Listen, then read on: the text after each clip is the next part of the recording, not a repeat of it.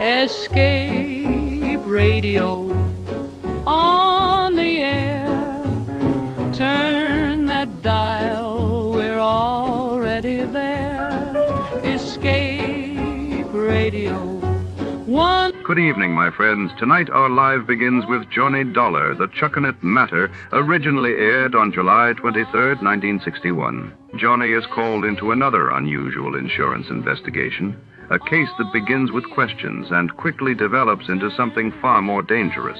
With his trademark attention to detail, sharp instincts, and determination to uncover the truth, Johnny follows the clues, step by step, proving once again that every name on his expense account has a story behind it. As the broadcast continues, we'll travel through more mysteries, and as always, we'll bring you the news, radio quizzes, and the soft music of our orchestra throughout the evening. Now, just 20 seconds, with our lovely Margie for today's On This Day segment, as we discover what happened on this date in history.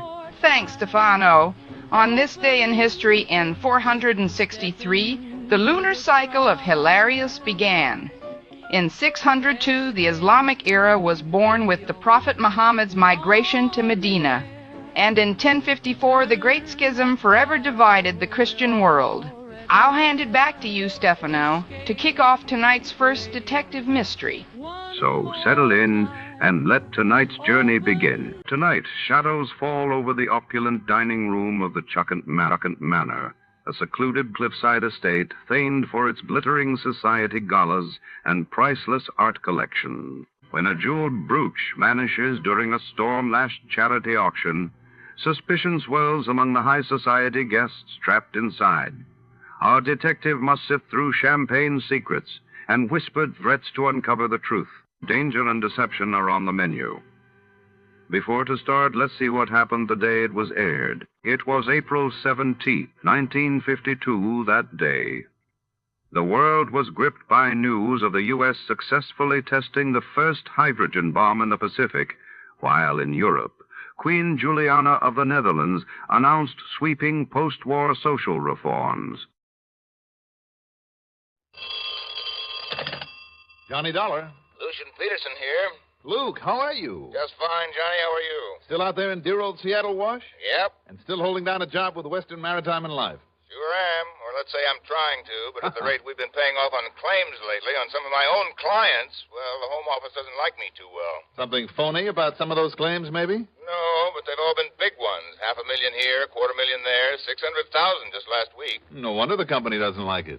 So right now, I don't want to have to pay off on Mrs. Myra Brittingham. That is, if I can help it. Well, I don't know Myra Brittingham or anything about her, but if you've insured her and she is now dead... That's just the point, Johnny. She isn't. Hmm? Not yet. Oh? But maybe somebody would like to see her that way? Well, I don't know, but I think so. Or maybe this hunch of mine is all wrong, Johnny. And I'll be the first to admit it, that this feeling, this worry of mine is nothing more than a hunch. If I were to tell the police about it, they'd probably laugh in my face. Well, I don't know, Luke. I've had some pretty wild hunches work out for me more than once. I know. That's why I've called you. And I hope you can fly out here and, well, see what you think. See if you think he's liable to try it. He? Yes. Who? Her husband, Mark. Oh. Yeah. Well? Sure.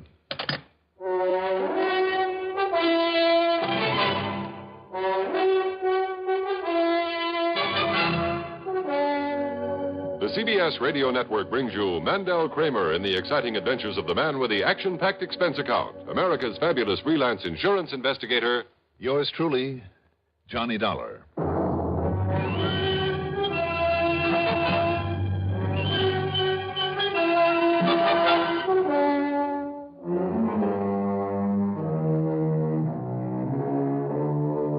Expense account submitted by Special Investigator Johnny Dollar to the Western Maritime and Life Insurance Company, Seattle, Washington office.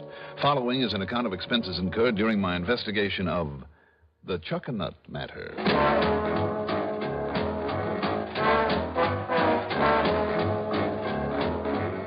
Expense account item 1, $6 for a cab out to Bradley Field. Item 2, $186.70 plane fare. It was after 11 p.m. by the time we sat down at Seattle-Tacoma International, so item 3 is $5.25 for a cab into the Benjamin Franklin, where I proceeded to get me a good night's sleep. Then, after a hearty breakfast the next morning, I dropped in on Lucia and Peterson. Now, Johnny, you're staying at the Ben Franklin? That's right. And that's where I'll have them deliver a rental car for you. You can repack your bags, toss them in, be on your way. Oh? To where, Luke? The little town of Chuckanut. Where is that? Well, you know where Bellingham is. Yeah, it's about 85 miles north of here. And Chuckanut's 5, 6, 7 miles this side of Bellingham. Oh. And that's where Mr. and Mrs. Brittingham live, hmm? Well, just this side of it, off Chuckanut Drive, is Pollack Lane. A narrow, badly paved road that'll take you up into the mountains. Be real careful of that road, Johnny. And if it's wet when you get there, be doubly, triply careful. Why do you say that, Luke? That dinky little road has more twists and kinks and switchbacks than you ever saw in your life. Miss one of the turns, and you'll end up either flying off into space or smashing into the face of a cliff. Well, I remember that. But tell me, what's going on between the Brittinghams? Well, to begin with, they're both heavily insured. As a matter of fact, $500,000 worth apiece. Wow. Yes, and they're insured in each other's favor. I see. Mark Brittingham is about 35, Johnny, and all his life he's been nothing but a playboy and a sportsman. Mm-hmm. Living first on the money his father gave him, and now on the insurance left him by his last wife. Oh, then Myra's number 2. Hmm? Myra's number 4. Oh. And, Johnny, I'm as sure as I am that I'm sitting here, that the only reason Mark married her is because she had one of those incurable diseases, only a few months to live type of thing. I see. Yes. Then modern medical science, not long ago, suddenly, unexpectedly, found a complete cure for it. Mm-hmm. Tell me, Luke, did his former wife die of some incurable disease? Well, that's what the police and company investigator and the court decided. Johnny, I've always suspected that he somehow helped the old biddy on her way. Now you think he wants to do the same for Myra, so he can collect on her insurance, huh? I do. You have any concrete evidence, Luke? Well, it's no secret that Mark and Myra haven't been getting along lately. Things have been pretty tense between them. Why? Well, Myra's 5 or 6 years older than he is. Still a very attractive woman, Johnny, believe me. But she's older than he is. Mm-hmm. Also, that woman has more expensive taste than anyone I've ever known. In other words, instead of dying off like he thought she would and leaving him a lot of money, all she does is spend it for him. I see. So instead of having plenty of dough for the racetracks and nightclubs and parties and so on, he's having to reef in his sales. And the only way he can ever get together a sizable hunk again is by having her dead. Well, you think he'd go so far as to kill her? If he can get away with it, yes. Because evidence to the contrary notwithstanding, Johnny, I still think that's what happened to the last one. Well, if he should, I mean, he'd never collect the insurance. If we could prove it. Well, yes. Well, what am I supposed to do, Luke? Go up there and scare him out of it? Why not? That's a new one. I know. As I told you on the phone, this is really all just a hunch on my part. But I think it has a pretty solid basis. Look, suppose you go up there. Just see him on the pretense you're interested in buying that property. Oh, is it for sale? Well, he wants to sell it to raise some of that green stuff he loves so much and that he's rapidly running out of. To spend a couple of hours talking about their house and property. Now, listen, Johnny. And then just let it slip out who and what you really are. What? Sure. If that doesn't convince him he's under suspicion, make him change his mind about trying anything, I'll eat my hat. Will you do it? Okay, Luke. As long as you're paying the bill. Good. But I still don't think that you have any real... Well, we'll see.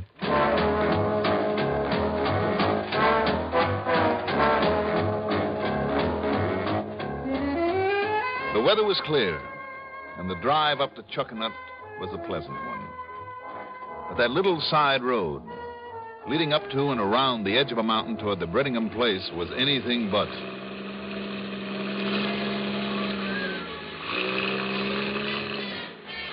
A couple of times on an outside turn on that tortuous, narrow asphalt, I could catch a glimpse of the house, far above and nestled in among the trees. But most of the time I was too busy watching the road, until suddenly, as I rounded a particularly sharp, tight outside turn... Whoop! Hey, watch it there! Directly in front of me was a police car. In front of that, smashed head-on into the face of a cliff, was one of the new compacts, the whole front end of it bashed in. Well, now, mister, who might you be? How are you, Lieutenant? Only it's Sergeant, Police Sergeant Bill Foreman. Oh, Sergeant. Well? My name's Johnny Dollar. What? The insurance investigator? That's right. Well, I'll say this. It sure beats me how you found out so quickly. Found out about what? That stiff in there in that car that smashed up. Stiff?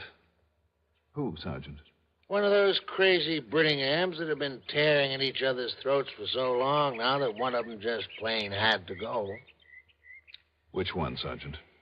Not much question about that, Dollar. Go take a look. All right.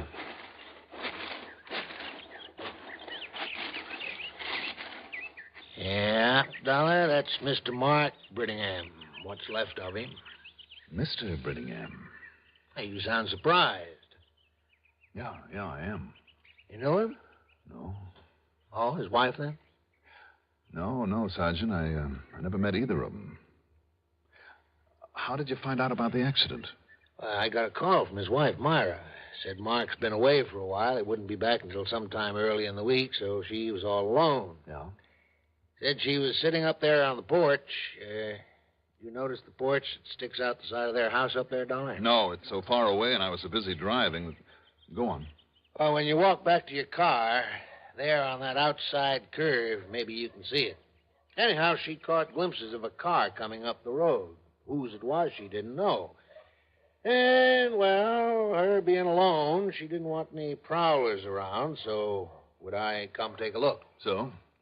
Well, I told her I was busy. Maybe it was just a special delivery or something, but then she hollered, "Oh, my goodness, it sounds like there's been an explosion down there on the road."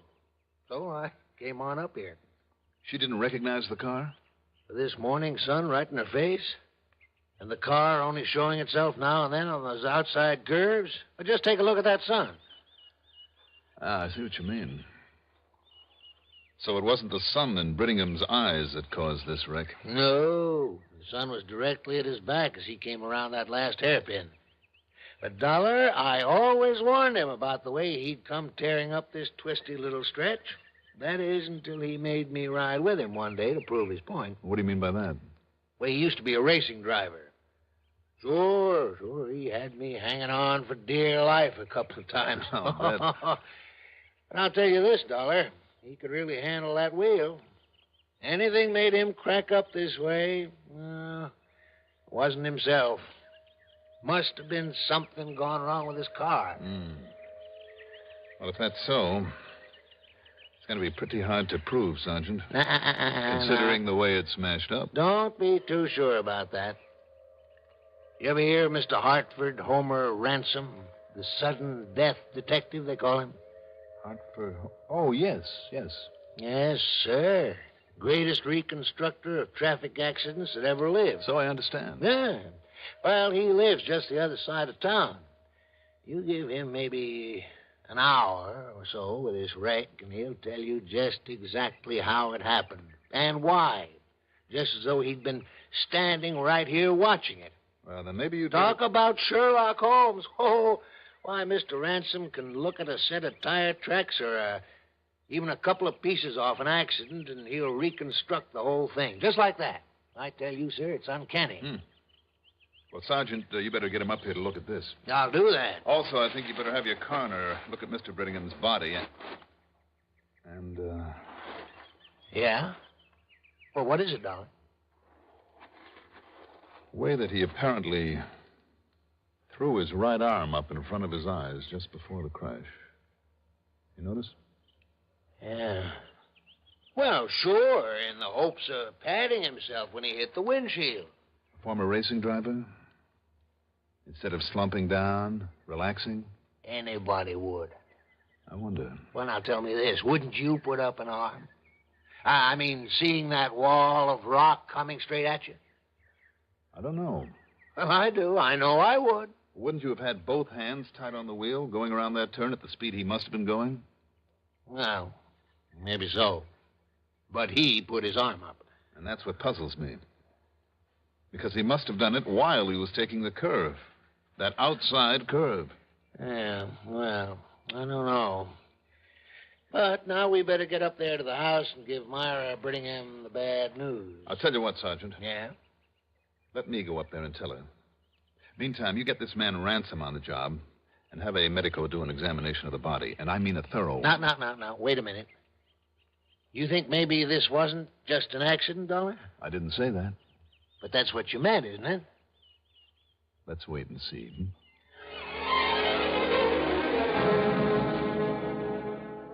The Brittingham place, built there on the side of a mountain among the trees, was quite an establishment. New, modern, and very expensive. As for Mrs. Brittingham, Myra, well, Lucian had said she was about 40. She didn't look it. She was 5'3" or 4", brunette, with an almost olive complexion, very dark eyes, and the kind of natural beauty that you seldom see in a figure to go with it. I introduced myself and made no bones about my connection with the insurance company. Before I could tell her why I was there, she led me out onto the little porch where, looking out against the sun, I could see occasional spots on the road I'd just driven up. And then, calmly and with a self-control that I hadn't expected. Was it Mark, Mr. Dollar? I'm afraid so. He's dead, isn't he? Yes. Well, I knew it would happen sometime. I warned him over and over about the way he drove so madly up and down that crooked little road, in spite of the fact he'd driven expensive racing cars when he was younger. I knew he'd kill himself sooner or later, and now he has. I'm sorry, Mrs. Brittingham. Are you? I'm not. What did you say? It rather settles things, doesn't it? Does it?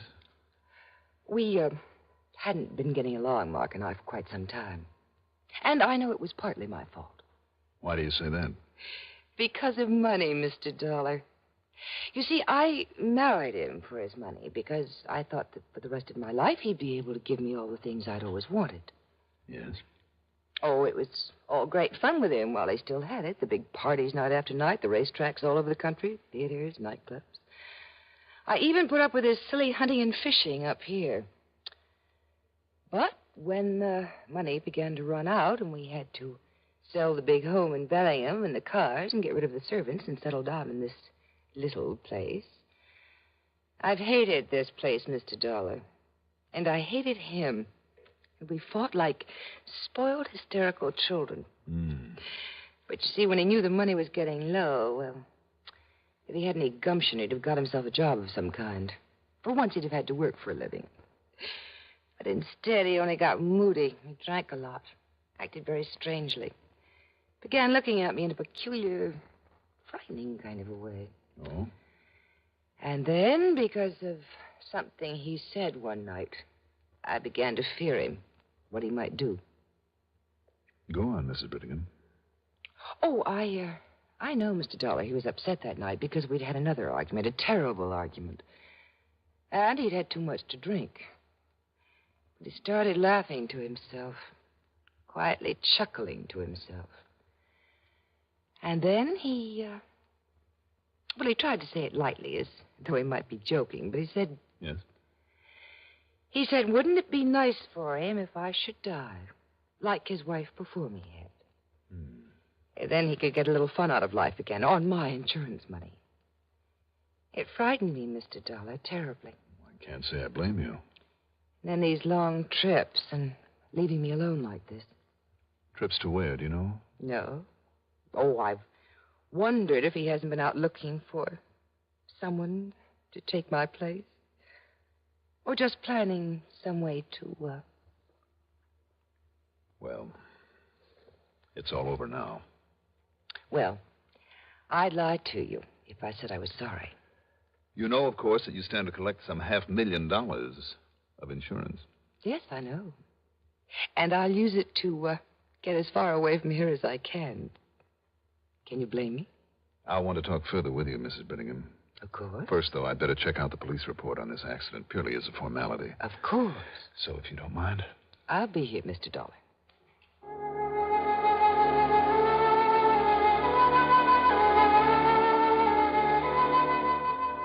Why paint herself so black to me? To impress me with her honesty? So I'd dismiss any thought that she might have somehow had something to do with the accident? And another thing, a little thing. Her sudden alarm when she'd seen that car coming up the road, even if she couldn't recognize it against the morning sun.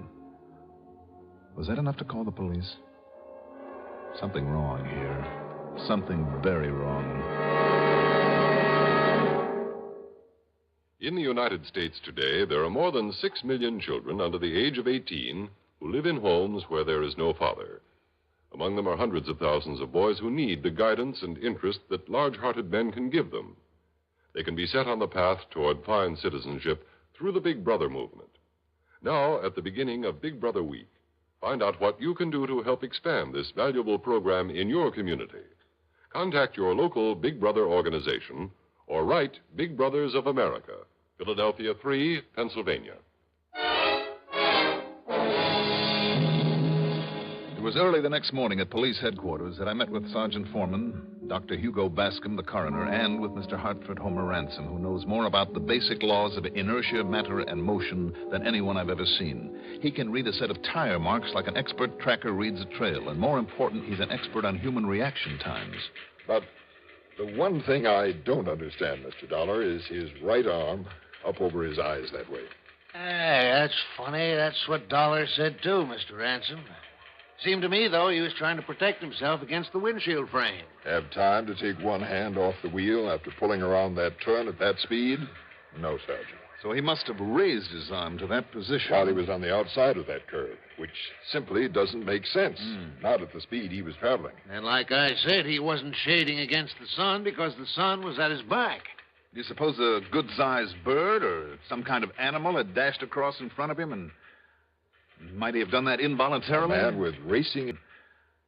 Might he have done that involuntarily? A man with racing experience on a turn like that? No, Mr. Dollar. It would have to have been something like... Like what, Mr. Ransom? I don't know. I don't know. And there was certainly nothing wrong with his car. You're sure of that? I'd stake my reputation on it. Well, there was certainly nothing wrong with him, Mr. Dollar. You did a complete autopsy, Dr. Bascom? I did as thorough an autopsy in Mark Brittingham's body as I've ever done. There was absolutely no physical reason for that accident. Mm-hmm. You checked for alcohol in his bloodstream? I checked everything. And what's more, incidentally, I know that Mark's general condition was perfect. I myself gave him a complete physical less than 2 weeks ago. So if you're thinking about a temporary blackout or something like that, well, there's no reason for it. Well, I wasn't, Doctor, but can you be absolutely certain that that isn't a possibility? In my job, Dollar, and I mean as coroner, I would have to find actual evidence of such a thing before I could put it on record. No, there's only one conclusion that we can reach here. Suicide, Dr. Bascom?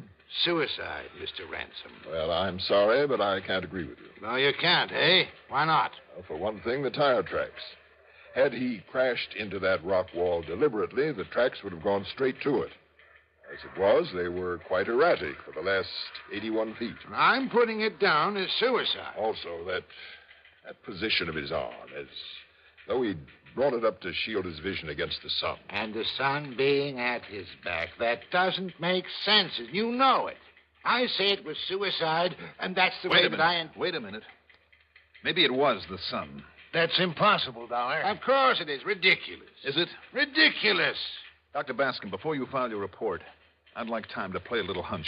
A hunch? Yes, maybe it's a pretty wild one, but there's one thing that could possibly have made him take his hand off the wheel on that curve and made him raise up his arm that way. Are you still harping on that, young man? I'm still harping on that because if this hunch of mine is right, Mark Brittingham was murdered. Murdered? Sergeant. Yes, sir? I want you to drive up to the house and bring Myra Brittingham down here. But why? Any excuse you can think of to look over these gentlemen's reports or something, but make it good because she's smart. Then when I call you on the phone... Where'll you be? When I call you, drive her on back to the house. And listen, when you get to that curve, take it slowly. Just crawl around it and with one foot on the brake. Well, now, look... Unless you want to end up the way Mark Brittingham did.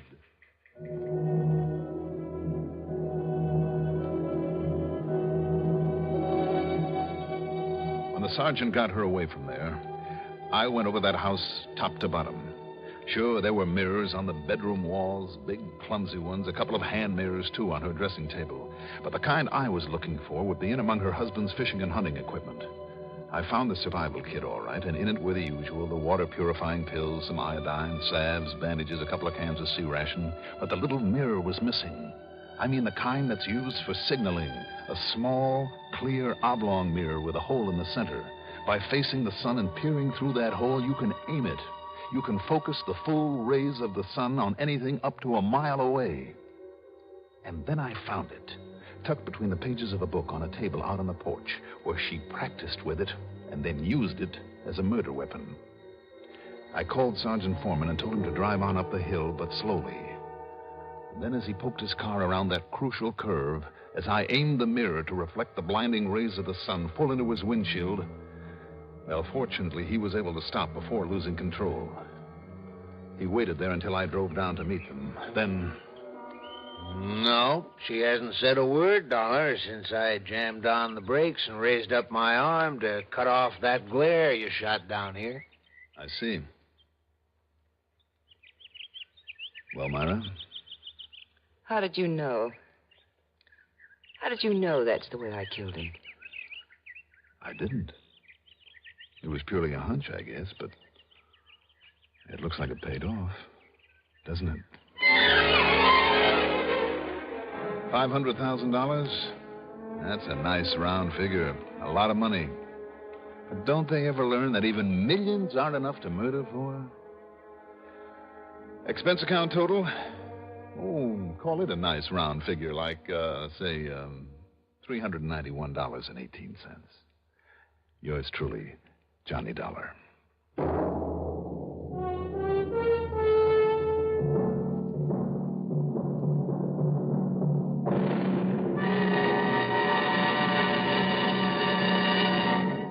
Now, here is our star to tell you about next week's story. Next week, I'll be back with another exciting adventure that'll really surprise you. Join us, won't you? Yours truly, Johnny Dollar. Yours truly, Johnny Dollar, is written by Jack Johnstone, produced and directed by Bruno Zerato Jr., music supervision by Ethel Huber. Johnny Dollar is played by Mandel Kramer. Also featured in our cast were Joan Ellison as Myra Brittingham, Robert Dryden as Sergeant Bill Foreman, Richard Kendrick as Luke Peterson, Bernard Lenrow as Hartford Homer Ransom, and Ivor Francis as Dr. Hugo Bascom. Be sure to join us next week, same time, same station, for another exciting story of Yours truly, Johnny Dollar. Art Hanna speaking. Get the news firsthand and in full from expanded CBS News on the CBS Radio Network. Hello there. This is Kelly Maddox, Executive Secretary of the Citizens Traffic Commission. And here is our safe driving tip for today. You know, there's a lot of confusion on the part of motorists and pedestrians as to what a flashing red light means. A flashing red light, when used as a traffic signal, means that the motorist must come to a complete stop before entering an intersection, and after stopping, proceed only when it is determined that the coast is clear. This same rule applies to pedestrians. The Citizens Traffic Commission would like to impress on all motorists that they must stop their car when the traffic signal shows a flashing red light. A flashing yellow light means that you are to slow your car to a safe and reasonable speed and proceed with caution. All traffic signal lights have a meaning, and the motorist must remember that traffic signals are placed at intersections to control conflicting movements of traffic. Our sincere thanks go out to the wonderful network at CBS. And now, dear listeners, let's put your knowledge of the airwaves to the test.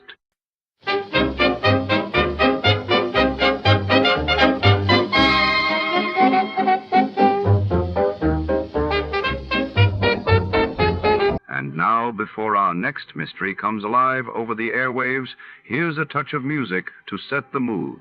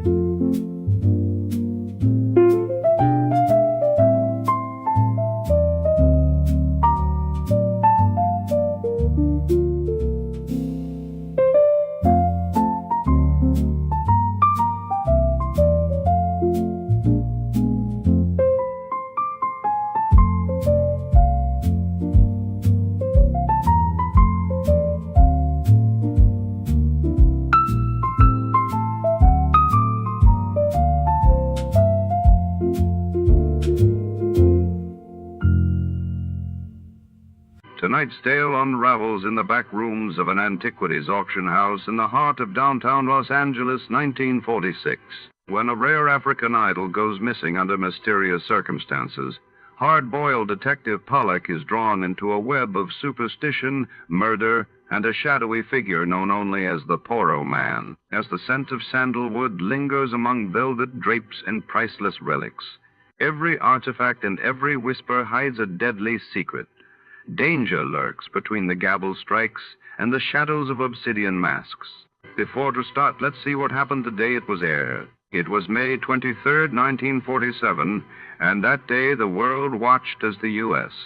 Senate passed the Taft-Hartley labor bill amid heated debate, while across the globe, Britain announced the end of its mandate in Palestine, setting the stage for a new era in the Middle East.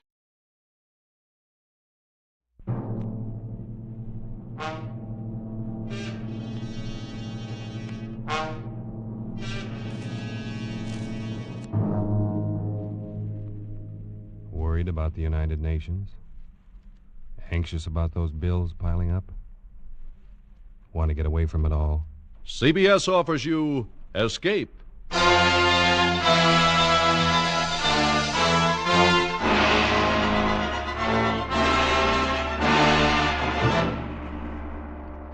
You are the victim of a native witch doctor, pursued from the west coast of Africa to the west end of London by the grinning face of a dead man. You are under the curse of a Porroh Man. The Columbia Broadcasting System and its affiliated stations present Escape, produced and directed by William N. Robeson and carefully plotted to free you from the four walls of today for a half hour of high adventure. Tonight, we escape to the dark lowlands of West Africa and the mind of a man who scoffed at native magic, as H.G. Wells paints it in his gripping story, Pollack and the Porroh Man.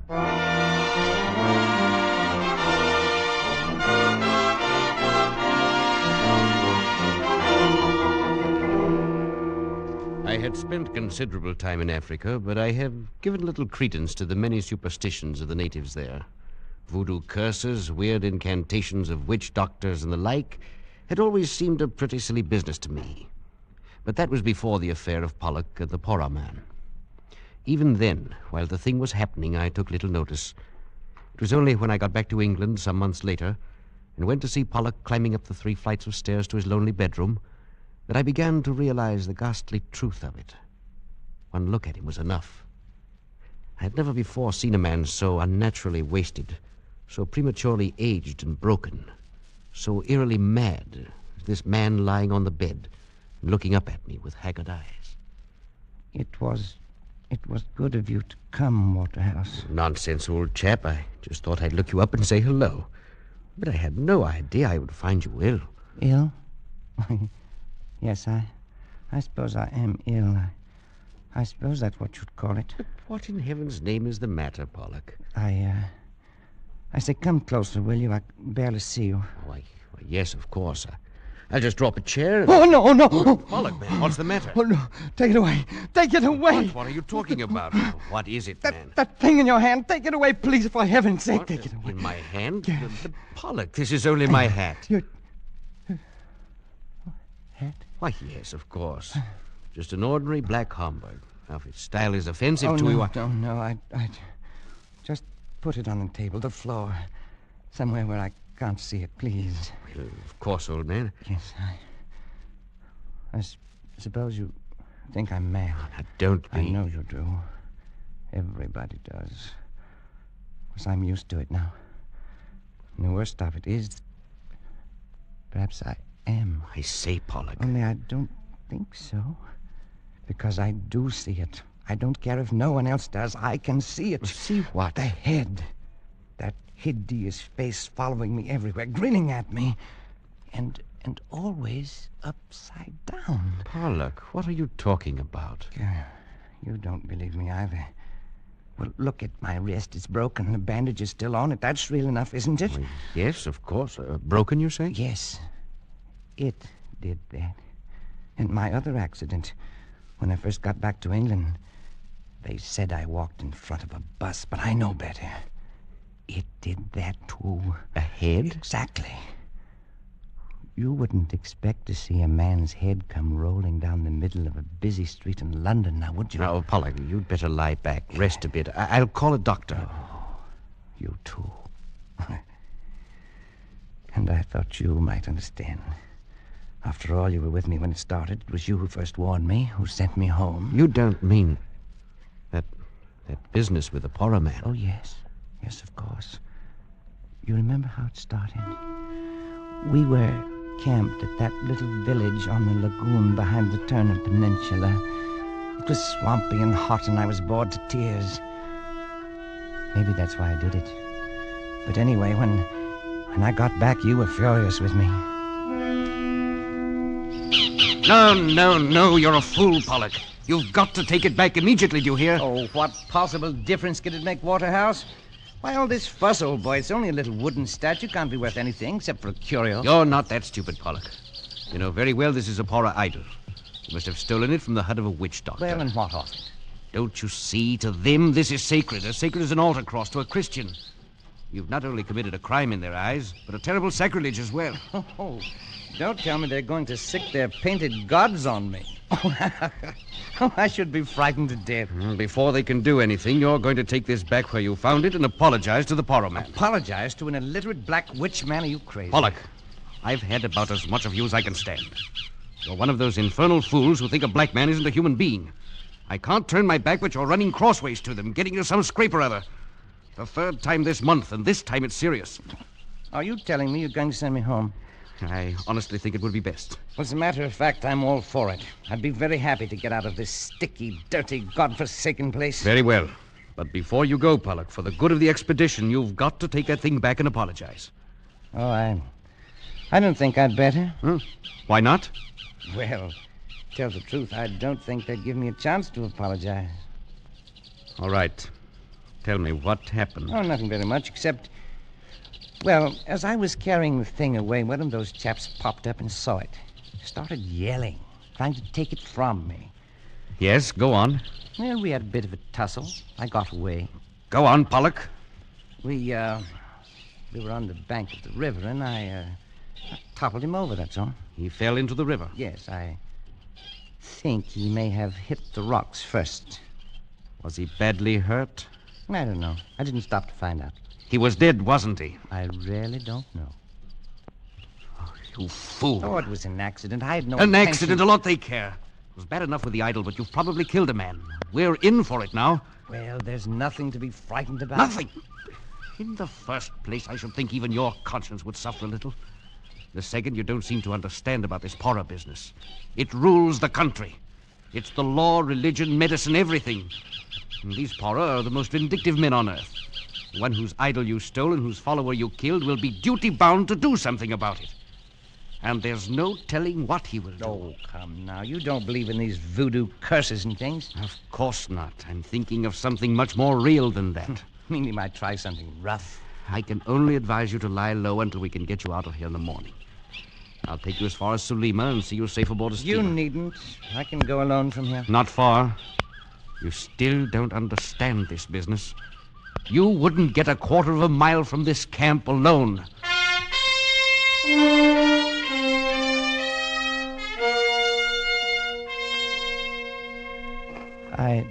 I still thought you were making a mountain out of a molehill, Waterhouse. But I must admit, I didn't sleep much that night. I lay there on the mat in my hut and listened to the sounds of the village. And then later to the noises of the night-wakening jungle. Sometime after midnight, I must have dozed off because I awoke with a start. For a moment, I was confused, but I sensed something wrong. And then, framed against the moonlight square of the door, I saw a hand upraised, and in it, a knife. Stop it! Stop or I'll shoot! Stop, you devil, you! Pollack, what is it? What happened? I missed the beggar, Waterhouse. I missed him. Who missed who? What happened? The Porroh Man. Waterhouse, he was in my hut. He had a knife. He tried to kill me. Now, wait a minute. Wait till I find a light. There. Are you all right, man? Oh, I'm all right. I just saw it in time. I rolled aside and... Look. Eh? In my bed. The knife. Oh, that was a narrow one. Well, perhaps now you understand the seriousness of this. Waterhouse, I saw his face. He stopped just at the door for a second. He was crouched down and he looked back at me from under his arm. His face was etched clearly in the moonlight. It was upside down. I'll never forget it. I'll get you a drink. Listen, Waterhouse, listen. He glared back at me with his painted face upside down and streaked with those hideous scars they cut in their cheeks. I'll see that in my dreams. Now, steady on, old man. Now, here you are. Drink this. Well, Waterhouse. The idol's gone. I've just noticed the idol's gone. He took it. It's gone. Yes. Well, then it's all over. He got what he wants. He won't bother me again, will he? I'm afraid there's more to it than that. But he's got the blasted idol back, and he won't try it again. Oh, will he? I've just noticed something too, Pollack. There's something here on the floor. One of your shots clipped off the tip of his little finger. It's too bad you aren't a better shot. Why? Why'd you say that? Because I'm afraid we haven't seen the last of this business yet.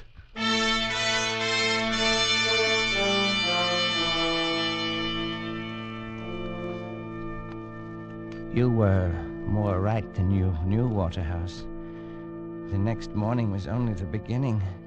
We were standing by the river and supervising packing. I'm glad we're getting out of here. There's something brewing, or things wouldn't be so quiet. Oh, what would be brewing? A stink in a copper pot, probably. Dancing in a circle of skulls, putting curses on you. Oh, that. What can he do? How the devil should I know? They're versatile people. They know a lot of rum dodges. The best thing to do... Look out! Oh, man, that was close. What was it? One of their beastly poisoned arrows in the tree behind you. Missed your head by inches. No. It came from over there in the bush. Well, let's do something. Let's chase him something. No use now. Never find him in there. Best thing for us to do is to get out of here quick.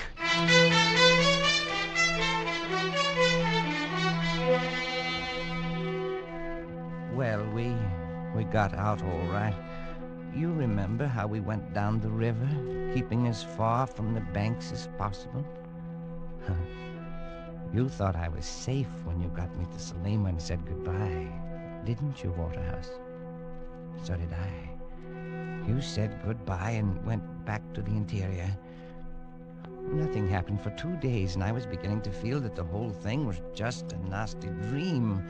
And then as I was walking in the compound, I was hit in the arm with a slug. It was a long shot. The bullet was spent. I only got a flesh wound. But I knew he was there. And I decided to confide in Pereira, the little Portuguese who had rented me a hut in his compound. He took it seriously. It is a personal question, you know. It's revenge, see? And he must hurry because you will leave the country. Yes, I'll be on the boat to Freetown in 3 more days. Then I'll be rid of him forever. Perhaps. Then there's this magic. Of course, I don't believe in it. Superstition. But still, it's not nice to think that wherever you are, there's a black man spends a moonlight night, sometimes dancing around a fire to send you bad dreams. You have any bad dreams? Well, there. Keep seeing the beggar's head upside down, grinning at me, showing all his teeth the way he did in the hut. Now, it's nothing to be afraid of. It's not pleasant either. Then they say Porroh Men send snakes. You seen any snakes lately? Well, only one. I killed one this morning on the floor under my hammock. Almost stepped on him when I got up. Of course, it is coincidence. Still, I would keep eyes open. Then there is the pains in the legs and arms. I thought they were caused by miasma. Probably they are. When did they begin? Why, 3 nights ago, the night... Oh, blast it, it's nonsense. If I could just meet this devil face to face, with a gun in my hand... You might shoot him, but then he might shoot you. I think he do not want to kill you. Anyway, not yet. Their idea is scare and worry a man with their spells and narrow misses and pains and bad dreams and all that, until he's sick of life. Of course, it's all talk, see? You must not worry about it. No, of course not. But I wonder what he'll be up to next. Perhaps it is I who shall be up to something. What do you mean? Never mind. But I'm not one to just sit and take this.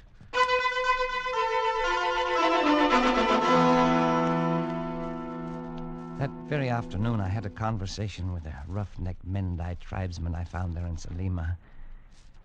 He showed me a little iron dagger and demonstrated how one struck at the back of the neck.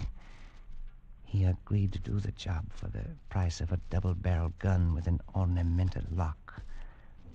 I went back to Pereira's, feeling better than I had in days. That night, the Portuguese and I were sitting in his living room playing cards, when suddenly the Mendai rough strode in without so much as a knock. Who is it? What do you want? Oh, it's you. Have done what you tell me. Have proof. What is it you have in the package? Is that blood dripping? Proof. Here. His head. Oh, no. This man you want. Now I get gone. You didn't have to bring this. I didn't ask for such proof. You mean, Senor Pollack, you got him killed? You did not kill him yourself? Why should I? But he will not be able to take it off now. What do you mean, take it off? Look at the cards. They are all spoiled with this blood. What do you mean, take what off? You must send me a new pack from Freetown. You can buy them there. Take what off? It is only a superstition. I forgot. The natives say if the witch... he was a witch. But it is all rubbish. Go on. Well, they say you must make the Porroh Man take the curse off or kill him yourself. It is very silly. Gun? No. Yes. I'll make it 2 guns if you'll take that beastly thing away. No. 1 gun, now. All right. Freya, that gun you have for sale, give it to him. I have the money right here. Yes. Over here. Now, take it and go. Thanks. It is funny how the head sits upside down. Just the way I saw him that night. Just the way I see him in my dreams. Like it was weighted that way. You will take him with you when you go. Maybe take him now. My cards are all spoiled. There is a man sells them in Freetown. You should have killed him yourself. Stop it!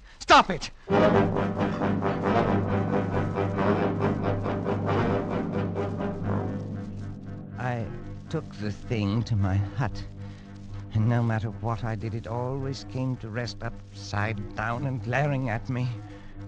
I got a shovel. I buried it in the soft earth behind the hut. But in the middle of the night, I was awakened by some sound in my room. Oh, what is it? Who's there? Speak up or I'll shoot. Oh, a dog. Only a dog.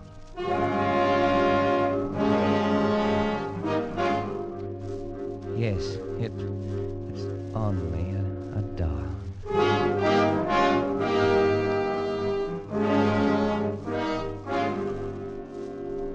But in the morning, when I awoke and started to get out of bed, there it was, in the center of the floor, glaring at me upside down. It was uncanny until I remembered the dog. I found his paw prints in the dug-up earth outside, and I knew how it got there. I took the thing down to the river. I threw it as far as I could into the current. At last I'd be rid of it. That morning, I Late in the afternoon, the little steamer arrived that would take me away from this insane land of the Porroh and Freetown and civilization. I had almost begun to feel gay as that boat carried me swiftly away from the shores of the Porroh land. At last I would be free, and soon I'd be back where Porroh and curses and nightmares would be forgotten. I was standing at the rail, sighing with relief, when the captain of the steamer, whom I'd met before, strolled up and began to make conversation. After the usual exchange of pleasantries, he said, I picked up a rum curio on the beach this go. It's a thing I never saw done this side of India before. "Oh, is that so?" Yeah, the head of one of these Porroh chaps, all ornamented with knife cuts. What? I say, what's the matter, old chap? You're green in the face. I wouldn't have took you for a bad sailor. "Oh, I'm quite all right." Well, this head I was telling you about is a bit queer in a way. I've got it in a jar of spirits in my cabin, and I'm hanged if it don't float upside down. What? Here I say, old chap, what's the matter? Stuart! Stuart! That was the last straw, I suppose.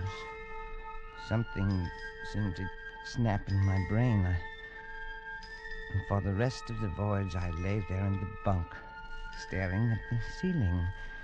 And I had the strange sensation that the boat was made of glass, transparent, and that I could see up through the ceiling into the captain's cabin, see the Porroh Man's face floating in a jar of alcohol upside down, grinning at me.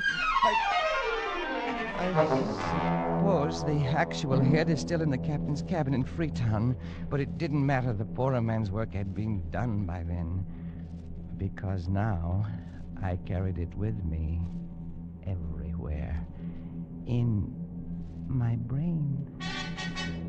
I saw it everywhere, anywhere.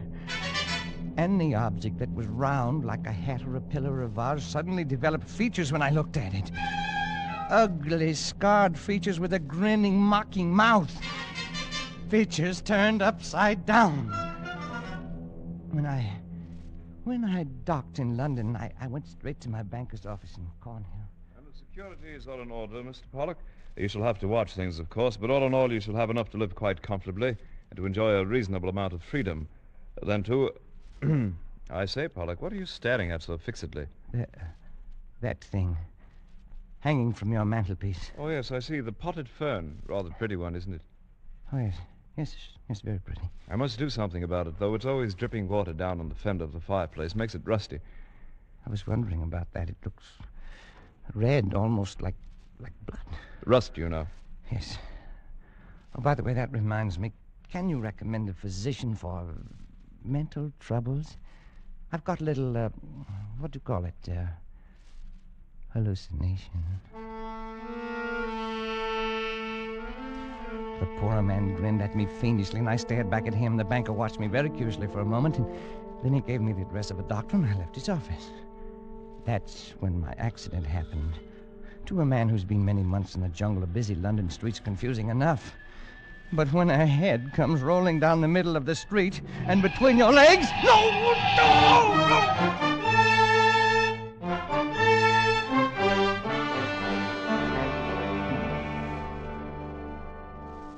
I was in the hospital for weeks. The only permanent injury, however, was the loss of the tip of my little finger. By strange coincidence, the same fingertip of the left hand that I'd shot off the Porroh Man that first night. Well, even in the hospital, the Porroh Man was with me all the time, everywhere. The doctors couldn't help me. My friends couldn't either. So I tried cycling in the country. But that thing kept rolling along beside me and getting tangled up in the wheels and spilling me. That's how I got the broken wrist. Well, the worst came only last week. I'd just come back from a long walk, hoping to be tired enough to go to sleep. And as usual, that bronze vase was over there in front of the big French window. And it... well, Perhaps the Porroh Man enjoys the view of the street 3 floors below. Anyway, this night, I felt a little devil may care, so I turned round to it and I looked him in the eye and I said, "So, you're still here, are you, my ugly shadow?" Yes, Pollack. I'm still here. What did you say? I said I'm still here. And I always will be. No, not that too, not that, no. No!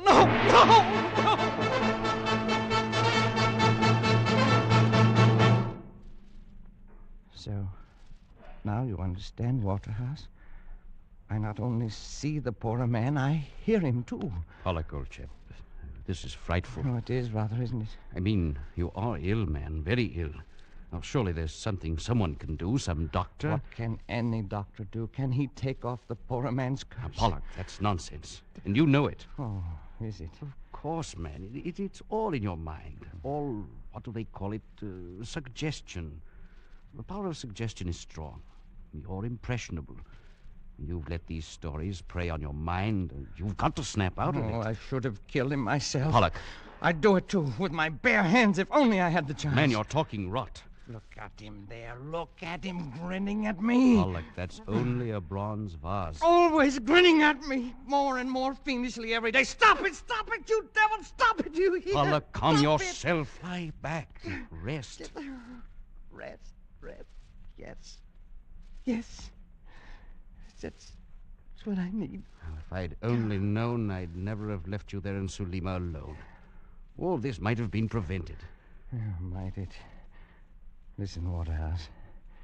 When you came in, I was just lying here thinking. I see him. I hear him. My sense of sight and of hearing is affected. And someday, my sense of touch will go, too. When it does, I know that will be the end. I'll be finished. And the Porroh Man will finally have his revenge. Won't he? Pollack, old man. When you came in, I was lying here, trying to get up the nerve to walk over there and make the test. And I'm going to do it. No, I won't let you. You can't stop me, Waterhouse. Don't you see? I've got to. I can't go on like this. I've got to know. Have it over with. No, Pollack. It's beyond anything you can do. Stand aside. But stand aside, please.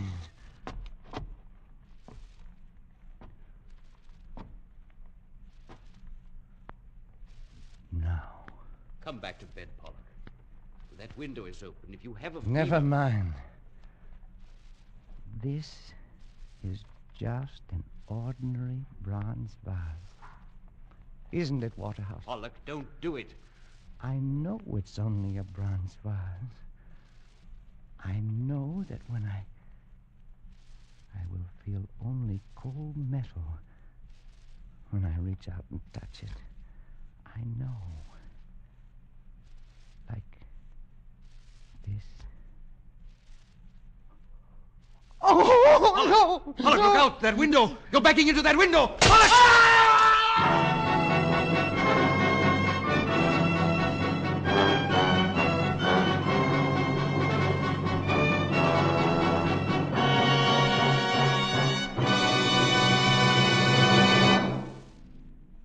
Escape is produced and directed by William N. Robeson, and tonight brought you Pollack and the Porroh Man by H.G. Wells, adapted for radio by John Dunkel, with Barton Yarborough as Pollack, Louis Van Rooten as Waterhouse, and Bill Conrad as Perea. The special musical score was conceived and conducted by Cy Fuhrer. Next week...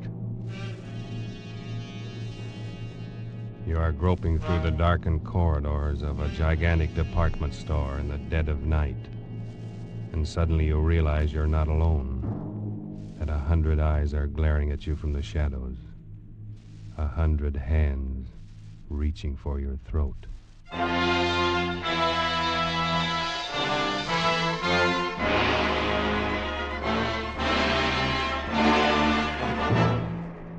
Next week, Escape with John Collier's eerie story, Evening Primrose. Good night, then, until this same time next week when CBS again offers you Escape. This is CBS, the Columbia Broadcasting System.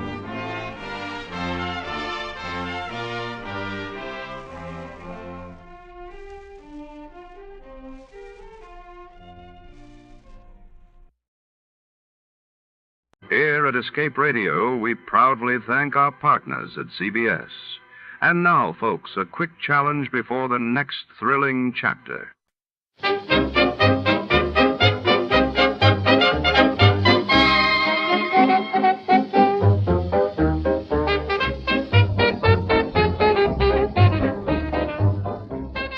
We proudly thank our partners at CBS for tonight's broadcast. And now, before our next mystery comes alive over the airwaves, here's a touch of music to set the mood.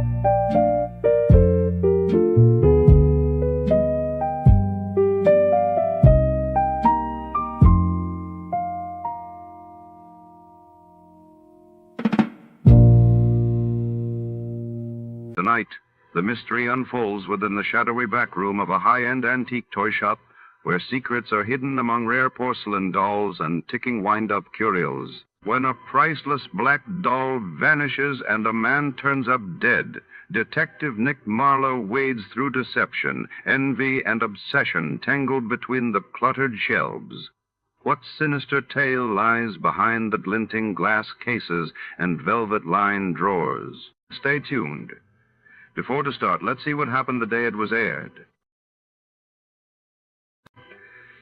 It was January 17, 1949. That day, President Truman unveiled his ambitious Fair Deal program to Congress, promising sweeping social reforms, while across the globe, Londoners awoke to one of the worst fogs in the city's history, paralyzing transport and cloaking the capital in a ghostly haze.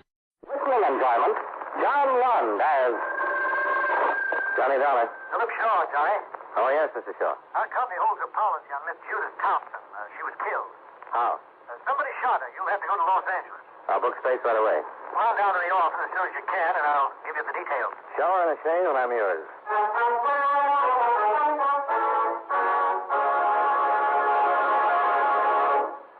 We'll return to our program in a moment. But first, I'd like to say a few words about jamming. And I don't mean Mother's Preserve. During wartime, it has frequently been the practice of an enemy country to jam our radio communications. That is, to cut into our broadcasting with broadcasting of their own, so that our radio messages cannot be received with any degree of clarity. There was a time when our civilian radio broadcasts were jammed too, unintentional though it was.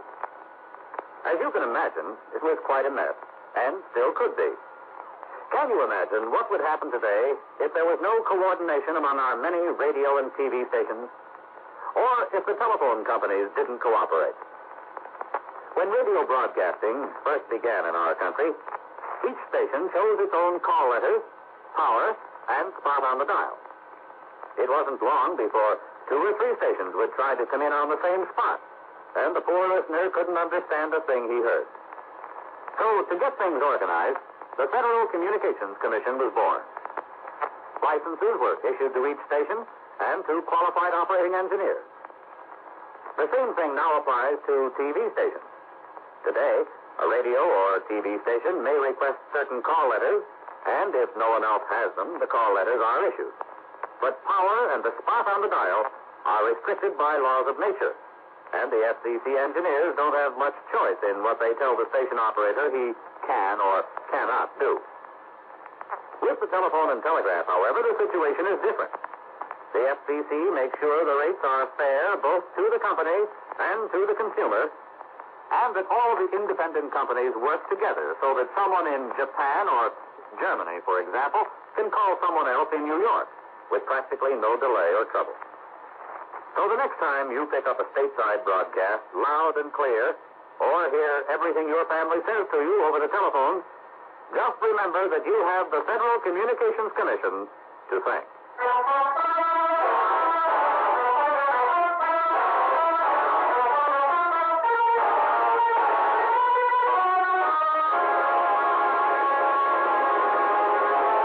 Expense account submitted by Special Investigator Johnny Dollar to Home Office, National All Risk Insurance Company, Hartford, Connecticut.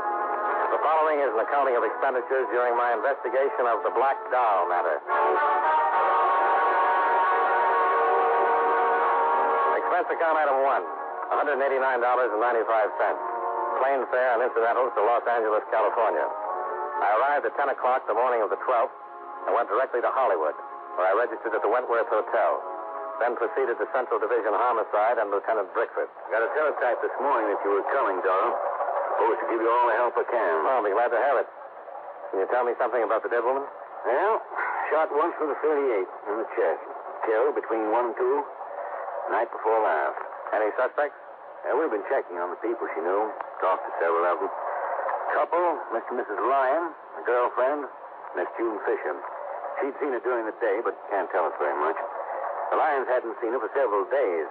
They couldn't give us any reason why someone might kill her. We've got some more names we've got to run down. Boyfriend, William Carnes. Works for Timken Aircraft. Test pilot. Girlfriend says Carnes and the dead girl started seeing each other about 2 weeks ago, but she didn't believe it was anything particularly serious. She was killed in her apartment. Yes. Killer entered by a back door, ripped the screen, but wasn't robbery. Nothing was touched. Somebody just walked in and killed her. Yeah, that's the way it looks. Lab hasn't come up with anything that'll help so far. No prints. They got the bullet, but we need the gun. What did she do that night? Well, that's something we still got to find out. We are pretty sure she went out. There were some clothes on the chair, slacks and a coat. Wouldn't wear the coat around the house. What about this boyfriend? I was going out to talk to him this morning. I wanted to check on him first. Pilot in the last war. Went to work for Timken right after he was discharged. Seemed like a pretty solid citizen. A lot of citizens are pretty solid until they kill somebody. Yeah. Well, you want to run out in the field with me? If you don't mind. Well, not a bit. Give me somebody to talk to.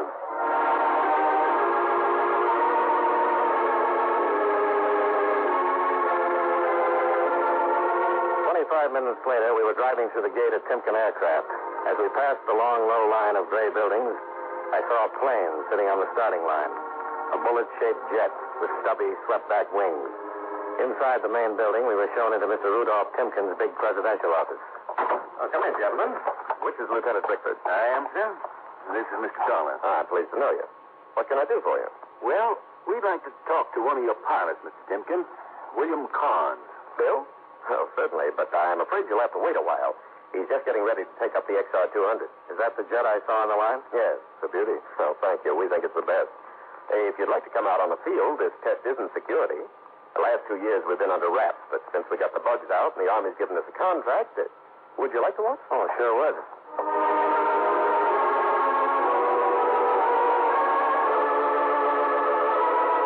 Timken took us out in the field, and we watched the jet take off and climb toward the west. It circled, climbing till it was out of sight. We kept watching and waiting. A cool breeze was coming in from the ocean, and the sun was warm on our faces. Finally, we saw it. Here he comes. Can't even hear him. He's traveling faster than sound. Do you fly, Mr. Dolar? Only when I've got an expense account. How fast would you say he's going? You'd be very surprised, Lieutenant. Even the Army was.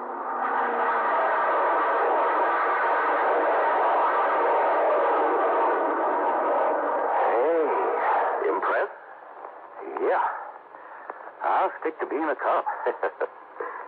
He's in his turn now. Yeah. Now, come in across field. He's even lower. Here he is.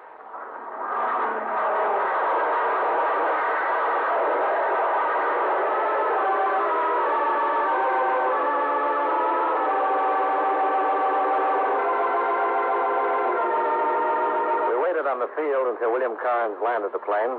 Then we went back to Timken's office. The president of Timken Aircraft gave orders for Carnes to report as soon as he could. And about 20 minutes later, the young pilot was shown in. Timken introduced us and then left. What can I do for you, Lieutenant? Just a few questions. Do you know a Miss Judith Thompson? Yeah, what's wrong? She's dead. Somebody killed her. Killed her? Don't you read the papers, Bill? Yeah, well, usually, but I've been so busy the last couple of days. She was killed night before last.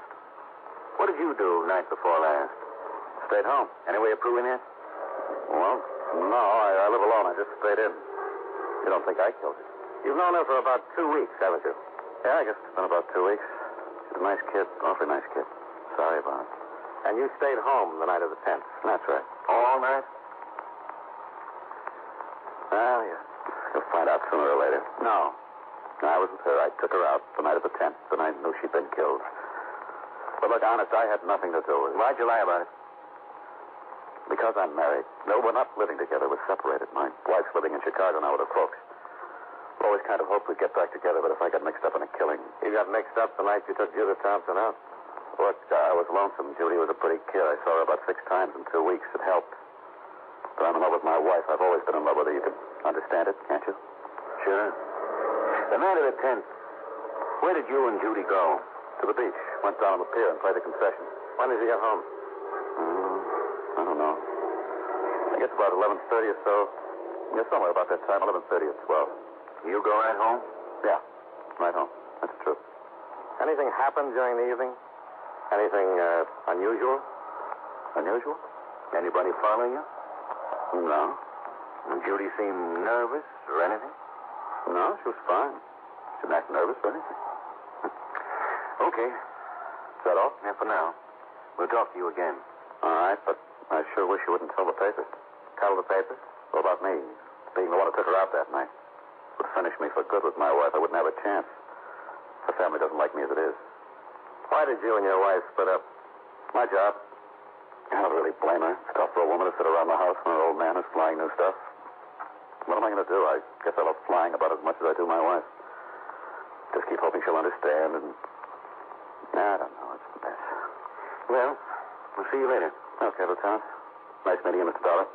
Nice meeting you.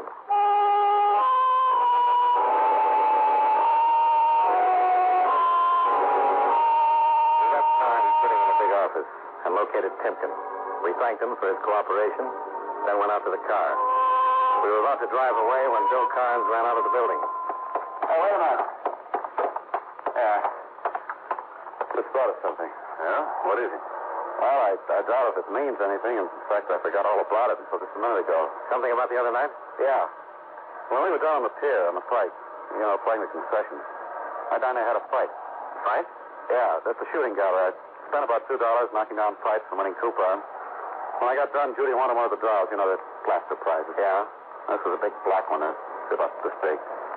And the guy wouldn't give it to me. You got in a fight with him?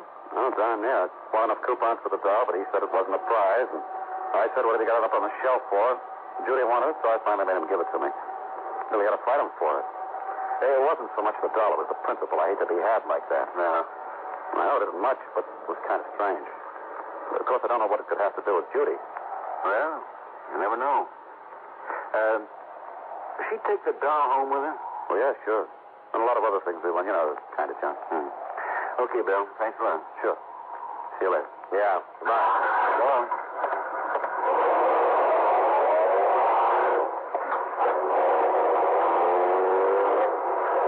Funny. About the fight? Yeah. Said she took the doll home with her. Why? Wasn't it in the apartment? No. All the other junk from the pier was. I remember it scattered all over the dresser. Scattered? Yeah. But no big black doll. You were right. About what? That is funny.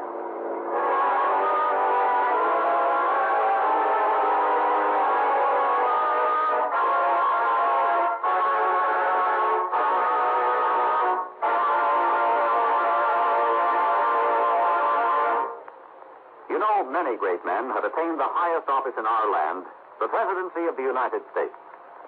Can you guess the name of this man? According to historians, no other single man ever did as much for a country as this president did for the United States. After a brilliant military career, he was called from retirement to preside at a federal convention in Philadelphia, where he was unanimously chosen president. He was also unanimously reelected for a second term, but refused to run for a third. Although a Federalist, he named a man from another party, Thomas Jefferson, as Secretary of State. If you don't have his name by now, here are two more clues. During his presidency, the cotton gin was invented, and the first census was taken. Who was he? George Washington, first President of the United States. His life is part of your American heritage.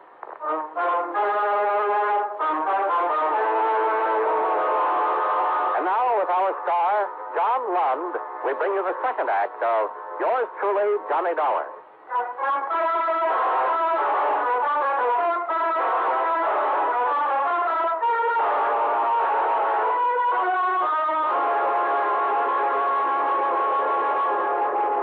Brickford drove across town to the dead girl's apartment just off Franklin Avenue in Hollywood. A uniformed cop was still staked out at the door. He gave Brickford a casual salute as we let ourselves in. Yeah, body was here. Shot from where? From over here.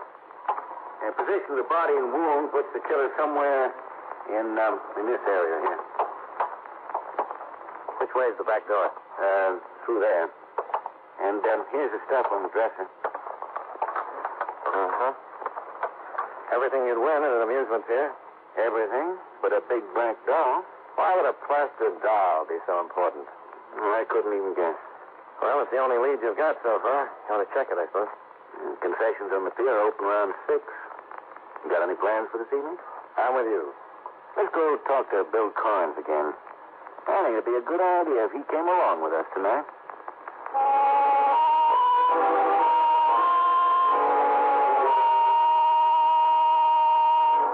We left the dead girl's apartment and drove back across town to Bill Carnes' home near the Timpkin Aircraft Factory.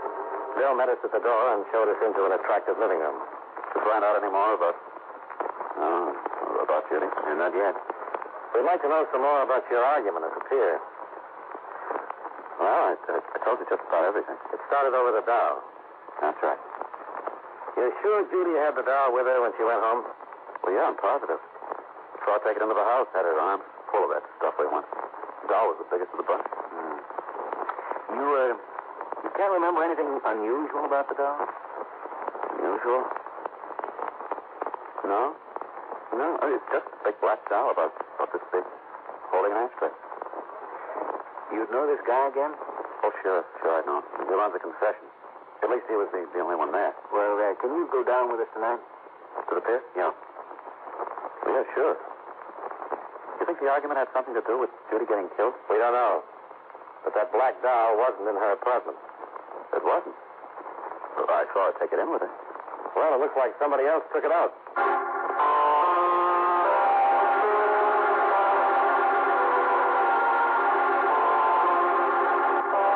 Expense account item 2, $14.55. Dinner for Brickford, Carnes, and myself. A short drive later, we pulled into the big parking lot on the amusement pier. As we got out of the car, the roller coaster reached the top of the first dip high above us and started down.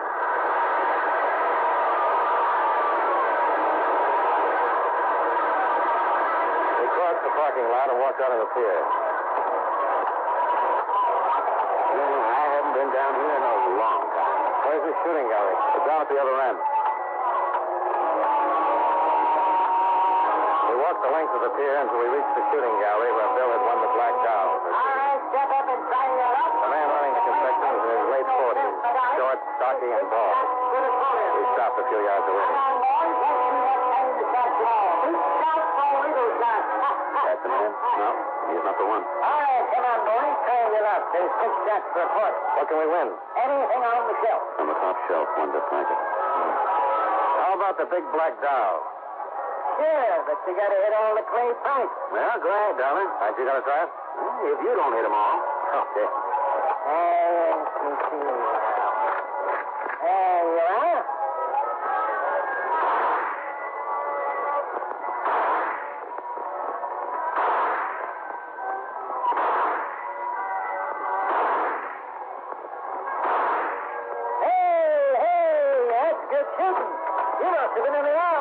You really knocked him down.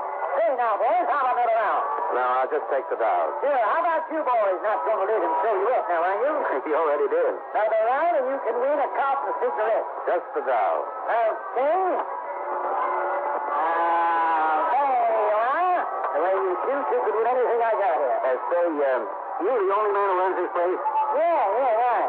You weren't running it 3 nights ago. Well, what do you mean? The crawler guy, younger than you, nasty disposition. He was here then. Oh, you mean Charlie? If that's his name. Yeah, he was just work for me. Where is he? Why, that's for the examination. We just want to know where he is. Oh? Are you a cop? Why? Well, hey, you act like a cop. You win yourself a dolly. Where is he? I don't know. He quit. When did he quit? Last night. What's his full name?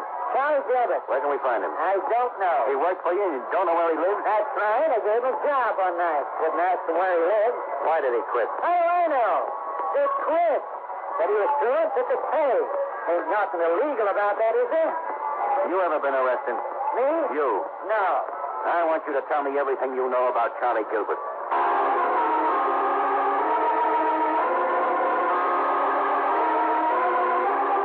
Rick and I questioned and cross-questioned the manager of the shooting gallery. He said his name was Virgil Wellman, but he'd never seen Charlie Gilbert till the night he'd hired him 3 weeks before. He knew very little about the man, but readily admitted Gilbert had a bad temper. He swore he didn't know where Gilbert lived or what he did in his spare time. Well, we left the pier and drove. He didn't know where Gilbert lived or what he did in his spare time. Well, we left the pier and drove Bill home. The lieutenant dropped me off at my hotel.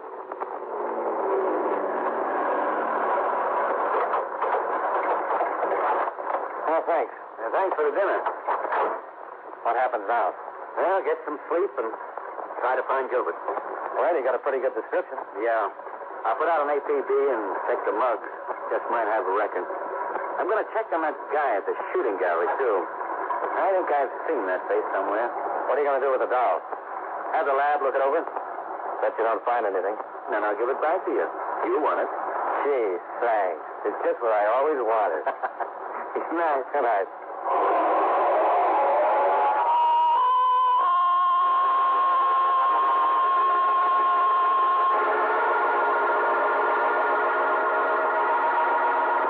I went to my room, climbed into bed, and tried to put the puzzle together. After a half dozen cigarettes, I gave up and turned off the light. I felt as though I'd hardly fallen asleep.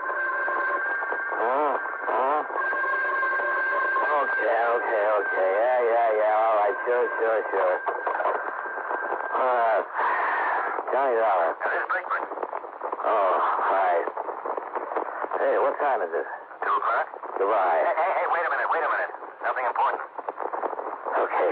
Let me wake up. Well, this will wake you up. About an hour ago, they hauled a man out of the ocean. Been shot twice. About 36 hours. Who is he? I don't know. No identification. Nothing in our file on his print. So we sent for a kickback from Washington. Why is this corpse so important? Because he fits the description Carnes and Wellman gave us. Gilbert? Yeah. And I went through the mugs and came up with an identification on the guy who was running the shooting gallery tonight. I knew I'd seen him before. Who is he? Right name's Virgil Shelton. Wellman's an alias. Got a narcotics record. Served 5 years. Only been out for a couple of months. Well, that sounds interesting. How about the dead man you found in the ocean? Carnes coming in to make an identification? Already sent for him. You coming down? Right away.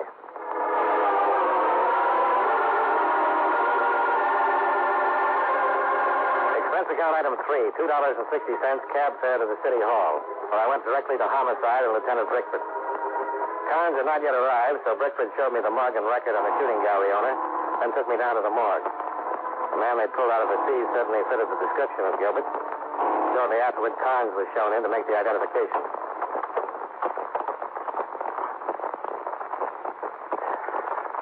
Yeah. That Gilbert? That's the man I had the argument with. You sure? Yeah. I'm sure.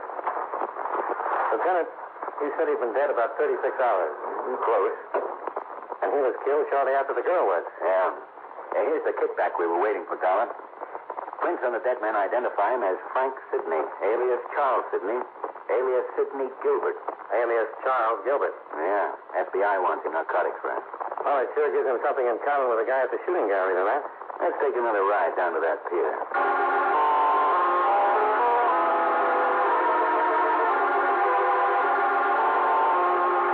Well, we had our first positive connection. Both of the men who worked at the shooting gallery had federal records and were wanted on narcotics raps. Now all we had to find out is why the girl was killed, who did it, and how did the missing black doll figure.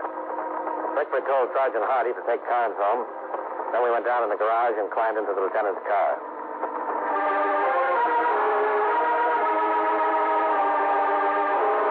25 minutes later, we were back at the amusement pier. The concessions were all closed. The entire pier was dark except for a few work lights at the entrance.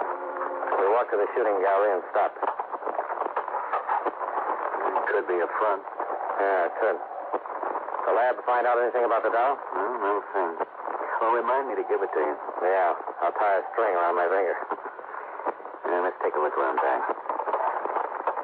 You know, I got a hunch. About the doll? Yeah, probably the same one you've got. Suppose the doll Carnes had the argument about was supposed to be picked up by a particular party, expected about the time Carnes arrived. Yeah. And the doll you won tonight's hollow. Big space. Could hold a couple of bindles. Nice way to pass the stuff, huh? Oh, hold it. Boat coming in at the end of the pier. Come on. Let's take a look. You got a gun? Yeah. Might just be a fisherman. Might, but I doubt it. Better take it easy.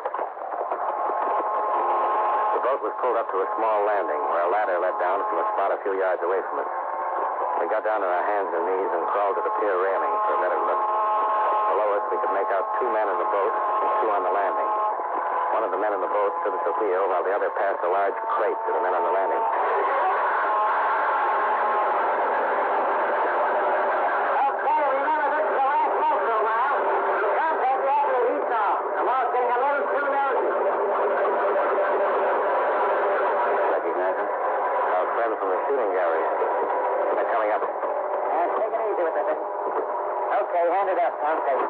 Okay.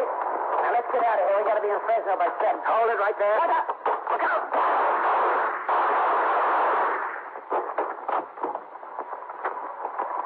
You okay? Yeah. Oh, this one's dead. Virgil's still with us. Yeah. Take his gun for a second. I want to look in that box. Yeah. You got a match? Yeah, right here. Well, looky here. Dolls. Big black dolls. And look what's inside.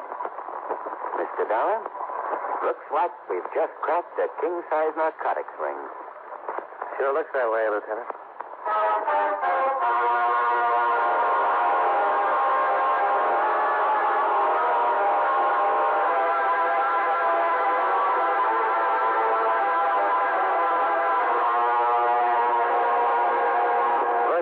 Lived long enough to tell us the whole thing. Once a week, one of the big black dolls was passed to a pickup. The night Carnes had the argument was one of those times. Gilbert knew he couldn't take a chance on a fight that would bring the police, so he gave Carnes the doll, closed the shooting gallery, and followed. Judith Thompson surprised him in the act of stealing the doll, and he had to kill her. Virgil Wellman knew Carnes would be able to identify Gilbert, and with a murder, the police would be sure to investigate.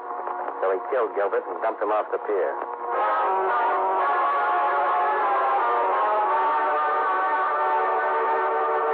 Expense account items 4, 5, and 6.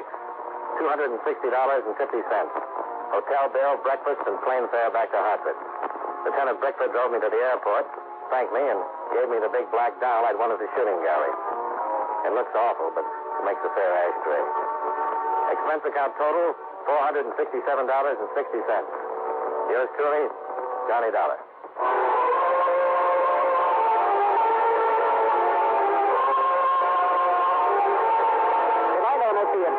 You've been listening to some of the best in radio drama with Suspense and Johnny Dollar. Be sure and join us again tomorrow night at the same time, 9:05, when FEN presents My Favorite Husband and the Great Gildersleeve.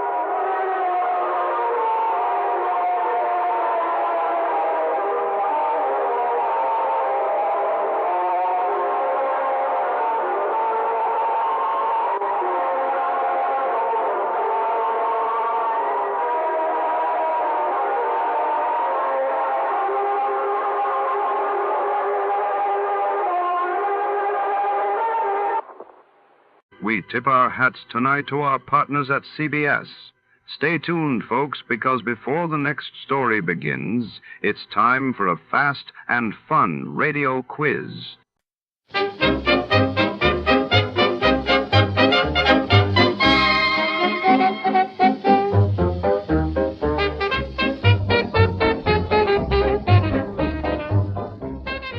In a city shrouded by secrets and rain-soaked alleys, a hard-boiled detective faces his most enigmatic case yet. An heiress desperate for one final miracle. A wish that may cost more than she's willing to pay. Tonight, shadows whisper and time runs out. In The Last Wish, every clue is a trap, and every truth comes at a price. Don't blink, because wishes, like lives, can vanish in the dark. Before we begin, let's see what happened on the day it aired. It was April 5, 1947, that day. The world watched as Britain ended its colonial rule in India's Punjab, sparking hope and unrest.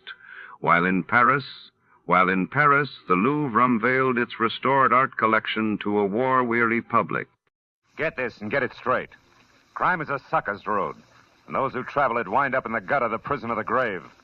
There's no other end, but they never learn. Wrigley's Spearmint Chewing Gum, the refreshing, delicious treat that gives you chewing enjoyment, presents for your listening enjoyment Raymond Chandler's most famous character in The Adventures of Philip Marlowe.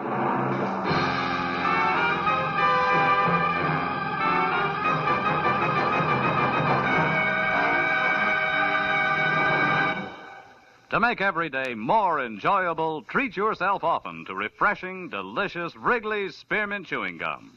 Here's a taste treat you can enjoy indoors, outdoors, at work, or at play. The cool, long-lasting mint flavor refreshes you. The smooth, steady chewing helps keep you fresh and alert.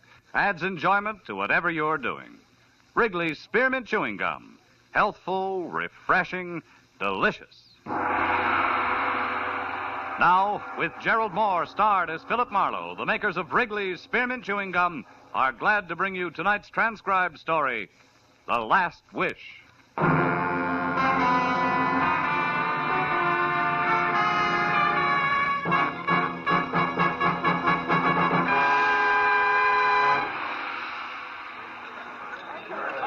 Flight 7 from Dallas, Texas, now arriving, gate 4. Flight 7 from Dallas. Here we are, sir. Just coffee. Still can't tell you on a running mate, huh? Pie, cake, sandwich. Hot or No, cold, honey, huh? just coffee, nothing else. Oh, wait a minute. Make it another coffee, will you? Sure. Oh, Lieutenant, Matthews, over here. Oh, hi, Phil. Hi. Sit down. I just ordered some coffee for you. Oh, that's wonderful, Marlowe. Now that the niceties are over, where is he? He's around, Matthews. Where around, Marlowe? Look, why all the hocus pocus? When you called, you told me to get over to the airport here in a hurry. You said you had him. I do. Also, I've got a story. Well, that can keep till we get to headquarters, Phil. No, it can't keep, Lieutenant. It's... 77 for Listen. New York, now loading at gate 9. It can't keep any longer than that, Lieutenant. I don't follow you, Marlowe. A guy the law wants in a cozy cell in a plane going to New York. Where's the connection? That's the story, Lieutenant. We got 20 minutes before that plane takes off. Here, have your coffee. Anything else, sir? No. All right, Marlowe, let's have it. But make it I snappy. can't make it snappy, Matthews. It's not that kind of a story. Not parts of it, anyway. All right, Phil, do it your way. Well, it began early this evening, Lieutenant, about 5:30, when I got a call from a doctor in my neighborhood. A nice elderly guy named Sam Towman who once took a bullet out of my shoulder. Oh, I remember, yeah. Yeah, well, he wanted me to come over to his office right away, Matthews. He was excited. But not for himself. Excited for a patient, an old man who was dying. When I got to his place, the kind of old-fashioned doctor's office where the drab horsehair furniture sort of gets mixed up with the shiny new X-ray equipment, he met me at the front door. He's inside with my nurse, Phil, and he's going fast. You've got to be quick. Now, what did I tell you on the phone? Well, almost nothing, Doc, just that he's old. Yes, 70, Phil. Maybe more. Anyhow, his name's Schiller, Jacob Schiller. He's a good friend of mine from San Francisco, and he was on his way to Israel, to Tel Aviv. Oh. It was his life ambition. Sit down, Phil. Oh, thanks. He's not going to make it, Doc? Not a chance. It's his heart. He had an attack this afternoon. I can't even move him out of here. He's through. A little too soon. He wanted to go to the new country, is that it? Yes. A pioneer's measured by his spirit, not his years, he said. Anyhow, Phil, he came down here to see his son before he caught a plane tonight for New York and the first leg of the trip to Israel. And that's where you come in. I don't know where Jack Schiller is.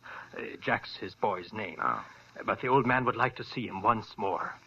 It's his last wish. He knows he hasn't much time left. Uh-huh. Well, why me, Doc? Why not the police? Well, I didn't think... I mean, Phil, it... Well, Oh, you see, the kid doesn't sit too well with the law, huh? I'm afraid not. Excuse me. Sure. Dr. Tauman, hello? Oh, yes, Mrs. Caller, yes. 1 every 3 hours, like it says on the bottle. Yes. Goodbye, Mrs. Caller. Where was I, Phil? Jack Schiller and the law, the reason they don't get along. Oh, well, you see, Phil, Jack came down here to L.A. about 3 months ago, and as his father's old friend, he looked me up. So we had him over for dinner a couple of times. But pretty soon he started coming less and less. And when he did, it was a different Jack Schiller. Smart, flashy clothes, a new way of talking. You know, big shot kind of talking. Yeah, I know. The police are dumb and there's easy money to be made. That kind of talking. And he never would say what his business was, if he had any. But believe me, Marlowe, whatever it wasn't too much on the up and up. And there was some kind of a girl mixed in. There always is. What's Jack Schiller look like, Doc? Look like? Yeah. Yes. Here, Phil. A picture we took of him when he first came to the house. A barbecue we were having. He's about 30 years old. Kind of good looking, huh? Maybe too good looking, Phil. Maybe that's the trouble.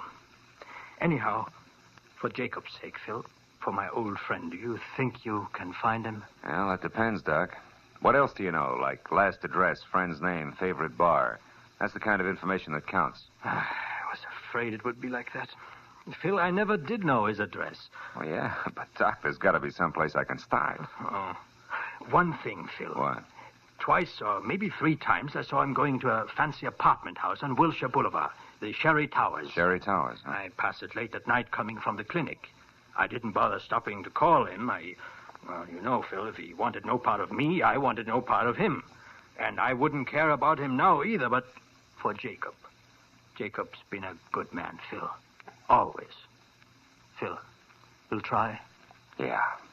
Sure, Doc, I'll try. Doc Tauman smiled his thanks without moving his lips, turned and shuffled toward a room behind him. When he opened the door, I caught a glimpse of a lot of cylinders and tubes and gadgets I didn't understand. And something I did understand a little. The almost peaceful face of an almost peaceful old man who was dying. I didn't try to see any more. There wasn't time to waste. I suddenly wanted to get started in a big hurry.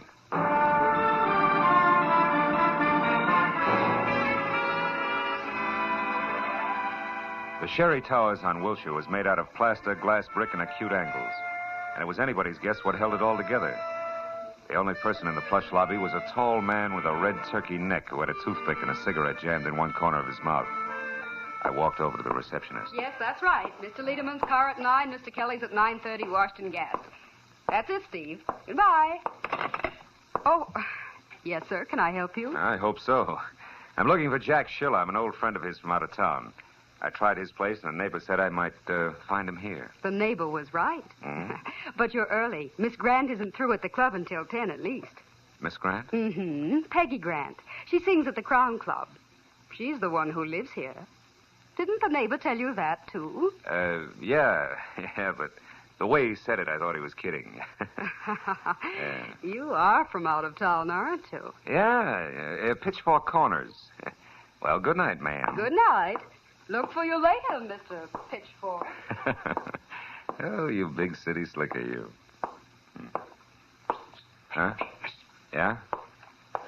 Pardon me for butting in, but I couldn't help overhearing you. I can tell you something about your friend Jack Schiller. All right, start telling. Well, let's step outside. I'd rather only you heard it. Oh, sure thing.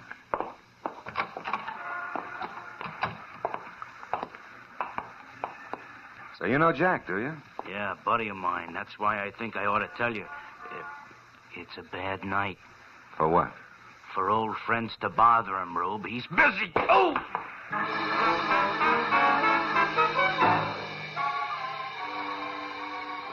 tickles it. Turkey neck must have had clenched in his palm. Folded me fast. By the time I climbed back onto a pair of wobbly knees, he was across the street into an alley and gone. But I cheered myself up at the thought that it was better this way. After all, with Turkey neck coming out on top, I was only a friend of Schiller's from the sticks, so nobody had to worry about. And that thought helped all right. Helped everything from the blood that trickled out of my mouth right down to the side. I hoped it would stop by the time I got to the Crown Club.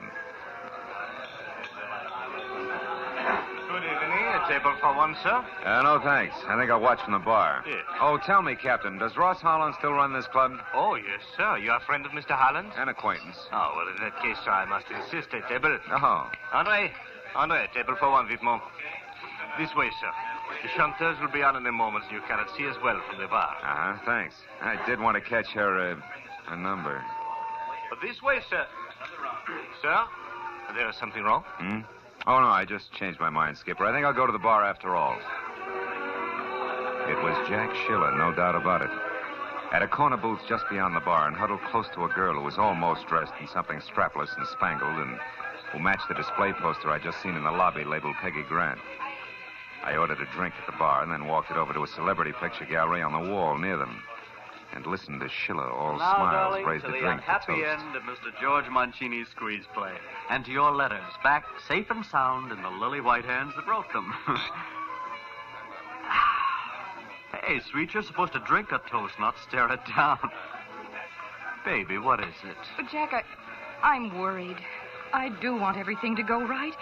Why, if you don't go get those letters from Mancini, everything I worked so hard for I couldn't will be catch it lost. all. Everything. But it was easy to fit together. Peggy Grant, who was now going up fast as a vocalist, had once been in love with and under the personal management of George Mancini. A preserved in alcohol combination agent producer was now going down even faster. And although she had never had a contract with Mancini beyond an oral agreement, her old love letters had included enough business with Mancini to drag them into court where they could stand up in lieu of a written contract and thus net Brother Mancini the customary 10% of Peggy's earnings. Baby, And to you say just so were about worried future to leave every engagements little that neither detail of on them me. wanted. I haven't spent all this time cultivating Mr. Mancini at his lair on top of Sweetser Drive for fun, you know. Believe me, doll, we're in. Honest. All right, Jack, if you say so, darling, but will you know the letters I are... know, love letters. Forget it, Angel. I won't even open them. They belong to a long time ago, and I'm not interested. Now, you go on out there and sing for your supper. I knew that That's once your- Schiller left the club, he was going to be busy. So as they started to tear themselves away from each other, I figured it was the right time for me to step in. What I didn't figure on was Ross Holland, the king of the Crown Club, standing at my elbow. Hello, Marlowe. Pretty picture, isn't it? Yeah, if you like ingenues with bags under their eyes. I wasn't talking about the one on the wall, Detective. I meant Peggy. You were staring, remember? I do. Your move, Holland. Now, take the chip off your shoulder, Phil. I don't mind if you stare. She gets paid for it. But you pay her. Sure. But also I pay the waiters, the doorman, and so on. That was all you were doing, wasn't it? I mean, staring, window shopping. I'd hate to think you were here on business. Oh, sensitive, aren't you?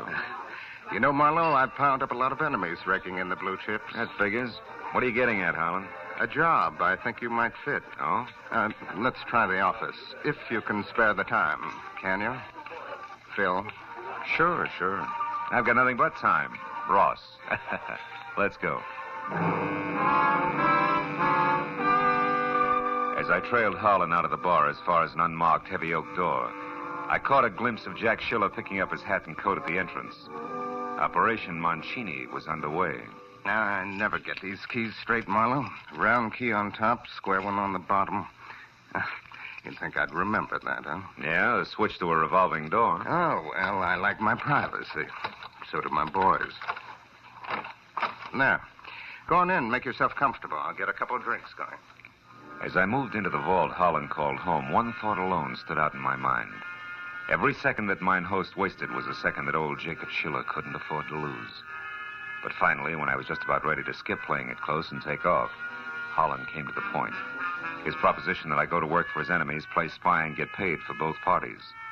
That I needed like a weekend in a leaky submarine. Well, that's it, Marlowe. Yes or no? Yes and no, Ross. I'd like to sleep on it. Fair enough? Fair enough. Good night, Phil. Get to bed early, huh? It was all the cue I needed. I bum-joked my way out of his office, hurried through the club to the street, then ran for my car and pointed it for the top of Sweetser Drive in the Hollywood Hills. And the Schiller-George Mancini rendezvous I couldn't afford to miss.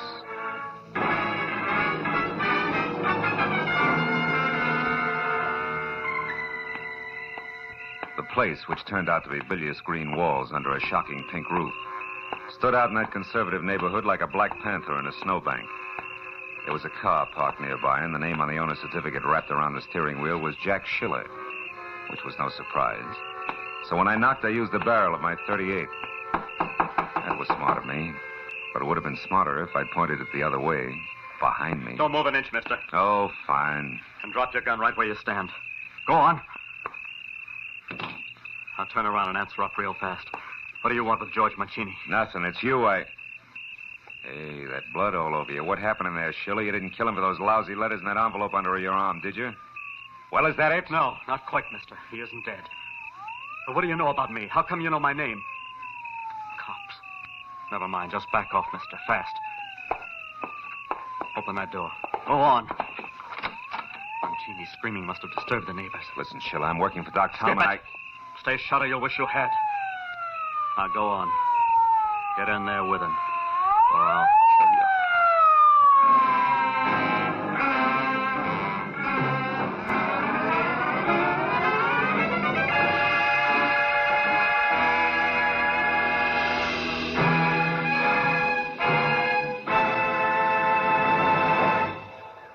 To make every day more enjoyable, treat yourself often to refreshing, delicious Wrigley's Spearmint Chewing Gum.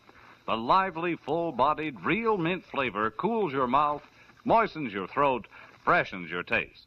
And the chewing itself gives you a little lift, helps you keep going at your best. So for real chewing enjoyment that's refreshing and long-lasting, always keep Wrigley's Spearmint Chewing Gum handy. Healthful, delicious Wrigley's Spearmint Gum will make every day more enjoyable. Now with our star, Gerald Moore, the second act of Philip Marlowe and tonight's exciting story, The Last Wish.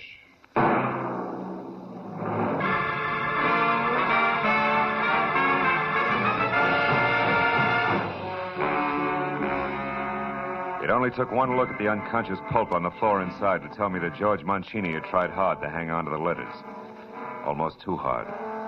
I rolled him over. He was as limp as a slice of raw bacon, but still alive. I just got his shirt collar loosened up when the door behind me opened again. Easy, bud, not Marlowe. Hello, Matthews. A little early for a lieutenant from homicide. How come they sent you? They didn't. Becker and I were driving by when the call came out over the radio. Oh. One of the neighbors out here heard something and phoned in. Who is he, Marlowe? A guy named George Mancini. Uh-huh. Becker, see what you can do for him. Okay, Lieutenant. Oh, looks like he soaked up a lot of punishment. He did, but not from me, Matthews. Oh, no? What were you, Marlowe? Referee? Who did it? It was over when I got here. And the guy who did it didn't give me much time to talk. He had a gun. All of which still doesn't answer my question. I don't know his name. His occupation is loving a blonde. Is that why you're here, the blonde? Yeah, more or less. She was afraid of Mancini. He had some letters. Letters, huh? Which are long gone now, no doubt. No doubt. What's the blonde's name? Hey, Lieutenant. Hmm? I think we'd better have an ambulance. This guy a long ways out. Okay, take care of it, Becker. Yeah, okay. Well, Marlowe. Now, look, Matthews, nothing's actually happened so far but this beating, and it's probably well-deserved. But the situation's touchy. Girl's worried silly if a name gets mixed up in a thing like this. All right. Now, listen to me. I want the guy who dished up this mess. Either that or the whole story down at headquarters. Now, which? Okay, you'll have him, but just give me a little time alone, and I'll deliver him on a platter. Oh, not I again. promise. 930, top of the hill. Oh, come on. It means a lot to me, Matthews. Okay, Marlowe. Just see this doesn't blow up when you kiss her, and don't get lost, understand? Outside, after I found my gun, I climbed into my car and headed for Peggy Grant's lush apartment house again. When I got there, I parked away from the place and skirted the front entrance. I was sure that by now the pretty face at the switchboard would be well primed for a tip-off. I went along the side of the building toward the service entrance at the back. The glow of a match from the shadows in an alcove stopped me. It was the turkey neck, Jack Schiller's quick-fisted helpmate, lighting a cigarette. I eased my .38 out and moved toward him. When he finally heard me, he turned. Hey. But by then he was looking right down the muzzle of my gun. Easy now, easy, chum. Still, Soul, it's a bad night for seeing old friends, chum. You got me nailed down, brother. You don't have to take my word for nothing. But listen, whatever your angle is, let it rest. Leave the kid alone for a while. Otherwise, you do for nothing but trouble in large doses. You're kidding. Yeah, you bet I'm always kidding. You got more nerve than brains, Buster. You can't pull that twice. You can't pull that twice. Go fry your ears. You're making a cloud on the skull almost fun. Hey, wait a minute. All that stuff spilled on the walk there, it fell out of your pocket, didn't it? Didn't it? So what? So you don't have to say another word, watchdog. I'm beginning to get the whole thing all by myself. Sure. And what's more, you yellow jerk, I don't like it! The two small items I just seen on the walk made swinging the flat side of my gun butt against his head a distinct pleasure. They also made getting in the service door and up the stairs two at a time to Peggy Grant's apartment a definite gratification. Because now I had a Jim Dandy hunch on exactly what to expect. Come on, Princess, open up. Who are you? A cop? Expecting cops, Miss Grant? Not exactly. The milkman doesn't carry a gun, and my friends all use the front door. I'm the informal type. Where's Jack Schiller? Right behind you, mister. Again. This time, lay your gun on the table. Go on. Sure. You're slightly better than the guy downstairs. I got by him with no trouble at all. What's that? What guy? Why, you mean Peggy didn't tell you about the watchdog? What is this? Go ahead, Princess. Tell him about the turkey neck character with orders to keep everybody away while Jack makes a fool of himself. Darling, get this idiot out of here. This is a trick. Why not also tell him who your real boyfriend is, baby? Why, you lousy... You should have learned a little from what happened to that skunk Mancini. Now go on back to him and tell him if he tries anything else like this, I'll go over him again. Right from the beginning. My. Aren't we spunky tonight? Now, look, Schiller, I want you to listen, and I haven't got all night. There's a guy downstairs who was sent out to see that nobody interfered while you played perfect pigeon. It was you who risked getting plugged when you went in after those letters. The ones you were sucker enough not to read. Now it's you who's in a big jam with the police. And what's more, I found out that guy is one of Ross Holland's boys. Oh, you liar, get out of here. Oh, Jack, make him go away, please. Wait a minute. What's Ross Holland got to do with this? Nothing, Hal. Lay 10-1 those letters were written by Holland, not Dreamboat here. And that they set him up for a squeeze and have nothing whatever to do with their dubious career as a singer. If you got any sense, Schiller, read one. Jack, you gave me your word. Oh, don't be a child, darling. Can't you see what he's trying to do to us? Just take one look at one signature, Jackson. If I'm wrong, you can split my other lip. No, Jack, don't. Get the letters, Peggy. At least I'm going to know who wrote them. All right. If that's the way you want it, Jack, that's the way it'll be. Jack, my gun. Don't move, either one of you. Drop it, Jack. I mean it. Peggy, what are you doing? Drop that gun. Well, mister, you sure wrecked a lovely setup. Why, I don't know. But it won't do you any good. I'm leaving, and I'm taking these letters with me. And it's true what he said. Of course it's true, all of it. These letters were written by Ross Harlan back when Mancini was his partner, and they're loaded. With them, Mancini could cut himself in for half of every cent Ross had. And Ross couldn't trust anyone but me to get them back for him. Stay where you are. Don't feel too bad, Jackie boy. You have to live to learn. Maybe you won't be a dope all your life. Peggy, let her go. Oh, shut up. You were right, so you made your point. Now, whatever your reason was, get it out of here and leave me alone. No. I haven't been monkeying in your corny affairs just for laughs, Sonny. I was hired to find you by Doc Tolman. Doc Tolman? Oh, that nosy old goat. Why? Your father's in town. He's had a heart attack, a bad one. My father? Yeah. He wants to see you. I told Doc Tolman I'd bring you back, and that's what I'm going to do regardless. Now get going.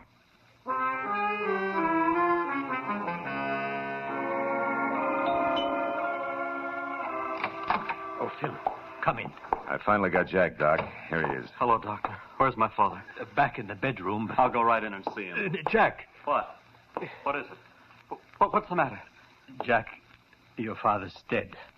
He passed away 20 minutes ago. Oh, I'm sorry, Doc. Dead? Oh, Pop. Pop. Here, my boy. Sit down. 20 minutes. Just about the time it took to beat a chiseler out of a bunch of letters and argue with a cheap two-timing blonde. Try to get hold of yourself, my boy. We knew you'd have come if you could have. Your father's last thoughts were of you, son. He was very proud of you. Don't, Doc, please. I'll run along, Doc. I got a phone call to make. Wait a minute, Marlowe. Huh? You can't leave thinking like you do. Not now with Pop dead. I don't know what happened to me these last few weeks. I can't understand how I got in so deep. She had me, I guess. I'd have done anything she asked. You're not the first guy that's happened to. I doubt that you'll be the last. Yeah, but I've got to square myself now. I've got to. And I want to start with the police. You really mean that? I never met anything more in my life. I'm not really a wise guy, honest. So what's this about the police? I'm in a jam, Dr. Tallman, a pretty bad one. Because you got too much nerve and too much energy. All you need is the right place to spend them. That gives me an idea. Is Jack your real name? No, it's really Jakob, like my old man's.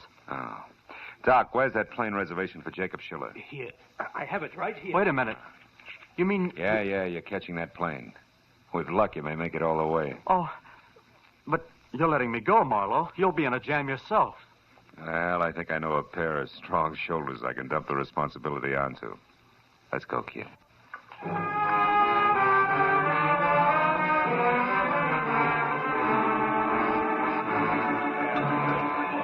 Flight 17 to New York, now loading at Gate 5. Flight 17. Well, that's the story to hear, Matthews. Now loading at Gate 5. Just whose shoulders did you have in mind in that responsibility business? You're wearing them, you lug. Yeah. Oh, give me that napkin, will you? Yeah, here. Hey, just tell me something else to make it all nice and tight. That turkey neck character, how did you know he worked for Ross Harlan? Oh, well, when I slugged him in back of Peggy Grant's apartment house, a lot of junk fell out of his pocket, including a pair of keys on a chain. One had a round head, the other one was square. Oh, duplicates of that set that opened Harlan's double-locked office, huh? Uh-huh. Tight enough, Lieutenant? Yeah, tight enough. Last call for Flight 17 to New York, now loading at Gate 5. They just called a New York flight, Phil. Yeah. Last call. Yeah. You know, I hear they're doing great things over there in Israel. Yeah? Building farms right out of the desert land, that kind of stuff. That's right. They can use all the help they can get, I understand. I was raised on a farm, did you know? Keeps you so busy you don't have time to get in trouble. Hey, Marlowe. Sit down. I'll buy you another cup of coffee. Thanks, Lieutenant. Thanks a lot.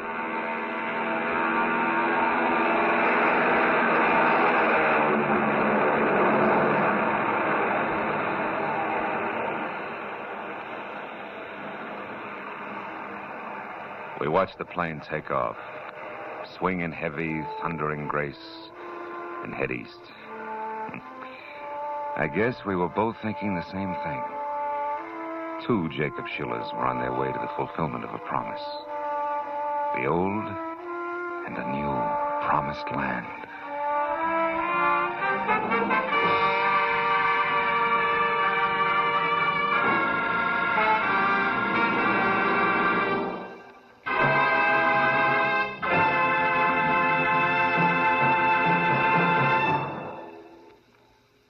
Remember, friends, to make every day more enjoyable, treat yourself often to refreshing, delicious Wrigley Spearmint Chewing Gum. There's lots of cooling, real mint flavor in every stick. And chewing Wrigley Spearmint helps keep you feeling fresh and alert. You feel better, work better, get more fun out of doing things. So indoors, outdoors, wherever you go, keep some healthful, refreshing Wrigley Spearmint Chewing Gum handy. To make every day more enjoyable, treat yourself often to delicious Wrigley's Spearmint Chewing Gum.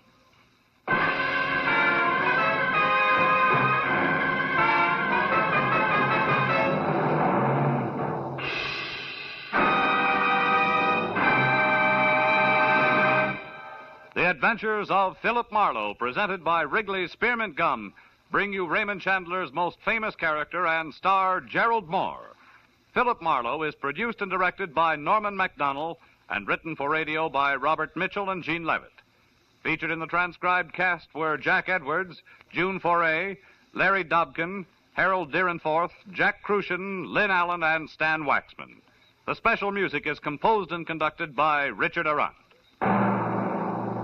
The makers of Wrigley's Spearmint Chewing Gum hope you've enjoyed tonight's adventure of Philip Marlowe and that you're enjoying Wrigley's Spearmint Gum every day.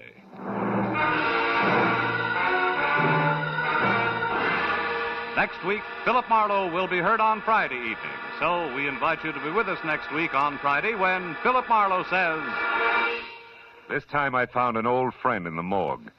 Watched a man with a burned hand die in a quiet garden. And listened to a pathetic killer give up. All because a little glass donkey came to town.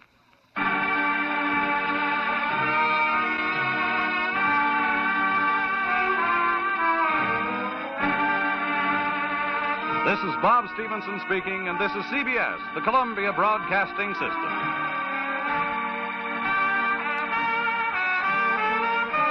Here at Escape Radio, we proudly thank our partners at CBS. And now, folks, a quick challenge before the next thrilling chapter.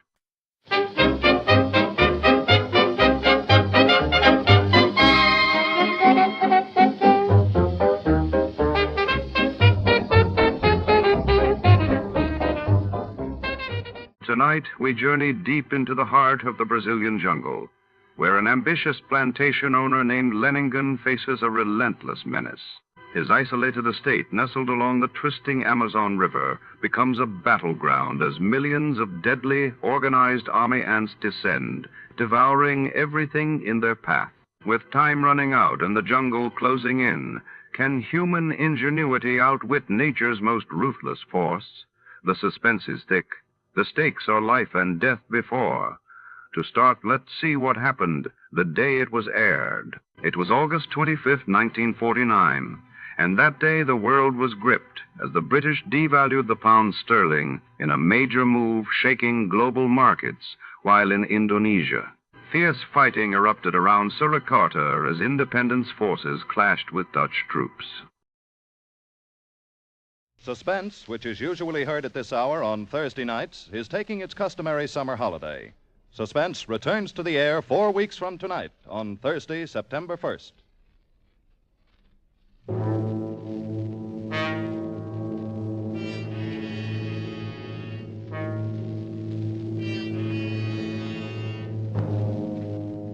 You are isolated on a remote plantation in the crawling Amazon jungle, and an immense army of ravenous ants is closing in on you, swarming in to eat you alive. A deadly black army from which there is no escape.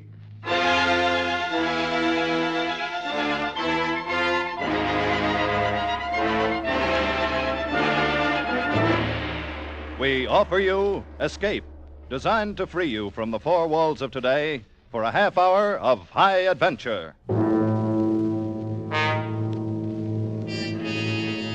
Tonight, we escape to the Amazon jungle and to a creeping, crawling terror, as Carl Stevenson told it in his famous story, Leiningen versus the Ants.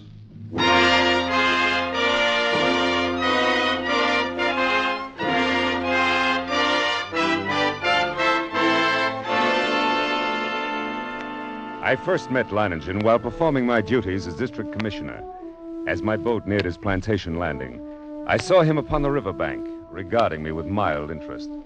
A great hulk of a man with bristling gray hair, bulky nose, and pale eyes.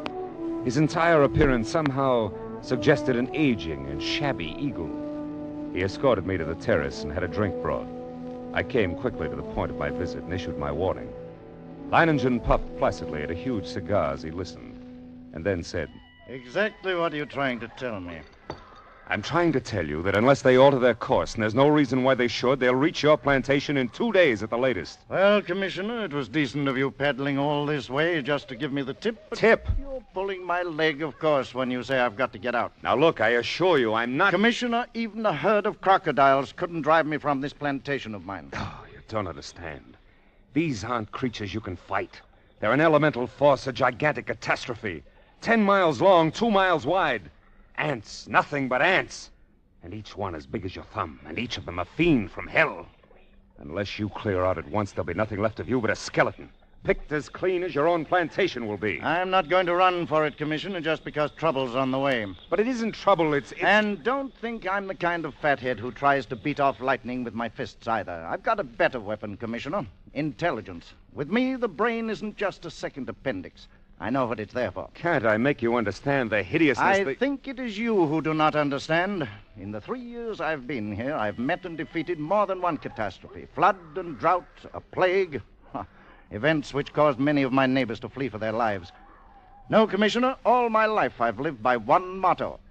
The human brain needs only to become fully aware of its power to conquer even the elements. Leiningen, your obstinacy is endangering not only your own life, but the lives of your 400 workers and their families. You don't know these ants. I tell you, you don't know these ants. But Leiningen merely sat there, puffing at his cigar and regarding me with a sardonic grin. And I knew it was hopeless. As I boarded my launch and cast off, I turned to look once more at this man who calmly intended to defy one of the world's greatest scourges. I felt a sudden resentment toward him, and yet, with it was something else. I had never met a man like that. And I couldn't help wondering what combination of elements made up such a creature.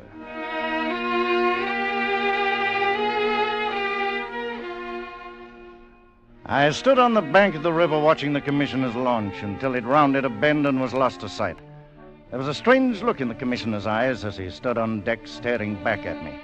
Clearly, he thought me, at the very least, unreasonable. Well, he wouldn't have been the first to think so. But I, Leiningen, knew my own powers. I was sure of myself. I knew that intelligence, directed right, always makes man the master of his fate. That night I called my Indian workers together in front of the plantation house. I saw their faces go ashen with terror as I told them the ants were coming. Watched them as they milled around, muttering. I said nothing more to them. Finally, one of the men stepped forward, Blas, the foreman. Patron, we have worked hard here for these 3 years, all of us. We have built the finest plantation in this district. We all share in it. It has been a home for all of us and our families. Now the ants come. So? Those ditches we dug last year, the pipe we put in the ground, that was for the ants? That was for the ants. If we moved our families across the river, the ants could not reach them. That's right. And you? The ants are mighty. We know what they can do. All of us think that you are mighty. Yes, Patron, we will stay and fight against the ants with you. I knew the men would give me that answer. I'd counted on it. Suddenly I thought of the commissioner and wondered what he'd say at such unquestioning confidence. Would he still think I was, unreasonable?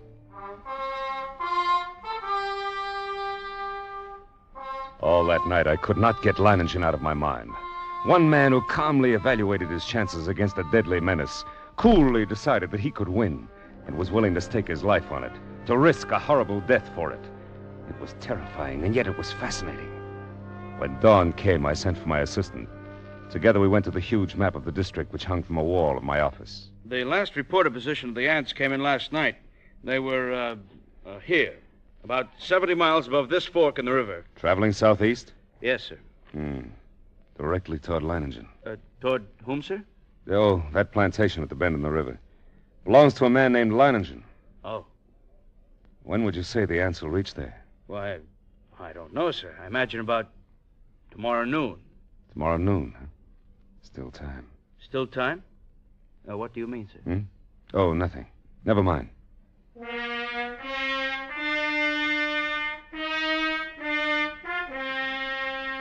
What did I mean?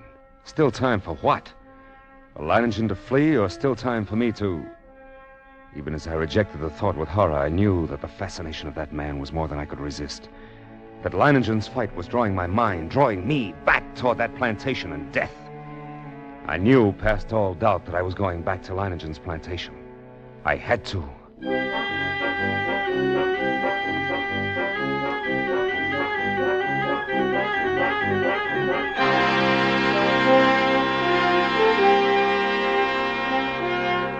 was 10 o'clock in the morning when I rounded the bend and saw Leiningen's plantation before me. I put in at the dock and tied up the launch, and then I saw him standing on the bank above me. Arms folded, stubby cigar in his mouth, and that same sardonic grin on his face. I made my way up to him. Back for another warning, Commissioner? No. Oh, back to stay a while? Yes. Ah. You don't seem very surprised. I'm not. You expected me? I knew you'd be back. Come along, we'll get some horses. You'll want to ride around the plantation and take a look at the defenses I've rigged up. Yes. I'll want to see the defenses. And the ants. We'll be getting a glimpse of them before long, I should think. Yes, and the ants. Come along, then.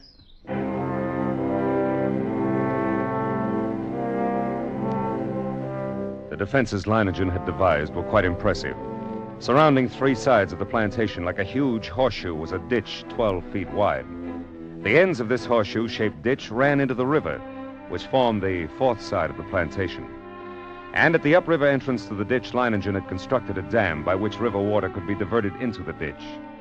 A large handwheel controlled the floodgate of the dam, and apparently Leiningen had ordered it opened immediately after my arrival. For as we now approached the ditch and rode along it, I could see that it was nearly full. Well, how do you like my first line of defense, Commissioner? Well, it's reassuring, like a moat around a castle. Unless the ants know how to build rafts, they won't reach the plantation. But this is only the outer moat. There's a better one than this. Come along. We'll go up to the high ground where the buildings are. We can get a view from there. Leiningen! Huh? I didn't see any women or children around the plantation, or any animals. That's right. Moved them across the river. Oh, then you think there is danger? Oh, not because of danger, Commissioner. A matter of efficiency. Efficiency? Cuts down the efficiency of the men if they're worried about their families. Critical situations only become crises when oxen or women get excited. I might have known. Huh? Nothing. Here we are. See the ditch? It's much smaller than the other. You've noticed how all the buildings are on this piece of high ground. This inner ditch surrounds them, and it's lined with concrete. But even filled with water, this is no barrier. It's not big enough. Why, if the ants get this far, they'll get no farther. This ditch wasn't built for water, Commissioner. See the pipes leading into it? See those storage tanks on the hill? Petrol. We can throw up a wall of flame. You care to bet they won't like that? Leiningen, look! Over at the edge of the jungle, all those animals. Running like the wind, everything from jaguars to monkeys. Good heavens. Remember, they don't have any ditches. And there's no escape. They'll be all right as long as they don't get caught between the river and the ants. They can outrun the crawlers. But if they get trapped, it's either the ants or the crocodiles. Dude. Look over there on the horizon. There are your ants. Look at them.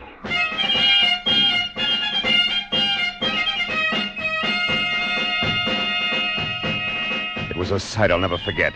Over the range of hills, as far as I could see, crept a darkening hem, ever longer and broader, until the shadows spread across the entire slope and then downward, uncannily swift. And all the green herbage on the entire slope was being mown as by a giant sickle, leaving only the vast moving shadow extending, deepening, and always moving nearer. Oh, they're a hideous lot. Leiningen, we can't last against that. Look at them. Why, they could fill your ditches with their corpses and still have enough to destroy every one of us. We've got to run. Well, No, they haven't reached us yet, and they never will.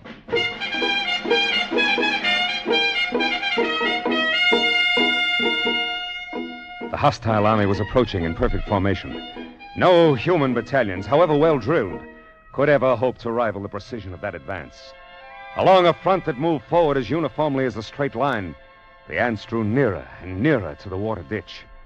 As they approached, two outlying wings of the army detached themselves from the main body and started marching along the sides of the ditch, no doubt expecting at some point to find a crossing. And during this hour-long flanking movement, the main army remained still.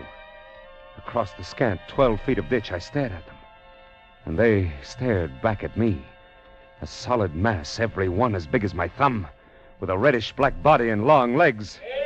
Suddenly, a sound so unearthly as to freeze our blood jerked our heads in the direction of the jungle on the far side of the ditch.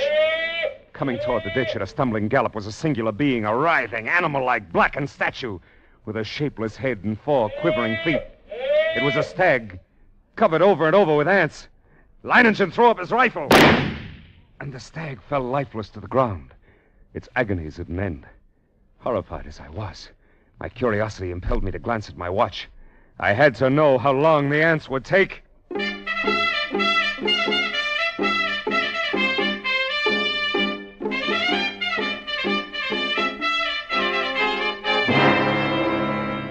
After 6 minutes, only the white, polished bones of the stag remained.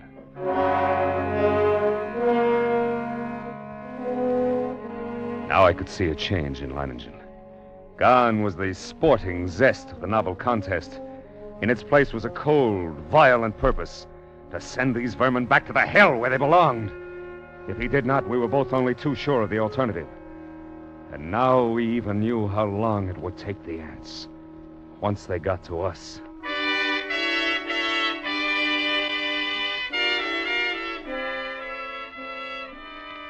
Around 4 in the afternoon, the ant scouts, having found no crossing, there was a stirring among the main army. And then an immense flood of ants, about 100 yards in width, commenced pouring in a glimmering black cataract down the far slope into the water-filled ditch. Thousands drowned instantly, but the rest began using the bodies as bridges. Leiningen immediately swung into action. Tanayo! Patron! Get to the dam. Open the floodgate more to get the water in the ditch moving faster. Si, senor. Oh, look at them drown by the thousands. Yes, but they keep coming. Even though the current carries many of them away, they're advancing. We'll fix them. Blas! Senor. How about those shovels and petrol sprinklers? Have you passed them out to the men? It has been done. Then get all hands here in a hurry. This looks like the spot for action. Si, patron. Commissioner. Yes? Beginning to see what I was talking about? What do you mean? About intelligence being more than a match for anything it tackles. Take the ants. They've got no intelligence. If they had, they'd have attacked along the whole length of the ditch instead of a narrow front like this. They'd have been across by now. Too bad for them I'm not running their campaign. You can joke about it like that with the ants halfway across the ditch? All right, men. Busy with the shovels now. Dump some sand and clods on them. See how they like that. And you with the petrol sprinklers, start pumping. They don't like it, Commissioner. They don't like it a bit. Look at them. Yes, but look at the ones on the far side of the ditch. Whole clumps of them rolling into the water. The rest are using them for bridges. What's keeping Chanel? He should be at the dam by now. They're getting across. More of them. Oh, grab a shovel then, Commissioner. Make him regret it. What's the matter? They throw the big shovel. They're on my ass. Into the petrol, idiot. Douse your paws in the petrol. Keep at it. Keep at it. You're lost if you stop now.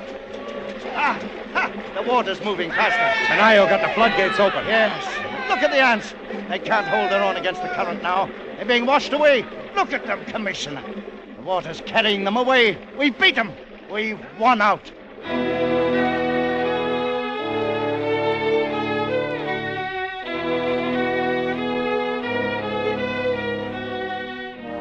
It was true.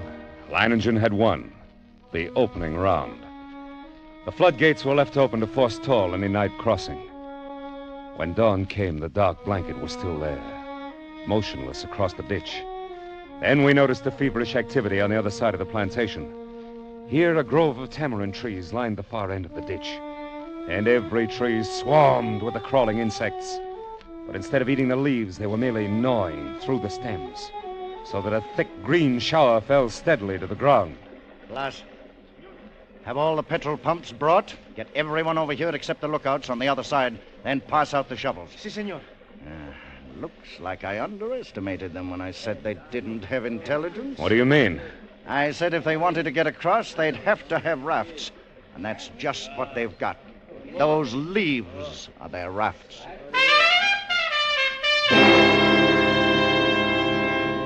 Even as he spoke, the leaves went tumbling down the far bank by the thousands. The current drew them away from the bank, and each leaf was crawling with ants. Don't worry, Commissioner. I've still got a trick up my sleeve. The water! The ditch is drying up. Of course it's drying up. That's the plan. Those are the orders I sent to the dam. Are you mad? As soon as it's empty, what's to prevent the ants from... Look, the water's way down. It's almost dry. They'll be able to come across the bottom. They'll not make it if the man at the dam carries out his orders. He should have opened the gates again by now. To flood the ants? Right. Oh, what a chance to take. If anything should happen, don't you... Here it comes. Here comes the water. Now we'll give the crawlers in the ditch a good ride out into the river. There. Ha, look at them go.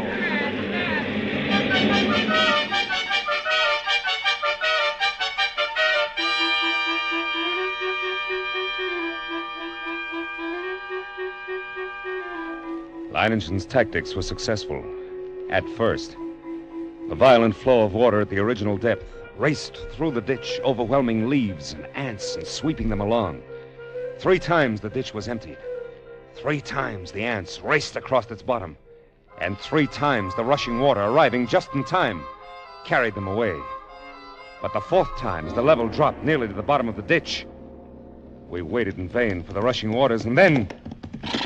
Senor! What's the matter? What's gone wrong at the dam? The ants, senor. Just as the man at the dam lowered the water almost to the bottom, the ants attacked. Before he could open the floodgate, he was almost surrounded. He ran. The ants kept coming. They are across the ditch, senor.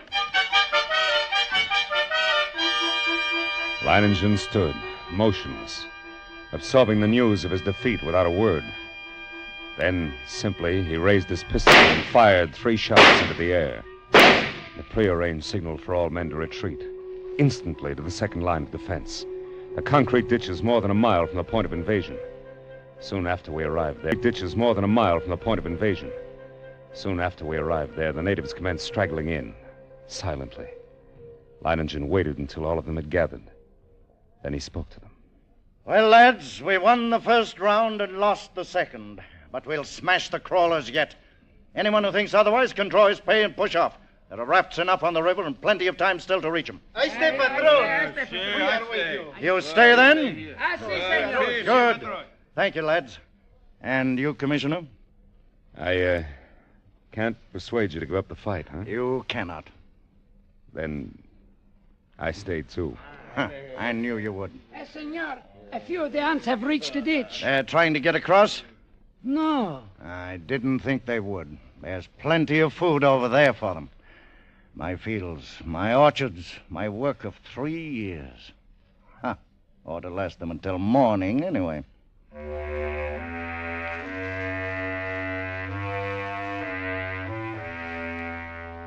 Yes, we were safe for the moment.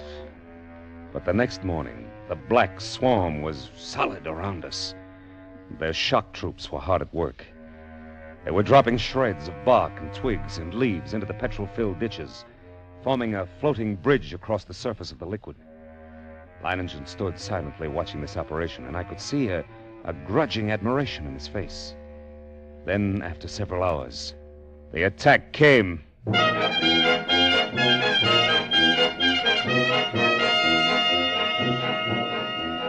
Down the ditch they poured, millions of them, and across the bridge of twigs, rapidly approached the inner side. Leiningen sat motionless, watching them. Leiningen, for the love of God, don't sit there like a statue. They'll be on us in a moment. Let them fill the ditch first. Now, all right, everyone back from the ditch. Blas, hand me the torch. Our friends like a little heat around them.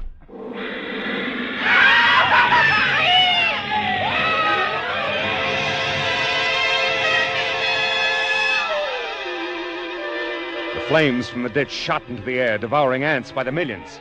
It was some time before the petrol burned down to the bed of the ditch. And when it did, the devils came back for more. Again and again, Leiningen fired the ditch to destroy them.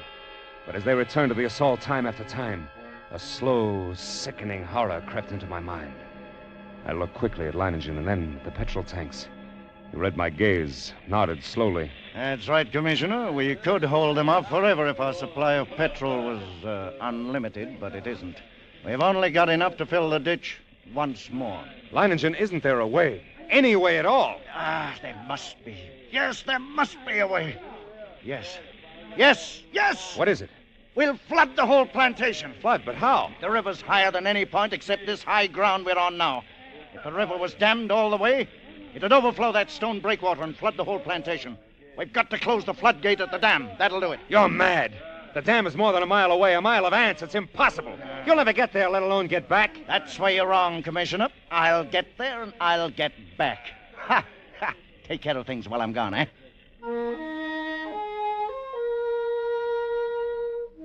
I watched him as he calmly pulled on high-leather boots, drew gauntlets over his hands, and stuffed the spaces between breeches and boots, gauntlets and arms, with petrol-soaked rags.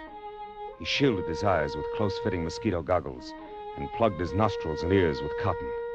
Then the natives drenched his clothes with petrol. Bloss, who acted as doctor to the men, smeared a salve over him. And finally, Leiningen was ready. And he stood surveying the course he must take to the dam. I sensed a sudden calm.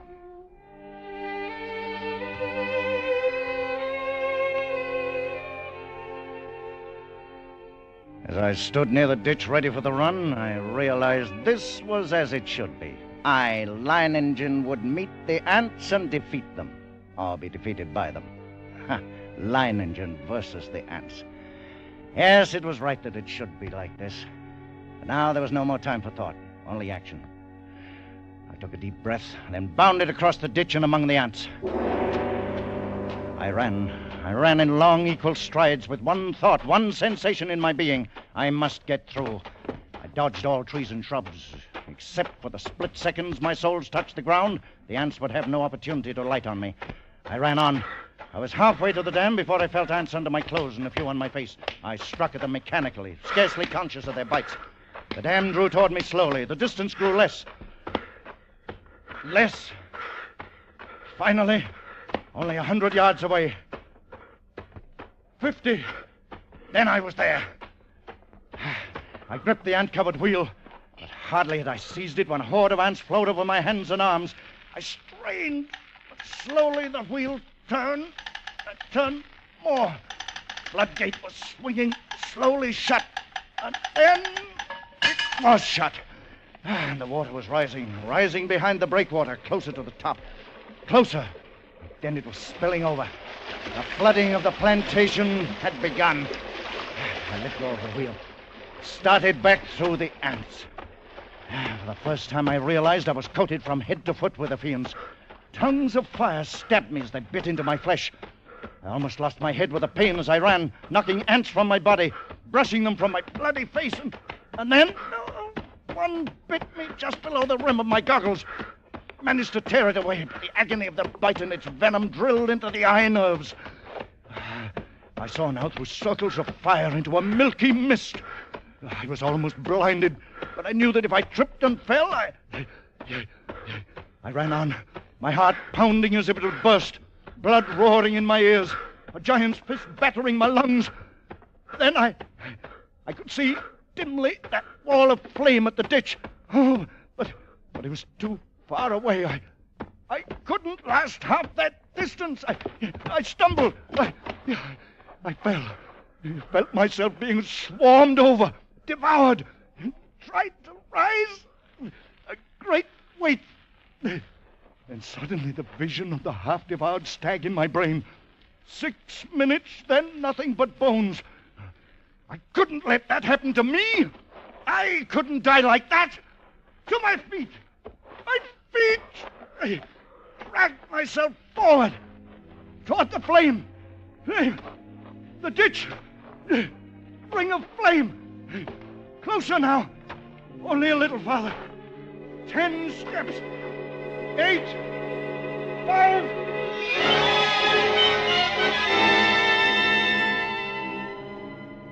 It seemed we had waited for hours, when all at once, through the blazing ring around us, an apparition hurtled and fell full length on the ground. It was Leiningen, alive with ants, unconscious with glazing eyes and lacerated face. We rushed to him, stripped off his clothes, and tore at the ants that covered him. His body seemed almost one open wound. In one place, I could see a white bone.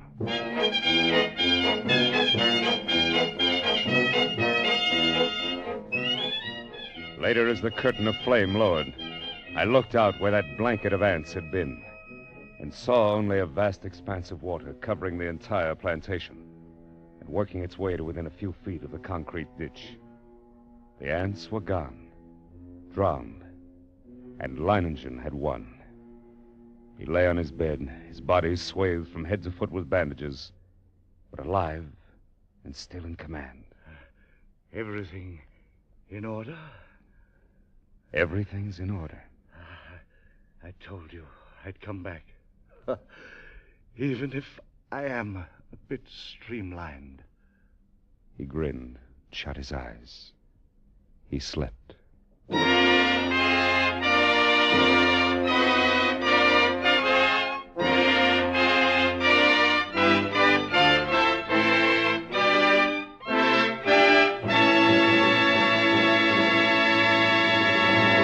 Escape was directed this week by Richard Sandville, and tonight brought you Leiningen versus the Ants by Carl Stevenson, adapted for radio by Robert Reif, with Tudor Owen as Leiningen and Gerald Moore as the commissioner. Music conducted by Wilbur Hatch.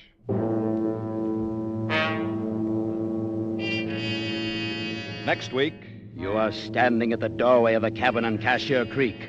Up on the ridge, the bloodhounds have caught your scent. And between you and a fortune, between you and escape, yawn the white jaws of a deadly snake, a cottonmouth moccasin.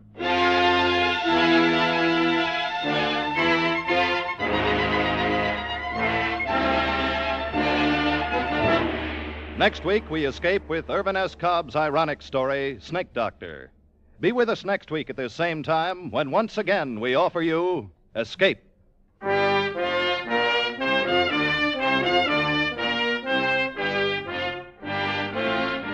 Ethelbert, Ann, and Casey will be along in a few moments with tonight's crime photographer drama entitled Sellout. All year long, Casey, crime photographer, has been one of radio's top rating shows. You're sure to enjoy the proceedings coming up over most of these same CBS stations. Tip Corning speaking. This is CBS, the Columbia Broadcasting System.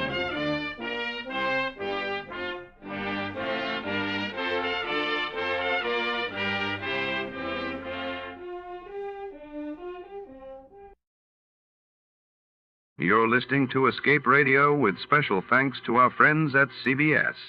Stay right there. The next episode follows a quick test of your radio knowledge.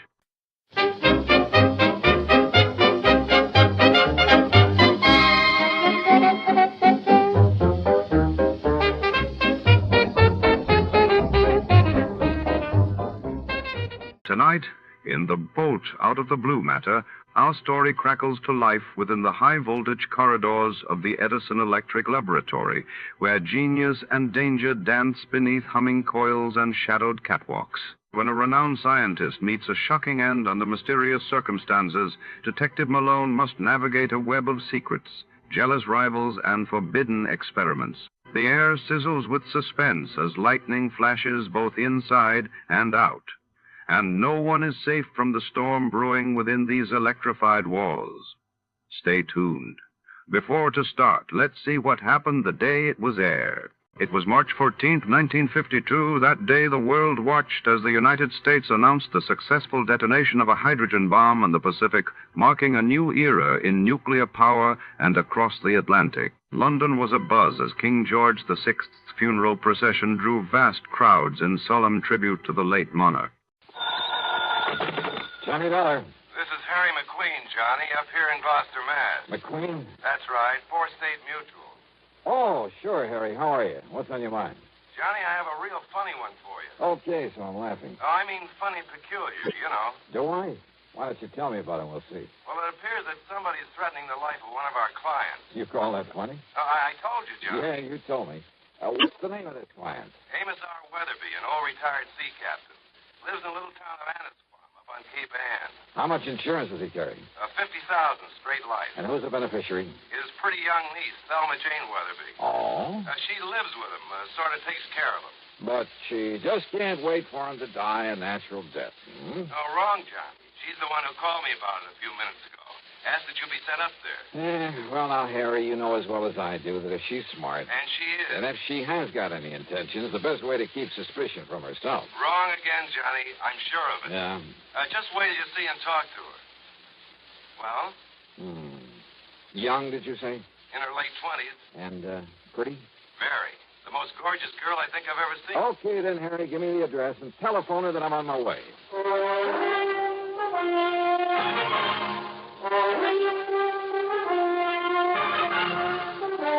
CBS Radio brings you Bob Bailey in the exciting adventures of the man with the action-packed expense account. America's fabulous freelance insurance investigator. Yours truly, Johnny Dollar.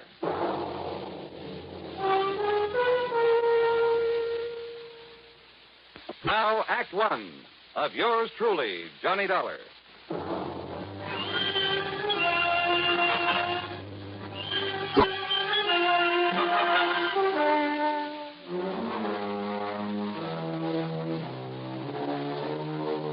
Expense account submitted by Special Investigator Johnny Dollar to the Four State Mutual Insurance Company, Gloucester, Massachusetts office. Following is an account of expenses incurred during my investigation of the boat out of the blue matter.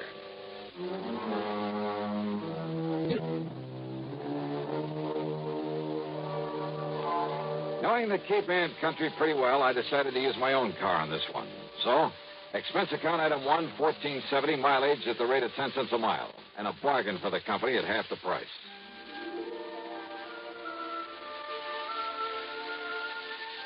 Annisquam, on the northwestern end of the Cape, is a pleasant little settlement, unspoiled by the vacation crowds. A kind of quiet summer haven for writers, poets, and painters, with a few large and very old homes.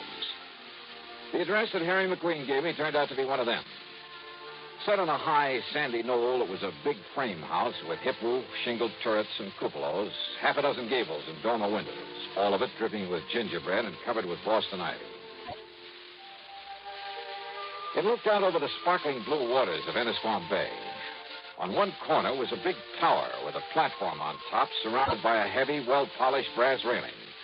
A flagpole carried not only the national ensign, but a couple of signal flags on separate lines below a sort of yardarm, I guess you'd call it. Another shorter pole supported a weather vane and one of those revolving things to measure wind velocity. The whole place, in spite of its weather-beaten age, was in good condition. Was what the owner, according to Harry's description of them, would probably call shipshape. All very interesting and colorful. What interested me most, though, was the vision that greeted me at the front door. And I mean vision. Yes? Oh, you must be Johnny Dollar. Any description of Thelma Jean Weatherby could only end up in the Department of Understatement. She was tall, well-tanned, and beautiful. A sort of honey blonde with clear, exciting blue eyes. The sort of figure that you dream about. She was wearing a well-cut pair of blue silk capris. Johnny? And a blouse of lighter blue chiffon. The freshening breeze caught a wisp of her hair and gently flicked it across that beautiful face in a sort of caress. I caught the faint scent of arpege. Johnny, what's the matter with you? Huh? You are Johnny Dollar, aren't you? What? Oh, yeah, sure. I'm sorry, Miss Weatherby. Miss Weatherby? Thelma? Thelma Jean. But come in, Johnny. Yeah, sure. The captain has just gone up to the bridge to look for the weather so we can talk safely. The captain? My uncle, Captain Amos Weatherby. Oh, boy. And the bridge is on that tower on the corner of the house. I see. He spends most of his time up there. It was about Captain Amos that I called the insurance company. So McQueen told me. Sit down, Johnny. And would you like a nice cool drink or something after your long drive? Well, I take it you'd like to tell me what this is all about while the captain isn't here, so why don't we save the amenities for later, huh? All right. I can tell you all about it in 2 minutes. All right. I was engaged to a fellow. That I can believe. His name was Roger Burton. Until a couple of weeks ago when the captain, who didn't like Roger from the start, well, he found out some rather unsavory things about him. Like what, Thelma Jean? Roger never told me, Johnny, but he'd been married. Twice, as a matter of fact. And both of his wives died under very funny circumstances. I see. Also, they both had considerable money. Which I will, if anything ever happens to Captain Amos. So I understand. His insurance. So I not only broke off with him, but Captain Amos literally threw him out of the house. And believe me, in spite of his age, he could do it. And now? Well, before he left, Roger told Captain Amos he'd get even with him. He said that he'd kill him. You mean just like that? Yes. He even boasted that he could do it and get away with it. The same as he did with a couple of nosy wives. Those were his very words. You have no idea what a horrible person he became after the captain showed him up. It was like a maniac. Well, then you're lucky to be free of him. You bet I am. It'll be a long time before I fall for any sweet talk again. Oh, it'd be a terrible waste, Thelma Jean. What? Yeah, like you. Oh, Johnny, not you. No, I'm just kidding. Or am I? You better be. And yet, if all the stories I've heard about you I are don't believe true... one of them. And to prove that I didn't come up here just because Harry McQueen said you're the most beautiful, the most gorgeous Mr. gal. McQueen told you that? I'm sure right, 1,000%. But Then now... if I'd known that, and if you hadn't come, I'd never have forgiven you. Yeah, but now let's get down to what... Especially after what he said over the phone about you. Like what? Oh, that, you're an old, dull, stodgy, pedantic, Why, I'll bumbling... sue him. And I'll certainly try to prove otherwise. But right now... Now, Johnny. Now, let's get down to business. Well? Well, after the captain threw him out, we thought that was the last we'd see of Roger, in spite of what he'd said, in spite of his threats. But? Johnny, somebody has been prowling around outside this house at night. I've only caught glimpses of him, of his shadow, really, but I'm sure it's Roger Burton. It can only mean one thing, Johnny. He's here to carry out his threat against Captain Amos.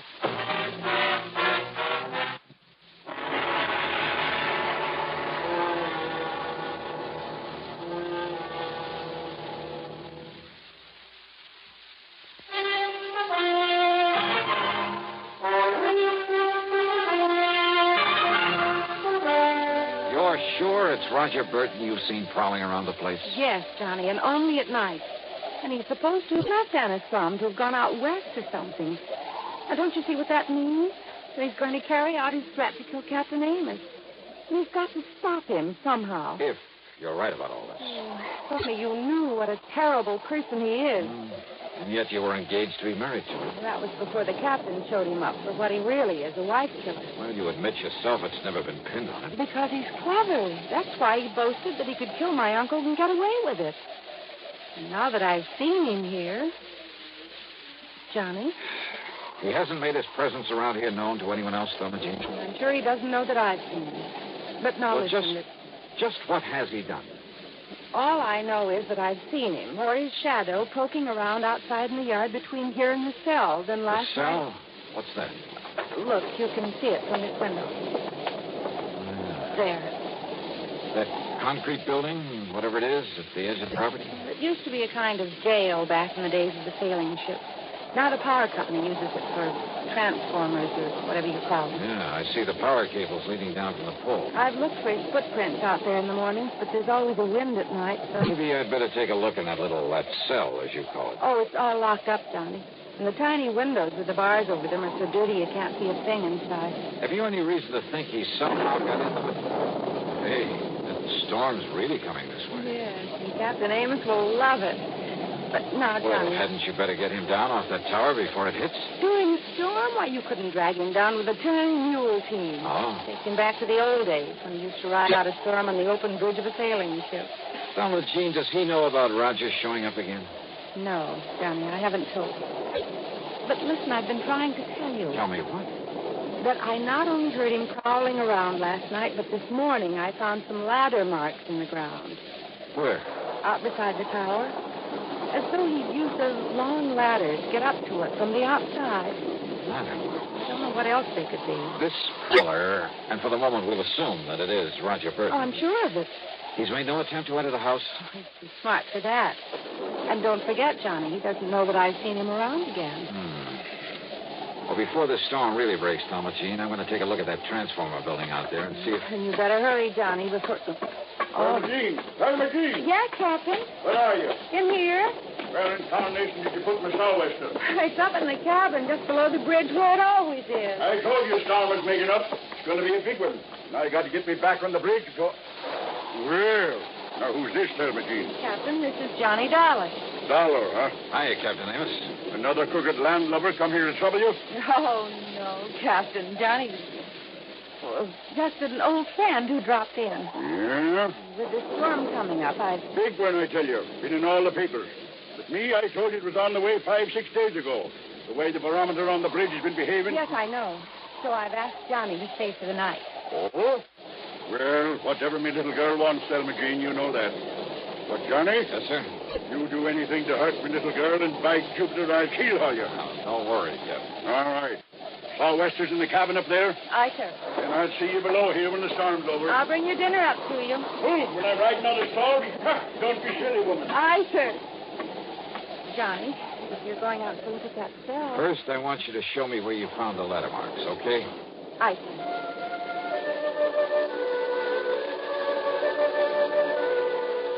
The marks in the ground were still quite plain at the base of the ivy-covered tower. The ladder must have been a tall one, high enough to reach the platform that the captain called the bridge. And I found, rather, a couple of things. A heavy lightning rod extended up the side of the tower, well hidden by the ivy. But the bottom of it had been sawed off, making it useless. Also hidden by the ivy was a wire, an insulated copper wire. Too heavy to cut without tools, but certainly not big enough to take a lightning bolt. The wire was lashed to the upper section of the lightning rod. The other end disappeared in the ground at my feet, and it led away toward the cell, the little transformer station. It was dark now, and the storm was building up fast. I dashed back into the house, up to the second floor, and then up the winding stairway to the captain's bridge. You better lash yourself under the rail, Johnny. This wind will blow you clean off of the deck into the sea. Looks like you're right, sir. I told her this nor'easter is going to be a big one, and it is, Johnny. Reminds me of one night off the Azores. That was fast. What are you doing there, Johnny? This upper end of the lightning rod was 6 or 8 feet from the side of the tower, held there by big insulators. But again, the heavy copper wire, again hidden by the ivy. It connected the rod with the brass railing where the captain was holding on for dear life against the wind. And it meant that the railing was the cleverest, most diabolical instrument for murder that I had ever seen.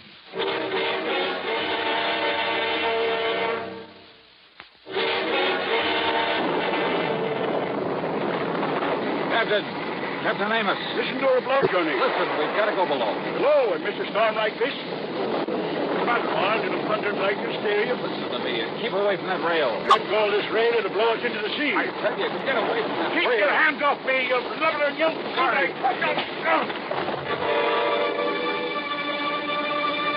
I dragged him off his so-called bridge and down into the little room below. Then hoisted him onto my shoulder and started down the circular stairway. What happened to him? I'm afraid I had to knock him out. What? To get him off that platform up there. No, Johnny, you shouldn't have. He'll never forgive you for... For what? For preventing him from getting electrocuted?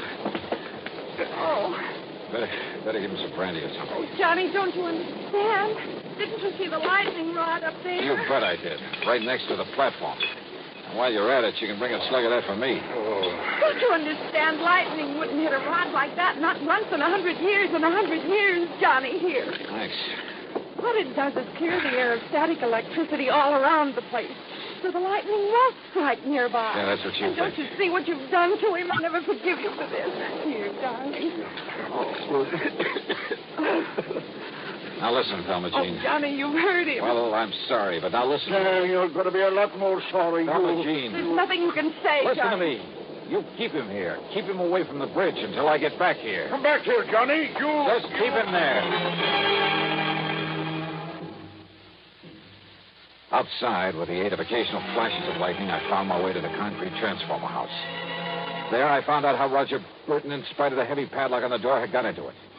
By the simple device of pulling the pins out of the hinges. And who was sitting there waiting for me with a .38 in his hand? Close the door, mister. And back up against it. Go ahead. You don't give me much choice, do you? I can only tell you that if you make one move towards me, I'll pull this trigger. Your body won't be found until the annual inspection of this little transformer station. That'll be 4 months from now, and I'll be a long way away from here. I see. I'll probably have to kill you anyway, mister.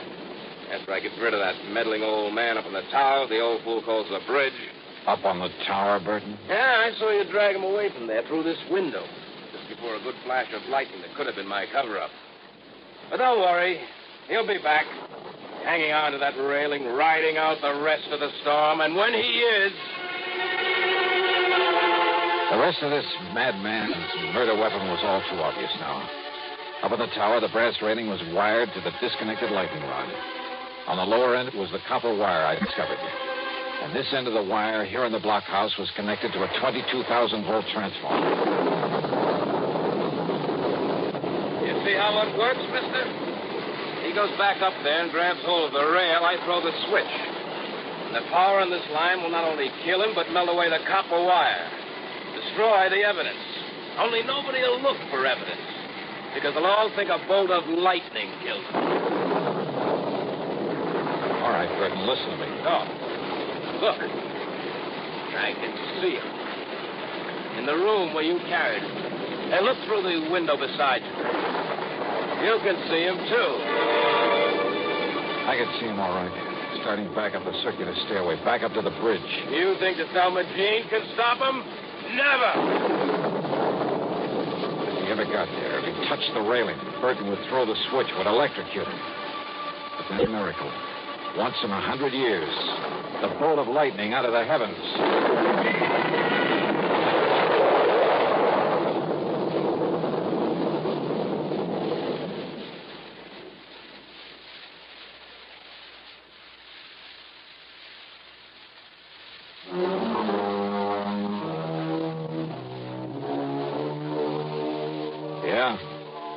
The bolt of lightning had struck the rod high up in the tower, had streaked down the wire into the blockhouse, had fairly exploded inside of it.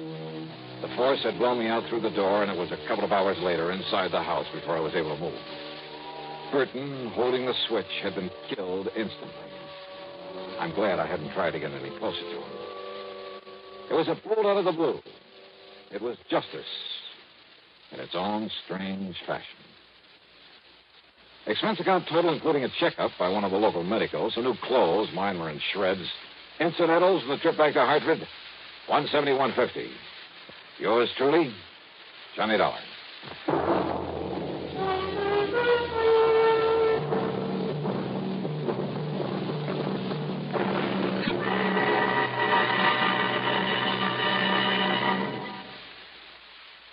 Star, to tell you about next week's story. Next week, a vicious racket that a lot of respectable people fall for, that you ought to know about.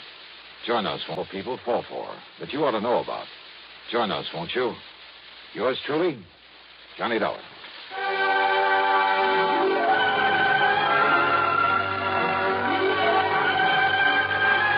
Yours truly, Johnny Dollar, starring Bob Bailey, originates in Hollywood and is written, produced, and directed by Jack Johnstone.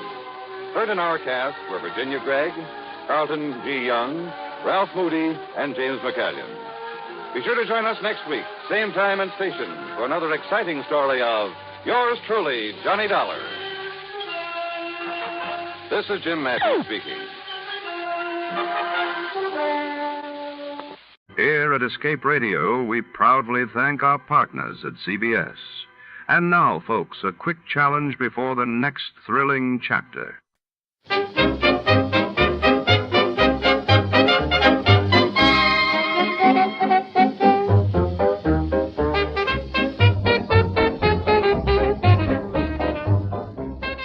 Tonight's case unravels in the dimly lit back room of El Sol Club, a notorious jazz bar deep in the heart of East Los Angeles. It's 1949, and the air is thick with the scent of tobacco and secrets. A pair of maracas rumored to hold more than music vanishes during a chaotic midnight set. Our detective steps in, sifting through the haze of broken dreams and sultry rhythms, chasing whispers and shadows. Someone's playing a deadly tune, and only the sharpest mind can catch the beat before to start Let's See What Happened the day it was aired. It was May 12, 1950. That day, the world watched as the first ever Formula One World Championship race sped off at Silverstone, England, while in the United States. Senator Estes Kefauver's crime hearings brought organized crime to the front page headlines. Tired of the everyday routine? Ever dream of a life of romantic adventure? Want to get away from it all? We offer you Escape.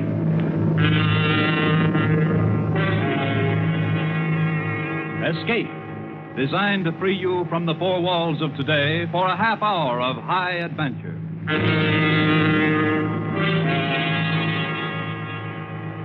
Tonight, We escape to a murderous conflict of greed and passion aboard a coastwise tramp steamer headed for Central America, as John and Gwen Bagney tell it in their exciting tale, Maracas.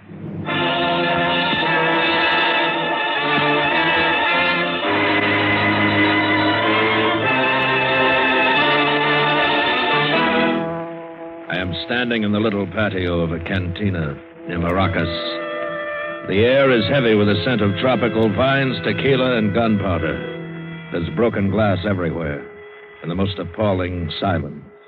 Captain Kelso is standing here with me. So is Estelle. And General Topaz and his men, their swarthy faces serious, completely erasing their earlier gaiety. The party is over. We're all waiting for General Topaz to give the order. And then... But maybe I'd better start at the beginning.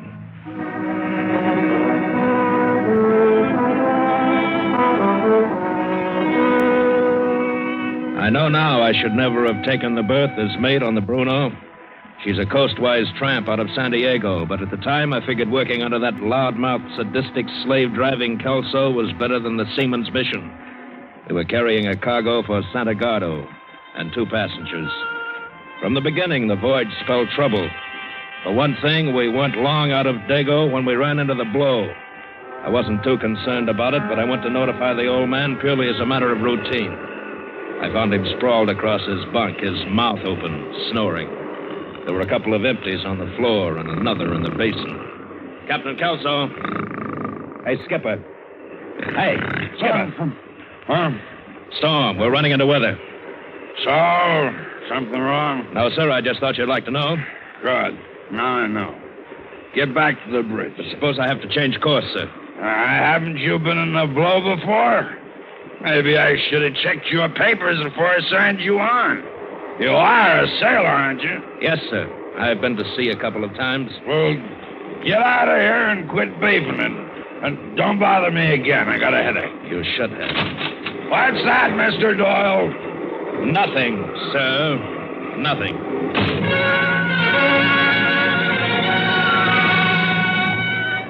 Back in the wheelhouse, I watched the well deck below disappear completely again and again beneath the angry white wine. And then, if I didn't have enough on my mind, it was the passenger, George Miley.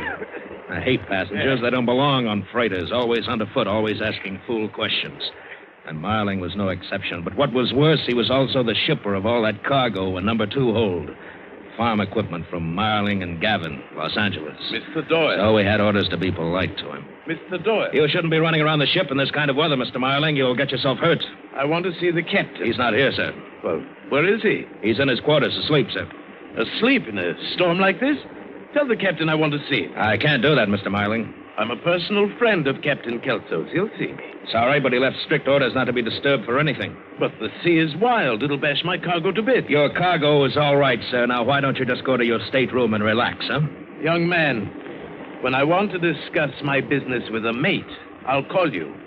When I want to talk to the captain, I mean exactly that. Now get in. If he's asleep, wake him. Wake him nuts. I'd rather kick a cobra out of his bed. Go wake him yourself. I will. And I shall also report you for your insolence. Yeah, do that.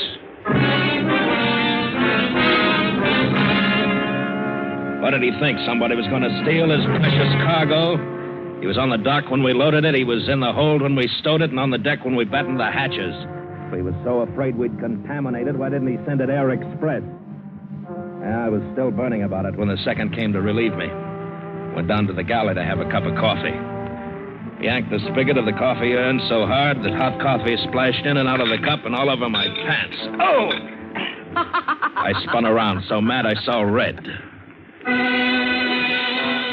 Yeah, I saw red, all right. A shining red page boy bob. And underneath it, a mocking face. And about 110 well-distributed pounds.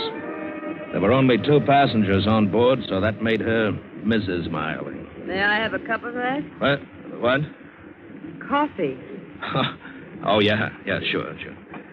Do I surprise you that much? No. As a matter of fact, I just thought that... Yes, I know. Everybody thinks that. If they meet George first. And if they meet you first? Then I warn them about George. Oh? Was he very unpleasant? Well, he got a rise out of me, if that's what you mean. Yes, he does that to people. What did he want you to do? Stop the storm? You know him better than I do. I don't think you like me. I'm sorry. I've got something else on my mind. Oh, don't be so serious. I was only kidding you. So? So? It's going to be a long trip? Excuse me, Mrs. Marling. I've got to get back to the bridge. Everybody calls me Estelle. What do they call you? They call me Doyle, Mr. Doyle. Excuse me. Oh, Mr. Doyle. Yes. I hope I haven't rushed you.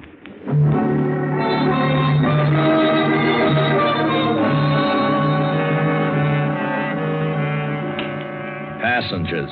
You see what I mean? They get in your hair one way or another. Only one day out, and already she was bored. Already she was looking for a way to pass the time and somebody to pass it with. Well, you can ignore the passengers, but the cargo, that's the lifeblood of shipping. So as soon as the storm quieted down, I went below to make sure it was all well secured. Number 3 hold filled with canned goods was okay. So was number 4, which carried a cargo of radios. Then I went into number 2 to see how Marling's farm implements were faring. And immediately I was glad I had. One end of a crate had jarred loose, and wouldn't do for Marling to find that. I brought my flashlight closer to check for possible damage, and that's when I saw them. Highly polished stocks of a half-dozen rifles. Farm equipment, huh? I ripped open a few more crates. Yeah, they were all the same. Rifles. No wonder George Marling was so concerned with his cargo.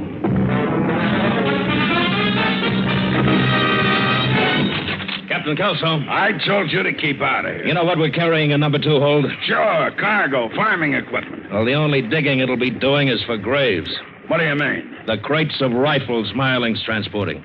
What are you doing in number 2 hold? Listen, Kelso, I signed on this ship as mate, but when it comes to carrying contraband, that's something else. The cargo's listed on the bill of lading as farm equipment. As far as I'm concerned, that's what it is. Understand, Mr. Doyle? Yeah, I understand.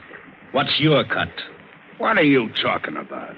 Kelso, you're just unsurprised enough. How much are Marling and Gavin paying you? If you got something definite on your mind, spring it. All right, I will. I want my share. Why, you... And if I don't get it, I might be unhappy. I might talk to the wrong people. Like, say, port officials. Why, you punk. What do you think you are? Get out of here. Get out before... Get that straight, Kelso. If I'm going to help carry trouble, I'm going to get paid for it. And you can tell that to that jerk Marling. Why don't you tell me yourself? All right, Marling, so you hurt me. Well, it wasn't my fault. He was snooping around the hold, Mr. Marling. I didn't know anything about it. Naturally you didn't. You were asleep. Drunk. He's a meddling fool. He had no right. Don't upset yourself, Captain. Huh? There's enough profit in my cargo for all of us. No reason why we can't let the man share with us, now is there? You're making a mistake. Why don't you let me handle him? You had that opportunity, Captain. We'll do it my way now. And what's my share your way? We'll talk about that. I want a third. A third? Oh, you are greedy. No, I'm afraid we can't let you have that much. Why not? There are already 3 of us in the deal. My partner Gavin in Los Angeles, myself, and the good captain here. All right, then I'll settle for a 4th. How about, shall we say, $3,000? You're really off your rocker. That hold is loaded with those crates. You better take it, Mr. Doyle. Your threat about informing the port officials won't do much good unless you get to port. See? Afraid you're not in a very good position to bargain. I'd say I was. Because you see, Marling, you either give me a 4th, or every man in the crew will know what we're carrying before night. You know what happens then? You got a big split on your hands. Everybody shares. You're a very smart man. Well, Marling, is it a deal? It's a deal.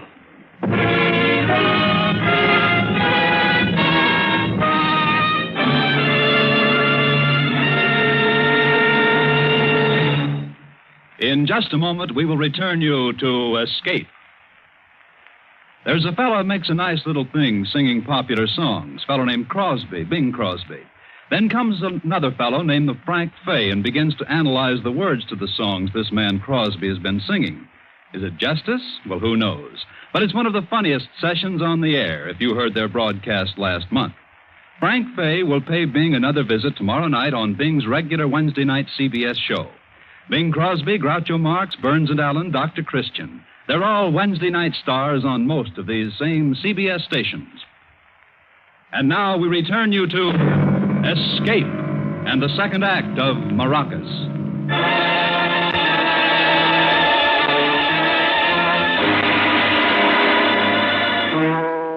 The first day of the voyage of the Bruno was drawing to a close.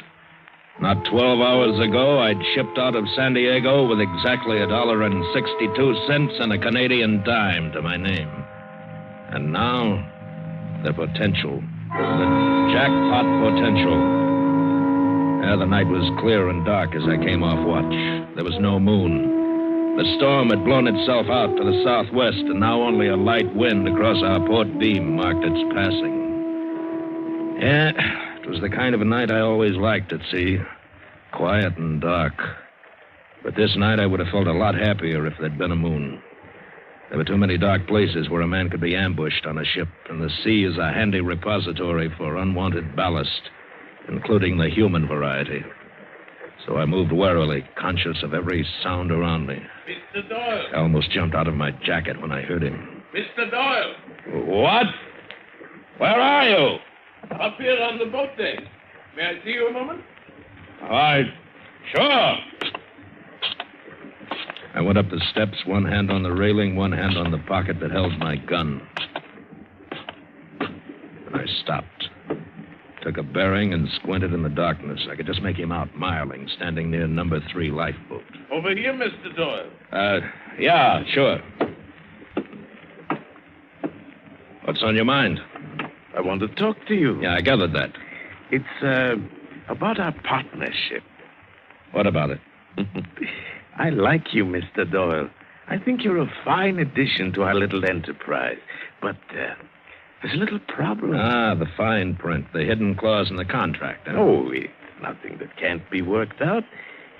I'm afraid I was a little hasty, spoke inadvisedly in the captain's quarters. Oh? While my partner, Tom Gavin, is a very reasonable man, I feel sure he would never endorse a 4-way split. You know, there's a lot of overhead to a proposition like this. It isn't all clear profit. Get to the point, will you? Isn't it obvious? We have one too many partners. One has to be liquidated. Which one? That's a decision I'll leave up to you. Captain Kelso wouldn't hesitate to do it to you if I gave him the chance. That's a charming idea, but no thanks. I'll run your guns, but you handle your own liquidation. Then I'm afraid you leave me no alternative, Mr. Doyle. What? Keep your hands up and be good enough to move back. Hey, now, wait a minute. Get over there between the lifeboats. I hadn't even seen him reach for a gun, yet there it was, pointing into the pit of my stomach as he forced me backwards between the lifeboats where there's no railing. If only I could get to my gun, I'd have a shooting chance. I didn't know what the sound was, but it startled Merling just enough for me to pull my gun and hit the deck. His bullet went mild, mine found its mark. But he'd made the choice for me. Murder or be murdered. And I'd have to explain it. I wondered what I would tell them, but nobody saw it. Maybe nobody even heard it. Maybe I could just keep my mouth shut. Maybe the wind had carried the sound away. I moved quickly across the boat deck and stumbled over a davit crank handle. This must have been the cause of the sound that startled Marling. This was the thing that had saved my life. I stooped down to pick it up and became conscious of something else. A foot. A foot in a spiked-heeled sandal. Mrs. Marling. She stared at me without expression. I didn't know how long she'd stood there in the shadow of the ventilator. I tried to bumble out some kind of an explanation of how it had happened, how it wasn't my fault. I didn't know how much she'd seen, but I stopped abruptly when I heard him coming up the ladder, bellowing like a bull. Who's up there? What's that shooting about, huh? Oh, it's you, Doyle. What are you... Miss Marling, what are you doing up here? Where's Mr. Marling? What happened? George had an accident. He fell overboard. What? He was drunk. He didn't know what he was doing. He would have killed me if Mr. Doyle hadn't happened along and interfered. Yeah, but I heard shots. That was George. When he lost his footing, his gun went off. Twice? Yes, twice. I suppose you'll have to make some kind of a record of this in your logbook.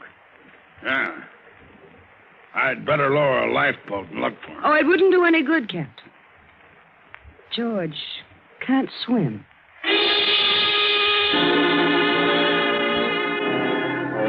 I watched Kelso walk away. I knew he didn't believe any of it. The minute he was out of earshot, I turned to her. What did you lie for? Why didn't you tell the truth the way it happened? What do you care? You're in the clear. I don't like the way you did it. Well, it's done, so forget it. You ought to be grateful to me. What for? I saved your life. How do you think that thing got on the deck, that handle? You mean that That's right, I threw it.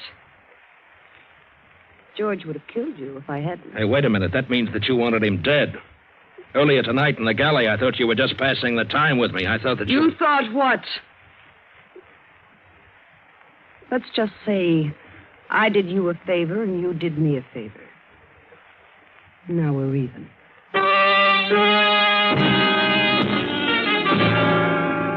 The bereaved little widow. She made that sea scum Kelso look like a choir boy. I don't know what she had in her vicious mind, but it wouldn't be good. Not that it made any difference to me. I had only one interest only, my share of the loot. Now that Marling was dead, the split should be bigger. And then I remembered. I'd done a stupid thing. I'd ripped open quite a number of those crates in my hurried inspection of the cargo, and I hadn't crated them up again. Those shiny rifle butts were visible. We couldn't risk port officials seeing them. I hurried into number 2 hold and was busy nailing up the cases when Kelso came down. Counting your chickens? Just protecting my investment. You've gotten around an awful lot tonight, Doyle. I'm an active partner. Yeah? Well, if you want to stay that way, you'll take orders from me. Marling's gone. It's every man for himself now. I don't like you, Doyle. That's mutual. That was some cock and bull story you and her cooked up. You heard her tell it? I've known Marling for years. I know he never touched a drop of liquor. Talk to her about it. That's the trouble. I can't prove a thing. But you watch your step, Doyle. Don't you get any idea you can cut me out like you cut him out? Yeah, well, I'm going to watch you too, Kelso. I'm going to watch you close. You can quit fighting over it, boys. There isn't going to be any money to split. What? The cargo's already been paid for. Tom Gavin collected for it in Los Angeles before this ship ever sailed. Marling told me it would be paid for at the end of the run. Marling promised George promised a lot of things. And George isn't here. You never intended for him to reach the end of the run. Is that it, Mrs. Marling?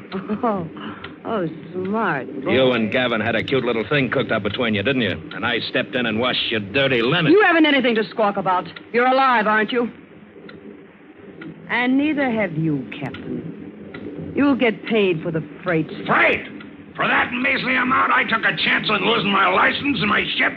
Freight? I ought to... Keep away from me! All right, leave her alone. I said shut up. If she thinks she's going to get away with it... Shut up! Now listen. You hear that? Listen, it's ticking. Only 2 things tick, a clock and a time bomb. Here we've been shouting, screaming at each other as the minutes ticked away. And now we wildly fanned out with flashlights, trying to track down the source of the sound. Fighting time. Minutes, maybe seconds. I was the one who had found it. Planted in one of the cases of rifles I'd opened. Enough TNT to blow the whole ship apart, and us with it. We held our breath, white and tense, as I pulled the clock mechanism away from the detonator, dismantling the bomb. And there was only one person who could have done it, the one who insured the cargo, the shipper. Marling had been on board, so it had been Gavin. How do you feel about your Mr. Gavin now, Mrs. Marling? How do you like being a sucker along with the rest of the boys? You're right. I'm the biggest sucker of all. No wonder Tom was so sure George would never come back. And do you know how he roped me in? With the oldest cliche in the world. He was going to marry me when I came back in my widow's weed. Never mind the broken blossoms. What about us? We're carrying contraband and all the risk that goes with it, and not a nickel for any of us. If you two have finished feeling sorry for yourselves, old man Kelsey'd like the floor. There's no law of gravity that says this cargo has to go to Santa Gordo, is there? You've got an idea? Sure, I got an idea. But I'm boss. You understand, Doyle? If you've got an idea. Okay, Mrs. Marling? All I want is a chance to see Tom Gavin squirm. You'll get it, I promise you. You gotta be enterprising in this business, Doyle. There's more than one way to turn a buck, and there's more than one side to a revolution.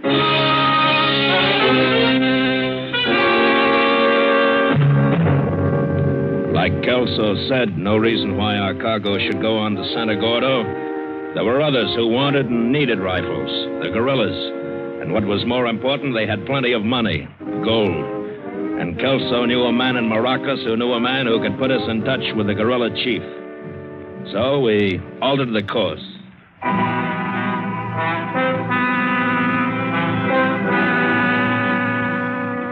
Ten days later, we steamed through the Gulf of Teresa and entered the obscure little Bay of Maracas. Estelle, we were partners now. I dropped the Mrs. Marling. Kelso and I, three ill-assorted people, went ashore to make the rendezvous. We walked up a steep, winding hill to a little cantina. And just as Kelso had promised, his friend's friend had made the contact. All we had to do was wait. Yeah, it was a hot night, so we sat in the picturesque little patio. And then we heard them. First, it sounded like a roar of thunder from over the horizon. And then it took form. First a boisterous cloud, and then distinct shapes. Horsemen, a dozen or so, shooting and whooping as they galloped up. A gang of renegades, unshaven, sweat-stained, each fiercer looking than the other. All wearing crossed cartridge belts, sombreros, and sporting firearms of assorted caliber and make.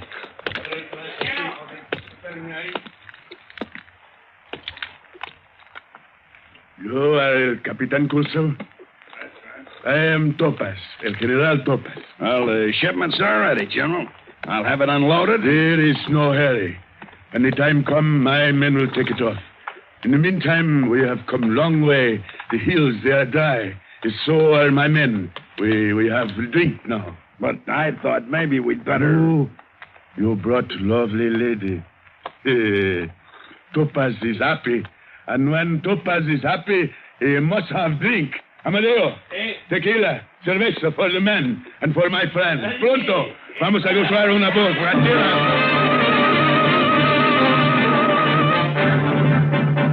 I've never seen so much liquor consumed so fast. Tequila and cerveza, a violent combination. And it had a wild effect on them. The more they drank, the more uncontrollable they became. Shouting and shooting glasses and popping at the cobblestone parapet. We began to have an uneasy feeling. We wanted to conclude our business quickly, unload the rifles, get paid, and get out.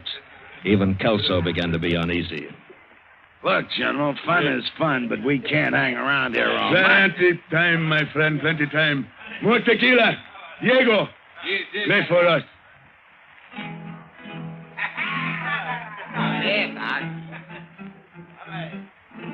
Senorita, is this not nice?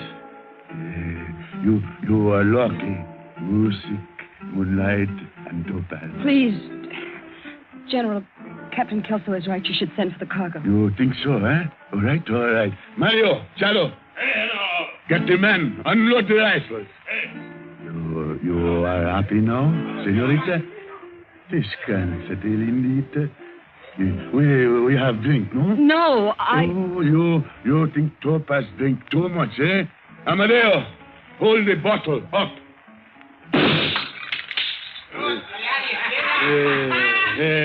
I must be drunk. I hit the bottle, not the cork.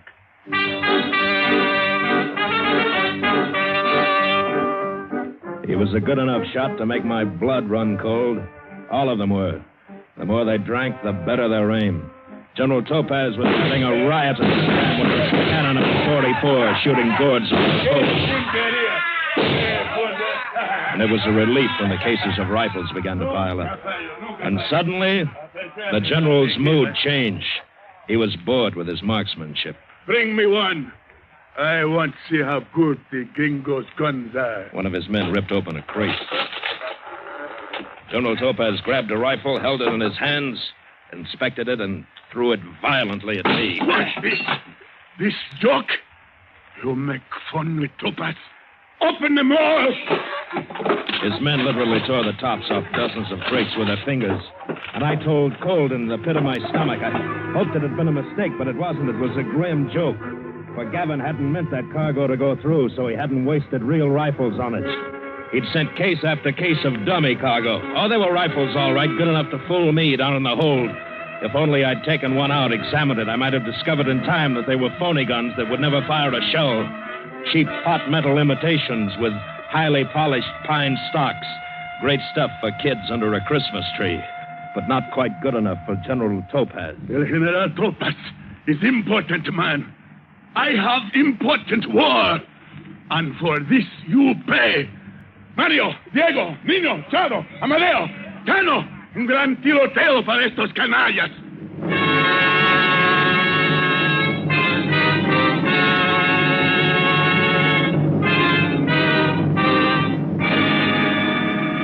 And so it's dawn. And we three, Estelle, Kelso, and I, are standing here in the patio.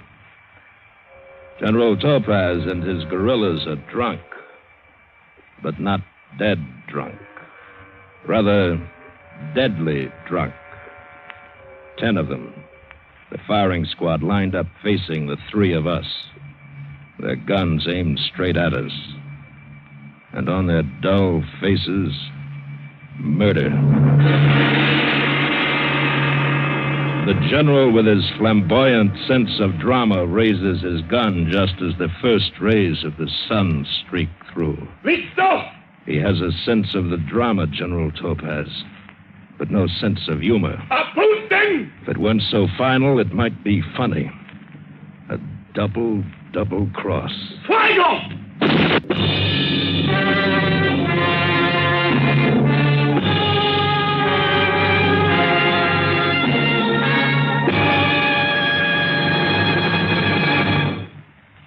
Escape is produced and directed by William N. Robeson. Tonight we have presented Maracas by John and Gwen Bagney. Featured in the cast were Bill Conrad as Doyle, Ted DeCorsia as Captain Kelso, Joan Banks as Estelle, Paul Frees as George Marling, and Juano Hernandez as General Topaz. Special music was arranged and conducted by Del Castillo. Next week. You are on a schooner in the South Seas, and dead ahead lies the island of Falota, and the most desperate man of this lawless region. You have never seen him, but you have sworn to kill him.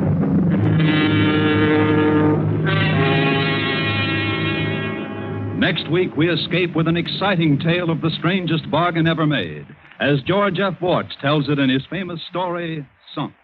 Goodbye, then, until this same time next week, when once again we offer you Escape.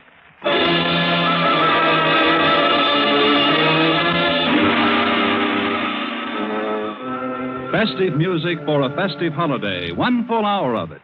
That's the treat in store for you when you tune in to Thanksgiving Day Festival over these same CBS stations. The Choraliers and the Symphonette combined talents for this great show, plus Leonid Hambro, pianist, Oscar Shumsky, violinist, Bambi Lynn, young Broadway star, and many other favorites. Remember, 5 p.m. Eastern Standard Time on Thanksgiving Day for the whole family, the Thanksgiving Day Festival over the entire CBS network. Now stay tuned for Hit the Jackpot, which follows immediately on most of these stations. This is CBS, the Columbia Broadcasting System. 10 p.m. WLOBA, Boulevard Watch Time. From all of us here at Escape Radio, thanks kindly to our sister station, CBS. Now then, let's see if you're true masters of classic radio.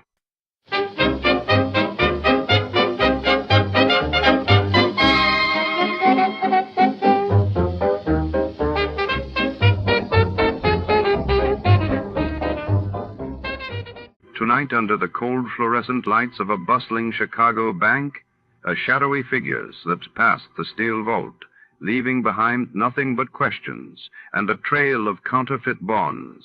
In a city where trust is currency and deception is everywhere, Detective Malone races against time to unmask a mastermind hidden in plain sight. Who orchestrated the perfect fraud beneath the city's skyline? The answer lies among the silent ledgers and whispered secrets. Before to start, let's see what happened the day it was broadcasted. It was February 14, 1952. That day, King George VI was laid to rest in London amid global mourning, while in New York, a record-breaking snowstorm paralyzed the city's transit and daily life. From Hollywood, it's time now for John Lund as Johnny Dollar. Niles Hartley, Johnny, Columbia Live. Niles, how are you? I thought you were in Chicago these days. I am. This is long distance. We have one here that's a pip. Tell me about it. One of our brokers wrote a $50,000 straight life policy on a man named Lane. Mr. Lane up and dropped dead a couple of days ago. Uh-huh. And you'll never guess why. Why? He starved to death. What? Honest. He died of malnutrition. A man could afford to buy that much life insurance, but he couldn't buy himself a hamburger? Interested? Very. Get yourself an airplane, boy. I'll be waiting for you.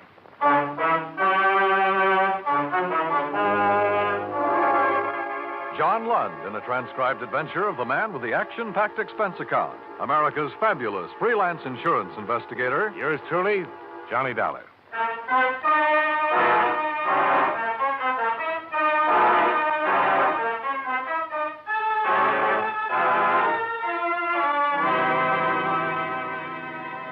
Expense account submitted by Special Investigator Johnny Dollar to the Columbia Life and Accident Insurance Company, Meston Building, Chicago, Illinois.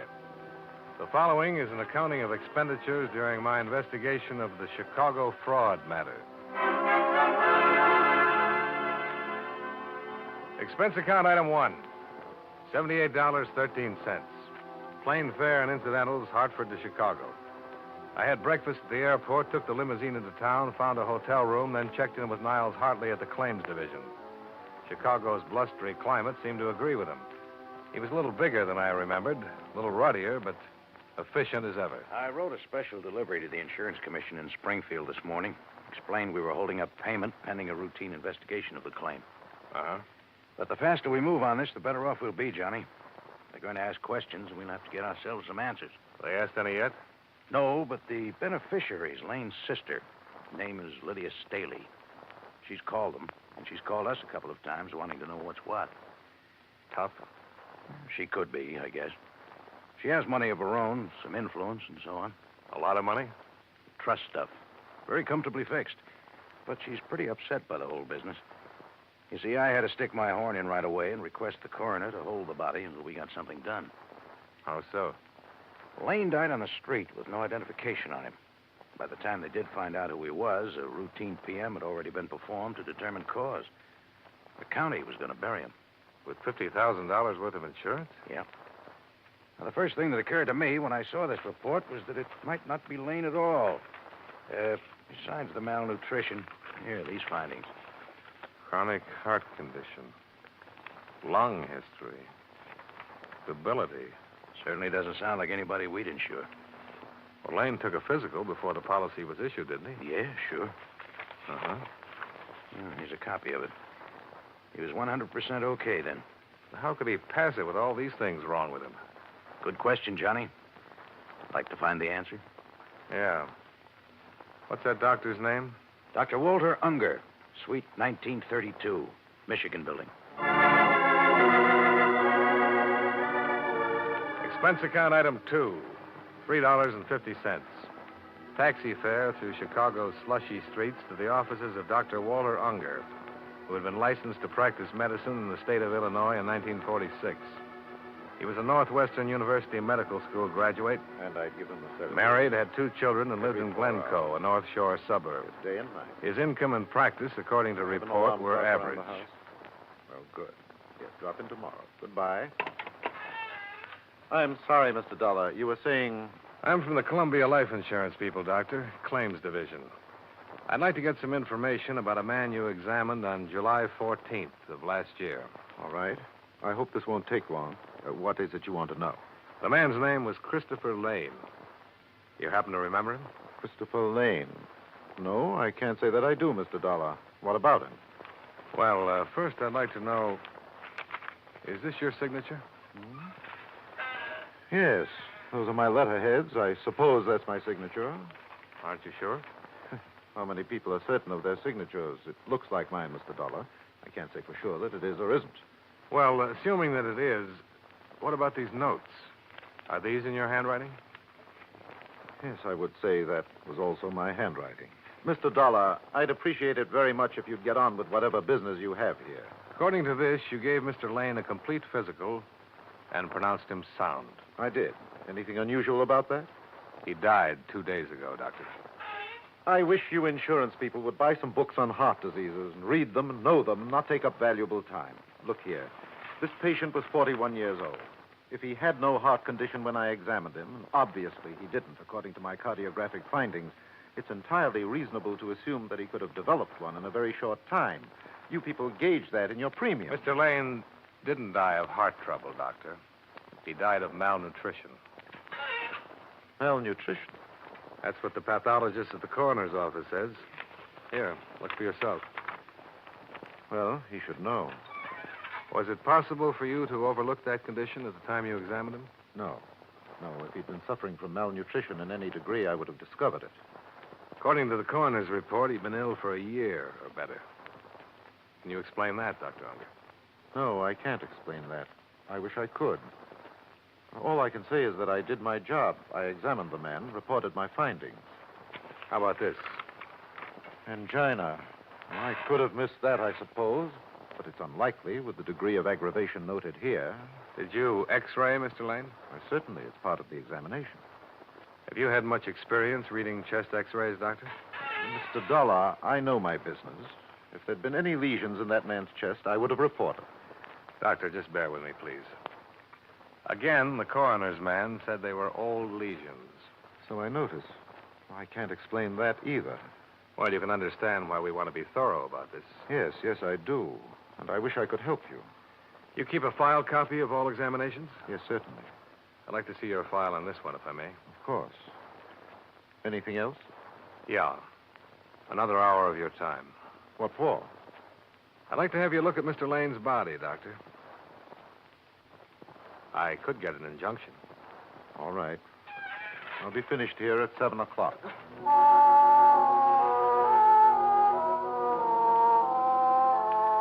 Expense account item 3, $6.50, more cab fare. To and from City Morgue. Dr. Unger viewed the mortal remains of Christopher Lane and was unable to state definitely whether he'd ever seen the man. The next day, all of the personnel connected with Dr. Unger's office made a trip to the morgue. None of them recognized the body either. However, I had better luck with the elevator operator in Lane's apartment building.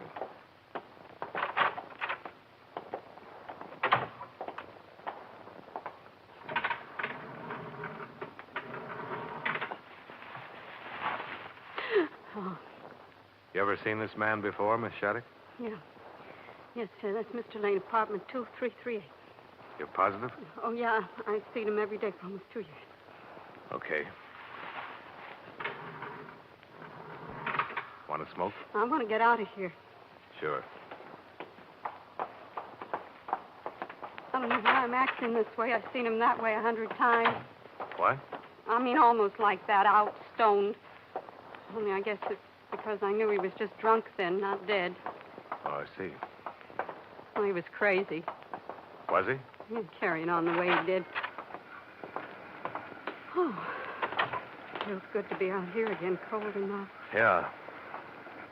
I'll take that smoke now, Mr. Dollar. Oh, sure. Thanks. Yeah, he used to get up around 10 every morning. I'd take him downstairs. He'd look awful, but he was always kind of nice, polite, you know. Mm-hmm. He'd go out to the store and come back in a little while with a sack of groceries, a pint of milk for his cat, some donuts for himself, and some booze. Then he'd just lock himself up in his apartment, stay there all day. Drinking? Oh, yeah. Fried to the ears by noon. I think it was wine.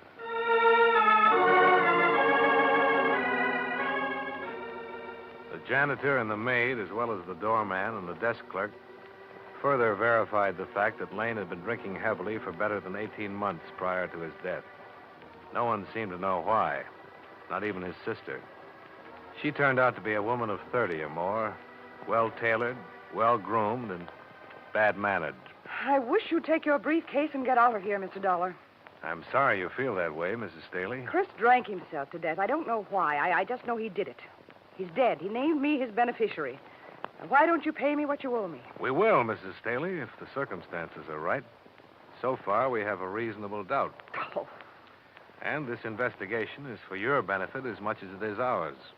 What do you mean by that? When we've satisfied ourselves one way or the other, your claim can be settled. Well, what is it you want to know? I haven't seen my brother in over a year. I can't tell you anything about him. Were you on good terms with him? Of course I was. Left me his insurance money, didn't he? Understand you're a widow, Mrs. Staley? I don't see what bearing Do you that have any has... dependents? No children, if that's what you mean. And the insurance money would have gone to you alone? Let me correct you. The money will come to me alone. I don't know what you people think you can do trying to weasel out of this, but I've already spoken with my attorneys, and they've advised me to sue for an immediate settlement. Are they aware of the facts of this matter? They certainly are. And they still advise you to bring suit? They certainly did. Well, perhaps I can save you some fees and them some time. Who are your lawyers, Mrs. Staley? Never mind. You'll find out soon enough. All right. I'll tell you what I'd tell them. You can pass it on. Your brother could have died quietly in his bed one night, and any doctor would have pronounced him a heart failure, and your claim would have been good. But he made the mistake of dropping dead on a public street, and the police took over. And before he was properly identified, an autopsy had been performed. Yes, and I'm going to sue the city for And from that autopsy, we know your brother couldn't possibly have passed an insurance examination. But he did pass it, Mr. Dollar. He came to me the day after he'd taken the exam and told me I was his beneficiary. You said you hadn't seen him for over a year. He took the exam last summer. All right. I saw him that one time. He might have come to you, but he didn't come to you about passing that exam. Now, listen here. Your brother never took that exam. What? Someone went up to the doctor's office and took it for him. Mrs. Staley, we aren't fools.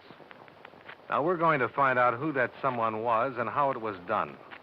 We're used to all sorts of tricks in this business, and all sorts of bluffing, too. You can sue us for settlement. You can sue us all over the place. With what we have right now, we just love to meet you in a court. I'm talking facts to you, Mrs. Staley, and I wish you'd talk them to me. Get out of here. Get out of here, you cheap snooper, before I call a policeman and have you thrown out.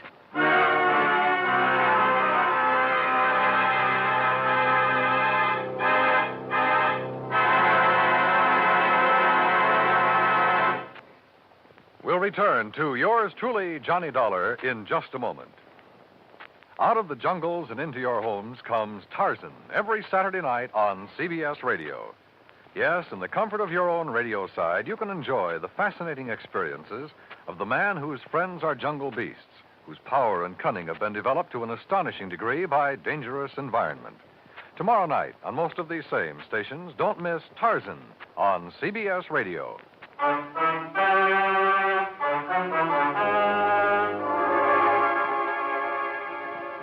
Now, with our star, John Lund, we bring you the second act of yours truly, Johnny Dollar.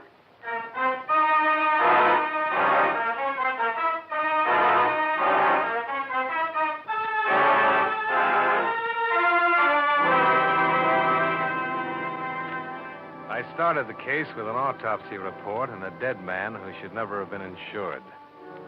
The doctor who examined him and passed him couldn't explain why. His sister, the beneficiary, explained even less. I left her under the surveillance of a leg man provided by Niles Hartley and decided to talk with the insurance broker who'd written up the policy. His name was Rutherford, and he looked insurance from the top of his iron gray hair to the tips of his highly polished brown shoes.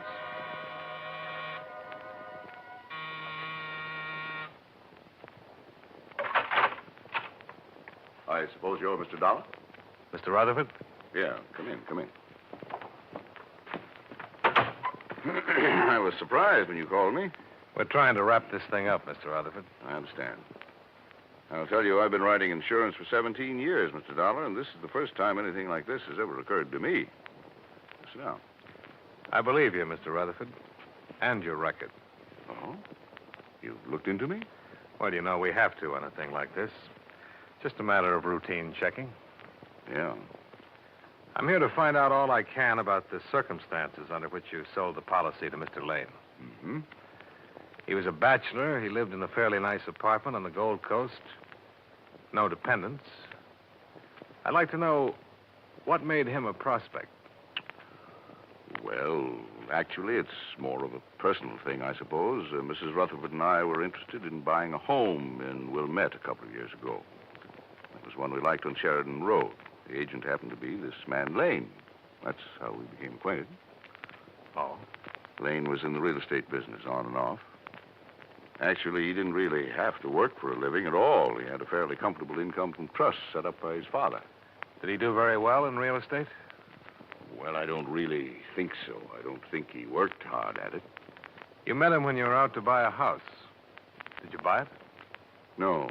My wife died suddenly, and I had no need to buy a house. But he bought insurance from you. Yes, eventually. You say this was a couple of years ago. Mm-hmm. Did you try to sell him right away? Oh, I don't recall. I called him now and then, had him over for dinner. I was surprised, frankly, when he decided to buy. Uh-huh. What kind of a man was he? What do you mean? Well, your opinion, Mr. Rutherford.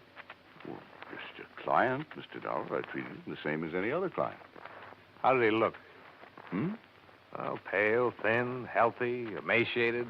What? He looked fine to me. Hmm. I noticed you arranged for the examination. Yes.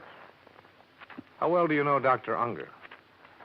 Just slightly. You know, the physician is supposed to be an impartial third party, and when a client has to be examined by a physician, I send him to Dr. Unger, that's all. I get a Christmas card from him every year. I see. You say you had Lane over for dinner a few times. Yes, when my wife was alive. Did he drink much on those occasions? I don't recall. Why?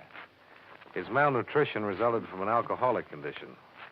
All drinking, no eating. Lane, an alcoholic? He sure was. Had been for years. Can I use your phone? Well, yeah, help yourself.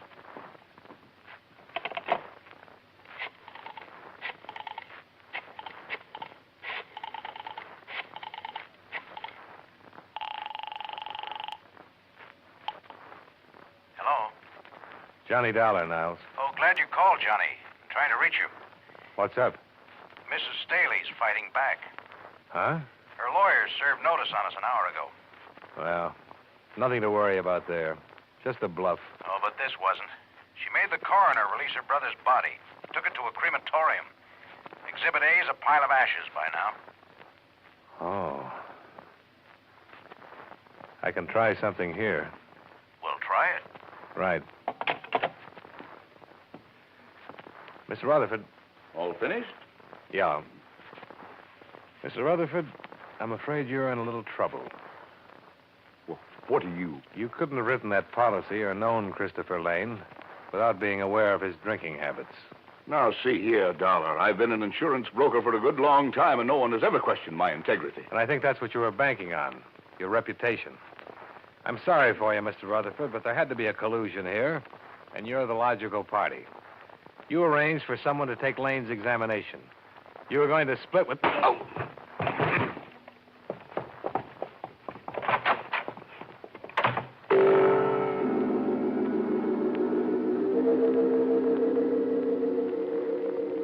In the 3 minutes it took me to get my breath inside of me and my feet under me, he was well away and out of sight. I used his telephone a second time. I told Niles Hartley what had happened and then made a beeline for Lydia Staley's place. What do you want? I'm here to tell you about all the trouble you're in, Mrs. Staley. Rutherford's given it away. Given what? What are you talking about? About an insurance policy that was written up and issued in your brother's name under fraudulent circumstances. You're the one who stood to gain most, but you had to have help to pull it off. Rutherford helped you. I don't know anybody named Rutherford. Now, look here, you look here. Rutherford just slugged me and beat it. But he isn't going to run far. Principally because he doesn't know how to run. He'll cool off, and he'll begin thinking about all this business in a new light. A few minutes ago, it dawned on him what he'd done. He'd kicked his whole lifetime right out the window. He's been found out. He's lost all around. And he's going to be mad. And you're the one he's going to be mad at. I told you I don't know anybody named Rutherford. Well, then I'll tell you. He'll probably want to kill you. Oh, Do we talk now? I don't see why. I've done nothing wrong. Who took that physical for your brother? He took it himself. You got your brother drunk enough to sign the insurance papers, didn't you? I had nothing to do with them. Okay, Mrs. Staley. We'll get it all from Rutherford. Yes. Why don't you do that? In the meantime, I hope you sleep well, knowing what you've done. I've done nothing. And you'll never prove any of these things you've been saying. Never. And for 2 days, it looked as if she might have been right. There was no way to involve Mrs. Staley without a statement from Rutherford. In the name of the company, Niles Hartley filed charges on attempted collusion against him, and a warrant was issued. The Chicago police were unable to find him anywhere. His apartment was watched 24 hours a day, as well as Mrs. Staley's residence. The case was stalemated. We couldn't locate Rutherford, but he found us. Johnny Dollar. This is Earl Rutherford. Where are you? Never mind. Dollar, they all know about me around Niles' office, huh? Just Niles and me. I'd like to explain some things to you so you can pass them on to Niles. I'd like him to know why I did it, and, before I leave town. You won't get far. There's a warrant out for you. I can get away, all right. Rutherford, Columbia doesn't want to prosecute you on these charges. The notoriety would be bad for them. If you'd make a statement, sign it, I think I could talk them into dropping the whole matter. Maybe we'd better get together. Come on over. No, I'll meet you at the Dearborn entrance to the Drummond. 15 minutes? I'll be there. Right.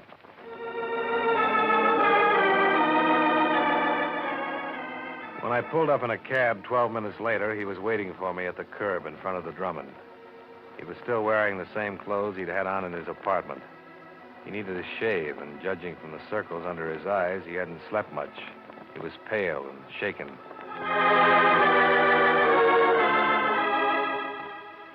Expense account item 4, 51 cents.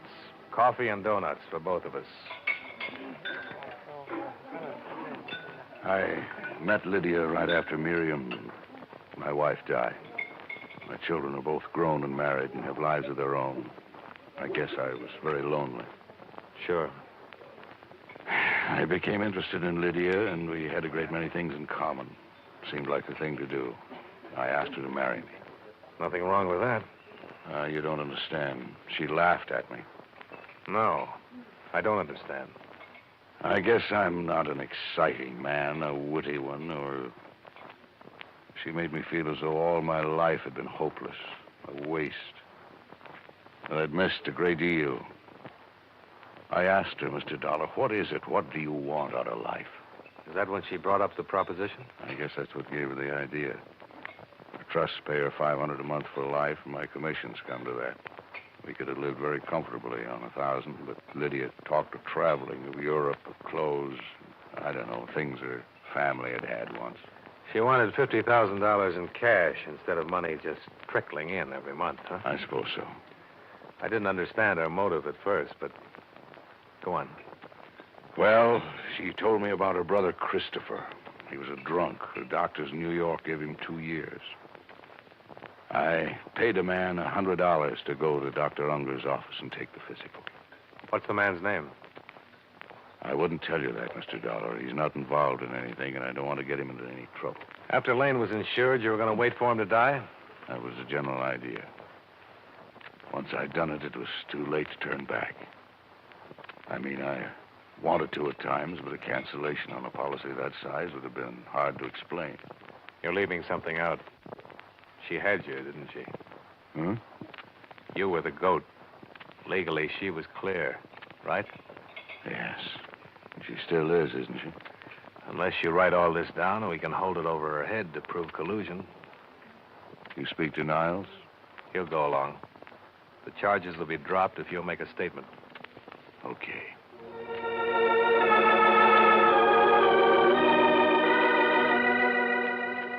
Enclosed Crews find notarized statement of Earl Rutherford explaining his part in the attempted collusion regarding policy 678JN23L.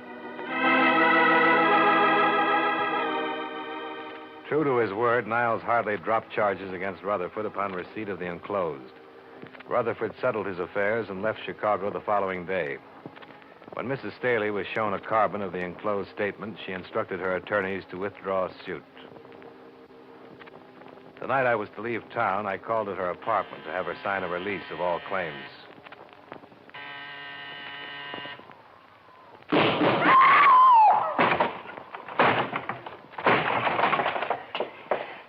Help me, Mr. Dollar. Which way did he go? Help me. Please help me.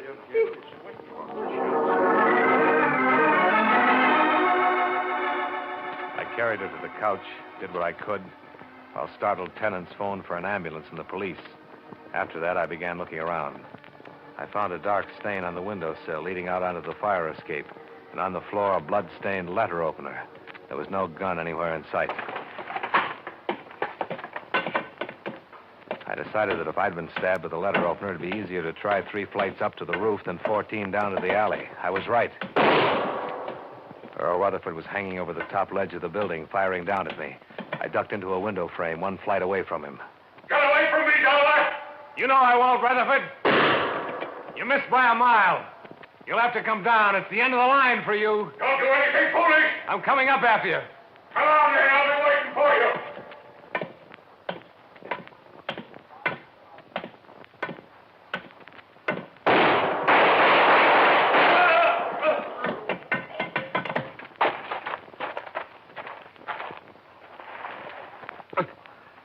Good shot, Dollar. Can you walk? No. Why did you do it, Rutherford? You were clear. You were free. You didn't have to... I didn't tell it all, Dollar. She told me tonight. Laughed at me. Said she was planning to run away with someone else when she got the insurance money. Oh, I see. She just used me all along.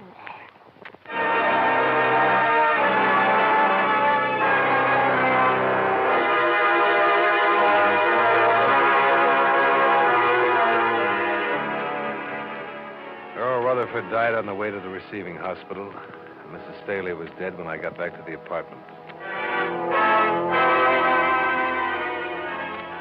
Expense account item 5, $53.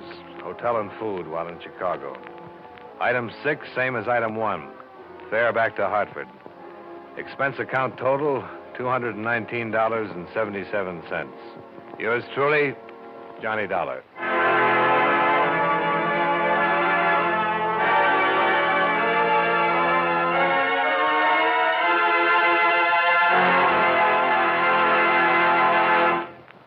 Yours truly, Johnny Dollar, stars John Lund in the title role and was written by E. Jack Newman with music by Eddie Dunstetter. John Lund can currently be seen in the Universal International picture Just Across the Street. Featured in tonight's cast were Jack Moyles, Edgar Barrier, Peggy Weber, Mary Lansing, and John McIntyre. Yours truly, Johnny Dollar, is transcribed in Hollywood by Jaime Del Valle.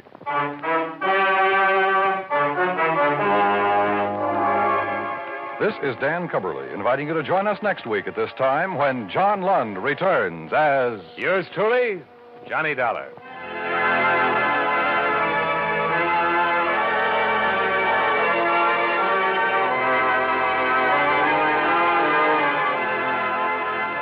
If you like your thrills to be real, your adventures to be true to life, Gangbusters is the show for you. Every Saturday night, most of these same CBS radio stations bring you Gangbusters, full of action, bravery, and realistic excitement. Listen for new thrills on Gangbusters, straight out of life, every Saturday night on CBS Radio. America now listens to 105 million radio sets and listens most to the CBS Radio Network.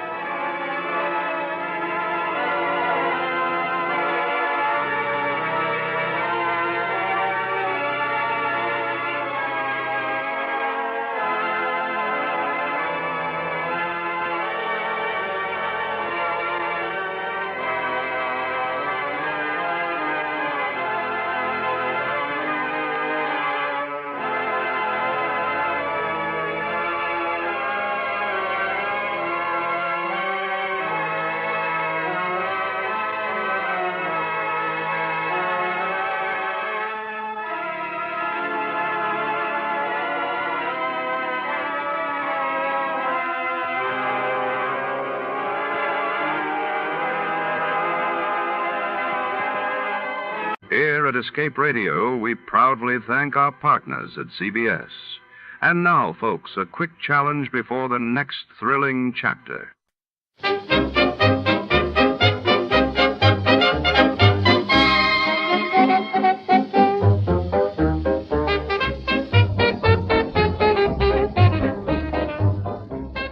Tonight in Out of This World, Audition, our story unravels within the dimly lit soundstage of the legendary Republic Pictures Studio, Los Angeles, 1947. Beneath the glare of hot spotlights and between the maze of film sets, a desperate actress vanishes during a high-stakes screen test for a new science fiction blockbuster.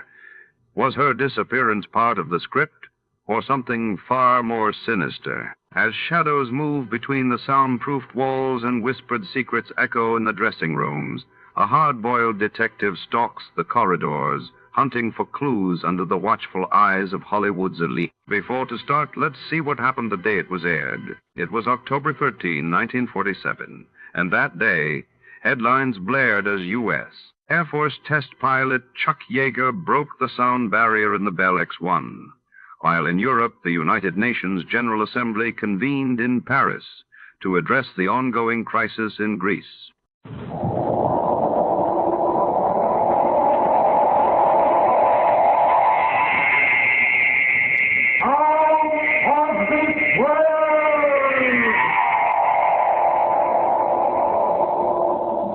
If you really want to know what happened, Inspector, ask Toby.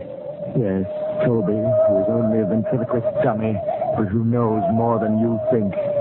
If you want to hang me, let him be a witness.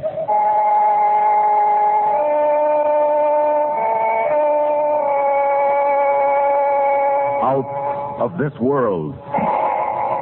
Columbia's parade of outstanding stories of those moments when reality turns to illusion, when fancy becomes fact, sharp, shocking fact. Tonight, a remarkable adventure from the successful English motion picture Dead of Night. A story which, for the next half hour, will take you out of this world.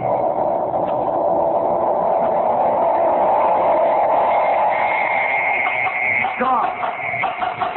Stop! Here now, Tompkins, here now. Enough of that noise. You're disturbing all the other prisoners. God, tell me where's Toby? What have they done with my Toby? Ah, so it's Toby again, is it? Now stop all that fuss about the dummy. I warned you before any more noise in that solitary confinement for you. But I must see Toby. Oh, God, I'll pay you anything if you bring Toby to me. Ah, you ventriloquist, a queer one. All this fuss about a talking doll. He's not a talking doll. Don't you understand? He's Toby. Where is he? What's happened to him? How should I know? Probably safe enough. The inspector will take care of him. Well, you tell the inspector to send Toby back to me.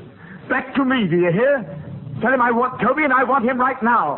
Sure. Inspector Dodds will be happy to do anything you say. You're an impertinent fellow.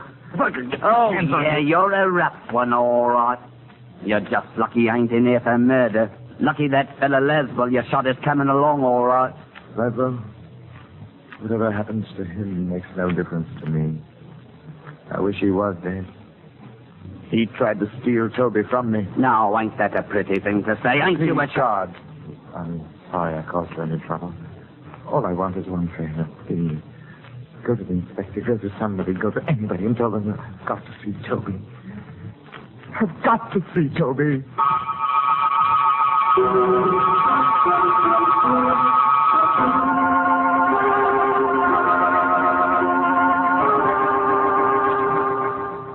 Tompkins, Inspector.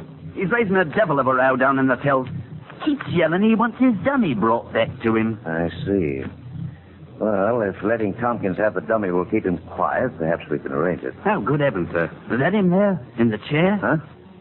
Oh, yes, that's Toby. How cool. Sits up in the chair real lifelike, don't he, Inspector? Amazing, ain't it? It's fantastic that a man could be attached to such a thing. Queer how Tompkins keeps saying, if you want to know why he shot Laswell, ask the dummy. He's an odd one, all right. Imagine asking anything from the likes of this. Such a blank, idiotic little face he's got. Yeah. So you're Toby, are you? So it's you that's responsible for all the trouble I'm having with your master today. Poor Mr. Tompkins. If I wasn't a mild man, I'd change that smelly smirk on your face. I'd give you a real sad look, I would. All right, now hold on there. Do you think that stick of wood will answer you? Eh? Oh, you know very well only a ventriloquist can make a dummy talk. Well, sorry, sir. I guess I did look a bit foolish. Yes, so before we all do, we'd better get to the bottom of this. God, bring Tompkins up here. Time we had a little talk.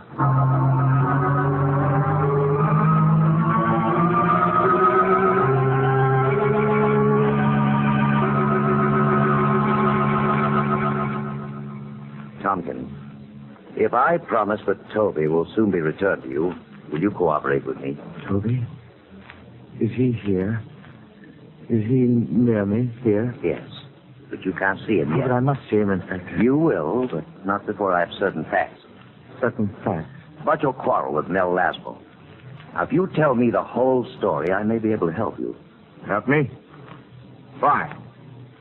Why should the police help me? Because it's part of my job. Yes, but you've done your job. I've admitted I shot Laswell. I did it. What else matters? Your motive. He tried to steal Toby from me. Isn't that motive enough? Tompkins, I really can't understand you. Understand? Of course you can't understand. I wouldn't expect you to. You've never spent years, endless years, playing shoddy, cheap music halls, starving out at the elbow because you couldn't find a partner who understood you. You never toiled day and night for weeks on end, creating somebody like Toby who could go to the big time with you.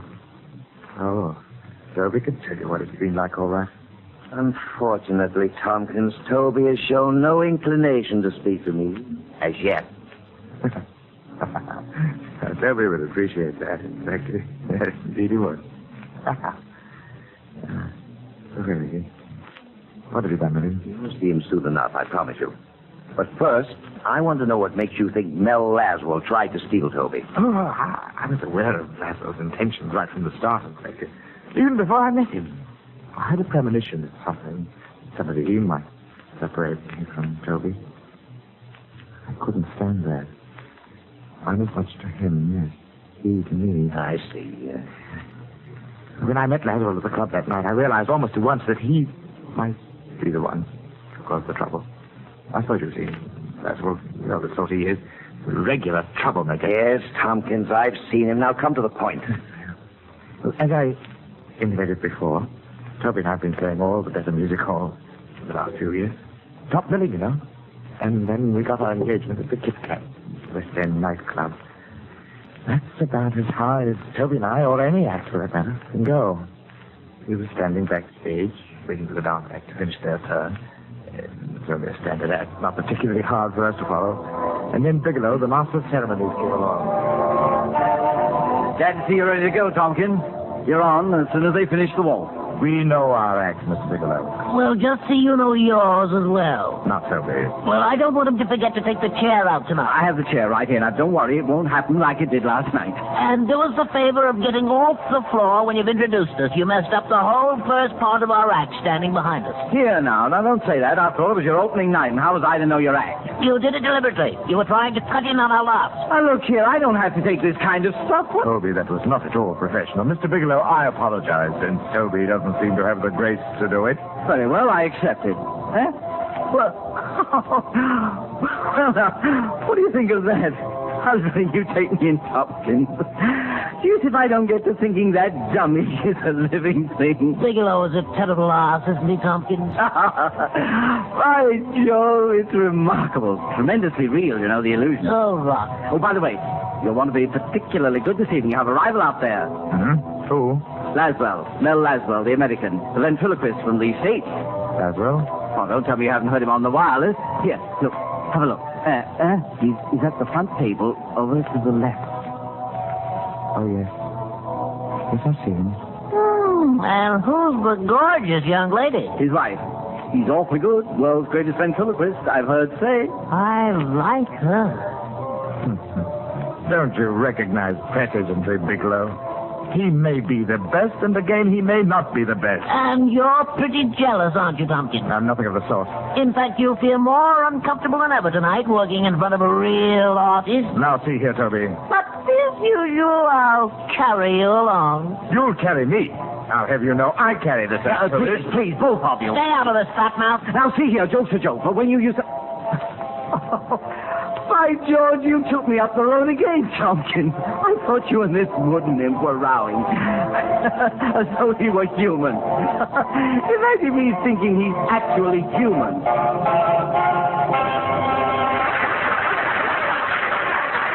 Stop blabbering, rubber. Let's get out there and bring us on. Yes, of course. And don't forget the check. Wait. Oh, here it is. Look, I'm going to introduce Glasgow before I bring you up. Must you?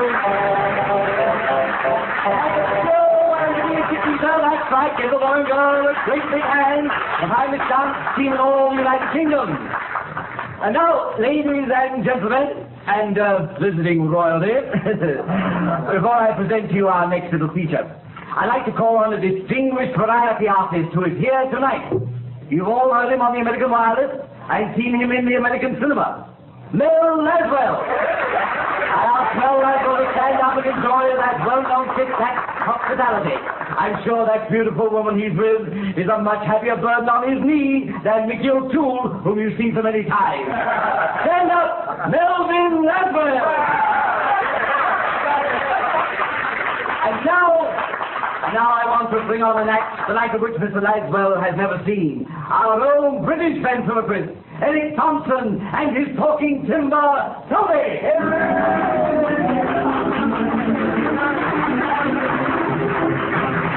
Well, good morning. Hey, Tompkins, go easy on that morning stuff. How come, Toby? Well, that man over there looks like the truant officer. Why, that shouldn't bother you, Toby. You've been a very good boy, haven't you? Why, yes, but I'm out of school. Out of school? Why?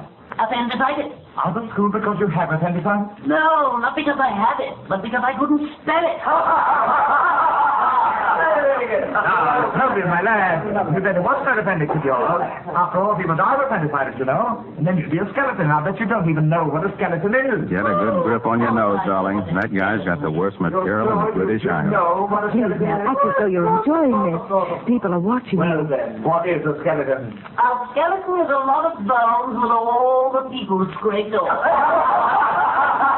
You know, Toby, I saw a very strange thing the other day. Toby, are you listening to me?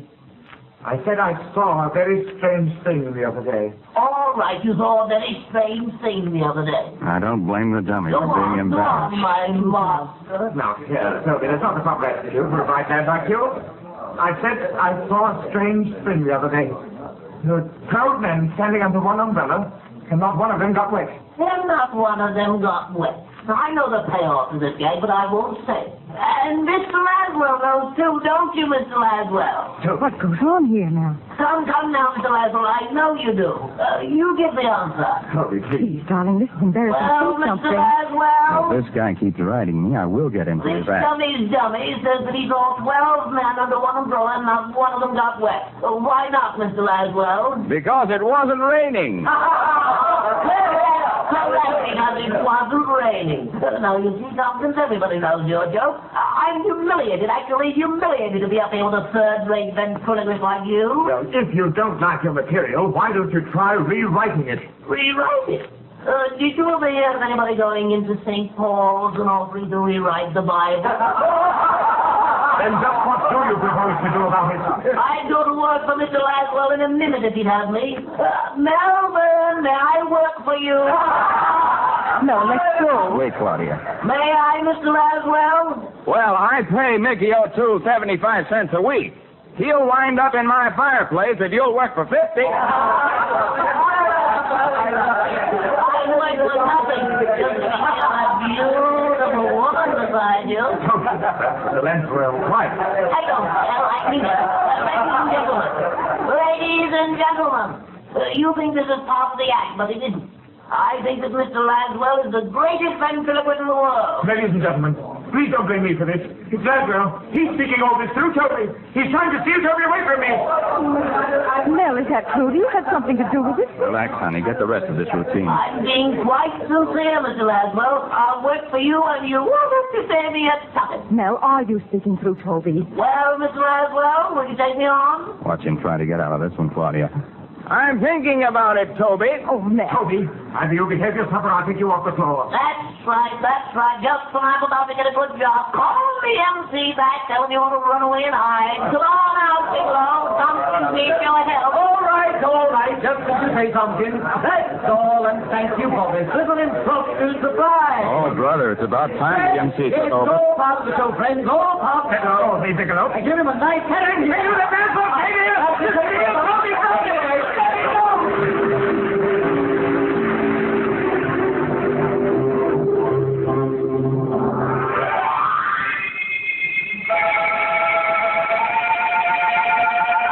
That's how I knew, Inspector, that Laszlo had taken more than casual notice of Toby. Oh, I could have forgiven him for his interference on the floor of the club. That might have been mere professional discourtesy. But there was something else in Laszlo's attitude that made me fear the man. It was his personal interest in Toby. Now, he wanted to separate us. I became certain of this later when he came back to my dressing room pretending friendliness. Anyone in there? Who is it? No, right, well, Tompkins. Mr. Laszlo. Well? Oh, how do you do? You mind if we come in for a moment? All right. Please do. This is my wife, Mr. Tompkins. Mrs. Laszlo. Mr. Tompkins? Won't you sit down? Throw those dressing gowns on the floor. Thank you. Well, so this is your boy. Nice carving job. I'm very handsome. Don't you think so, Mrs. Laswell? Well, you certainly are, Toby. Tompkins, I've been curious to know who made him for you. Don't put your hands on him. Oh, well, I prefer that you left Toby alone. Well, certainly, you needn't worry. I'm quite handy with dummies myself. You certainly surprised me with that little act out front. Your own part in it surprised me, Mr. Laszlo. Oh, believe me, Tompkins, I never... You didn't intended say anything. You'll see, Mr. Laswell, Tompkins' attitude requires some sympathy. He's quite aware he's not our equal. Keep quiet, Toby. Tompkins, how far does this gag go? That depends on you, Mr. Laszlo, and on just why you came to my dressing room. Oh, only professional courtesy. If you've come to make some sort of a bargain for Toby, I am not going to permit it. Now, wait, Mr. Tompkins. I will not Yes, have it. wait, Tompkins. I will not permit it. Whatever the Laswells have to say to me is my affair. You might even pretend you're a gentleman and make a grateful exit. Toby, if you're trying to make me look ridiculous... I'm succeeding. Yes, I know. Now go on over behind the screen and get your makeup off. Very well, Toby, but I warn you... Beat it! Pay no attention to him, Mrs. Laswell. I don't. Well, I don't understand. This fellow's amazing. Not at all. He's stupid, really. Constantly interfering in my affairs. Mrs. Laswell, now that we're alone, may I tell you something? Something I'm sure you've heard before. What is it, Toby? That you're very beautiful. That I'm very fond of you, Mrs. Laswell. Oh, now, look here. And whatever Tompkins thinks, Mrs. Laswell, you're really a very nice woman. Well, I'll be... No, I don't like this. Tompkins. Yes? Come out here. Well, what is it? How far do you want to carry a joke? A joke? Either you apologize to Mrs. Laswell Apologize? right For what? now, for the last crack you just made through Toby. Did I? Listen, you... Really, Mr. Laswell, I don't know what you're talking about. Mel, darling, let's get out of here. You're not going to leave me, are you, Mr. Laswell? Please don't. You're an awfully funny fellow, Tompkins. Don't blame me for all this. Take me with you, Mr. Laswell. I just want to be near her. If you're afraid I'll make love to her, you needn't worry. I wouldn't. Tompkins, this is the most disgraceful demonstration I've ever heard. What can I do about him? Mel, please, come on. I love her. I'll do anything if you'll just let me go with you, Mr. Laswell. Anything. All right, Tompkins, you asked for it. Oh, no, Mel, don't hit him. Don't hit him.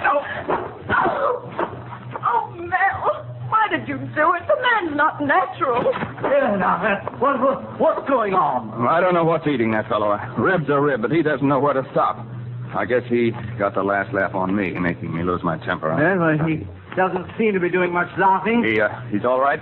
It's a bit done in. Can't say he didn't have it coming, though. Oh, darling, I'm glad he didn't break the dummy when he fell. And you do care what happens to me. I love you, Mrs. Laswell.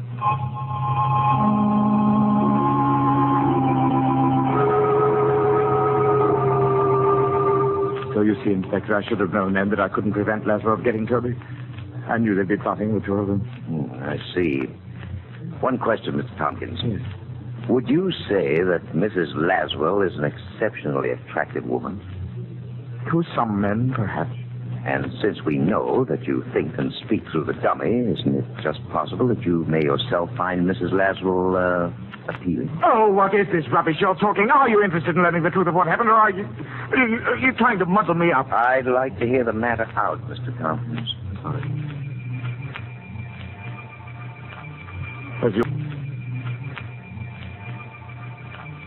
As you well know, I was sacked by the Kit Kat on the spot. I hardly spoke to Toby all the way home. I wanted to impress upon him the misfortune he'd caused us. And at first, I hoped that Toby's attentions to Mrs. Laswell had embarrassed them both so much that Laswells would no longer feel any interest in him. But in my heart, I knew the Laswells hadn't finished, that at that very moment, they must have been plotting. Plotting their next move to get Toby away from me. I'll tell you what that next move was. In our hotel, I carefully turned the key in the lock. Toby and I were secured for the night. I put him in his own little bed and then made ready for bed myself. As I moved around the room, his eyes followed me scornfully. Then I thought of the revolver in my bag. I took it up. With the revolver in my right hand and the key in my left, I lay down on the bed and waited. I dozed off. I don't know for how long. Suddenly I was awake, my eyes staring. Toby was gone.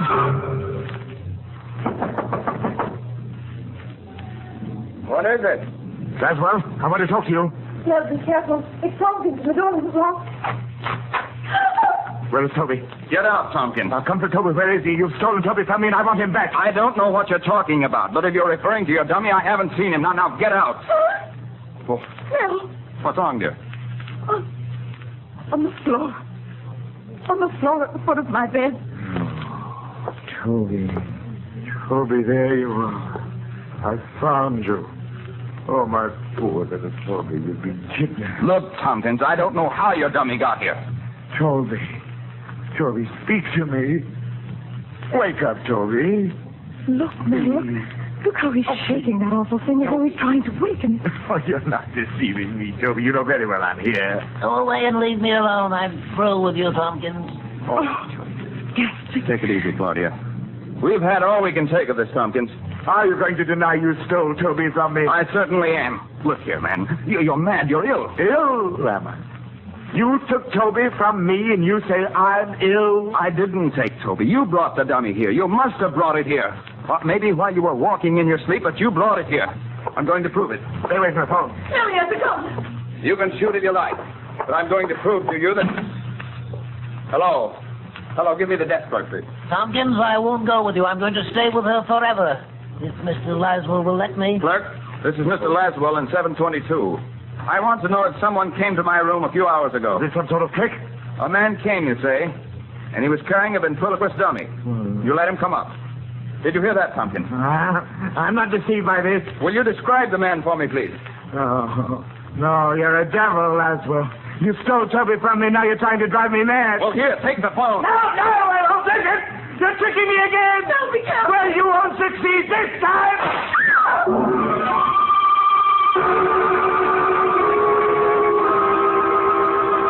No, I don't deny that I shot Laswell, Inspector, but I believe the provocation was ample. I dare say you will agree. After all, Laswell turned a friend against me. An old and a very valued friend. Whom I miss very much. Tompkins, in due time, I may ask you to sign a formal confession on the basis of the story you've just told me. No objection. I'll sign it. Oh, by the way, Inspector, I wonder if now you might let me see Toby again. Well, I'd like to oblige you, but... It's only for a short while, sir. I thought rather badly about not seeing him, especially after our trouble. And if we're given a little time together, perhaps Toby and I could straighten out our affairs. Well, if you like, I think I can manage it. Perhaps have him brought down to your cell. Oh, thank you, sir. Thank you. Yes. Yes, I'm looking forward to seeing Toby again. I am indeed.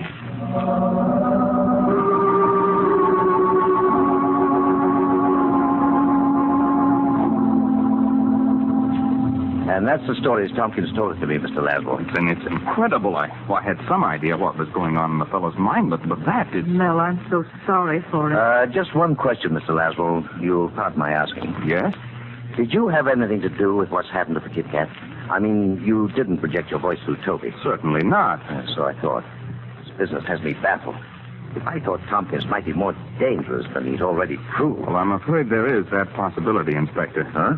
It may be that Tompkins has become so accustomed to thinking as two persons that the personalities have actually become divided. Is that possible? For one man to have two separate and distinct personalities? Yes, that's not rare. Well, I'll admit I've never heard of anything exactly like this business. What will happen to him now? It's a battle that Tompkins will have to fight out within himself.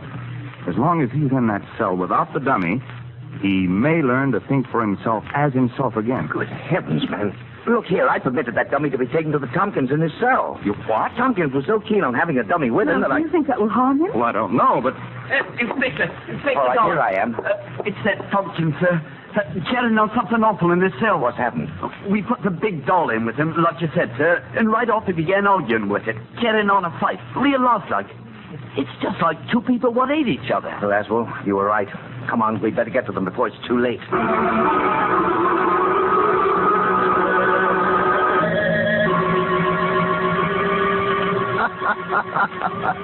Well, all I can say is I knew you'd wind up this way sometime. Put away for keeps, a jailbird. Oh, Toby, I can't stand you having to talk to me that way. How can you be so ungrateful? I made you everything you are. You made me, did you? You were the smallest of the small till I teamed with you. Have you forgotten that once you were an empty, lifeless stick of wood? Oh, come off it, Tompkins. You're a regular slush pot of sentimentality. Please be a little kind to me. Get away from me. I can't stand the beggar. Why should I have anything to do with you?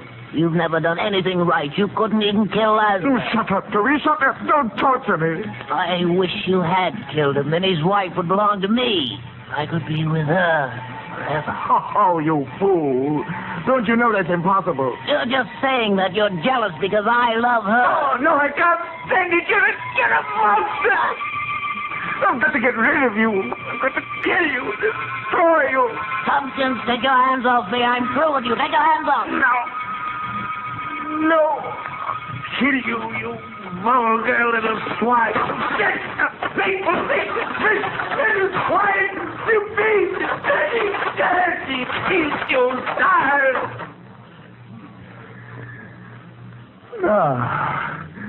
Now talk back to me, you little monster. Now tell me I failed at everything. I've smashed your face. You can't kill me, Tompkins. No matter how you try, you can't kill me. Come on,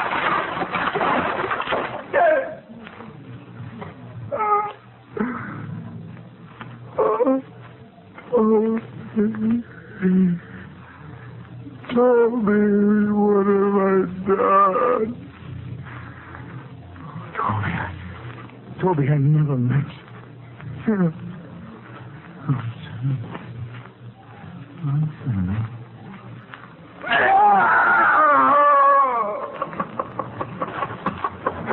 Down this way. There we are. Mel, he smashed the dummy. Steady, Claudia. Oh, it isn't real. It can't be. We didn't reach him in time. He seems to have fainted. I guess we better see what we can do for the poor devil. Certainly made a pile of kindling out of his dummy, didn't he? Oh, Mel, what will it do to him when he sees what he's done to Toby? How is he, Inspector? He's coming around all right. Tompkins, come out of it, fella. Everything's going to be all right. He's reviving.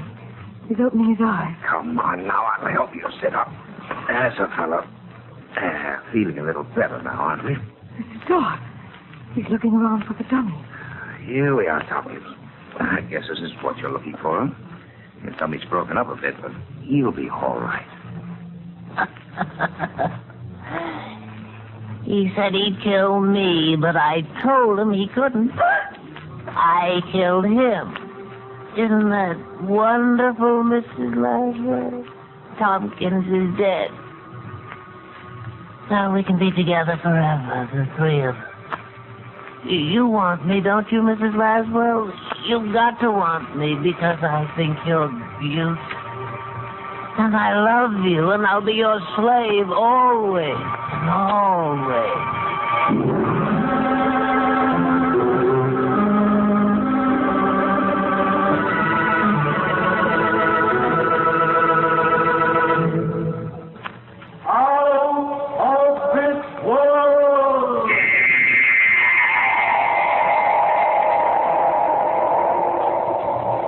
For the past 30 minutes, CBS has presented Out of This World, bringing you Charles Gusman's adaptation of the motion picture Dead of Night.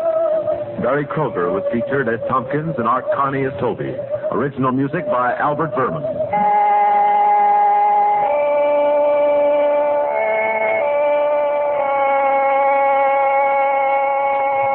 Out of This World is directed by John Mosman for CBS, the Columbia Broadcasting System.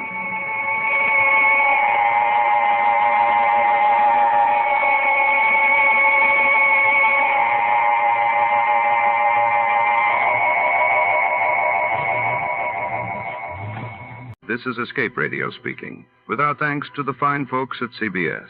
And now, ladies and gentlemen, a little challenge for true fans of adventure radio.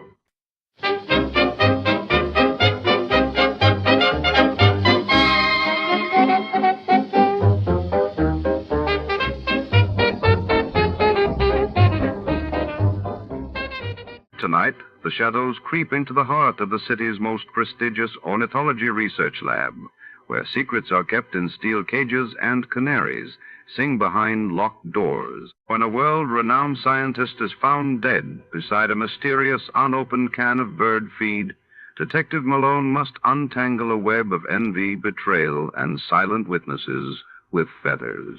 The sterile glow of laboratory lights hides more than test tubes and specimens.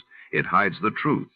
Before to start, let's see what happened the day it was aired. It was April 12, 1951, and that day General Douglas MacArthur was relieved of his command by President Truman, shaking the course of the Korean War. While in London, the Festival of Britain was officially opened with great fanfare, signaling hope and renewal across post-war Europe. Johnny Dollar. This is Jack Price, Johnny. Corpus Christi, Texas? That's right. Try Western Life Insurance Company. No. No? No, Johnny. I've just taken over the office of Providential Property Insurance down here. Well, that's a good company, Jack. Only I'm beginning to wish I had. Oh, what's the matter? Less than a week heading up this operation, and I get presented with a claim for $465,000. Wowee. But maybe, I hope, you could keep us from having to pay it. Well, I don't know about So, that. Johnny, if you'd like to earn yourself a nice big commission in addition to your expense account, of course. Now, let me see. My commission on $465,000. Tell me all, Jackson. You fly on down here, and I'll be glad to. Right. I'll grab the first plane I can.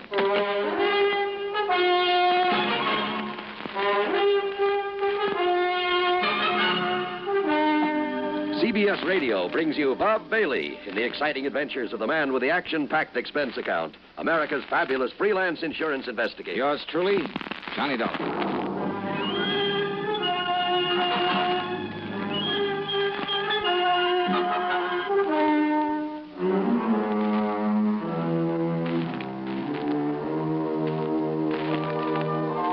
Expense account submitted by Special Investigator Johnny Dollar to the Providential Property Insurance Company, Corpus Christi, Texas office. Following is an account of expenses incurred during my investigation of the Canary matter. After hanging up on him, I realized that Jack Price hadn't told me a single thing about the case he wanted me to handle. But who cares when it means a commission on nearly $500,000? So item one on the expense account is $128, plain fare and incidentals, Hartford to Corpus Christi, Texas. Price met me at the Cliff Mouse Airport. We piled into his car and headed for town. Johnny, I've made a reservation for you at the Driscoll Hotel on North Broadway. Oh? You get yourself a good night's sleep, and you can start on this matter first thing in the morning. Well, what's the matter with right now? At least you can tell me what it's all about. Well? The Canary diamonds. Canary? Yeah. You mean they're for the bird? Oh, now, wait. I'm sorry. Matter of fact, Johnny, they happen to be the most perfectly matched set of yellow diamonds in the world. A necklace, a brooch, and a solitaire and a ring. Called the Canary diamonds because of their color. No. They were stolen from Mrs. Clara Barnes Smithwick Tyson Brownfield. Oh, brother, that's a mouthful. Now, who is she? The reason she's so loaded with jewels, and about everything else an old lady could want, is that Tyson made a few $1 million in oil, and when he died about 4 years ago, he left her a considerable fortune, mostly in the stock market. Tyson? J.R. Tyson. I thought you said her string of names ended in Brownfield. About a year ago, she married young Augustus Brownfield. Oh, I see. Brownfield loaded, too? He's been up and down over the years. Mostly down, I'm afraid. Until he married the rich widow Tyson. Well, yes. How old is he? 10 or 15 years younger than she is. About 45, I'd say. Uh-huh. So that's it. Now, Johnny, you and that suspicious mind of yours. What, Jackson? You'd make a suspect out of your own mother. Oh, look, where there's nearly $500,000 involved. But you're wrong if you think he had anything to do with the loss of these jewels. I'm sure of it, Johnny. Yeah, we'll see. I've known Gus Brownfield for years. I'm sure he's on the level. That's why, in spite of all his wife's money, he's trying so hard to make a go of his little cannery business. Cannery? It's just a small operation for the luxury trade. What do you mean? Oh, kumquats, guavas, lychee nuts, things like that. For the fancy restaurants. Real expensive stuff. Oh, I see. His customers are mostly places like Antoine's in New Orleans, Romanoff's in Beverly Hills, the Chambord in New York. Even some of the fancy cafes in London, Paris, and Rome. But now how and when and where did these Canary diamonds disappear? Well, it was several weeks ago. They'd gone out for the evening. No servants? Only the deaf old cook in her little room in the basement. The others were all off duty, out of the house. And? Well, when they got home, she went to the wall safe to put back a pair of earrings she'd worn. When she opened it, she found the Canary diamonds were gone. Anything else taken? No. In spite of the fact there were other valuable things in the safe. They called in the police, I hope. Oh, of course. Well, what did they find? Nothing. Fingerprints? Whatever prints may have been on the dial of the safe have been carefully wiped off. The only thing the police are sure of is that it was a professional job. Hey, Jack, who knows the combination of that wall safe? Only the two of them, Mr. and Mrs. Brownfield. You're sure of that? That's what she told me when she reported the loss. Oh, she reported it? Yes. And he was the only other person who knew that combination? Johnny, they were out together that evening. Where did they live? Let's go over and see him. At this hour? Sure, why not? Well, besides, I told them I'd bring you over in the morning. So what? And if they don't expect us, well, who knows? Maybe we'll learn more than when they do. Johnny, if this is because you suspect Gus Brownfield... Now, did I say that? It's what you mean, isn't it? Come on, Jackson, let's go see him. Well? All right, Johnny. Whatever you say. The Brownfield home was a mansion, a beautiful place, worth plenty of money. Mrs. Clara Barnes Smithwick Tyson Brownfield was about 60, I'd say. She was a lady in every sense of the word, with a sort of quiet dignity that goes with wealth and good breeding. Her husband, Gus, was at least 10 years younger, and, well, he seemed like just an ordinary, hardworking, nice, good-looking guy, sincerely devoted to his wife. Yeah, I must admit I liked him immediately, but then sometimes that's a danger sign. Anyhow, he pretty much repeated what Jack Price had told me, including the fact the police had gotten nowhere. So, if there's any way I can possibly be of help to you, Mr. Dollar? Not so much the money, Mr. Dollar. Though heaven knows the diamonds do have monetary value. That is the understatement of the week. Well, yes, I suppose it is. But when I think of some thief taking those beautiful stones out of their lovely mountings to dispose of them... Mr. Brownfield, you and your wife were together all the time, the night they were stolen? Yes, we were attending a party at the home of... Oh, no, wait. Yeah? Why, yes, dear. You left us for a few minutes to go over to the Canary. Yes. Why? Well, when we'd passed it on the way to the party... Yes? Well, I'd noticed that someone had left the lights on. Probably someone who'd worked late. Who? Well, frankly, I don't know. Well, go on, please. Well, the party'd been rather dull, so I used that as an excuse to leave for a while. Yeah? I drove on over to the Canary, took care of a few odds and ends at my desk, turned out the lights, and then drove back to the party. Then we came home and found that the diamonds... Mr. Dollar. Yes? If you're thinking what I think you are... That your husband had plenty of time to come here during his absence from the party? Well, now, look here... Plus the fact that he knows the combination to the safe? Young man. No. What? No, Mrs. Brownfield. I was thinking of something you said a minute ago. About the thief disposing of those jewels. But, Dollar, if you think for 1 minute... Just hold your horses, please, Mr. Brownfield. Young man, this is outrageous. I refuse to listen to anything more from you. Yeah? Yes.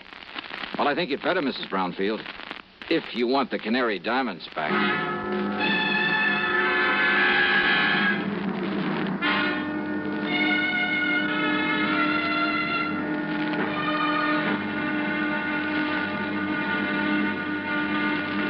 Next time you refresh, Enjoy a frosty, ice-cold Pepsi-Cola. Sociability, Charlie. All right, Kay, how's this? Pepsi is light, refreshes without filling. You like to refresh? Have a Pepsi right now. Well, offer it to everybody, Charlie. I will. Enjoy Pepsi at the fountain. It's delicious at home, too. Have one at lunch or with a snack.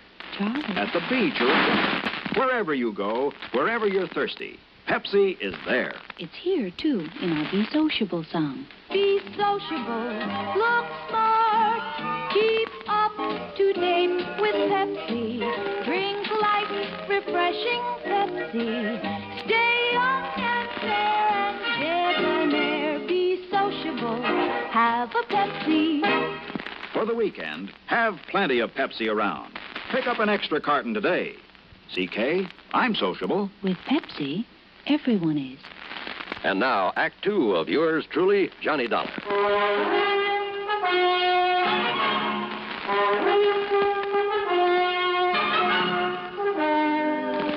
Dollar, this is ridiculous. Is it, Mr. Brownfield? And I suppose the fact that my cannery business is not particularly profitable. Oh, I didn't know about that. I suppose you've decided that that's a motive for the theft of the diamonds. Well, I suppose it could be, couldn't it? Now, listen, Johnny, this is ridiculous. Take it easy, Jack. This is not only ridiculous, it's insulting.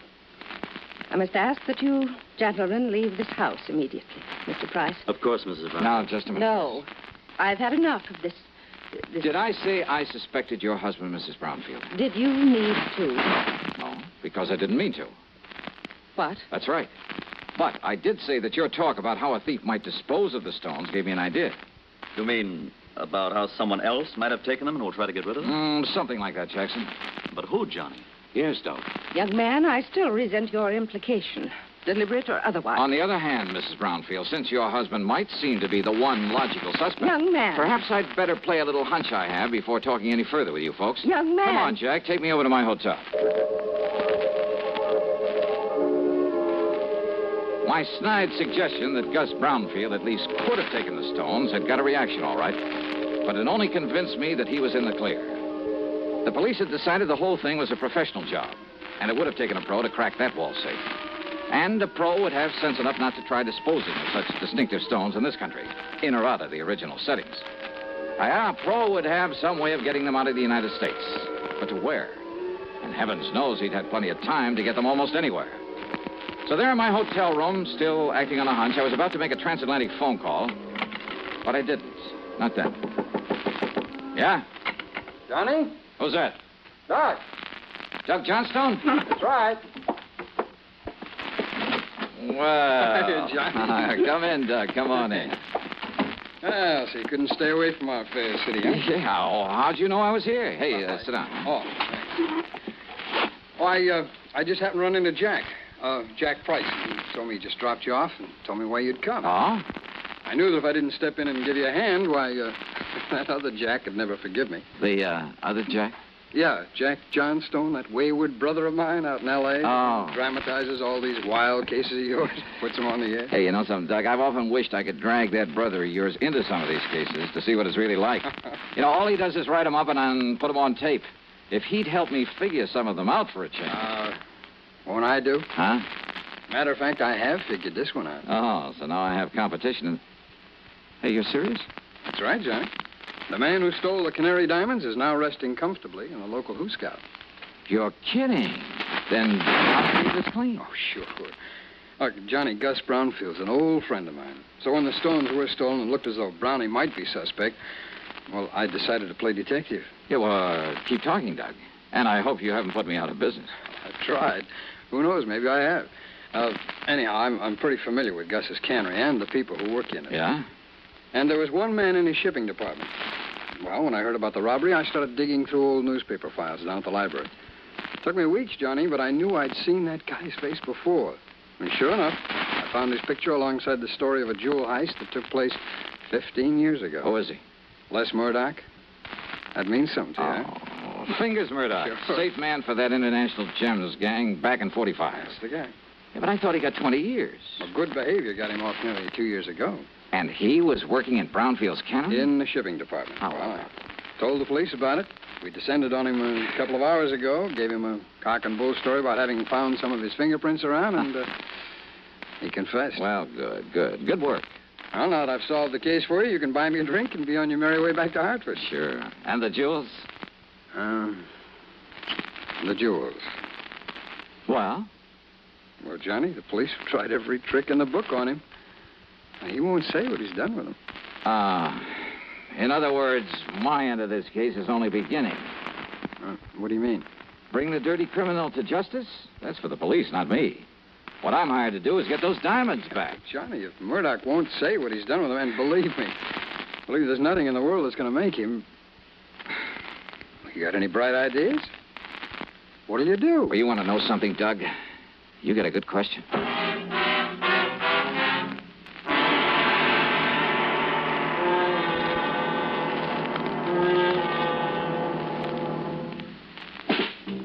Smoking more now, but enjoying it less. Have a real cigarette. Have a Camel. So good. Have a Camel cigarette. So rich. Have a real cigarette. Have a Camel. So mild. Have a Camel cigarette. And here's the reason why. Best tobacco makes the best smoke. Have a Camel cigarette. You can say that again. Best tobacco makes the best smoke. Have a Camel cigarette.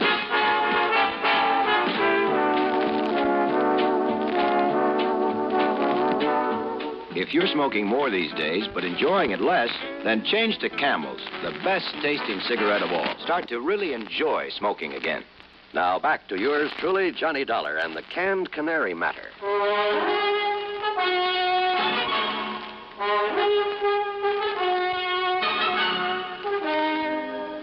I went down to the Corpus Christi Central Jail and wasted an hour trying to get something out of Fingers Murdoch.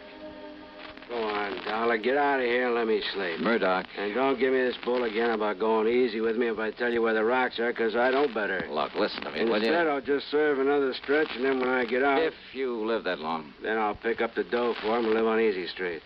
Then you passed them on to a fence, huh? Did I say that, Dollar? Now, go on. Get out of here. You bother me. Then I remembered about some of Murdoch's earlier activities, about his international connections, about the impossibility of successfully disposing of the Canary diamonds anywhere in the United States. Item 2, 10 cents for a phone call to Mr. Brownfield. Yes, there had been a shipment of canned goods the day after the robbery to an outfit in Paris called Imperial Import Company. The shipment was supposed to arrive there late today. Item 3, $12 for a transatlantic phone call to Paris to a wormy little character named Louis Dumassac, who had another name for himself. Oui, monsieur. This is your oldest, your dearest, your most devoted friend, Le Jacques, the great cat. Yeah, devoted friend, huh? You mean as long as I keep forking over good American dollars for information? But of course, monsieur. Sure. If somebody else came along with a bigger bankroll, you'd sell me out in a second. Oh, no, mon ami. You touch me to the quick. Sure. I mean, to have you put it so bluntly. All right, now tell me just one thing. What do you know about canaries? Canaries? That's right. Uh-huh. Well? They are for the birds. Wait, well, monsieur, that's not a very funny thing I've just said. Oh, very funny. So what about the Canary diamonds? Well, alas, I've never heard of them. But I'm sure that for a slight consideration, if I can find out all about them for you, say for $500. Now listen, your old pal, Francois Dubuisson, the fence. Yeah, Dubuisson.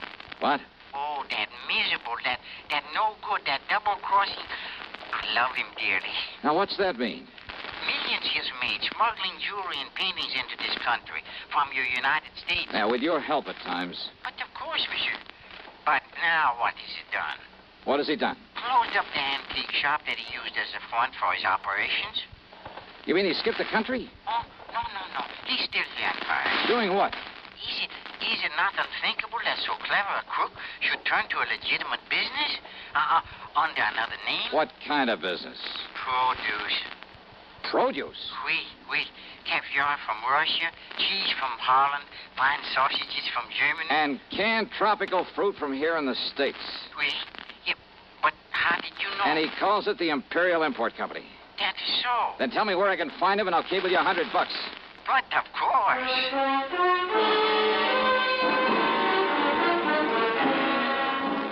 Item 4, a real wild one. $488, transportation to the airport, to Chicago, to Paris, France. Then a cab to the little warehouse called the Imperial Import Company. And somewhere along the way, I picked up a 39-cent kitchen item that just might help solve this case for me. Francois Dubuisson was more than a little surprised to see me. Monsieur Dolar? Yeah, surprise, huh? And what are you doing here in Paris, huh? Well, I want you to help me find some stolen jewels, Dubuisson. I help you? Mm-hmm. After the trouble you have made for me in the past, it is to laugh, monsieur. Yeah, well, you go right ahead and laugh, but maybe I can persuade you. By waving that pistol in my face, huh? I want to look at your latest shipment of canned goods from the United States. Canned goods? No, monsieur, Come on now. Where do you store the stuff for this phony import business you're using as a front now? If you will put down that gun... Maybe through this door, huh? Well, we'll see. Monsieur! Well, now, how about this? Will you kindly explain what you mean by this intrusion, huh? Yep. 10 cases of fancy tropical fruits from the Brownfield Canary in Corpus Christi, Texas. And why not, sir? Only one of these cans doesn't contain fruit. I beg your pardon. As if you didn't know. All right, here you are. Take this and we'll get to work. And just what is this, eh? Well, now, Dubuisson, that's a fine old American institution. It's called a can opener. Yeah, I'll pry open the cases and you open the can. Monsieur. Uh-huh. Until we find the Canary diamonds. All right, here now. We'll start with this case. We'll start with this case right here. Oh, I know nothing of the Canary diamonds. You are going to wield that can opener until you do. Monsieur Dolar. 24 cans to a case, 10 cases. That shouldn't take you too long, though you might raise a handful of blisters. There you are. Get started, brother. Have you forgotten? You have no authority here in Paris. Oh, have you forgotten this 38 might give me all I need? And, of course, I can always call in the police. Police? But I won't unless you make me, Dubuisson. I would not like the police. Oh, I know. And if you want the truth, when it happens, I'll kind of hate to see them catch up with you. Huh? Sure, with you and the clink, I wouldn't know where to turn when I'm over here looking for something smuggled in from the States. Then, but all I'm interested in at the moment is watching you get to work with that can opener. Well, go ahead, Dubuisson. No. No? What do you mean by that? It will not be necessary. I shall show you the case, the very can that contains the Canary diamonds. That easy, huh? Oui, monsieur. Each of them bears a mark known only to me. And, of course, to the unfortunate fingers murder who stole them. Too bad, Dubuisson. Eh? Well, I'm really kind of sorry to hear that. You are sorry? Yeah. I'd kind of hoped to stand here and watch you sweat some of the rottenness out of your system.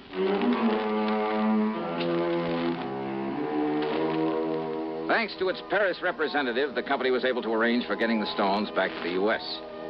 As for Dubuisson, well, I suspect he was long gone when the police arrived at his place. Expense account total, including the trip home, $1,121 even. And, don't forget my commission on this one. Yours truly, Johnny Dollar.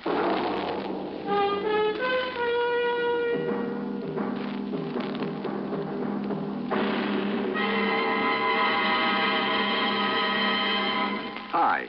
Maybe you'll recall this tuneful reminder of times past.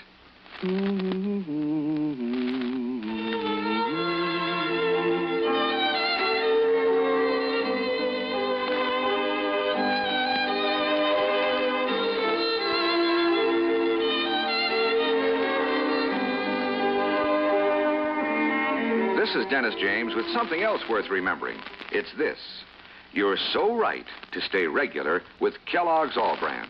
See, it's the normal, natural way to youthful regularity. The whole brand content of Kellogg's All-Bran supplies your system with all the bulk-forming food that you need every day. There's only one All-Bran. It's Kellogg's All-Bran. So relieve irregularity from lack of bulk, as millions do, with a bowl full of Kellogg's All-Bran each morning. ALL-BRAN.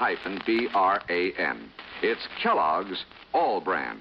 Now, here's our star to tell us about next week's story. Next week, a wild flight across the country after a beautiful girl, and possibly a murder. Join us, won't you? Yours truly, Johnny Dollar.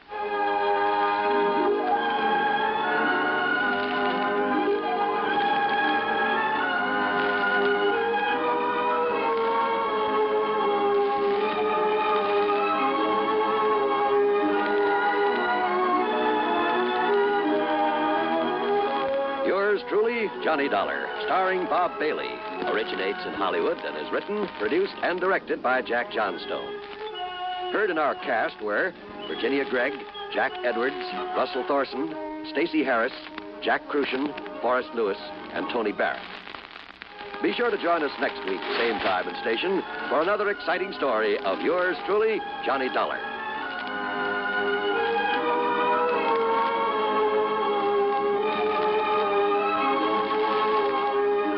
This is John Wall speaking. Greed for gold promises doom from Suspense on the CBS radio network. You know, Dooley, I've been reading up on hypnosis. Come here and let me try it on you. I'm an officer of the law and don't approve of making a man divulge his secrets. However, I'll stand by in case there's criminology involved. I just want to clear up some of his problems, Officer Suggs. But I haven't got any problems. I'm the soul of contentment. Maybe that's your trouble. You're too contented. Lie down, Dooley. You're going to sleep. I feel so good. He's under my influence. Now, little tyke, get up. Go straight to the beer of your choice. Astounding. He's heading for Utica Club. 'Cause Utica Club will still take the trouble to age beer the natural way. Utica Club, you see. He's got no problem. He's a happy, well-adjusted beer mug. Brewed by the West End Brewing Company of Utica, New York. You're tuned to 590 WROW in Albany. 5:30. Good evening, friends. With a special word of thanks to our sister network, CBS, we invite you now to test your memory of the great radio adventures.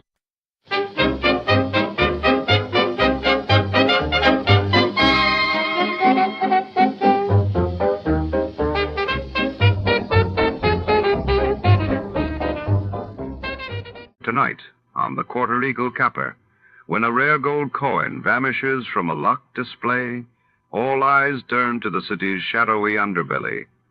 Our hard-boiled detective follows a trail of double crosses, whispered secrets, and elusive dames, each clue deepening the mystery. Just who wanted the coin badly enough to kill for it? Stay tuned, because in this city, even the smallest treasure can hide the deadliest motives. Before we begin, let's see what happened on the day it aired. It was March 15, 1948. That day, the world awoke to news of violence erupting in Palestine as tensions escalated ahead of the end of the British mandate while across the Atlantic. President Truman called on Congress to institute a peacetime draft amid rising Cold War anxieties. The Adventures of Sam Spade, Detective.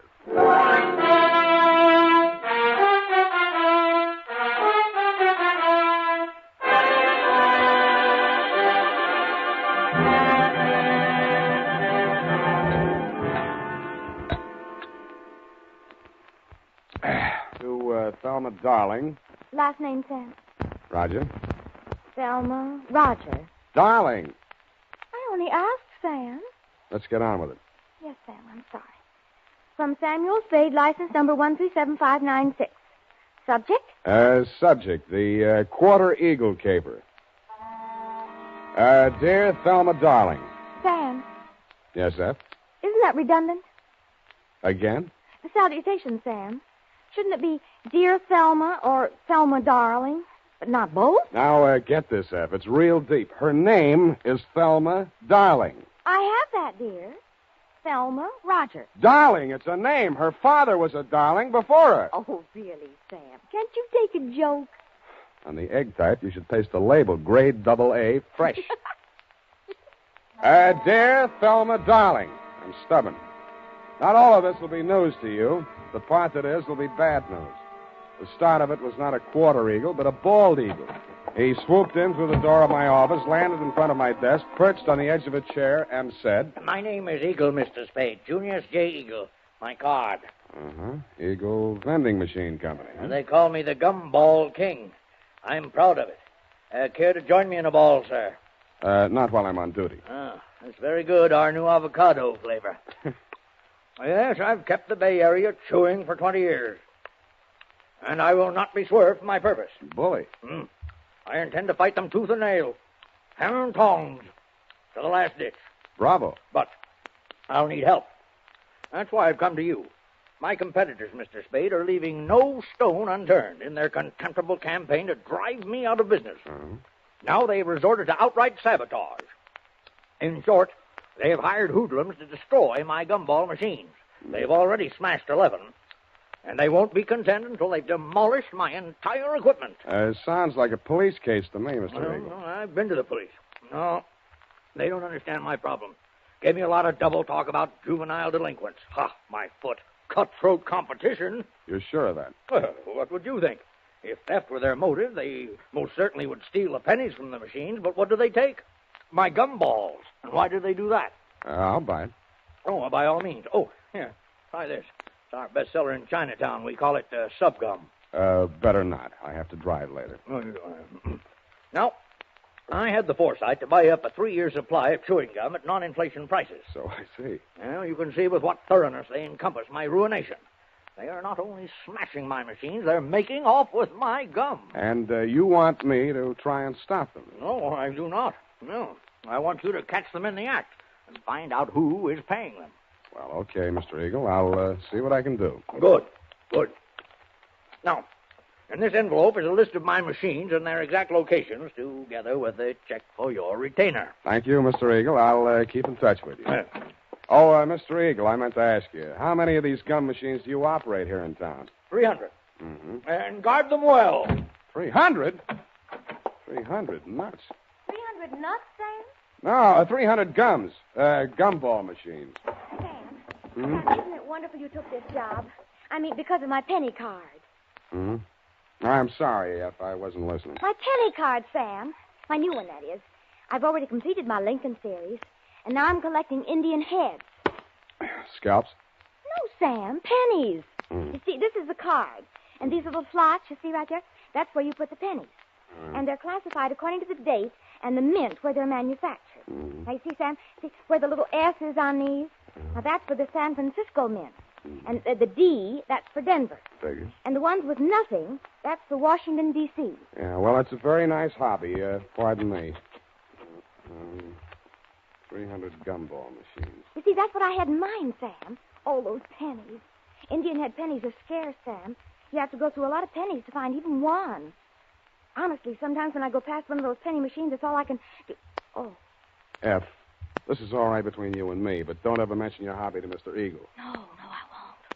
Riddle me this, sweetheart. How does one detective guard 300 gumball machines scattered all over the city? Well, if they're going to smash all of them, you could just pick out one in the middle and somewhere and wait. No good. If it's an organized plan of sabotage, there might be some pattern.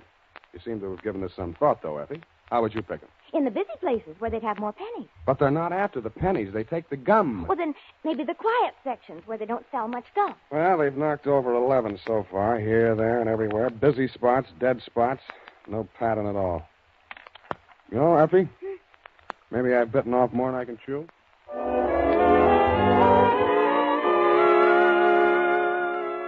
I wasn't sold on Mr. Eagle's theory that the caper was organized sabotage, but I decided to test it out anyway. I learned the operation did follow a pattern, unless it was coincidence that the 11 machines knocked over the previous night were the same 11 machines that had been refilled that afternoon. I checked with the Eagle Company's maintenance man and learned that only 5 had been refilled today. I picked the one that looked like the easiest to knock over. It was the one in the doorway of a darkened loft building near the Siemens Hiring Hall on Drum Street. At 9 p.m., I strolled down there. The block was deserted. I took a plant in the adjacent doorway and talked to myself until just before midnight. Then I shut up. My heart skipped a beat as she passed under the light. Red hair. My secretary? Then I noticed how she was dressed. Not on the salary I paid her. She paused before the gum machine, opened a large handbag, stripped off her long black gloves, dropped them in her purse, and took out a small Boy Scout-type hatchet.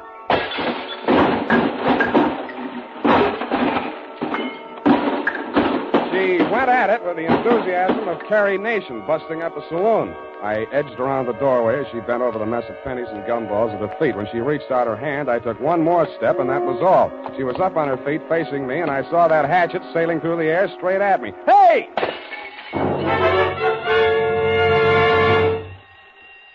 Now see what you've done. Yeah, I'm sorry. I won't let it happen again, I hope. Well, don't just stand there. Let's get out of here. That noise, it'll bring the police down on us. Yeah, you're right. No, not that way. The alley. And that's how I met you, Thelma, darling. Pausing only to pick up an Indian head penny for luck, I escorted you through the alley to Washington, up Washington to Salon, jogged through Front Street, and followed that to Market, where we entered the happy hour bar and grill by way of the kitchen. You proceeded unfalteringly to the darkest booth. We sat down and caught our breath. You ordered a pirate's dream. By the way, I did get that recipe. Lime juice, grenadine, passion fruit, a sprig of mint, and 6 jiggers of rum. After 2 swallows, I heard myself saying, now aren't you ashamed of yourself? But, Sam, why should I be? After what I've been through, I think I deserve a drink. I didn't mean that. I meant throwing that hatchet at me. I thought you were Merle. Who's Merle? Why, he works for Mr. Chiselhurst. Yeah, that figures. Now tell me who Mr. Chiselhurst is. Not who he works for, just who he is. He was acting as my agent for the sale of the pearl. Well, Natch. Look, please, don't make me say what pearl. It's called the Black Pearl of Galila Bay. My brother brought it back from the South Pacific when he was in the war. Oh, yes. When he went to prison, he gave it to me to keep for him. Uh-huh. So you decided to sell it? I had no choice. I needed the money desperately to finance his appeal. Finance it comes his up appeal. next week. Mm-hmm. If I don't get that pearl back, I don't know what I'll do. You've got to help me. What makes you think it's in a gumball machine? Mr. Chiselhurst took the pearl to show to a man named Junius Eagle, and that's when it disappeared. Mr. Eagle decided not to buy. And when Mr. Chiselhurst returned to the hotel... Eagle had found the pearl and substituted a ball of blackjack gum. Then what? Mr. Chiselhurst had Merle follow him. Nothing happened the first 2 days. But day before yesterday, he followed him to his warehouse and saw him drop a single ball of gum into a barrel of them that was waiting to be loaded onto a truck. The pearl must have been hidden in it. Why else would he do a thing like that? Uh-huh. He would put a valuable pearl in a machine where anybody could buy it for a penny. I suppose it'd be safe for a few days. I don't know how these machines work. Well, now you know why I had to break those machines. Nuh-uh. You don't believe me? Mm-mm. Well, what are you going to do? Check the psycho wards and find out which one you escaped from.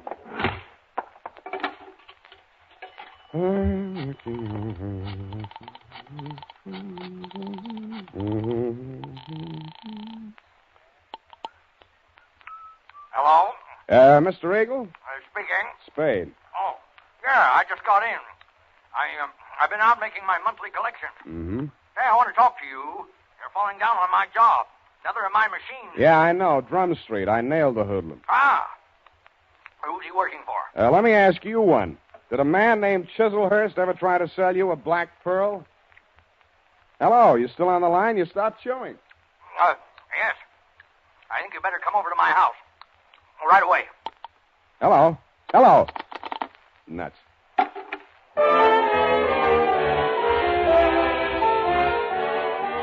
When I came out of the phone booth, I wasn't surprised to find that you had flown the coop, darling, if I may call you by your last name.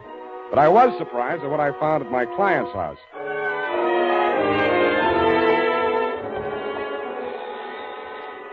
I rang the front doorbell and waited. Nothing happened. Then, through the glass door, I saw a man rush out on the landing at the top of the stairs. He half ran, half stumbled down the long flight to the entrance hall, yanked open the door, and tried to shove past me. I grabbed him. Get out of my way. Wait a minute. Let go. I got to get a doctor. You're bleeding. No, not me. I've got to get a doctor. Why don't you phone? They ripped the wires out. Now let go, or it'll be your fault if he dies.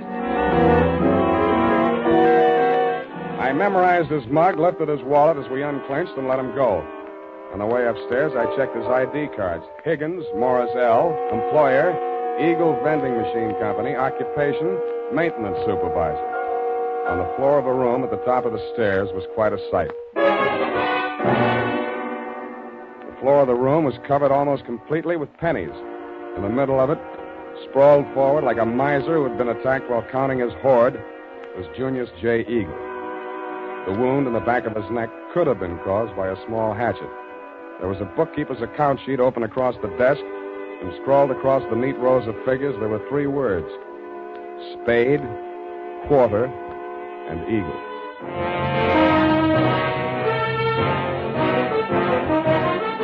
The United States Armed Forces Radio Service is presenting the weekly adventure of Dashiell Hammett's famous private detective, Sam Spade.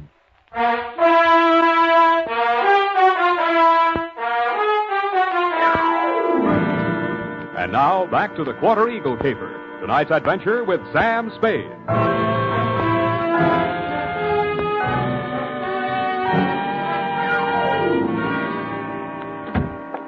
That you, Higgins? Yeah. Save yourself the trip upstairs. There's nothing you can do for him. Oh, dead, huh? Yeah. Well, I guess he won't need that doctor I called. We can use one anyway. Did you tell the Doc Eagle had been stabbed? Yeah, sure I did. Yeah, well, that means the law will come with him or ahead of him. But I don't get it. He must have been killed for the money, but why didn't they take the pennies? They should have. It'd look better for you if they had. You're that detective-y hard, huh? That's right. Now, look, Higgins, we haven't got much time. If you want to find out who killed your boss, spill everything you know to me now, before the cops get here. Because they're going to hold you, and they'll hold me, too, if they find me here. But I don't know a thing, Spade. I just found him like that. How did you get in the house? I have a key. He gave me one, so when I came here to pick up the pennies, he wouldn't have to come all the way down to let me in. For now, tell the cops the door was open. Did he always collect the pennies from the machines himself? Yeah. He was a coin collector as a hobby. He liked to go through them and save out the odd ones. You always pick up the money at 1 in the a.m.? Oh, no. No, he called me tonight a little past midnight, and he asked me to come right over. Hey, look, you got to believe that. I do. He said the same thing to me. What do you know about a man named Chiselhurst? Hey, wait a minute. That's the name of the guy that ran into my truck yesterday coming down the California incline near Grant. He slammed right into the rear of my truck. I tangled with his chauffeur, some punk kid. Named Merle? Yes, that's what they called him. And there was a dame in the car, too, a redhead. Any report on the accident? No, the cop took it down on the beat there. There wasn't no damage. Sounds like we haven't got much more time here. Oh. What exactly happened the night the first gum machine on your route was smashed up? Come on. Well, first off, I went to a bowling alley on Church Street and removed our machine there. It was discontinued. Wait a minute. Where did you take it? Back to the shop? Oh, wait a second. I got it here in my book. Come on. All right, I'm hurrying.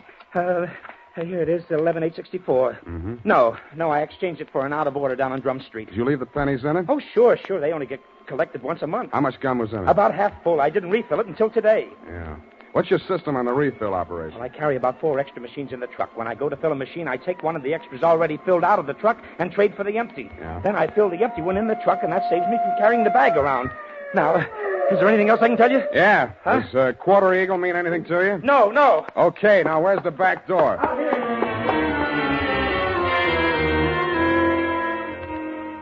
That Quarter-Eagle. What was it? Was it a wrestling hole like the Half Nelson? I thought of asking Effie, but I was afraid she'd know. I was sure that if I could find Chiselhurst, I could get all the answers at once. That collision between his car and the rear end of Higgins' truck was a good lead in more ways than one. It meant that at least part of your story, darling, was true. But you neglected to tell me that you, Chiselhurst, and Merle had been tailing Higgins' appointed rounds of the gumball machine. I checked the police report on the accident. The car was registered in Great Britain. The report said transient, no local address, and so to bed. I dreamed it was next Thanksgiving, and I was eating a roast of Quarter-Eagle. Then it turned into crow.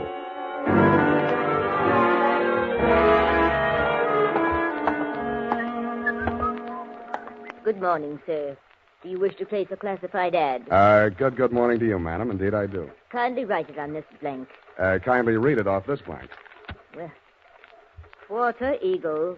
Interested parties apply Sam Spade. Sutter, 37596. That's right. 9 words, sir. I'll have to charge you for 3 lines anyway. Is there anything you'd like to add? Yes, but it's not fit to print.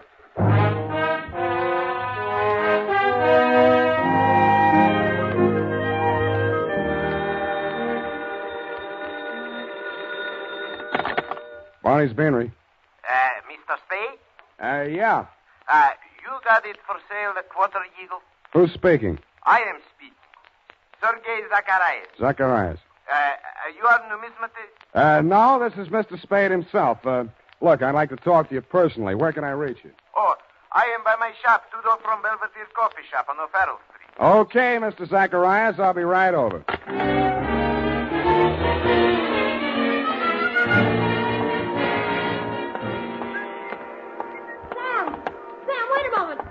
Talk to you. Why didn't you do more talking last night? My client might be alive if you had. Oh, it's terrible. But how could I have You known? knew about the Quarter-Eagle. Why did you spin that yarn about the pearl? How did you find out about it? Dead men sometimes do tell tales. Surely you don't think that I had anything to do with that. He was only hacked to death with a hatchet like the one you threw at me. That makes you look fine. All right, I killed him, if that'll make you listen to me. Sam, don't go into that shop. Please, it's it's a a new trap. suit. You don't know that man Zacharias. He's the cause of all our troubles. You mean he sold you that hatchet? Sam, please! Quit clawing me. Let go. I won't allow you to go in there. I won't. Wait a minute. What's going on here? What's the occasion of the squabble? Oh, well, no, it's Mr. Spade. Yeah, Clancy, this dame here just tried to pick my pocket. Ah, pickpocket, is it? Glory be in such a pretty one, too. Never mind that, Clancy. Just have it locked up. I'll be down later to prefer charges.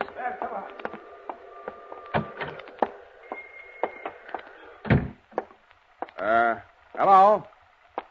Anybody home? Okay, Shelmas. Just keep on walking. Straight through the back room. One move and I rip you wide open. Yeah. Better not, Merle. Your boss might not like that. Smart guy. Knows everybody's name. Ah, my dear sir. A most propitious meeting. You've brought the Quarter-Eagle? Where's Zacharias? He's resting at the moment in yonder closet. Oh, no, not dead. Merely under restraint. Bound and gagged. A necessary precaution. Well, shall we talk turkey, or rather, eagle? Tell your punk to take that knife out of my ribs. Who's a punk? Now, Merle. There's been quite enough violence. Check. I think I'll take that knife. Leave it there. Now, sit down. Merle. Oh, headstrong boy. Now, as to the Quarter-Eagle. I'm willing to pay a reasonable reward for its recovery. But first I must tell you that Miss Darling, for whom I'm acting as agent for the sale of the coin, is indeed the legal owner, despite anything Mr. Zacharias may have told you to the contrary. What would you say to $500? I would say no dice. 1,000? I would say I'm still listening.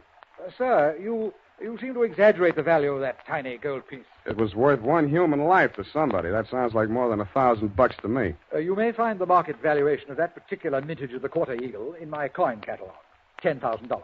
But, sir, that valuation is based upon the mistaken belief that there were only two in existence. It was while rummaging in her grandmother's attic that Miss Darling came upon a third. When she brought it to me, I could scarcely credit it. It was matter of official record that two specimens had been stamped out when the die broke. And then it came to me. There must have been a third. Namely, the coin which was in that rude stamping press when the die broke. Closer examination of the Quarter-Eagle, now in your possession, revealed certain markings. Yeah. Some defective feathers in the war bonnet on the obverse. And a cleavage in the numeral 4 of the date, 1841. Yeah, all right. So how much is it worth? Well, as I say, the price last paid was $10,000. I think we may safely assume it will bring several times that amount in today's market. But only, mind you, if but two specimens, not three, are in existence. So you decided it would be more profitable to clam up about it and see what the owners of the other two coins would pay to keep this one off the market. Precisely, sir. How did it get in that gum machine? Therein lies the tale. Keep it short, will you? I'm getting hungry. Well, sir, I brought the Quarter-Eagle from Mr. Zacharias. Yeah. Who was acting as agent for the owner of the other two coins. An Australian sheep herder, I believe. Retired now. Yes, I'm glad. Well, not to put too fine a point on it, Mr. Zacharias' offer was so poor that I took umbrage. Oh, you didn't? I gave him a caning and left the premises. Really? But I'd gone no farther than half a league up Turk Street when I became aware that two ruffians were skulking at my heels. No. Sent, I had no doubt, by Mr. Zacharias to rob me of the Quarter-Eagle. Egad, sir. Precisely. Knowing full well that they would not dare to strike in a populous, well-lighted resort, Yes. I entered a bowling alley at the corner of Hyde Street. No pun intended. Thank you for that, sir. But there upon the wall, I spied a penny vending machine, and the word eagle caught my eye. Association of ideas, no doubt. No doubt. But that, sir, is how I came to put the Quarter-Eagle into Mr. Eagle's gum machine. Yes, I think I can take it from there. When you went back, the machine had been taken out by the Eagle Company's maintenance man, right? Not quite.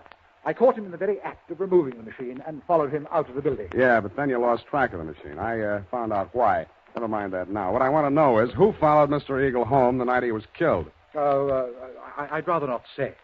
Then all bids are off. One moment, Mr. Spade. Yeah?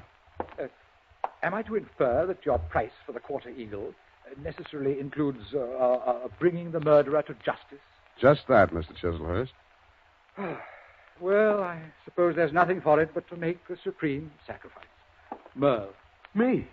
You double-crossing pig? But now, Merle, you know perfectly well you did away with poor Mr. Eagle. Shut up. I'll cut you to pieces. Gross insubordination. You deliberately exceeded your instructions. I wanted you to apply only sufficient violence to recover the coin. Instead, you seized the opportunity to satisfy your nauseating bloodlust. Really, Merle? Cut you to pieces. I'll cut you to pieces. Spade. All right, ow! Drop the shiv, Merle. Nice happy punk. Egad, that was a near thing, sir. The base ingratitude of that boy. Oh, well, what's done is done. When may I expect delivery of the Quarter-Eagle?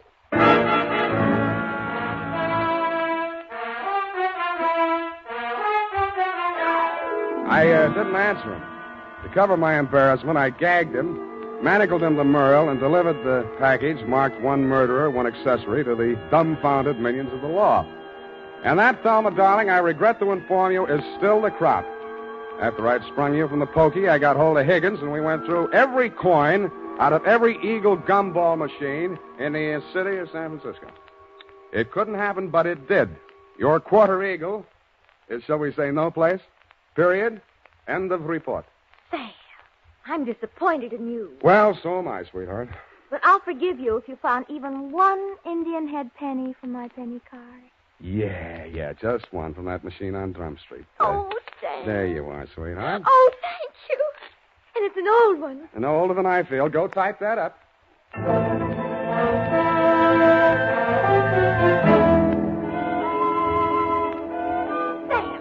this money is counterfeit. Are you sure? It's joke money. It says $2.50. Hmm? You see where it should say 1 cent? $2.50. Let me see that. $2.50. If an eagle is a $10 gold piece, what is a $2.50 gold piece? Oh, now, let me see. $5 would be half. Sam. Right. A Quarter-Eagle. Yeah, that's just dirt on it, see? It's gold, really. Oh, look at it shine. Like the stars in your eyes, sweetheart. Oh, you darling. Mhm. Good night, Sam. Good night, sweetheart.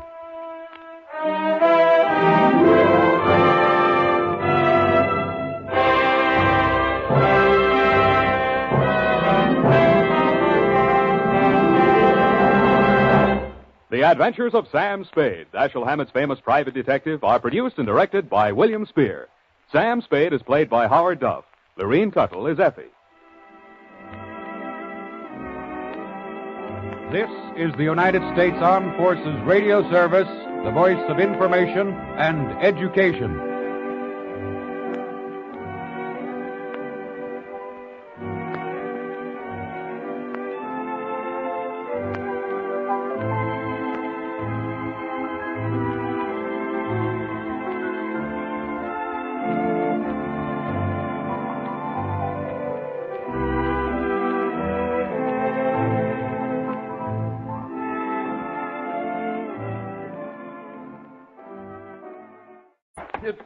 Merle. Oh, headstrong boy. Now, as to the Quarter-Eagle. I'm willing to pay a reasonable reward for its recovery. But first I must tell you that Miss Darling, for whom I'm acting as agent for the sale of the coin, is indeed the legal owner, despite anything Mr. Zacharias may have told you to the contrary. What would you say to $500? I would say no dice. 1,000? I would say I'm still listening. Sir, you seem to exaggerate the value of that tiny gold piece. It was worth one human life to somebody. That sounds like more than $1,000 to me. You may find the market valuation of that particular mintage of the Quarter-Eagle in my coin catalog, $10,000. But, sir, that valuation is based upon the mistaken belief that there were only two in existence. It was while rummaging in her grandmother's attic that Miss Darling came upon a third. When she brought it to me, I could scarcely credit it. It was matter of official record that two specimens had been stamped out when the die broke. And then it came to me. There must have been a third. Namely, the coin which was in that rude stamping press when the die broke. Closer examination of the Quarter-Eagle, now in your possession, revealed certain markings. Yeah. Some defective feathers in the war bonnet on the obverse. And a cleavage in the numeral 4 of the date, 1841. Yeah, all right. So how much is it worth? Well, as I say, the price last paid was $10,000. I think we may safely assume it will bring several times. Our sincere thanks go out to the wonderful network at CBS. And now, dear listeners, let's put your knowledge of the airwaves to the test.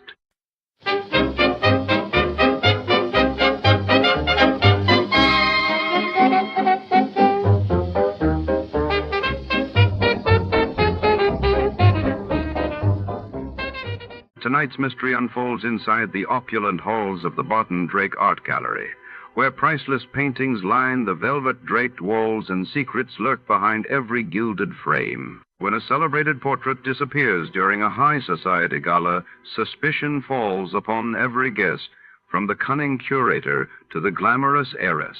In a world of shadowed corridors and whispered alliances, can Detective Barton Drake unravel the web of intrigue? Before the thief strikes again. Before to start, let's see what happened the day it was aired. It was February 24th, 1954, and that day the world learned that the first mass vaccination of children against polio began in Pittsburgh, while across the Atlantic, the French government grappled with political turmoil as Prime Minister Laniel narrowly survived a crucial vote of confidence.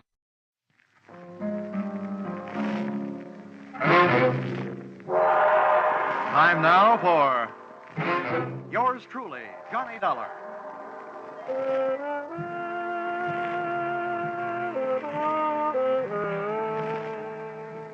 The next half hour has its baggage packed to take a trip with America's fabulous freelance insurance investigator, Johnny Dollar. At insurance investigation, he's just an expert. At making out his expense account, he's an absolute genius.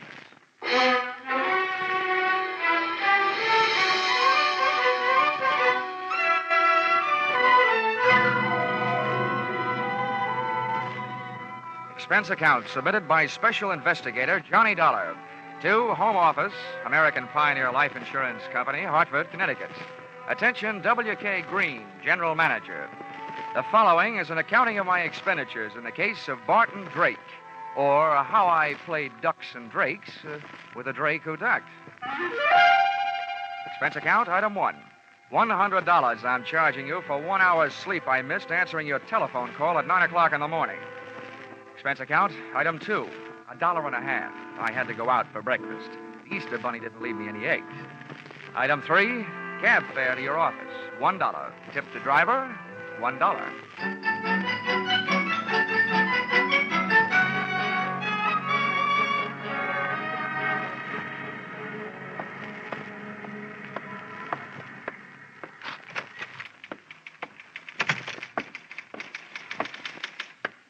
Good morning, Johnny. Why don't we make that good night sometime soon? Shall we, Chickie? Well, I've had to type up some of your expense accounts. I think maybe an evening with you might be fun.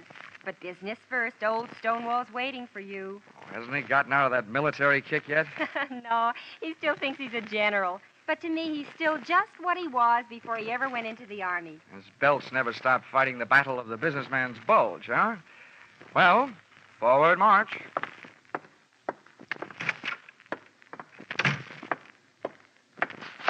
Good morning, Mr. Green, sir. Mr. Dollar reporting as ordered, sir. Addy. Oh, yeah. What's this saluting and heel-clicking about? Oh, I thought you might be homesick for some military courtesy. Yeah, I'd be surprised to get any kind of courtesy from you. But we're not paying you to be polite. Sit down. Here. I got a job for you. Here. I had a copy made of the file in that case. You can take it with you. Thanks. Barton Drake, huh? Oh, yeah, I remember him. Let's see. Life insurance, $30,000. Beneficiary, Mrs. Barton Drake. Well, what is it? Is he dead or just dying? Neither, we hope. Well, if you'll pardon a little before-noon philosophy, just by living, a man is slowly dying of old age. We have a statistical department to worry about that, Dollar. Your job is to find this man, Barton Drake. Okay. What's the story? As far as the company is concerned, the story started one night just short of 7 years ago. Oh, that would make it 1942. Yes, the same year I was called upon to fight for my country. Yeah. In the insurance division, Pentagon Building, Washington, D.C. Huh? But don't get me wrong. Those who served can be just as proud of what they did as those who fought. As you were saying. I merely used the word fight as a general term. Yes, General. Barton Drake, one night about 7 years ago? Yes. When we issued the life policy on Drake, he listed his occupation as that of hardware store proprietor. Hardware? As I recall it, he specialized in unregistered pistols, handcuff keys, and hacksaws. And if I'm not wrong, at the time he disappeared, he was under suspicion of grand larceny. and wanted for assault with intent to kill a police officer. Yeah, that's right. At the time, he was suspected of a number of large robberies. Yeah. Refresh me on that cop shooting. How'd that happen? You remember. When the police arrived at the house to pick him up, he opened fire from the bedroom window, made a dash for it out of the back to his own car. There was a chase during which the car skidded and went through the rail of a bridge into the river. Oh, yes. Now I remember, yeah. They never did recover the body or the loot. All they got back was a wet Buick. Dollar, that was 7 years ago. At least it will be 7 years in one more week. At that time, Barton Drake will be declared legally dead by the probate court. His wife has already instituted proceedings. And when the court says she's a widow, she says, I want my $30,000, and you have to pay it, right? Exactly. But we're not going to pay that $30,000 if we can help it. At 9 o'clock this morning, the Missing Persons Bureau of the New York Police Department called us and gave us reason to hope that Drake is still alive. What happened? Did they see him in a crystal ball? You don't know how close to the truth you came, Dollar. Oh? The Missing Persons boys have a new habit these days. Whenever there's a television show where there's a public crowd involved, they watch it. Last night, they think they spotted Barton Drake at the prize fights. Now, that's all we've got to go on, but we think he's alive and that he's somewhere in New York. Well, that's a start, anyway. I know where to find New York.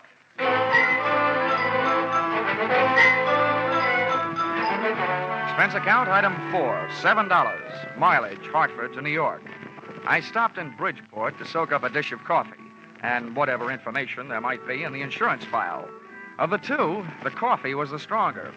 All I learned from the file was Drake's physical measurements, the birthplace of his mother, his wife's maiden name, the last known quotation on his blood pressure, and his home address in Manhasset, Long Island, to which I went.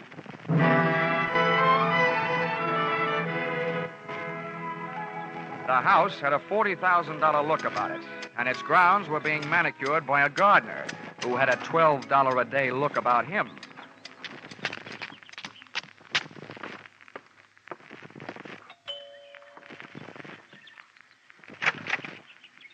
Yes, sir? I'd like to see Mrs. Drake. Here's my card. Yes, sir. Step in, please. Thank you. If you wait here in the hall, sir, I'll go tell her you're here. The maid had a $40 a week look about her and completed the picture of prosperity. For a hardware merchant, Barton Drake had died leaving his wife living a soft life. Either that or he was still alive and not giving his wife grounds for divorce on the basis of non-support.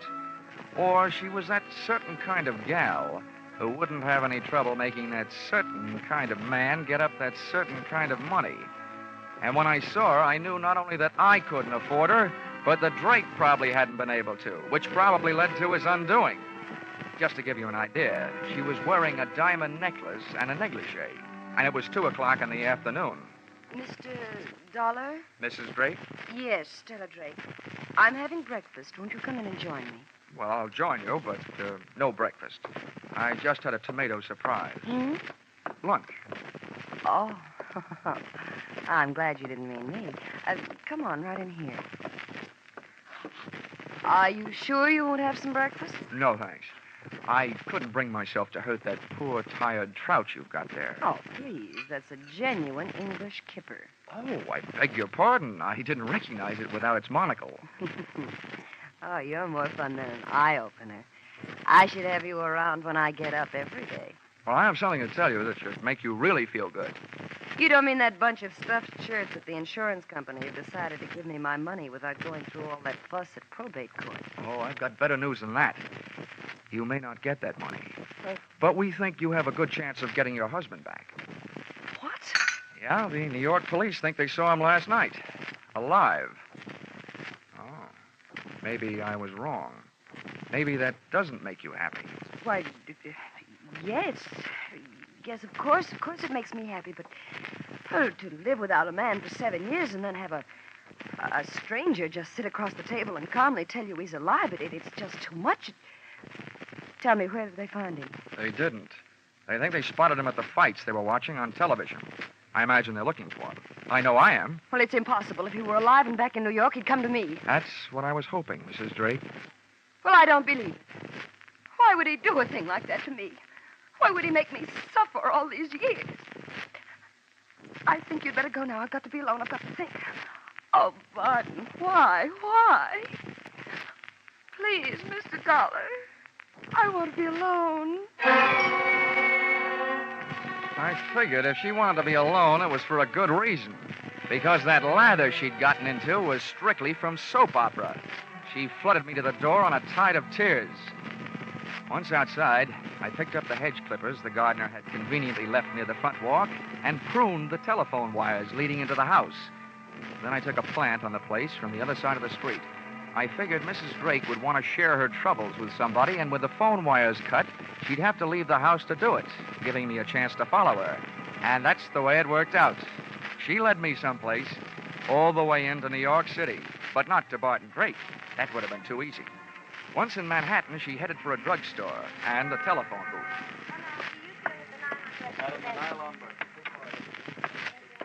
I slipped into the phone booth beside hers. I got the receiver off the hook and my nickel in the slot in time to use an old trick of mine. As she dialed, I tried to duplicate it with my phone. She dialed. And I dialed. I was just one number behind her all the way. When she was through dialing, I held off dialing the last number on my phone until she got an answer. And then I let it go.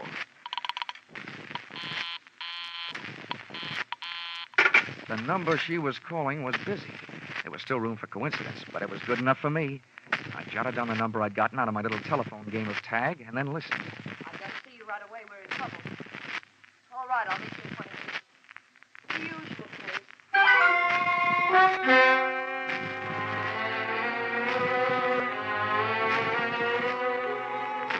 The usual place turned out to be the usual place to meet trains, Grand Central Station.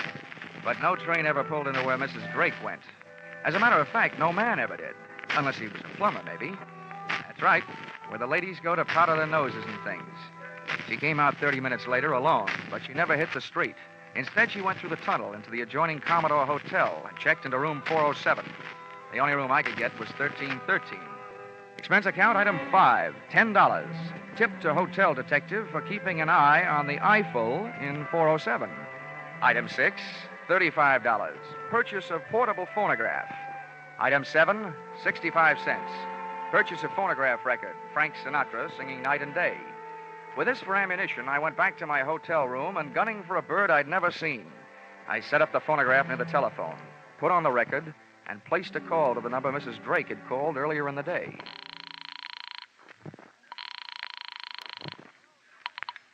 Hello. Hello there. 7 p.m. again, and this is your favorite disc jockey, Happy Jack the Money Man. Yes, your favorite disc jockey, your spinner with the winners. Tell me, are you listening to our show? My radio is not on. Goodbye. Oh, hold the phone, madam. A little thing like that doesn't make any difference to Happy Jack. Here's all you have to do to win a house full of prizes. Now, you just listen closely over the phone and identify today's puzzle platter, and you'll win all these wonderful prizes. A genuine Sunbeam Mixmaster that makes those fresh little eggs just happy to get beat up. Yes, and you'll clean up with the next prize.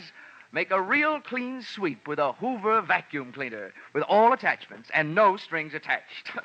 And to send you tripping happily through life, you'll also receive a handsome set of easy-to-lug luggage, a pair of Gladiator bags. Are you interested? Why, of course I am. All right, then. Here's the tune.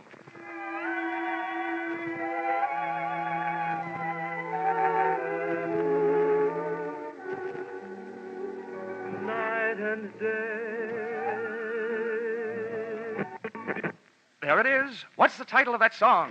Night and day. You're right. You win all the sensational prizes. Quickly now, give me your name and address. They'll be delivered tonight. Mrs. Knott. Yes, Mrs. Knott. The street number? 127 East 89th Street, apartment 3C. Thank you, Mrs. Knott. You'll get the whole works immediately.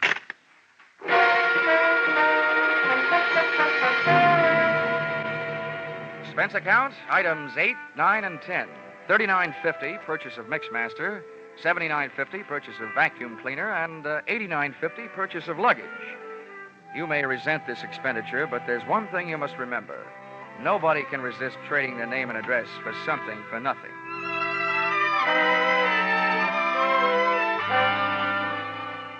I felt like an out-of-season Santa Claus when I knocked on the door of apartment 3C at 127 East 89th Street. The frame suddenly became a picture frame encasing a live version of Whistler's grandmother, complete with wheelchair and crocheted afghan. Just bring them in and set them down. Yes, ma'am. I'm Happy Jack, and I'm glad to meet you. Right in here and set them down. Ah, yes. There you are, Mrs. Knott. You lucky woman, you. Is that all? Almost. Now, all we need from you is a little information. Just some background on today's winner to pass along to my radio audience. Be off with you, young man. I'll write you a letter. Oh, but come now, Mrs. Knott. Never mind. I have no time now. Just a few questions while I check you out on the Hoover. I don't need any checking out. Now go away.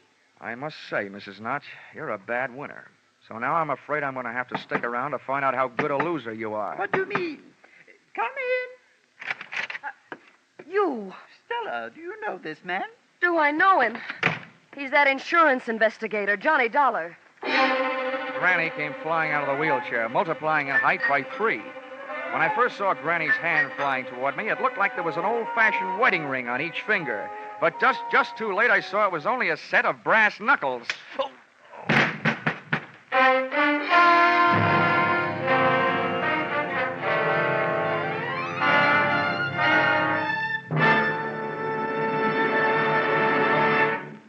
In just a moment, we'll return to the second act of yours truly, Johnny Dollar.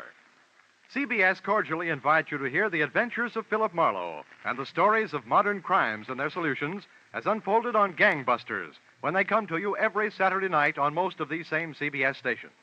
Tomorrow night, Philip Marlowe will investigate the mystery behind the cloak of Kamehameha, and Gangbusters will deal with the case of the Callous Killers.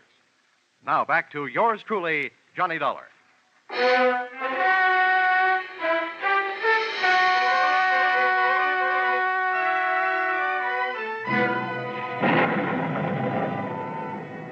Woke up, the thunder and lightning in my head was getting an answer from the sky.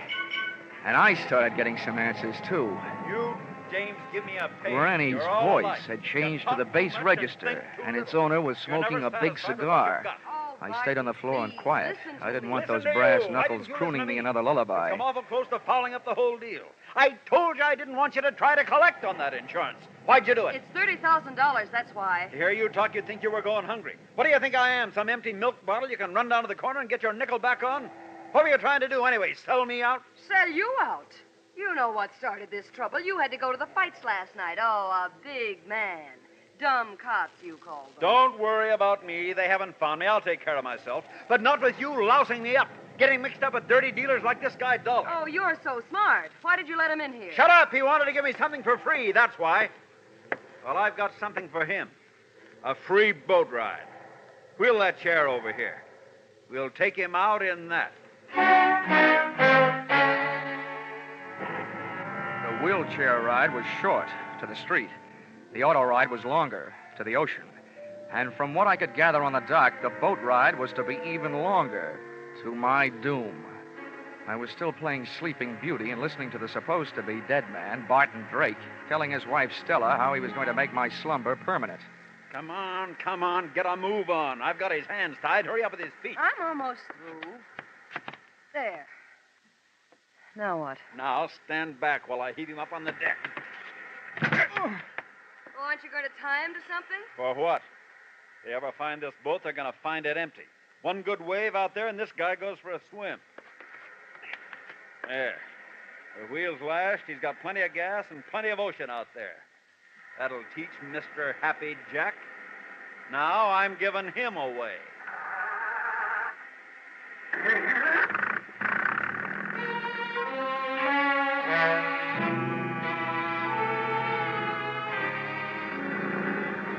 Taking that salt shower bath with my clothes on wasn't the big chill in my life.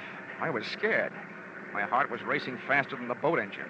And for the first 20 minutes, all I could think about was hanging onto that slippery deck with all I had to hang with, my hopes and my heels.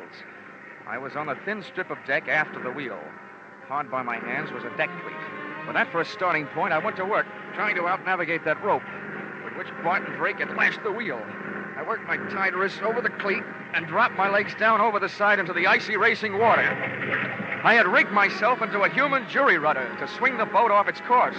I didn't know where it would take me, but I didn't care, so long as it wasn't out to the open sea.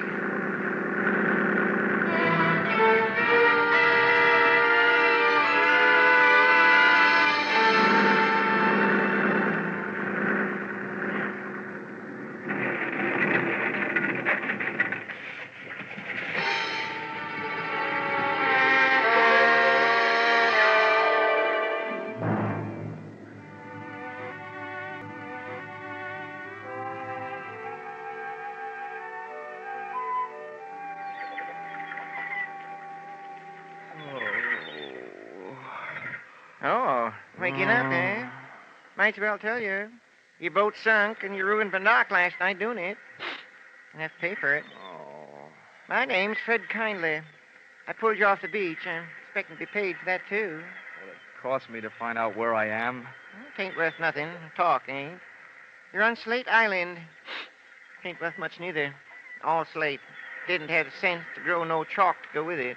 Dandy. Where are my clothes? Out in the sun. How about my wallet?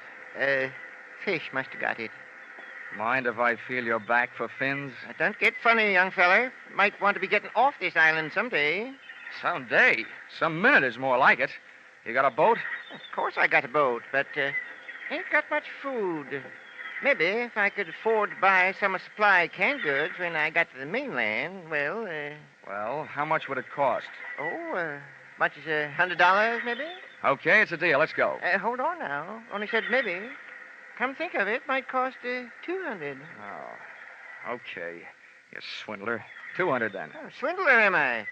I say a fellow might as well have the game as his name. Makes my price $500 worth of grade A canned goods. And if you don't want to pay it, you can get out in this shack and wait for the mailboat. Maybe I will. When does it get here? Week from Tuesday. Okay. You'll get your $500 worth of canned goods. When can we start? I'll give you your clothes soon as you put it in writing and sign your name. Where's the paper? Right here. Keep it handy. Just fill in the amount here. $500 worth. It's my regular contract for shipwrecks. Okay. Give it here. 500. And where do I sign? Right there at the bottom. There you are. All signed. That's a peculiar name. Ali Khan. I'd had more than my share of wind the night before, so I decided to throw caution to it. I went into the building at 127 East 89th Street and up to apartment 3C. First, I knocked with my knuckles and got no answer. So then I knocked with my feet. Well, what do you know? The lock broke. There was nobody home. And Barton Drake must have been out calling himself Granny at the moment because the wheelchair part of his disguise was also among the missing. The closet was empty. And the brand new Gladiator bags I had delivered the previous evening were nowhere to be found. Now, nobody could say I hadn't made it easy for Drake to make a getaway with my little giveaway. I'd even supplied the luggage. But all the traffic wasn't going. Some of it was coming. Oh, well, Stella, there's one bad thing about kicking your way into places. You can't lock the door behind you. Well, now that you're in, you better come all the way in. What are you doing here? You should be asking me what I'm doing alive. The only answer I've got for that is I don't murder easily. Where's Barton? Ah, that was the next question I was going to ask you. Now that one's gone, I've got a couple more I'd like to ask you. And don't argue. I don't know anything. Well, then let me tell you something. If you're not guilty of anything else, you are guilty of attempted insurance fraud. That's in my department. The tougher you make it on me, the tougher I'm going to make it on you. Now, about those questions. How long has your husband been back here in New York? He never left here. Oh, the night his car crashed through the bridge, he just grabbed himself a hideaway in New York and stayed put, huh? How long has he been using that old lady disguise? All the time. Okay. Well, now my last question. That bag in your hand, where were you going? Okay, let's find out. Give me that bag. Uh-huh. What's this? Well, it's either a bathing suit or a two-piece handkerchief. And that blouse there, that doesn't look like it's for dinner wear in an igloo. You were headed south. So we were headed south. What about... We, huh? If you ask me, and I doubt that you will, so I'll tell you anyway, your hopes just headed south. Lady, you've been double-crossed. Your husband took off without you. I don't believe it. If he left here, he had a good reason. That's your guess, but we're not playing your hunches. We're playing mine from here on in. Just where did he say you were going? I don't remember. Maybe it'll help if first you remember what I told you about insurance fraud. It's good for 10 to 20 years. Now, do you remember? He bought tickets on the Orange Blossom Special for Florida. It leaves Penn Station in an hour and a half. Oh, you've got that a little backwards. The Orange Blossom Special pulls out in half an hour. Huh? That doesn't even give me enough time to get down there. Get out of my way. Sit down.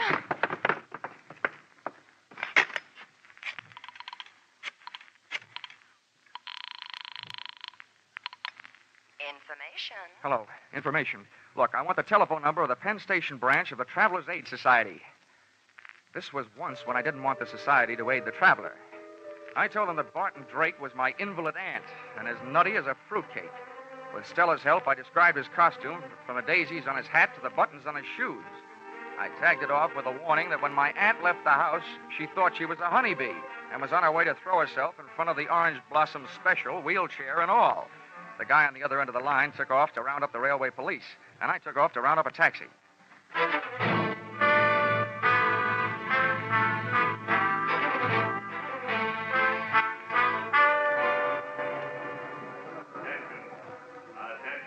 I rode the escalator into the main waiting room, and halfway down, I spotted Barton Drake in his grandmother get-up. He was surrounded by police, and the police were surrounded by a small crowd. I walked over. I don't know what kind of a practical joke this is, young man, but it's not funny. You made me miss my train, and I don't even have a nephew. No, Mother, don't be upsetting yourself. Don't you now, me, young man. Just get me on a train. Any train headed south will do. Drake was getting ready for trouble. If the cops couldn't see it, I could. His hand was under his Afghan, and I knew the least it could be holding was a fistful of brass knuckles, but probably more. He was getting ready to make a run for it. I wasn't taking any chances. I edged my way through the crowd, up behind the wheelchair, and spun it around, and hit what looked like somebody's grandmother a beautiful shot in the whiskers. What? He hit the old lady. I got him. Now, wait a minute, officer. You don't understand. Don't understand, don't I? Hit an old lady, will you? He's not an old lady. It's trouble you want, you scoundrel. Here, maybe this'll quiet you Oh, down. so you don't... Oh.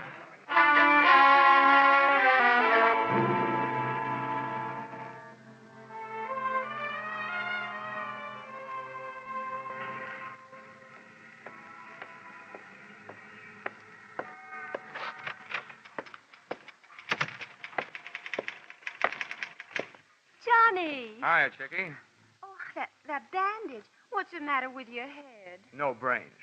Where's the general? Oh, when he found out you'd saved American Pioneer $30,000, he decided to take the morning off and celebrate. He's out playing golf. Oh, great. To celebrate my getting hit on the head with police clubs, he goes out and swings golf clubs. Oh, Johnny, I was sort of Now, hoping don't that... worry, Chickie. I've still got enough energy left for nightclubs. You want to help me with this expense account? I'll get it out of the way. Oh, that's all that stands between us. Uh-huh. Expense account submitted by Special Investigator Johnny Dollar to Home Office, American Pioneer Life Insurance Company.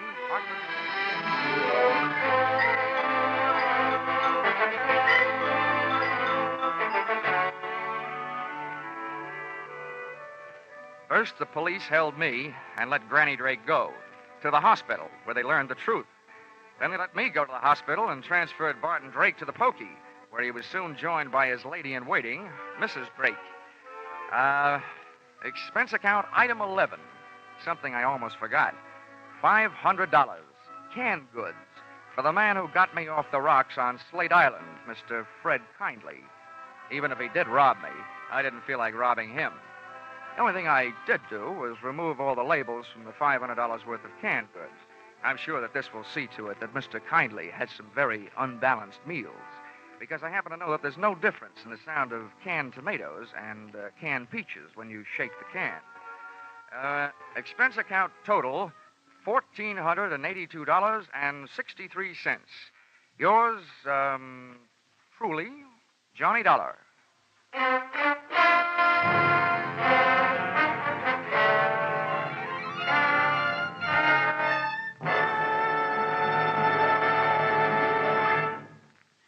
At last, mankind is facing up to one of its most feared diseases, cancer. Research scientists are working tirelessly, exploring every avenue that might lead to new treatments, new cures, and new insight into the causes of the disease. At the same time, the American Cancer Society is working to keep the public informed of all the progress that has been made, trying to reach everyone with the message that the sooner a diagnosis is made, the better the chances of cure. Together, this public education and research attack should bring great progress in the control of cancer. But both phases of this program are costly. Realizing you are giving to a fight against a disease that could menace you, give generously to the American Cancer Society's drive for funds this year.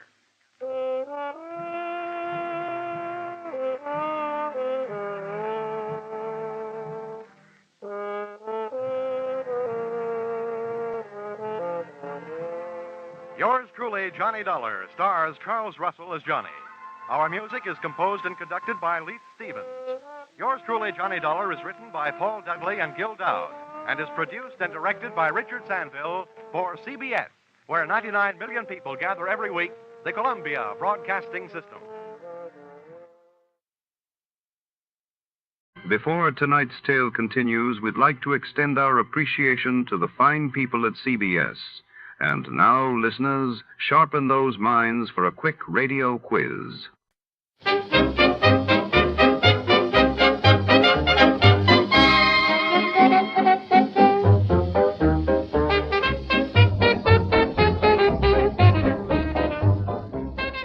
Tonight we descend into the shadowy corridors of the fall of the House of Usher.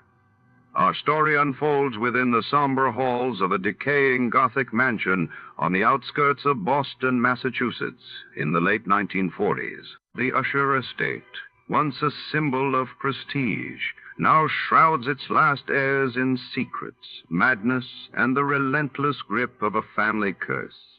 As an enigmatic detective is summoned to unravel the mysteries haunting these ancestral walls, every creak and whisper hints at something far darker lurking within.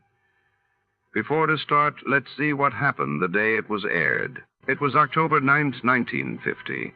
That day, United Nations forces captured the South Korean city of Wonsan from North Korean troops, while across the globe, the Nobel Prize in Physiology or Medicine was awarded to Edward Calvin Kendall Teus Reichstein and Philip Sholter Hensch for their discoveries relating to hormones of the adrenal cortex.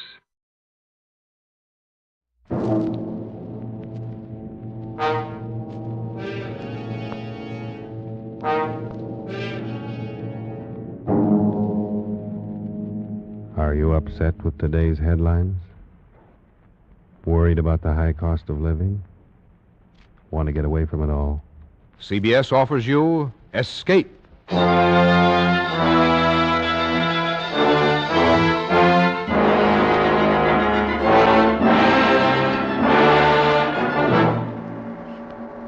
You are the friend of a man living in death, confidant of a ghoul, witness to a nameless terror. You are a guest in the House of Usher. The Columbia Broadcasting System and its affiliated stations present Escape, produced and directed by William N. Robeson, and carefully plotted to free you from the four walls of today for a half hour of high adventure.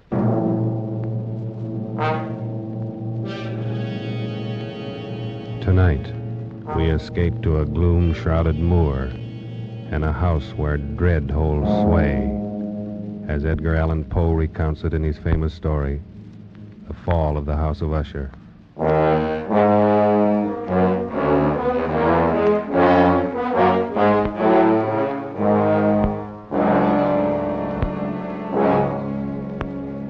It is with some regret, but I believe advisable that I identify myself only as a friend of Roderick Usher. Certainly the last and perhaps the only friend of that unhappy man. Having only one sister, he was the last male descendant of the ancient House of Usher. Roderick had been one of my boon companions in boyhood, but many years had elapsed now since our last meeting. And so as I held his letter in my hand, not yet opening it, I reflected with no little sadness upon the devious fates that chart our courses and drive old friends away from one another. But then a sudden feverish and nostalgic curiosity laid hold of me, and with fingers made clumsy by their eagerness, I tore open the letter and read, My dear friend, my need of you has so far outgrown my pride that I'm going to request a favor which I realize full well may involve considerable inconvenience to yourself.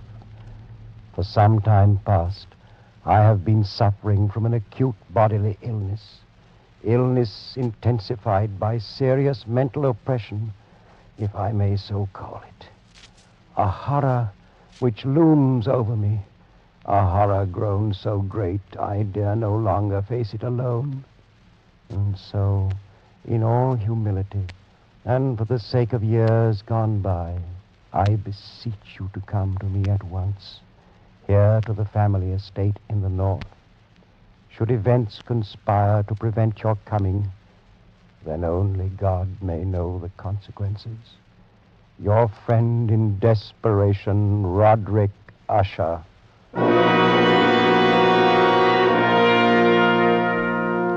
And so it happened that at the end of a dull, dark, and soundless day in the middle of October, I found myself as the shades of evening drew on, within view of the grim and melancholy House of Usher.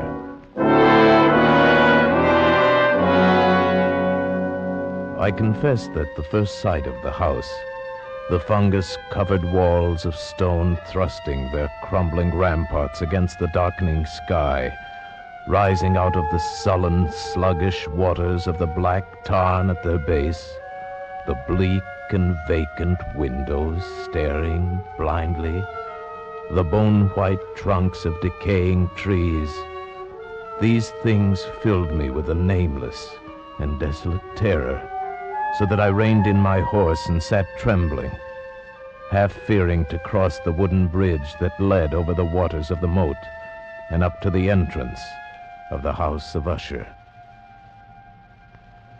Then impatiently I shook off this strange feeling of dread, and was an instant later clattering over the wooden bridge and onto the courtyard. I dismounted quickly, tossed my reins to the silent lackey who approached, strode across the gravel, and up to the massive wooden portal, the door of the House of Usher.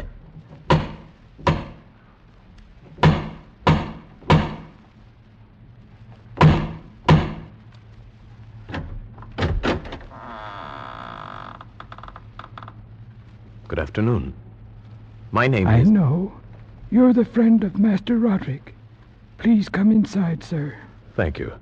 But may I inquire how it happens you know me? You have been expected for some time, sir. Yes, true. But also I'm a stranger to you and could be some other visitor. That you could be anyone other than the friend whom Master Roderick expects, sir, would be impossible. You see, no one else would ever come to this house. Then I followed his stealthy footsteps through many dark and intricate passages. My earlier foreboding heightened and was made fearful by the somber aspect of the hallways by which we passed. The many unused rooms reaching out with their vast emptiness like some hideous jungle creeper. But at length we stood before the door of the master's studio, and there the servant left me, departed and left me to go in alone. The man across the room, half reclining on the couch, his back turned toward me, did not hear the opening of the door. For the space of several heartbeats, I saw only the deathly pale and ghastly sunken features of a stranger. Then only with difficulty could I recognize, behind that mask, my boyhood friend. For surely, under light of heaven, no man had ever before so terribly altered in so brief a time as had Roderick Usher. Oh, my friend, you've come at last. Thank God you did come. Oh, Roderick, did you not know I would? Could you not be sure that no long years would ever dim the friendship we shared in youth? So many things have dimmed. Ah, youth. It seems so long ago. But now you're here, and we'll find it, relive it all over again, every glorious moment of it. And all these shadows, all these gibbering phantoms that haunt me, they'll be driven out. And then the sun will shine again, and we'll be young again and relive... Roderick! Oh, but forgive me, my friend. My excessive joy at the sight of you after so many years drives me into a frenzy of talk. How many years has it? Oh, no matter. It is enough that you are here, and brought with you all the lost, all the happy days of my boyhood. But I'd expected from your letter to find you in serious straits indeed. Instead, you seem in the best of spirits. You have the right to know. But in all frankness, here in your presence, I find it difficult to credit importance to those things which only yesterday filled me with terror. True, I've been ill. A nervous affliction, something in the nature of a family weakness, probably. It has affected me with a morbid acuteness of the senses, such that quite often the least sounds and odors and colors become irritating beyond endurance. Then I've eaten but little, as you can see. But surely you've retained the services of a physician. A physician? Oh, yes, of course. He calls almost daily, though it is more often Madeline that he attends. You remember my twin sister, Madeline? For her I fear more greatly than for myself. Even today she's taken to her bed, and I have no doubt will never rise from it again. Oh, a tragedy. The sympathies of my heart go out to you. Oh, but leave it for the present.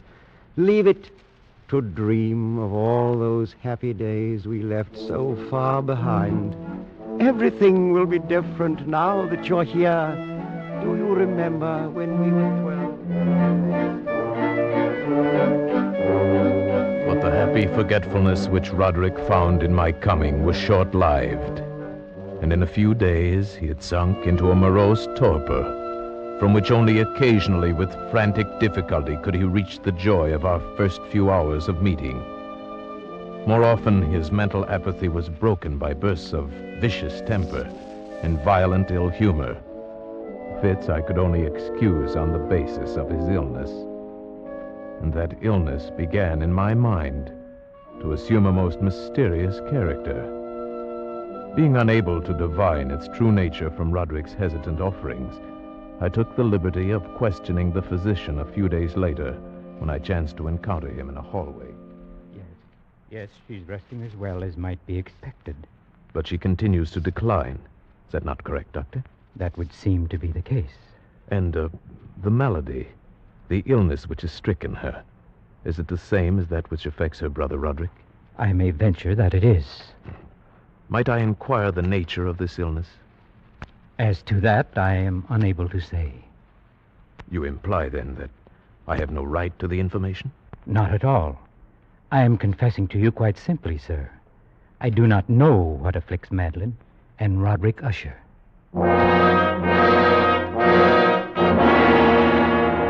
And so a week passed. A week in which the sullen, leaden skies darkened into deeper oppressiveness, in which Roderick's deathly pallor and creeping mental dissolution grew more apparent. A week in which the monstrous atmosphere of this ancient mausoleum began to crawl insidiously within my own consciousness, stirring into life a formless, unknown dread. Then one evening, we were sitting in the vaulted studio, while the first shadows of night began to flow together into pools of darkness. Roderick had been unusually troubled during the day, and had been trying to find some solace by playing on the violin. Of a sudden, there came a knock upon the door. Stop it! Stop that infernal pounding, do you hear? Do you wish to drive me completely mad? Open the door and come in, come in! It's the doctor. Well, what is it? What do you want? Master Usher, I regret that I must say this, but it is my sad duty to inform you that your sister Madeline is no longer living. Madeline? My sister? Then she's dead? She breathes no more. Dead? And perhaps, my dear doctor, you can tell me what caused her death. Unfortunately, I can only take refuge in the term heart failure. Heart failure? Yes, of course. Very well, Doctor.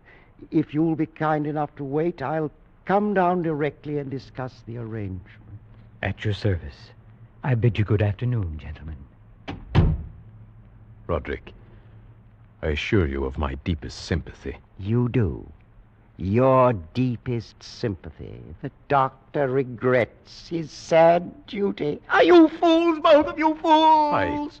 I don't understand. Haven't you seen it yet? Can you not feel it about you? The horrid, monstrous, brooding spirit of this accursed house. Can't you hear its evil laughter as it lurks in the hallways and grows fat upon the soul? My dead sister. Roderick. Can't you see that it matters nothing to me that she's dead? That I myself walk but a few steps behind her into the same shadows of hell? Can't you sense those hideous tentacles even now, reaching out for me, who now the last living, if it be living, the last living descendant of the accursed House of Usher.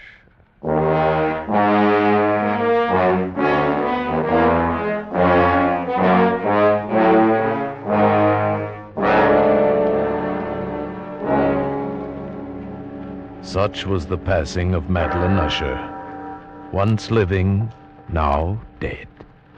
And her very death, untimely in its aspects, bore to my trembling soul a portent of events yet more hideous, more horrible, and yet to come.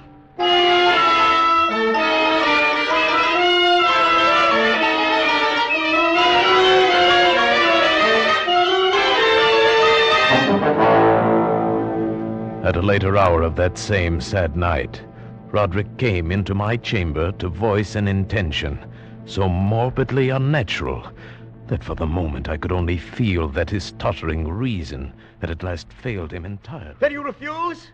But Roderick, this is madness. I tell you, before this night is over, the coffin body of my sister shall rest in the vault beneath this house, and if you will not help me, I shall do it myself. But why? Why? I could not stand to think of her buried out there in the dark graveyard, alone among the dead. Roderick, she too is dead. It's fantastic how little we know of death or of life. The doctor says she no longer breathes. She is dead. She was so lovely, was my sister. Roderick. I must keep Madeline near me. Nothing but evil would come of such an act. I can trust no one but you. Not even the physician himself. He hates us because he can't discover what it is that kills us. Even he might steal the body of my beloved sister, that he might learn our secret. You understand, don't you, my friend? Yes, Roderick. Yes, I understand.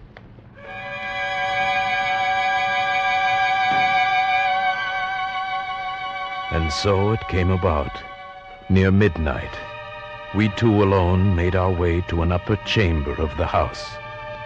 And taking up the black coffin between us, in the shuddering light of candles, we walked the tortuous passageways, slowly descended the curving stairs of stone, passed beneath the moldy level of the earth, forced open a massive and age-rusted door of iron, and stood at last, with our ghastly burden, in a subterranean, dank and musty crypt, underneath the House of Usher.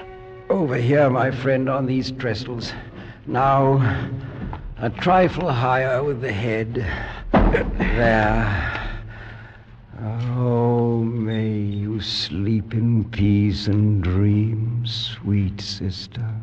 From I who tread the same path soft behind you. Come, Roderick. The thing is done. Oh, wait. Stay a moment. We've not yet affixed the coffin lid. See? I've left it loose so it can be turned back. No, I beg you. A last farewell, no more. Look. Is she not beautiful? Yes, she was very beautiful. Was? Yes, of course. The look of her confused me. But do you not see it, too? The warm glow of the cheeks, the eyes shut softly, those lips half parted. Does it not seem that she may rise up and speak to us at any moment? This gruesome place inspires those morbid fancies. Morbid fancies? That now dead she seems to live, and living seems already dead? Man, you seek out madness. You court it with your very thoughts. And if I do, what matters? What value can there be in reason without the hope of life? Dead, you say to me, she is dead. Upon what certainty? Why not with equal reason say instead she lives? And that I, the last of Usher, am the one who is already dead.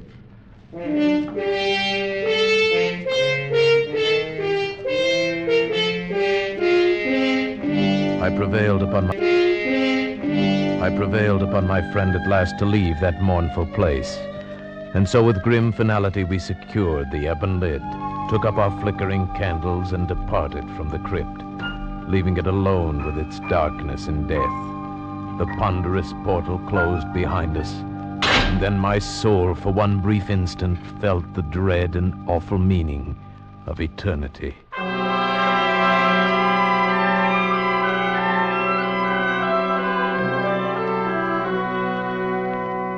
There followed then a week of such dreary gloom and melancholy that my own spirit quavered at the menace of the nameless thing enshadowed in that house.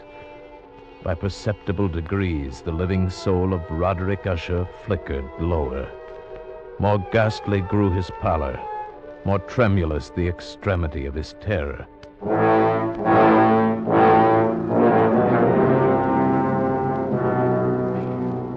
The 8th day following the death of Lady Madeline fell upon the last day of grim and gray October, and brought with it, as the curtains of night descended, the fitful breath of a rising tempest, uneasy gusts of sodden rain, and the sound of sullen thunderous rumbles born of the dim flares of sheet lightning somewhere behind the lowering pall.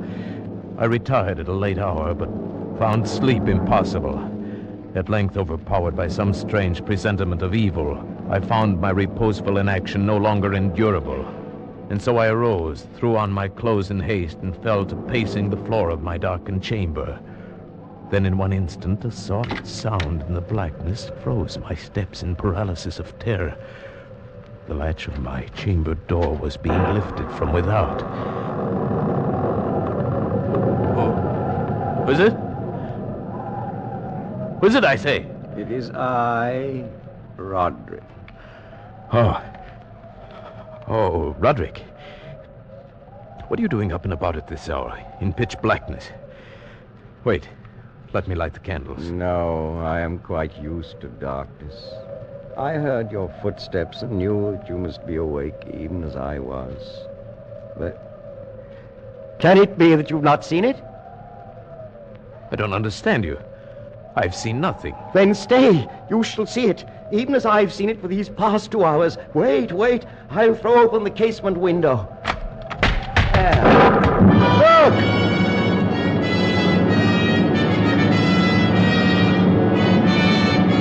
It was indeed a tempestuous yet sternly beautiful night, and one wildly singular in its terror and in its beauty.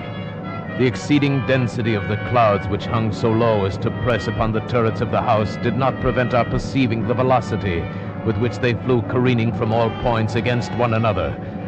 We had no glimpse of the moon or stars, but terrible to behold, the under surfaces of the huge cloud masses, as well as all terrestrial objects immediately around us, were glowing in the unnatural light of a faintly luminous and clearly visible phosphorescence, which hung like a shroud about the mansion itself.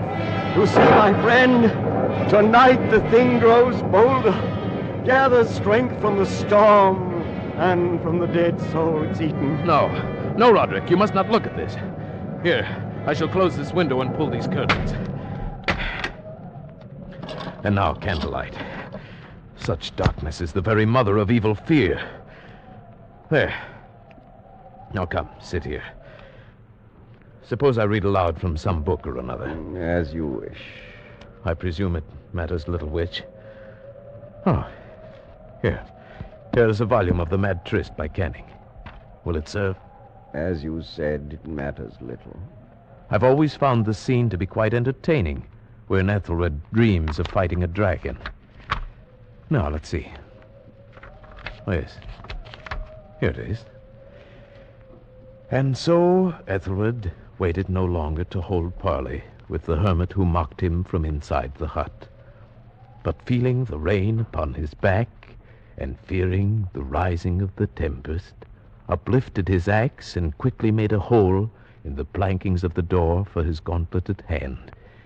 And now, pulling sturdily, he so cracked and ripped all asunder that the noise of the dry and hollow-sounding wood alarmed and reverberated throughout the forest.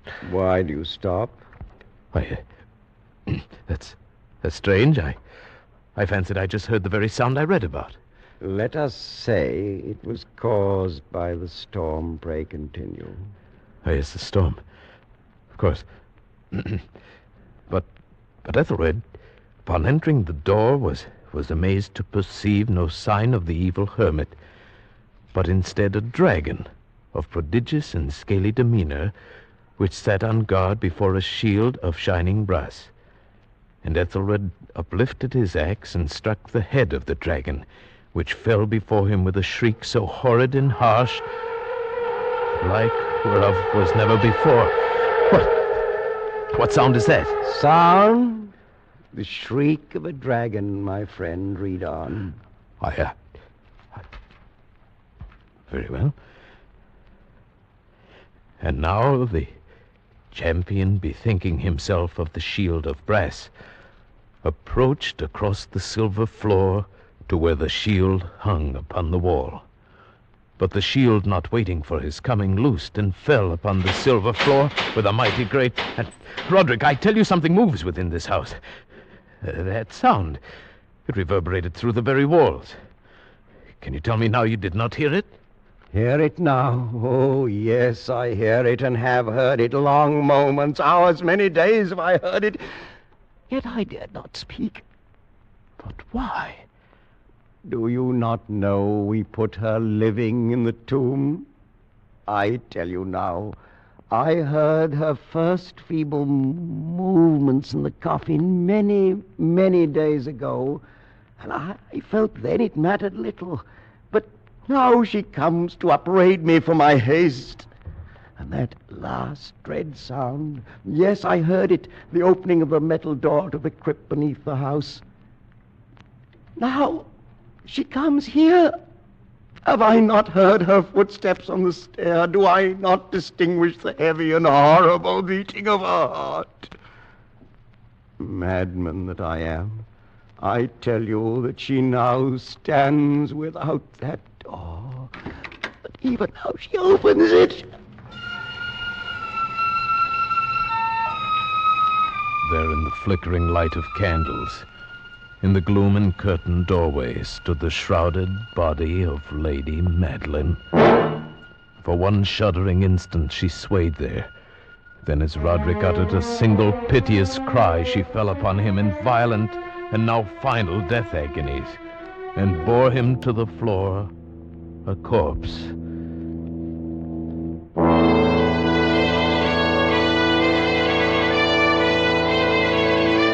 From that chamber and from that mansion, I fled aghast out the massive portal over the causeway into the night. Suddenly there shot along the path a wild light, and I looked back in heightened terror, for the vast house and its shadows were alone behind me. The baleful gleam came from the setting full and blood-red moon, which now shone vividly through a widening crack in the walls of the house itself, and even as I gazed, its vision opened rapidly. There came a fierce breath of the tempest. The entire lunar orb burst at once upon my sight. My brain reeled as I saw the mighty walls rushing asunder. There came a long, tumultuous, shouting sound like the voice of 1,000 waters.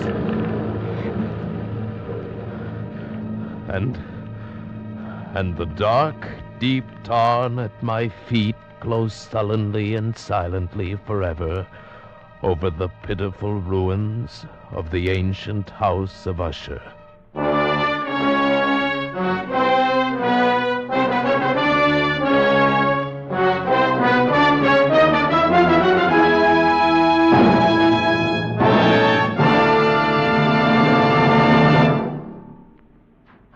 Escape, is produced and directed by William N. Robeson, and tonight brought you The Fall of the House of Usher by Edgar Allan Poe. Adapted for radio by Les Crutchfield, with Paul Frees as the narrator, Ramsey Hill as Roderick Usher, and Sheridan Hall as the physician. The special musical score was conceived and conducted by Cy Fuhrer. Next week...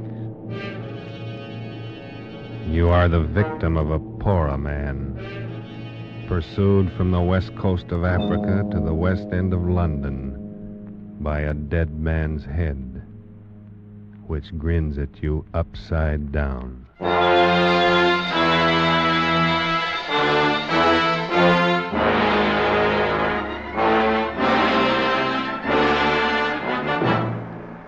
Next week, Escape, with H.G. Wells' gripping story, Pollack and the Porroh Man.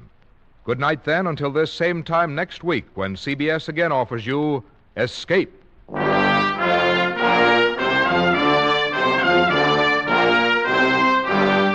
This is CBS, the Columbia Broadcasting System.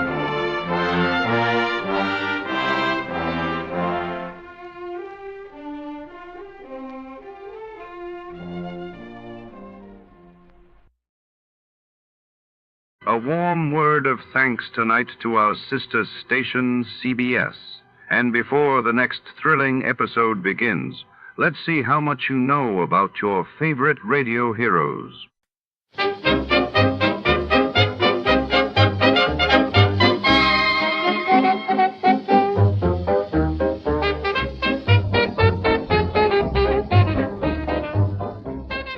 Tonight's tale spirals into danger within the labyrinthine corridors of a Turkish shipping magnate's private office, set against the shadowy harbors of wartime Istanbul, 1942. An American arms engineer becomes the hunted, stalked by foreign spies and desperate men, as secrets and survival intertwine beneath the flicker of desk lamps and the tick of a hidden clock. Trust is scarce, bullets are plentiful, and every whisper could be a last.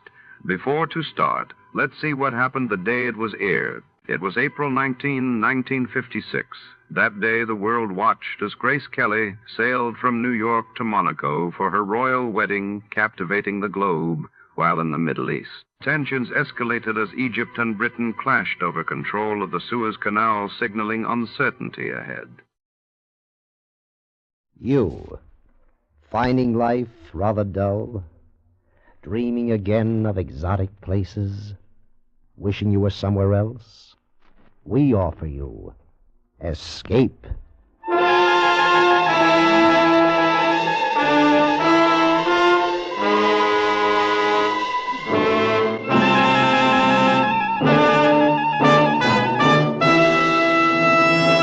Escape with us now to Istanbul, the nerve center of Balkan intrigue and violence, and the story of a man caught in the fatal web of the most cold-blooded political organization on earth, as Eric Ambler tells it in his famous tale, Journey into Fear.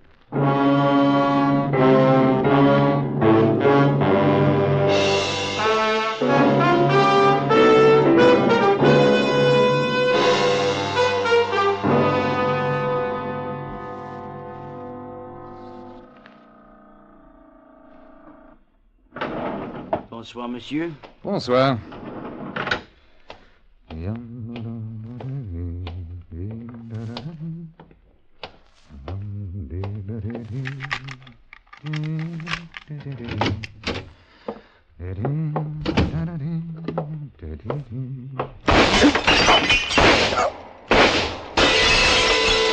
It seemed as if a bar of white-hot metal had been suddenly pressed against my hand. And then it was numb, but I could feel the blood beginning to trickle through my fingers. There wasn't a sound. And as I crouched against the wall, I became dimly aware that the window was open and that someone was moving by it. And then my eyes, becoming used to the darkness, saw that whoever had been at the window had left by it. I reached for the light switch and found it. The hand hurt like the very devil.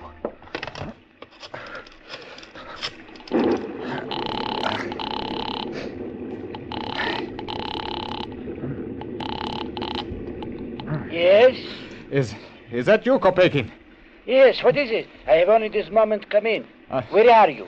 I'm in my hotel room. Listen, something rather stupid has happened there. There was a burglar up here. He took pot shots at me as I came in, and one of them hit me in the hand. Are you badly hurt? No, but it gave me a nasty shock. Have the police been notified? No, not yet. Good. Leave the matter to me. I will speak to a friend of mine about it. He is connected to the police and with great influence. As soon as I am finished, I shall come over. Well, there's no need for that. Excuse me, my dear fellow. There is ever a need. You must stay in your room until I arrive. Well, I had no intention of going out. Well, if you must come over, Kopeikin, please hurry. I want to get some sleep tonight.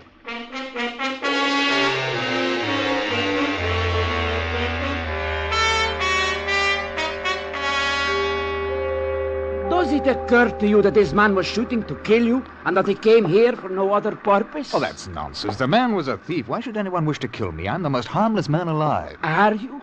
Remember I told you that I was going to telephone a friend of mine? Yes? We are going to see him at once. Oh, well, I'm jolly well not. I'm tired. I want to go to bed. Unfortunately, I have official instructions. A man tried to murder you tonight. Something must be done about it at once. Murder? Are you out of your mind? I am sorry, my dear fellow. I can understand your feelings. But this friend of mine is Colonel Haki. He's the head of the Turkish secret police. Oh, now look here, Kopeikin. What's this all about? I thought you were my company's Turkish representative. And now you talk about secret service and all that rubbish. Please, I cannot tell you anything more. It is to our mutual interest that we go at once to Colonel Haki. You must believe me. All this hysteria of absolutely nothing. My dear fellow, it is most certainly not nothing. Get your overcoat. It's cold out.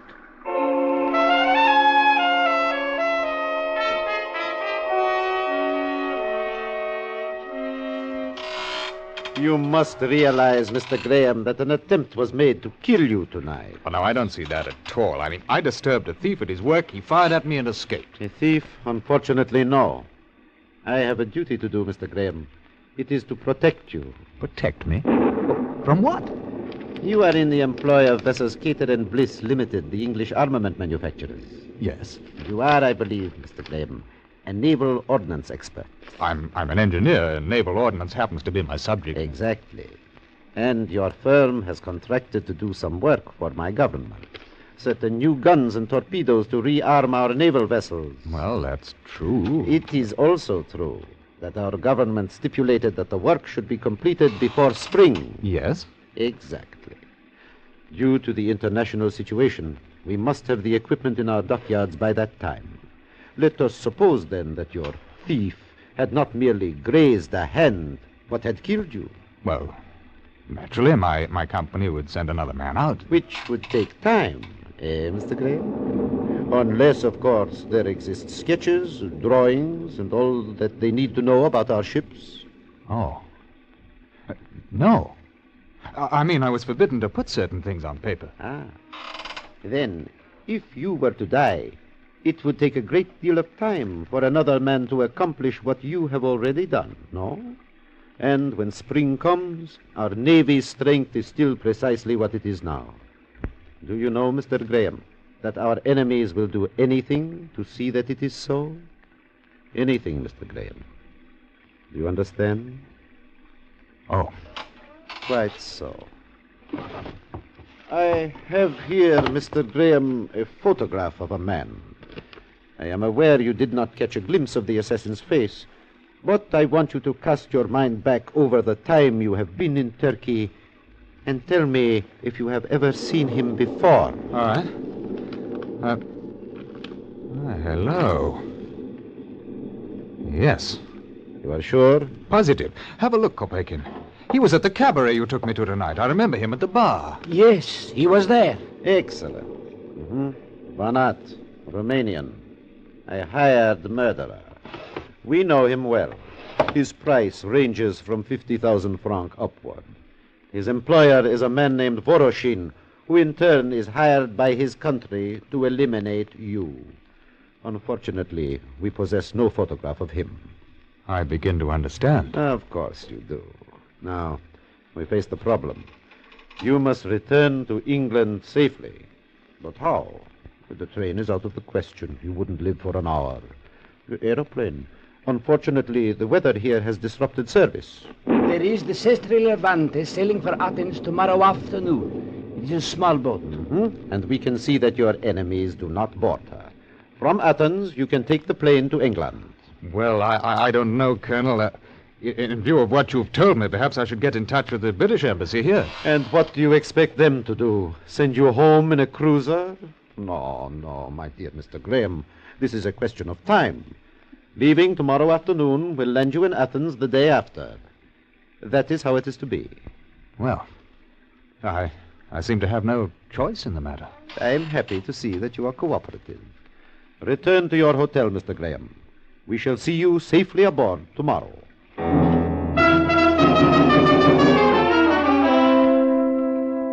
The next afternoon, Kopekin and Colonel Haki saw me aboard. As a bon voyage gift, they presented me with a bottle of Johnny Walker and a small pistol, both of which I put in my suitcase. Besides myself, there were 4 other passengers, all of whom Colonel Haki assured me were harmless. The gangway went down, I felt the ship sway gently, and the journey had begun. My companions were an odd assortment of continental travelers. There were the Matis, who occupied the cabin next to mine, a middle-aged French couple who argued incessantly.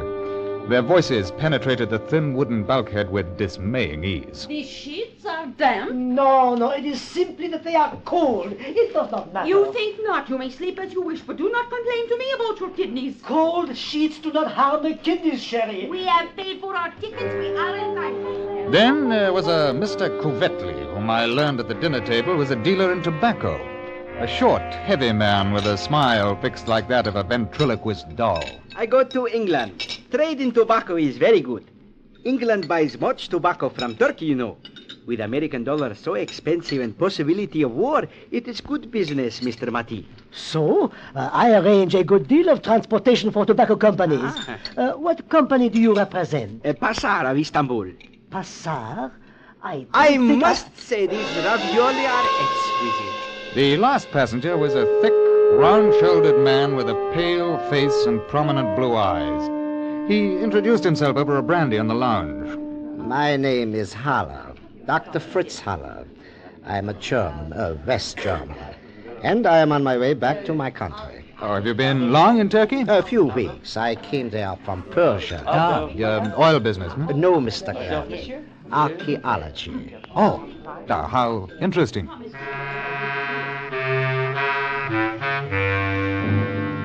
Those were my fellow passengers. At 9 o'clock that night, the cutter came out from Kanakali to take off the pilot, and with it came a telegram. It was from Kopekin in Istanbul, and it read, H requests me to inform you that Banat left for Sofia on train. All well. Safe journey to England. Best wishes. I thought of the pistol in my cabin, and I laughed to myself.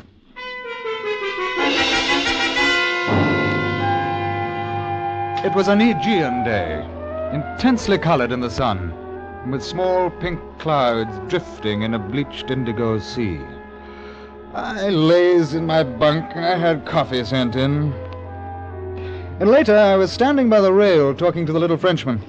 Beautiful, beautiful. My wife has no appreciation for delights such as these. Oh, what a shame. My wife, you mean?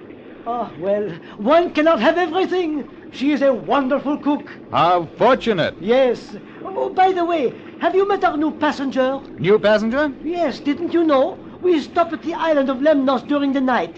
He came aboard then. A Greek, I think. I hardly heard what he said. Not very sociable. Because at that moment from the lounge stepped a man. Beneath the high-crowned, soft felt hat were the pale, doughy features of a face I had seen before.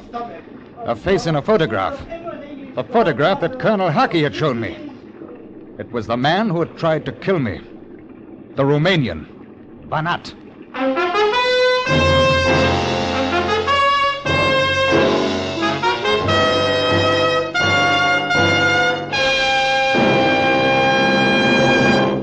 Escape, under the direction of Norman MacDonald, returns in just a moment. Even the children cheer when they know school's open in our Miss Brooks' classroom. Yes, she's here, charming, romantic, utterly madcap, and played to the hilt by Hollywood's Eve Arden. You'll love her, you'll laugh with her, again tonight on most of these same CBS stations. Our Miss Brooks, starring Eve Arden. And now, back to Escape.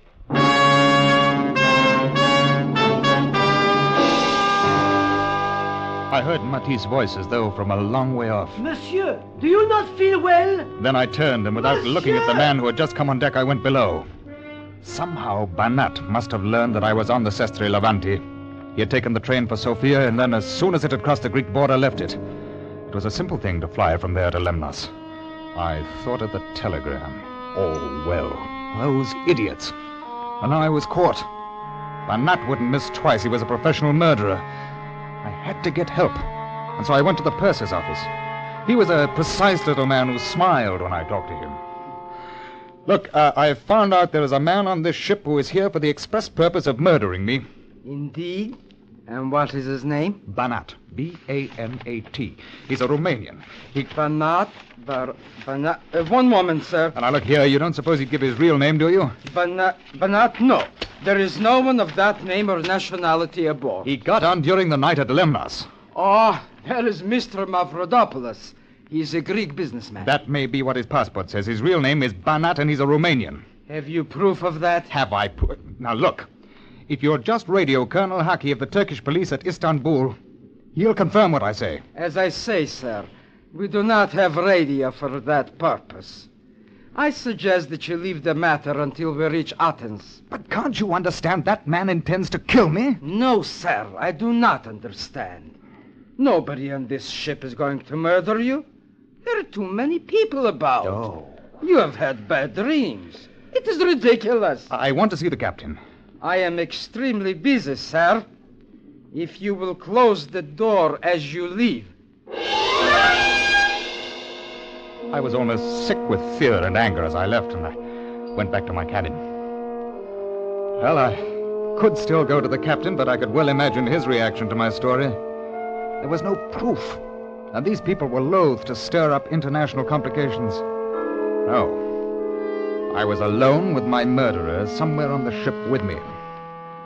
And then I remembered the revolver Kopeikin had given me.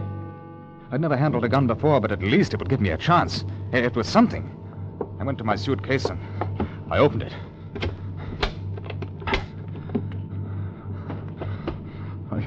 It must be. I put it in myself just before I got on board. It had to be there. There was nothing. Someone had been in my cabin and had taken the gun.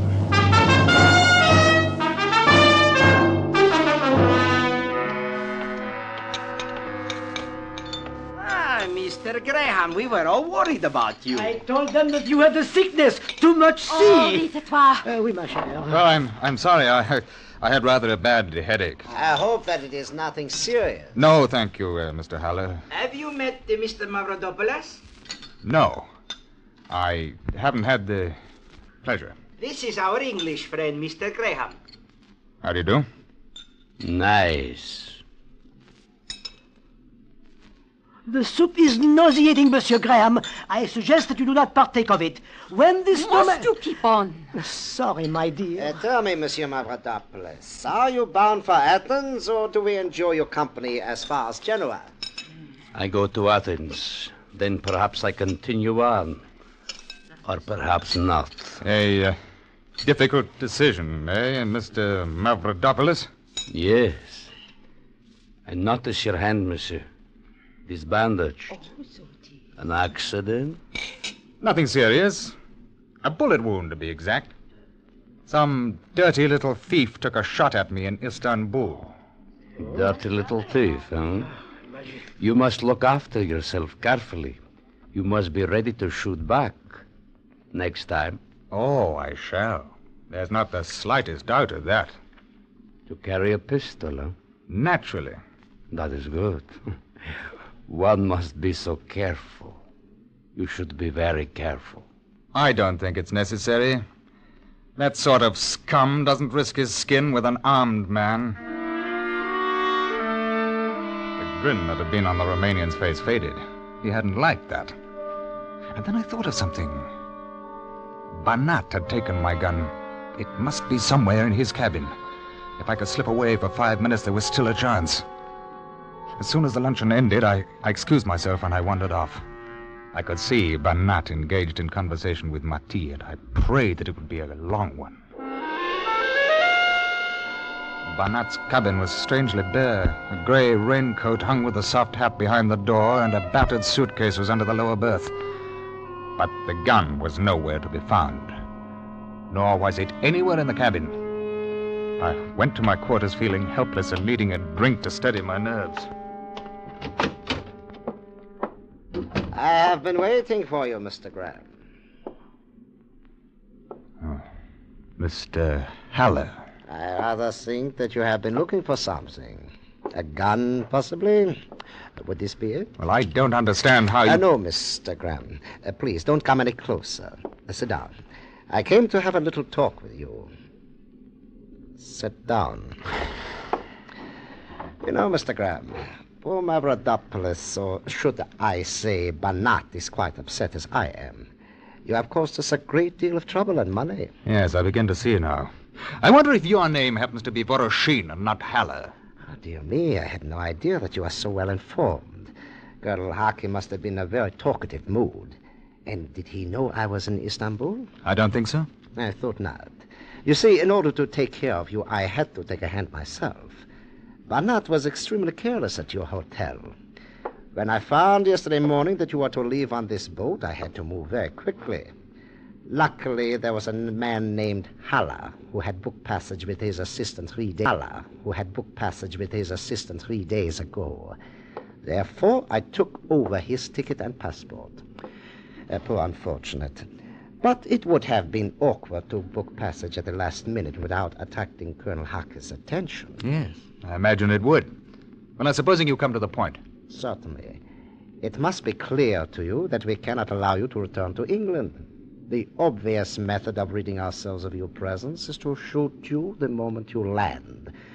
But that could become complicated. It could. The other alternative is to induce you to take a holiday for 6 weeks or more. I see. In other words, you hold up my return to England so that my company's work would be delayed to the point of uselessness for the Turkish government. You have a keen mind, Mr. Graham. Tonight, we reach Athens. If you like the idea, you will live to see your England again. And if I refuse to take this holiday? Then things will be complicated, will they not? I think you're bluffing. Hasn't it occurred to you that I shall repeat this conversation to the captain? It has occurred to me. As a matter of fact, the purser was telling me about your little talk with him this morning. I'm afraid that the ship's officers, including the captain, have enjoyed the joke very much. They call you the mad Englishman and laugh. Well, Mr. Graham, which is it to be? If I take this holiday, where will it be? In a charming villa near Athens. You will enjoy all the comforts of home, I assure you. I shall give you an hour to think about it. Remember, we are not at war, Mr. Graham. You are not a soldier. In reality, you are doing your country no disservice. No one will ever know. He left me alone. It was not a pleasant choice he had given me. I knew that Banat and he could keep their promise to kill me when I landed. And I was equally sure that the holiday Voroshin spoke of would be a very long one. That either way, I should never return to my wife or to England. And I sat for half an hour smoking and trying to think. And then I remembered. Mati!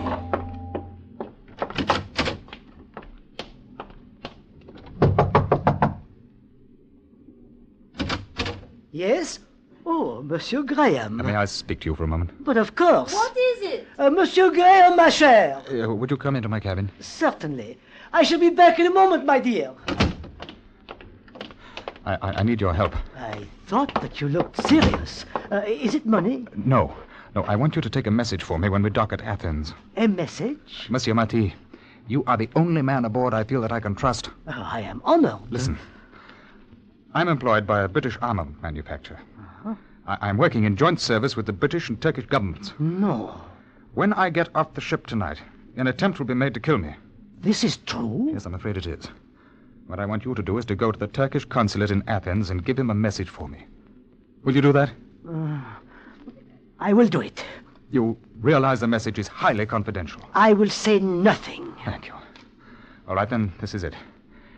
Inform Colonel Haki, Istanbul, that Graham is forced to accompany Soviet agents Voroshin and Banat, traveling with passports of Hala and Mavropolis.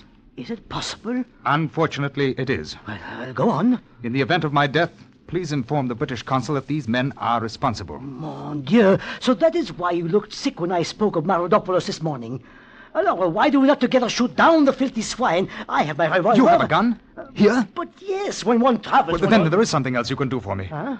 Let me buy your revolver. I will not sell it to you. I give it to you.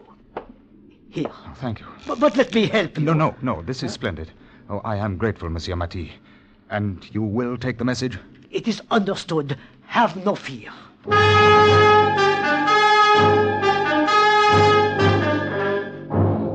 Half an hour later, I told Voroshin that I would agree to his plan. I'm sure that he didn't believe me, but nor did he know that I was armed. It was a forlorn hope. But if I was going to die, I would have the satisfaction of knowing that others would die with me. At 8 o'clock, the Sestre Levanti was approaching her berth. I had agreed to pass through customs and to meet Voroshin on the street. As I stood at the rail watching the quay drawing closer, I saw Banat standing to one side, hand in pocket and a fat smile on his face. He knew that he was going to earn his fee tonight.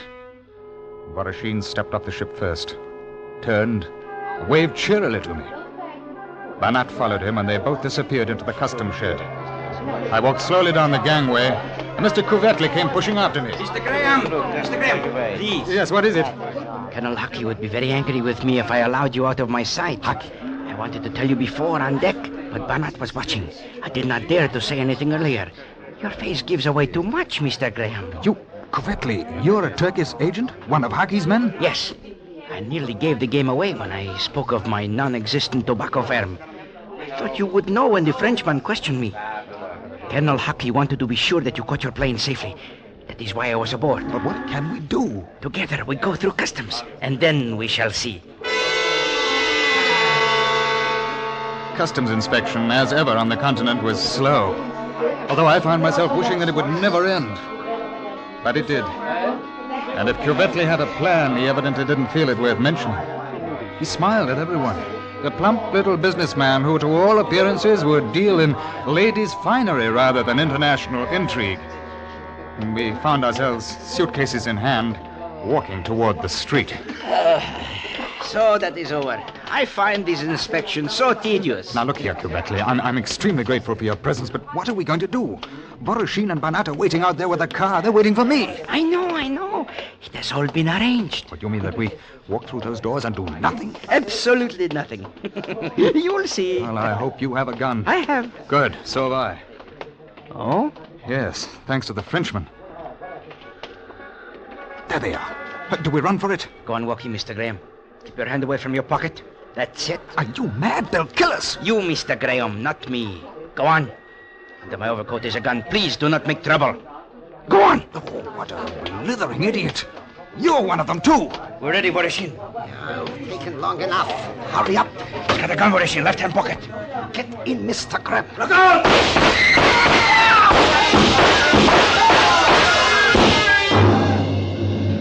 I remember a perfect fusillade of shots, and then something cracked me on the skull, and I was falling.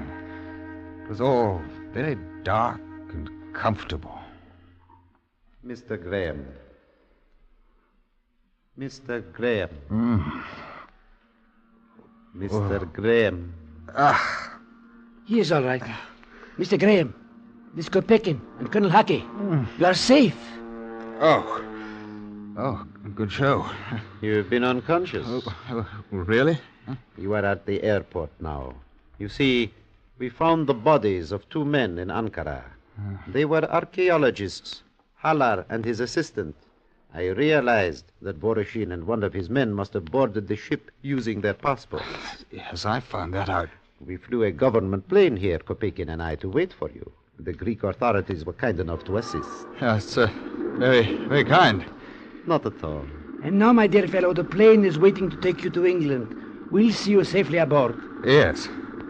I say, what about Banat and Voroshin and Kubetli? Oh, yes. It was rather unfortunate. After you fell, they tried to get away in the car. Someone hit a tire. There was a smash-up. The petrol tank exploded. A tragedy. Oh. Yes. Well, it's very decent of you. My dear fellow, it has been a pleasure. Come along. We will help you to your plane. I am sure you're anxious to get home to England and your wife. Come along.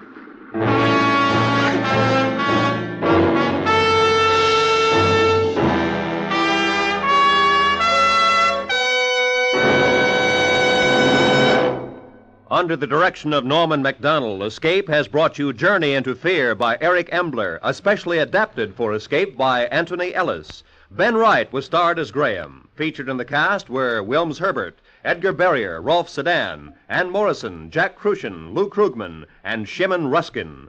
The special music for Escape was composed and conducted by Ivan Ditmars. Next week, escape with us to Malaya and the reeking-stricken city of Lahore, where a young doctor and a beautiful girl are faced with the horrors of plague and the bloody holocaust of a native revolt, as Charles Israel tells it in Funeral Fires.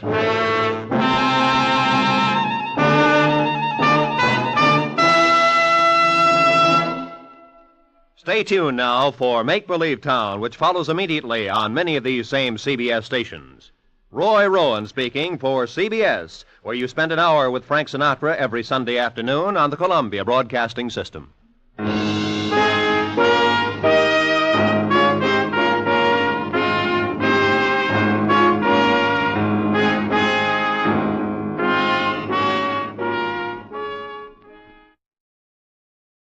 Good evening, friends.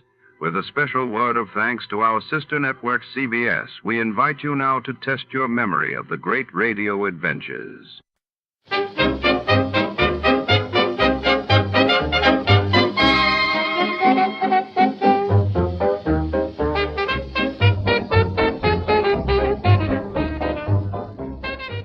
Tonight, under the humming fluorescence of the Wilshire Forensics Laboratory, a single dusty footprint brings the city's secrets to light. In this labyrinth of glass slides and steel cabinets, our detective prowls through chemical scents and cold evidence chasing a phantom whose step may unlock a locked room murder.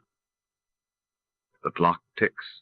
The clues are fading, and every shadow hides a suspect. Prepare to follow the trail before. To start, let's see what happened the day it was broadcasted. It was January 18th, 1952.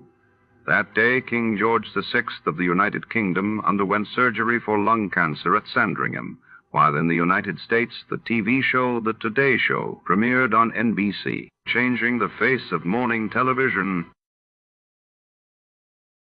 Tired of the everyday routine?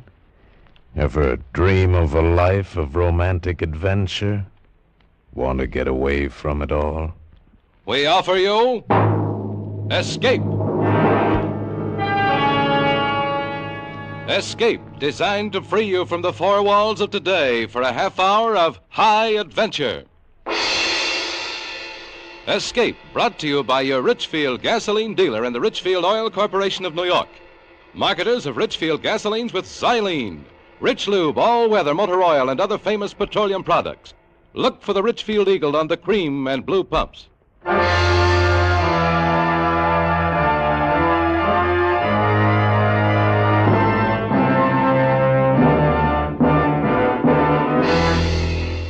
Tonight, we escape with the story of the murderous priests of a weird cult hidden in the barren deserts of Mexico.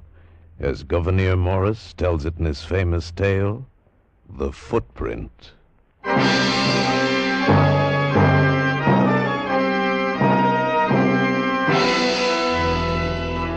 Here it is. Now, you see me, Buckles. Here's the Gulf of California. Yeah. And up here near the Barra de San Jorge, On the coast of Sonora, we find 2 bays divided by a high spit of sand with a granite pillar marking the bay to the north. It's a massive thing, that pillar. Easy to find. You can't miss it. Then there's 20 miles inland, due east from the pillar, and we find it. Well, find what? A Chinese pagoda. A Chinese pagoda? You sure it isn't a Japanese wigwam? Ah, now, boys, I know it sounds strange, but it's the truth I'm telling you. How did you get this map, Mr. Morgridge? From a Chinese, God rest his heathen soul. I did him a sort of a favor once. You did him a sort of a favor, and he tells you where to find a fortune and rubies? How come there's a Chinese pagoda full of rubies in Mexico? If you know the facts, me buckles, it wasn't the Spanish who first set foot in these shores. It was the Chinese. Come on, you guys. Thanks, Mr. Morgridge. We're sorry to take up your time. Oh, now, wait a minute. It's a nice trip on a good, sound schooner. And if you like sailing, what have you got to lose?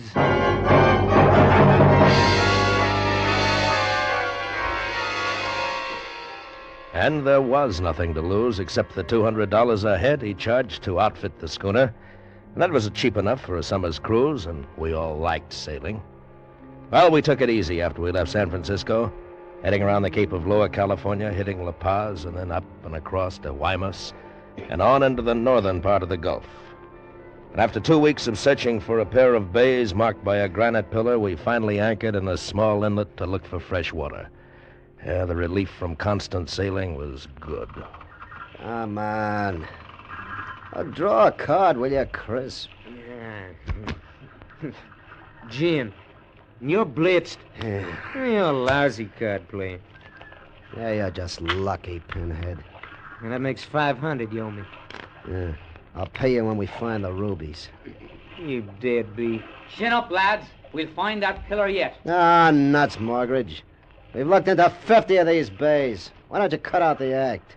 What are you talking about, lad? Just come right out and say it. You cooked up this whole deal as a meal ticket. You can't see anything through those binoculars except what we've already seen 100 times. There isn't a hunk of granite in 500 miles. You know it. Well, to think the thought could enter your mind. Why, I'm as put out as any of you. But now's the time to persevere, and we'll find it. Skip it. Come on, Morgridge. Hey, wait a minute. Now, there's something for you. What?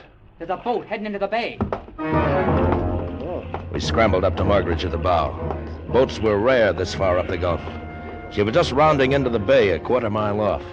She looked like one of the fishermen we'd seen down by Guaymas, but not quite. Better one of you get the guns out of the locker. There's no use taking any chances. I'll get it. By the time Meph came back with the guns on deck, the stranger was close inshore.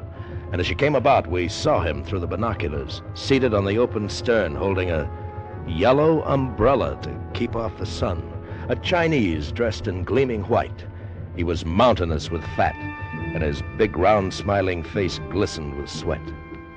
Another Chinese, stripped to the waist, came out of the big cabin, lowered a dinghy, and hopped in.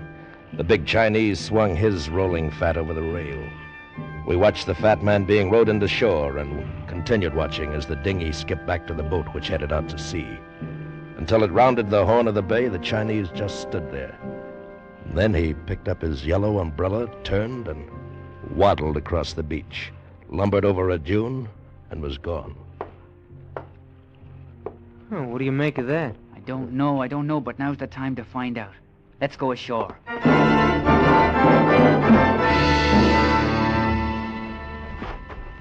Look at that guy's footprints.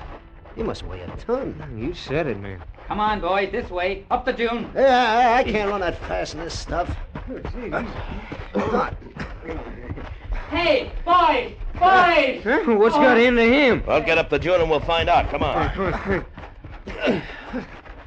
Call me a liar, will you? What? Call me a cheat. Call the map a phony, will you? Look. What? Why, it's the pillar, the granite pillar. No wonder we couldn't find it. It's almost buried in the sand. Will you look at the size of it? The rubies, boys, we've as good as got 'em. What about our fat friend? Looks like he has the same thing on his mind. We follow him, me buckos. It's 4 with guns against a yellow umbrella. Come on, lads.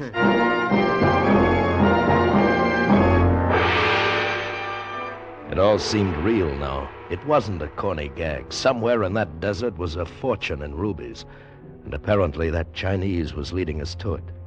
Ahead of us we could see the yellow umbrella bobbing in the distance, and for all his fat he set us a murderous pace.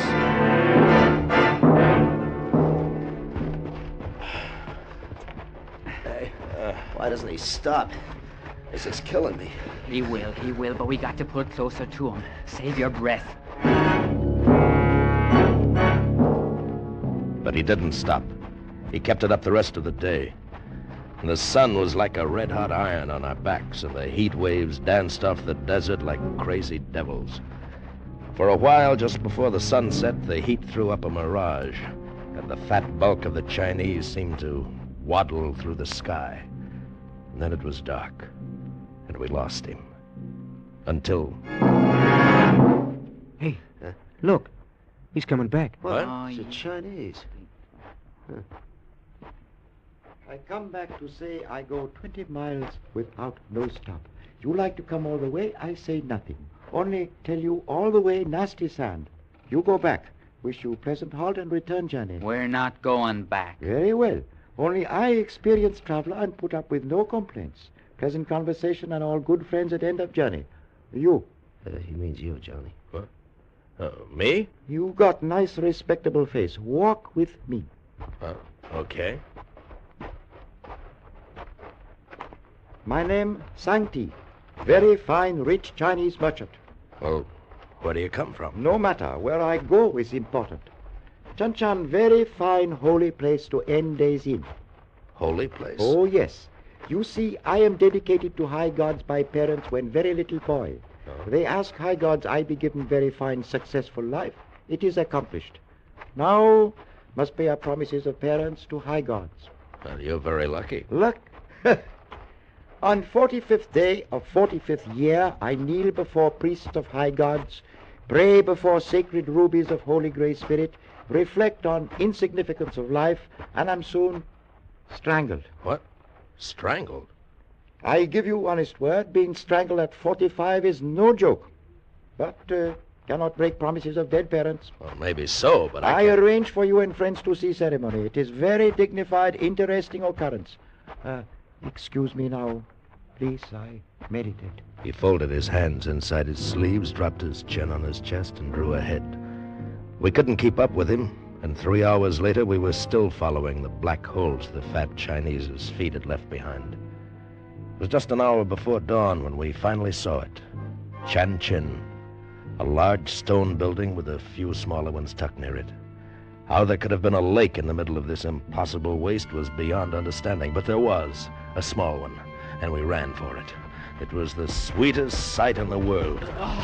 We sucked it up with our paws and mouths, lay in it, patted it, kissed it.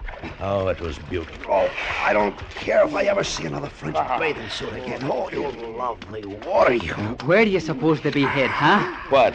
The rubies, me bucko, the rubies. How about that big building, huh? Looks like some sort of a heathen temple. It is temple. What? Temple of high gods.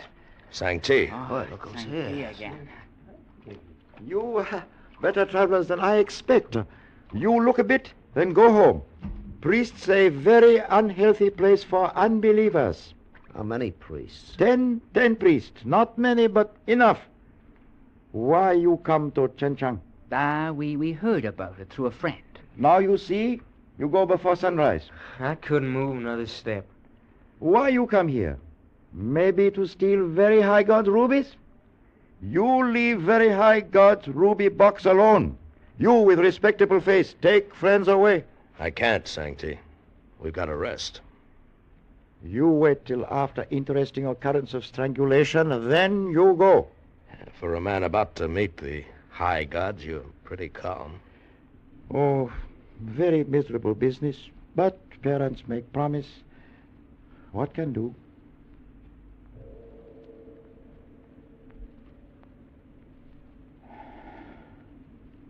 It is time.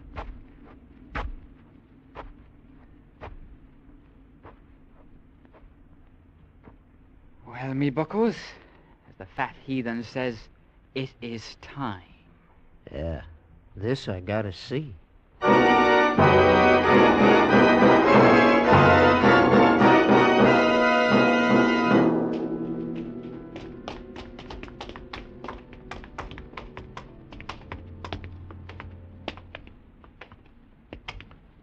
Black as pitch.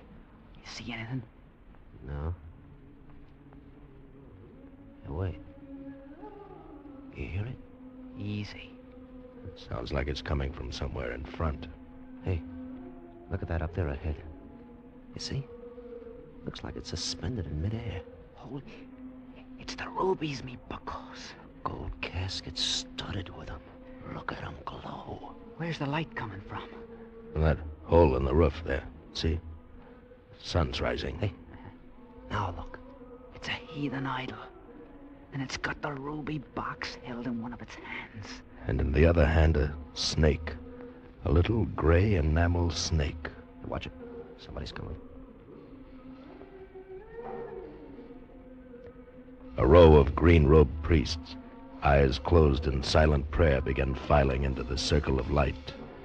One of them stepped in front of the idol, held up a long gray cord as if for the idol to see. The circle of light widened, and we saw the kneeling form of Sang-Ti. He wasn't smiling now. He looked sad and frightened. Hey, you don't think he's really gonna get strangled? You got me.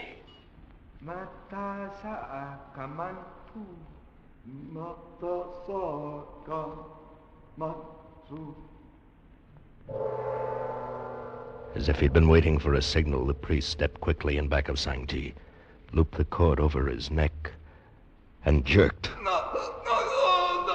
Watch out!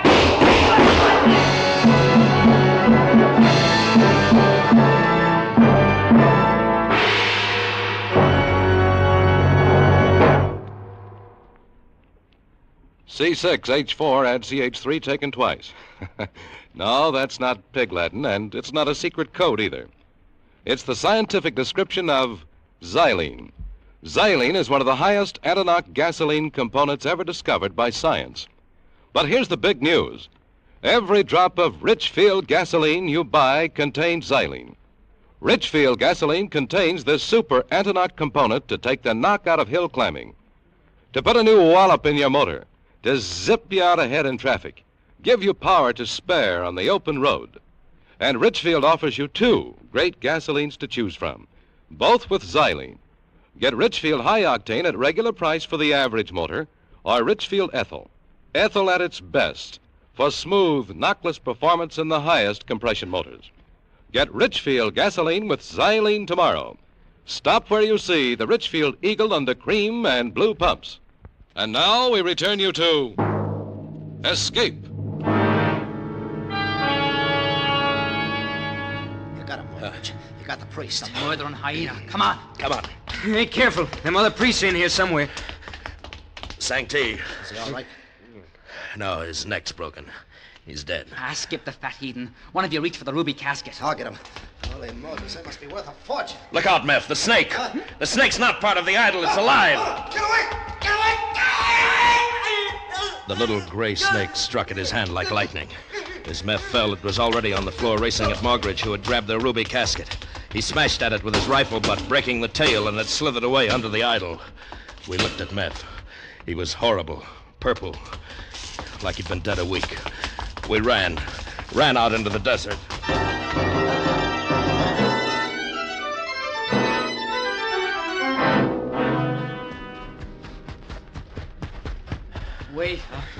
Wait up, will you?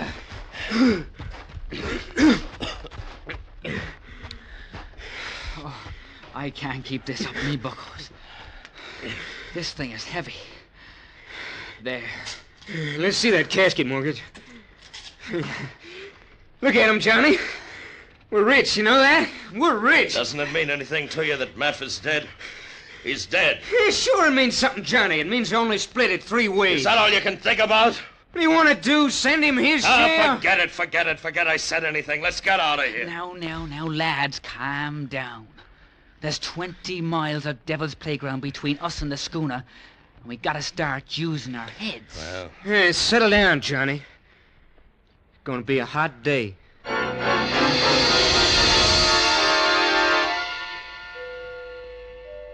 The rubies flamed in the early sun. Crisp leered at them, and Morgridge's face had a look I'd never seen before. All they meant to me was Meph and that sudden, horrible death. I don't remember it getting hot. It just was. It jerks not to get that water out of the lake. You feel like going back? Not me. I got what I came after. Are we going the right way? Yeah. Sun sets in the west. We'll be walking right into it. How far we come? I don't know. I don't know anything except that it's hot. Here, Chris. It's your turn to carry the casket. Oh, it's a job lugging that thing. All right. Here, Johnny. No. You take the rifle. I'll take it for you, me bucko. No. No, Johnny'll carry it. Why, of course, me fine boy. Well, give it to me. Let's get going. I wish this thing would split 3 ways already. Wouldn't be so heavy.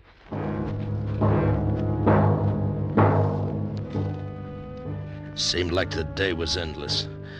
The casket passed from Crisp to me and back to Mogridge. I got heavier each time.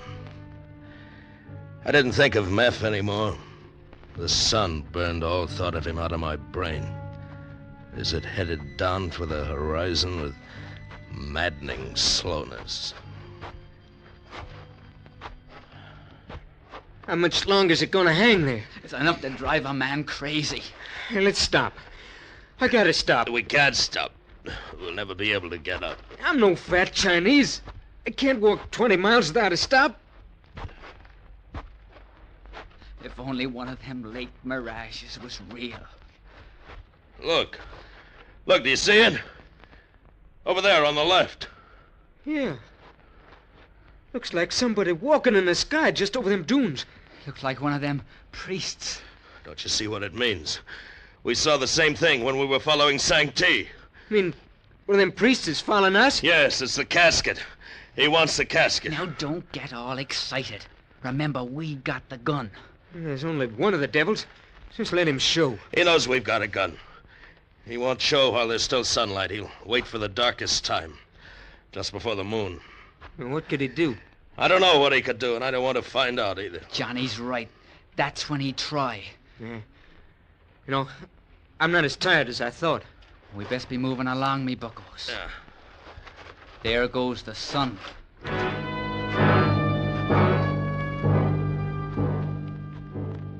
We didn't run. We couldn't.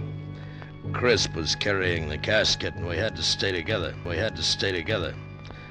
All day we'd prayed for the sun to go down, and now that it had, we almost wished it was still there. The blackness was sudden and complete. We kept walking, waiting, ready for anything. But nothing happened. The dark hour passed and the moon rose. We fooled him. Aye, it seems that we did, me buckos. If he was there at all. He was there, all right. Those priests let us get away too easy. And look, you guys. Let's stop. I'm bushed. There's enough moonlight now to see anything. We'll be making it to the schooner tomorrow, easy. It's my turn with the rubies. I'll stand first watch. Well, I guess it's safe. Moon's pretty bright. Oh, my bones. My muscles. We dropped where we stood.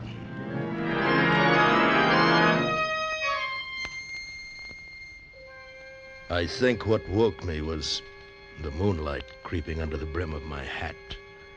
I felt cold. I sat up and saw Crisp was asleep. His hat had slipped down over his face, but his fingers were still wrapped tight around the casket. And I looked across the desert and froze. Just for an instant, I saw a yellow face duck back behind a low dune. When I got to where it had seen it, there was nothing. Not even a mark in the sand. But I had seen a face. Mogridge and Crisp were still dead asleep, only it seemed that Crisp's hat had slipped a little. And then it actually shifted, rose, and settled back. Crisp, are you awake? What? Don't move, Crisp. It's the snake. Kill it! What's happened? Crisp is dead. Look at him. It was under his hat all the time. It's the little gray snake with a broken tail. That Chinese is hunting us down. Which way did it go? There. You see the track? You missed it? Yes, I missed it. And it's coming back. It'll keep coming back until it gets us. We gotta get to the schooner. Leave the casket, Morgridge. That's what they want. Hasn't it caused enough trouble? It takes a bit of trouble to get rich, Johnny, me boy. And I don't mind it a bit.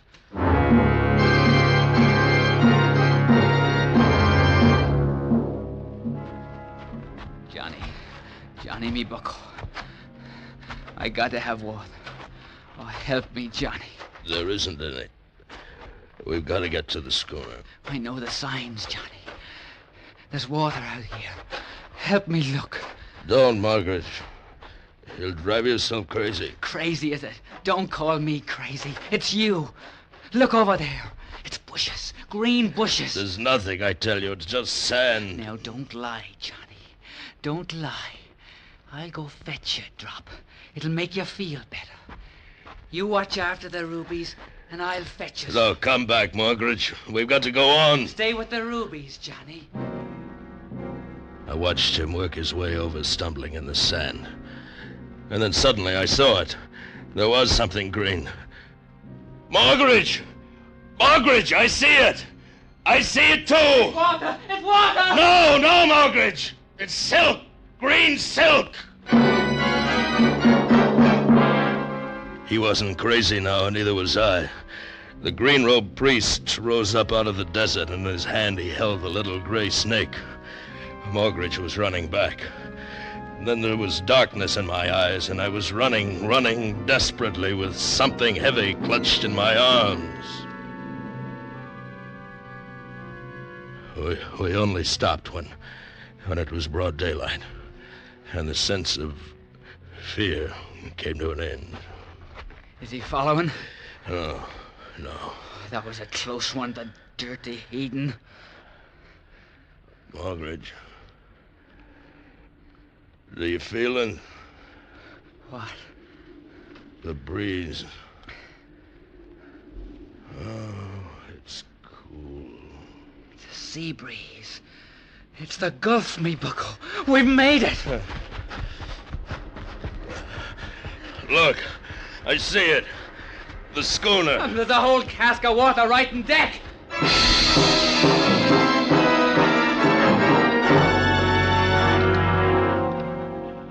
The tide's up. Let's get out of here. The two of us can handle the schooner, can't we? Even one. I done it many times. Johnny. Step away from the rubies, Johnny. What? Johnny, lad, you see the gun. Now step away from the rubies. Margaret, you're kidding. You don't think I'd cut you in on a fortune in rubies for $200, do you now? Put down the gun. I didn't plan on you getting this far. I needed the three of you to carry the box. But now the box is here aboard the schooner. So step back to the rail, Johnny. Margaret. Step back, Johnny. That's a fine boy. I realized everything now. Margaret knew that Sang Ti would come. He knew where the bay was in the fallen pillar. It led us like sheep. And I was going to die, too, in that desolate place. I felt the rail of the schooner against my legs. But before you go, maybe you'd like one last look at the rubies, huh? I'll hold them up. Oh, ain't they beauties? Then I saw it. The little gray snake slithering across the deck behind Margaret. But he didn't see it. Ain't they beauties, Johnny? Look at the colors. Red like blood and worth a fortune that won't be divided. Won't be divided at all. And then the snake struck.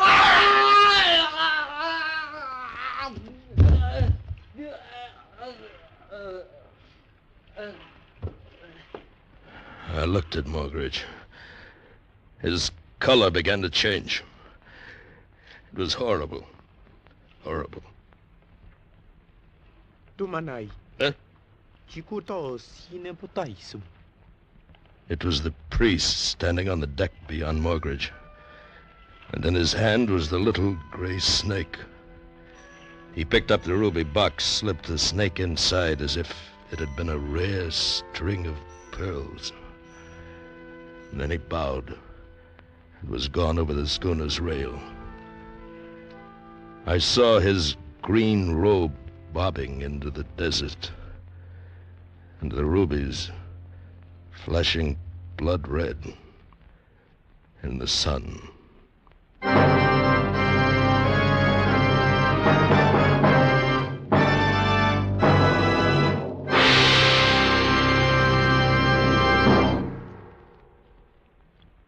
You don't need a fortune teller to tell you this. From now on, you'll probably have to wait longer for a new car. So don't neglect the car you've got. See to it that all points have the protection they need to save wear and breakdown in hot summer weather. And to give you that needed protection, Richfield All Point Safety Service is made to order. Richfield All Point Service gives your car the sturdy protection of Rich Lube lithium lubricant. The premium lubricant that's better all ways. You'll get expert protection for your motor, chassis, transmission, differential, and wheel bearings. Lubrication that stands up under the toughest summer driving. If you have automatic transmission, you'll get top-rated Richfield automatic transmission fluid. And finally, as an extra precaution, you'll get a safety check on your battery, tires, spark plugs, and radiator. So tomorrow, stop where you see the Richfield Eagle on the cream and blue pumps. Get Richfield All Point Safety Service.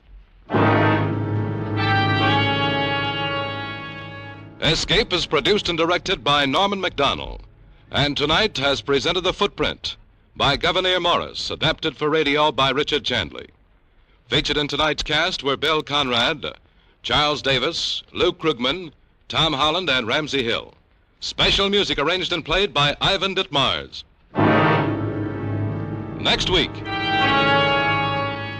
You are creeping through the dark streets of Paris in the middle of the night. Ahead of you, the Gestapo is lying in wait, and relentlessly tracking you down from behind is a murderous madman from whom there is no escape.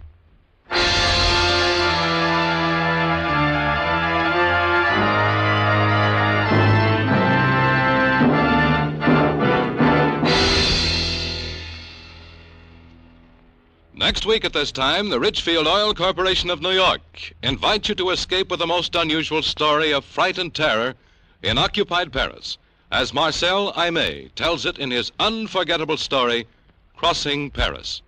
Be listening. Goodbye then until this same time next week, when once again we offer you Escape. Tom Hanlon speaking over CBS, the Columbia Broadcasting System.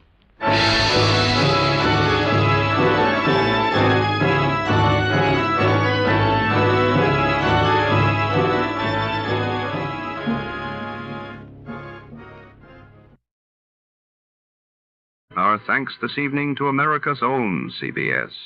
And before the orchestra strikes up again, let's see who among you really knows the golden age of radio.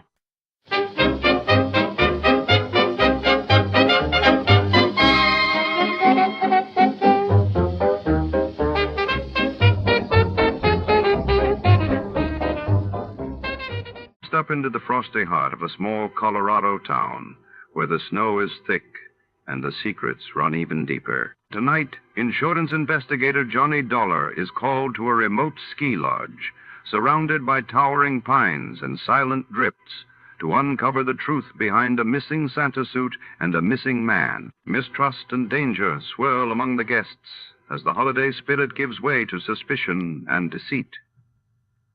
What really happened in the shadowy corridors of Carmen Kringle's lodge? Stay tuned as we follow the clues. But before to start, let's see what happened the day it was aired. It was December 24th, 1956, and that day the world watched as Europe faced a tense Christmas amid the aftermath of the Hungarian Revolution, while across the globe Japan launched its first post-war Antarctic research expedition, marking a bold return to international scientific collaboration. Johnny Dollar. Pat McCracken, Johnny. How's the weather in Palm Springs? A blonde in a bikini just melted past my poolside window. Goodbye now. Oh, don't hang up. Johnny, this job's just a few miles north of where you are. It'll take maybe a day to clear it up. Hey, you said that last Christmas, Pat, and I got trapped in a blizzard. This season I soak in the sun. Happy New Year. John boy, we have a bonus list in this office. Your name could be on it. Near where I am, huh? It's a ghost town named Calico. An old prospector named Kringle is breathing his last up there. I thought old prospectors never died. He wants to change the beneficiary on his $50,000 policy, but a nephew, Ned Kringle, threatened suit if we let him. So you contact our agent, Gene Craig, in Barstow. Who's the new beneficiary? Carmen Kringle. Carmen? A borough. A borough? Yeah. If I don't hear from you, Johnny, Merry Christmas.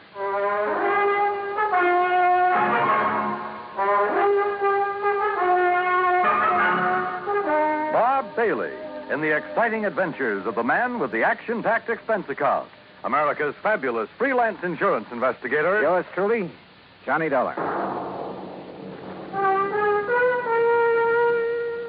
And now, Act One of yours truly, Johnny Dollar.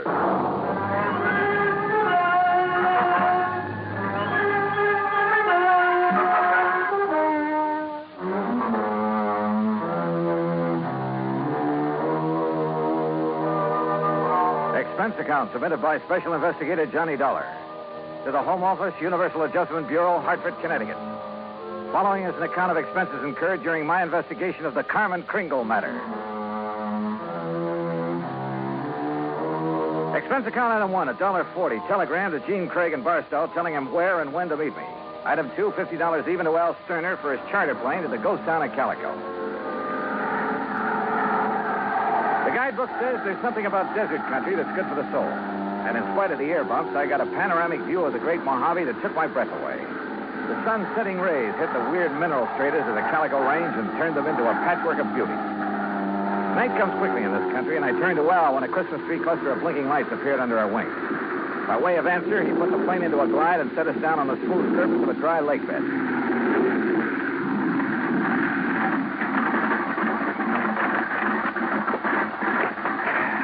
Johnny, you want me to wait around till your friend shows up? No, thanks. Well, there seems to be plenty of company. That's just an old coyote. Don't stand too long or you'll freeze to the spot. Okay. Good luck. Call me when you want to be picked up.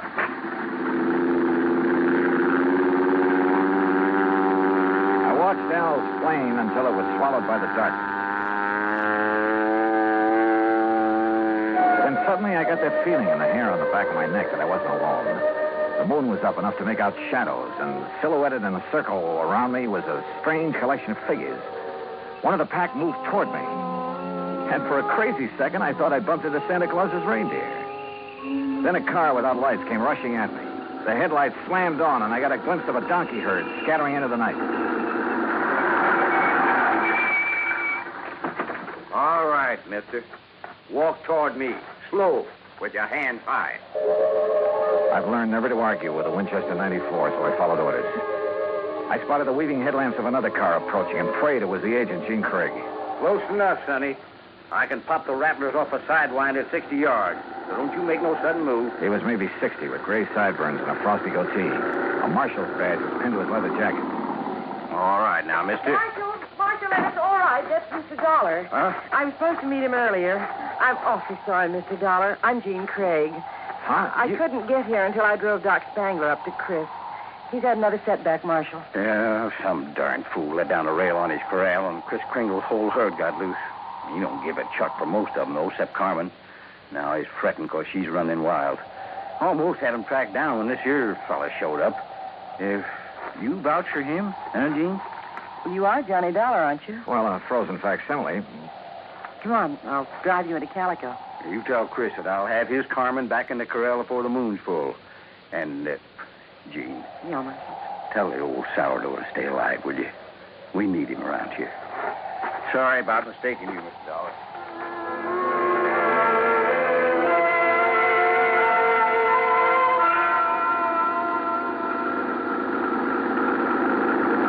Jean Craig, with a J, knew her way around. She was strictly business and filled me in fast on the old prospector with the odd name and his desire to change the beneficiary of his policy. Everybody calls him Chris because every year he loads up his burros with toys and presents for the miners and their families back in the hills. Huh? The kids really think he is Santa Claus. I'm afraid it won't be a very merry one for them this year. Well, what makes everyone so sure Chris Kringle is giving up the ghost? Doc Spangler says there's nothing apparently wrong with him. It's more like he's given up. Oh, what's with this Scrooge character, the nephew? Ned Kringle seems all right. It's the man with him, Willie D'Agostino. He does the talking for Ned. You'd think he was going to inherit the money. Well, maybe he's expecting to. You know, you're making a good case for Carmen. Can a burro be a beneficiary, Johnny? Chris can leave it to a three-masted schooner if he wants, providing a trust is set up. Could the people of Calico be that trust if they promise to take care of Carmen? Yeah, I guess so. Why? That's the way Chris wants it. That way there'll always be a Christmas in Calico. What happens when Carmen goes to donkey heaven? Or is it burros that never die? There'll always be burros in Calico, Johnny. And one of them could always be named Carmen.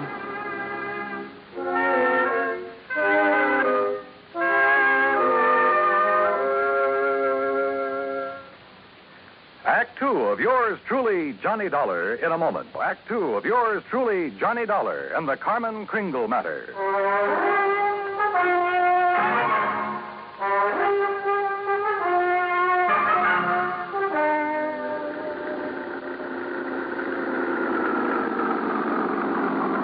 Well, here we are, Johnny. Calico, once the richest silver city in the West. It was unbelievable. Like seeing a page from the past. Walter Knott, famed creator of Knott's Berry Farm and Western historian, had bought the old ghost town's battered remnants and restored it to the way it must have appeared in the wild and fevered days of the Silver Lode. I could make out signs nailed to weathered batten boards that told of a flourishing and colorful past. Joe's Saloon, The Last Chance, Hyena House Hotel, Lane's Mercantile, the Calico Prince. High on a hill at the edge of town, people were gathered at the entrance to a cave that was illuminated by hundreds of miners' lamps. Kind of gets you, huh? Almost like it was planned. They're rehearsing for the Christmas Eve pageant. Maybe you can spend Christmas Eve with us, Johnny. If you don't have other plans. I have a day with a steam-heated swimming pool. What? Come on. Let's meet the old man. Expense account item 3, $100 for a quart of perfume or a mink scarf, anything to wipe the hurt look off of Jean Craig's face. She led me up the steps to the rickety porch of Chris Kringle's wooden shack. A tall figure carrying a black bag stepped toward us out of the shadows. Jeannie, I'm glad to see you. Will you drive me back to town? Why, certainly, Doc. Oh, this is Mr. Dollar. Hi, son. Hi. Chris, is he still all right? I couldn't say. Been sitting out here waiting for you. You haven't seen the patients? The medical man owes a duty and all that, but I'm too old to talk back to a gun. You mean they wouldn't let you in? Tired of it. Well, I'm not a medical man. Well, please be careful, Johnny. I told you, Starbone, stay away and leave the old man. Well, if it ain't little Jeannie, the policy fixer. And who are you, mister? Willie D'Agostino. This is Johnny Dollar. He's from the insurance company to see about changing the policy. Who is it, Wally? Who are you talking to? Relax, will you, and let him give us some tourist directions back to Barstow. There'll be no policy changing at this late date, mister. Ned Kringle is very bereaved at the imminence of his uncle's demise. Just family admitted at this sad hour, so mosey along, folks. I'll leave the young man to his grief. Your foot is in the door, mister. I don't like your foot, and I don't like you. His hand moved to his shoulder holster, but Jean was standing right beside me. It was Doc who suddenly shouldered past D'Agostino and fled up the stairs that gave him my chance. I kicked the door wide. Threw him off balance. I shoved Jeannie aside, and that was a mistake because a million Christmas tree lights blazed up in my skull.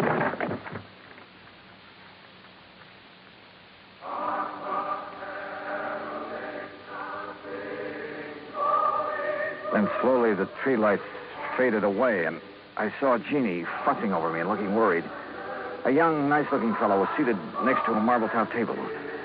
D'Agostino leaned against the stone fireplace and dangled his gun, smiling like he had a stacked deck. He's all right, Doc? A nasty cut, but no fracture. I know how to pull my punches, Doc. The old man. How is he? No better, no worse. Just lying up there staring at the ceiling. I want to see Chris. I have a right to, Ned. I'm an old friend. Wooly, wouldn't it be okay if Jean just went up? No, let him die in peace. He's past carrying who sees him. Wooly, these people have a right. I said no. I'll get a hero boy on his feet and shove off. Go on. Come on, Johnny. Help me, Doc. How's it going to feel, Ned? Sharing blood money with a hoodlum. Your uncle paid for that policy with a pick and a shovel. It took a lot of years, a lot of sweat. And he's had your name on that policy ever since you were born. Old man Kringle never saw pay dirt in his life. Ned had given money to live on, paid the premiums on his policy. Chris was always tapping the kid, claiming he had a new find. He was going to mine $1 million. Willie, shut up. The old man's dying. Tell him, Ned. Tell him how the old phony was always taking the bars, making like Santa Claus with the money you give him. Willie, haven't you got a... Tell him to hold on to the money. I know he's been waiting a long time for this. Me, Willie D'Agostino, that's who. Is that true, Ned? Yeah. I thought my uncle would make a strike someday. I honestly thought he'd strike it rich. I know he tried. He did strike it rich, Ned. When he dies, every man, woman, and child in this town will mourn him. He'll live in their hearts. What will people remember about you, Mr. D'Agostino? All right, get out and stay out before I... Willie, this rifle will make a hole in your belly big enough to pass a borax team through. So you just drop that gun. Well, I don't know what the shouting's about, but you're guilty of carrying sidearms. You're threatening violence, Mr. D'Agostino. And ain't nobody does that in Calico, long as I am the marshal. Now, you better get. Ed Dolar, I love you. So let Gladys hear that. Well, I'll see how Chris is. Doc, you tell the old buzzard that I got his Carmen back in the corral. Jingle bells and all. Yeah, nice work, Ed. Now, what's holding you, mister? Okay. All right, let's go, Ned. Let the squares have a round, huh? I'm going to stay here, Willie. I want to be here when Chris... Hey, that's a good idea. That way, no fooling around with the will, huh? Smart kid, that Ned. See you at the funeral, huh? I'll go up now. You were wonderful, Marshal. And you too, Johnny. Oh, yeah, sure. I take a nice sock on the head. Say, you folks better come up, too. Chris wants to say something. Oh, wait a second. I forget on this. The corral. Come on.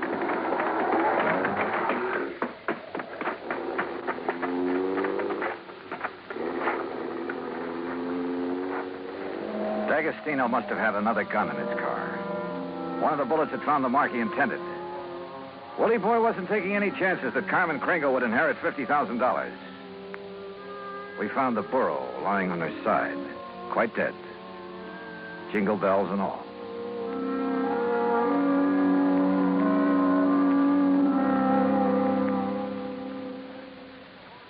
Act 3 of yours truly, Johnny Dollar, in a moment. Act 3 of yours truly, Johnny Dollar, and the Carmen Kringle Matter.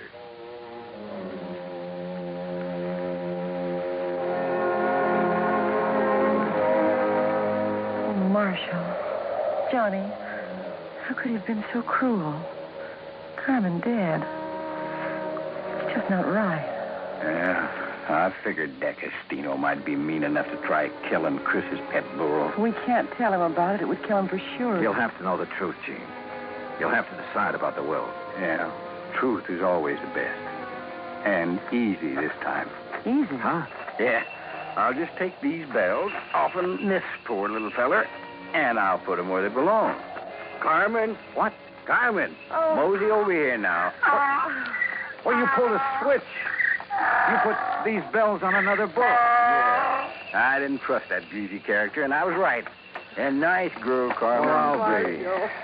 Now, you folks going up and see old Chris. I'll keep an eye on this here $50,000 jackass.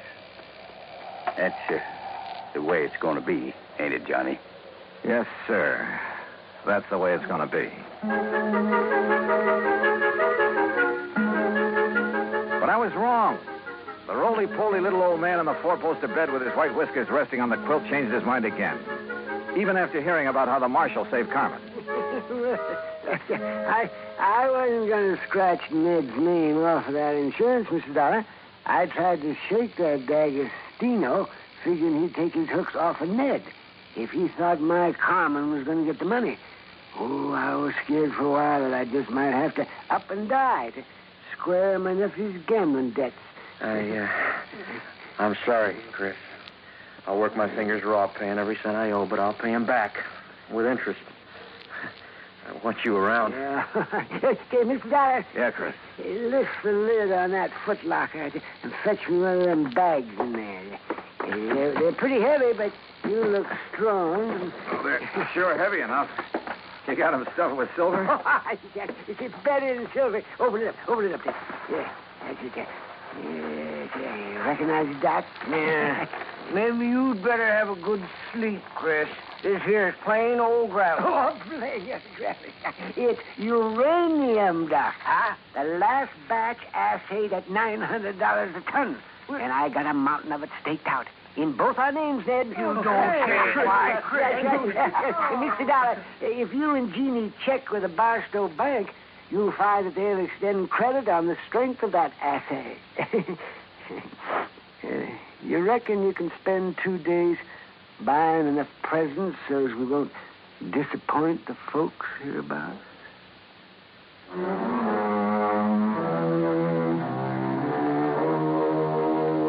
Expense account item 4, $68 even. Telephone calls to 5 principal cities where I thought Willie D'Agostino might be remembered. The police departments had a long list of reasons why they remembered Willie. That was my Christmas present to them. Expense account item 5, another 50. Truck rental to haul the presents we bought for Ned to give away come Christmas morning.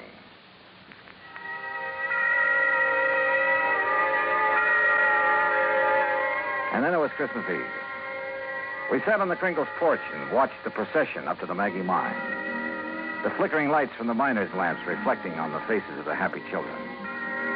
Old Chris was bundled up in blankets, his little eyes twinkling, chuckling to himself like he knew all the answers to the universe. Jean was there, too. Kind of nice. Isn't it, Johnny? Kind of nice. Marshal Ed Dolar was one of the wise men in the procession. I recognized the sideburns. And Doc Spangler couldn't hide his height. Oh, he wore an awful beard. Ned Kringle led the burro that carried the Blessed Mother. Yeah, you guessed it. The burro was Carmen Kringle. Expense account total, including return to Palm Springs and incidentals, $229.75. But forget it, Pat. This is the best holiday I ever had. And I was only cold at the start. From all of us to all of you, may this be your very merriest Christmas ever. Yours truly, Johnny Dollar.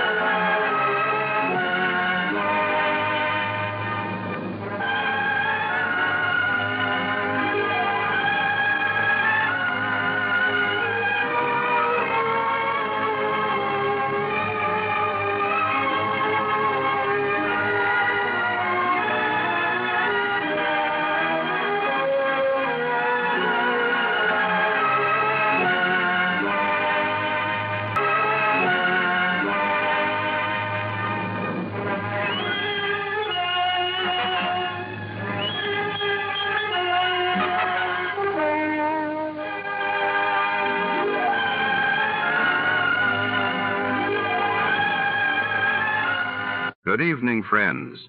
With a special word of thanks to our sister network, CBS, we invite you now to test your memory of the great radio adventures.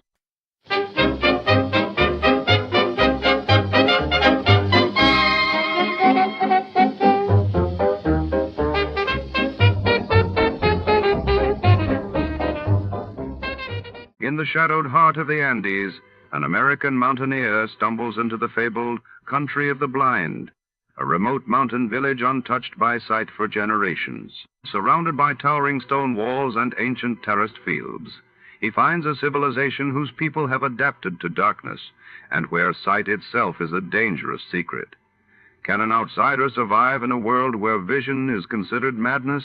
The mystery unfolds inside the isolated Andean settlement, where every step could spell discovery or doom. Before to start, let's see what happened the day it was aired. It was November 27th, 1949. That day, the world watched as India's Constituent Assembly officially adopted its new constitution, laying the foundation for the Republic, while in the United States, tragedy struck when a massive fire engulfed the St. Momthy, Anthony's Hospital in Effingham, Illinois, claiming dozens of lives. Tired of the everyday routine? Ever dream of a life of romantic adventure? Want to get away from it all? We offer you Escape, starring Edmond OBrien. Escape, designed to free you from the four walls of today for a half hour of high adventure. You are trapped in a remote valley in the Andes, walled in by sheer rock precipices, and surrounding you, closing in on you, is a band of blind men who want your eyes.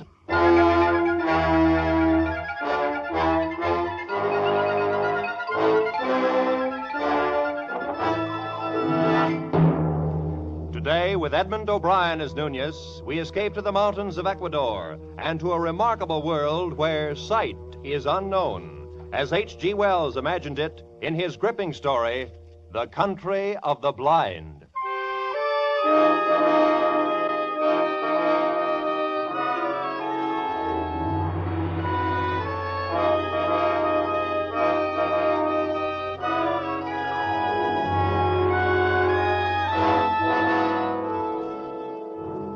My name is Ibarra. I'm a mining engineer in Quito, Ecuador, high in the towering Andes. Up until a year ago, my chief sport was mountain climbing. My last climb was an attempt to scale the remote and forbidding peak of Parascotopetl, a 20,000-foot crag unconquered by man. It is unconquered still. 3,000 feet from the icy summit, we turned back and fled for our lives. All of us escaped except one, a guide named Nunez, who slipped over the frightful precipice and disappeared in the vast chasm yawning 10,000 feet beneath us.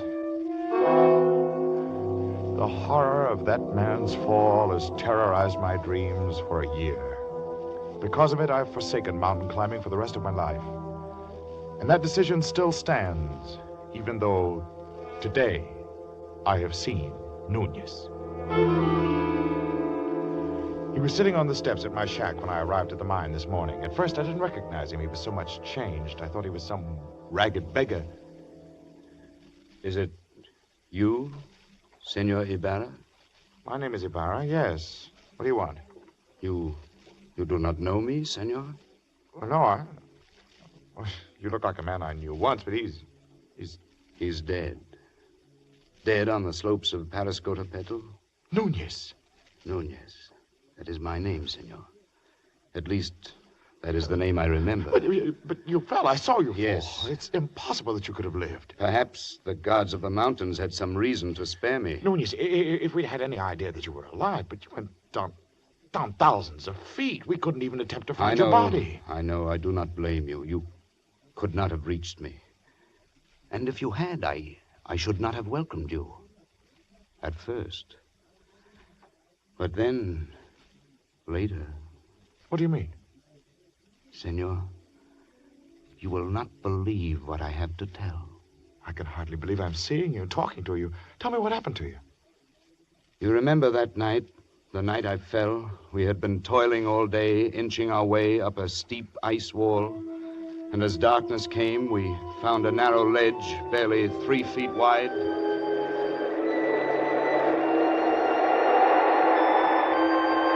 It's not very wide, but we can get our shelter wall up and cut off some of this wind. That'll be welcome. Yes, but first we will rest a moment. Look at that icy devil up there, glistening in the moonlight. There's another 3,000 feet of sheer ice wall. We'll have to cut our own holes from now on. There won't even be ledges like this for resting places. I can see why no one's ever made it. You think we ought to go on? I don't know. Nunez, what do you think? It is not my place to say, senor. I was hired to go to the top. I agreed. But what do you really think? If I believed in the gods of the mountain as the Indians do, I should be frightened now. Why? Because we have invaded the Forbidden Circle, This part of the Andes is unmapped and almost unknown, senor. It is an easy thing to believe strange things in this white loneliness. Some of the legends are fascinating. I've heard of one, something about a hidden valley called the Country of the Blind. Yes, it's supposed to be somewhere down there, see? Below us.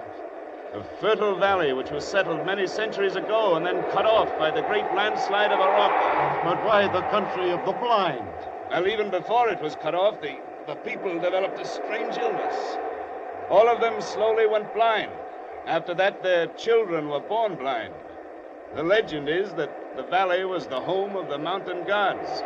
It was too beautiful for human eyes. Odd. But then it's all nonsense. Oh, yes, it's nonsense. It would be pleasant to find it, though. You know the old proverb, in the country of the blind, the one-eyed man is king. I doubt that we should ever find it. I even doubt that it exists. Of course not. I was only joking. Of course. Well, now if we're rested, we'll make the shelter wall, eh? Right. I'll give you a hand in a minute. Believe me, Ibarra, for 2 pesos I give up this climb. I never realized... Senores, I'm slipping!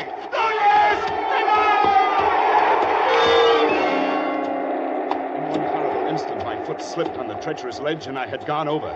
I slid down the icy slope for perhaps 200 yards, digging frantically with my feet, with my hands, for some kind of hold.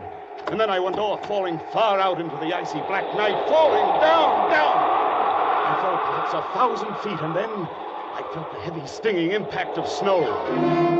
I'd fallen onto an almost perpendicular slope, and once again I was sliding down, tumbling over and over.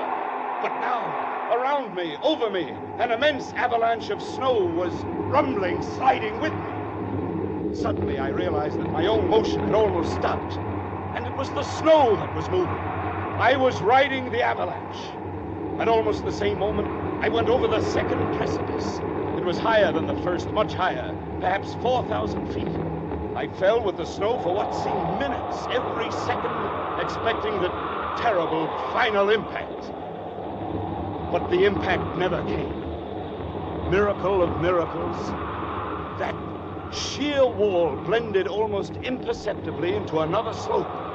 And again I was sliding. And gradually, as the arc of the slope curved away, I felt myself slow down.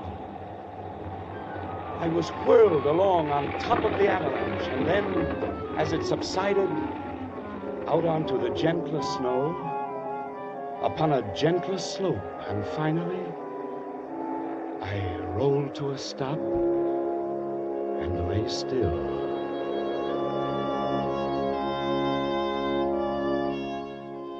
When I awoke, it was morning, and I was covered with snow. I shook off the cold white blanket, rolled over on my back, and looked up. My heart almost stopped as I saw from where I had fallen. The mountain towering 10,000 feet above me. Carefully, I felt myself. My clothes were torn. I was bruised and bleeding. I ached in every muscle, but I had not broken a single bone. I lay there and offered up a prayer to the gods of the mountain.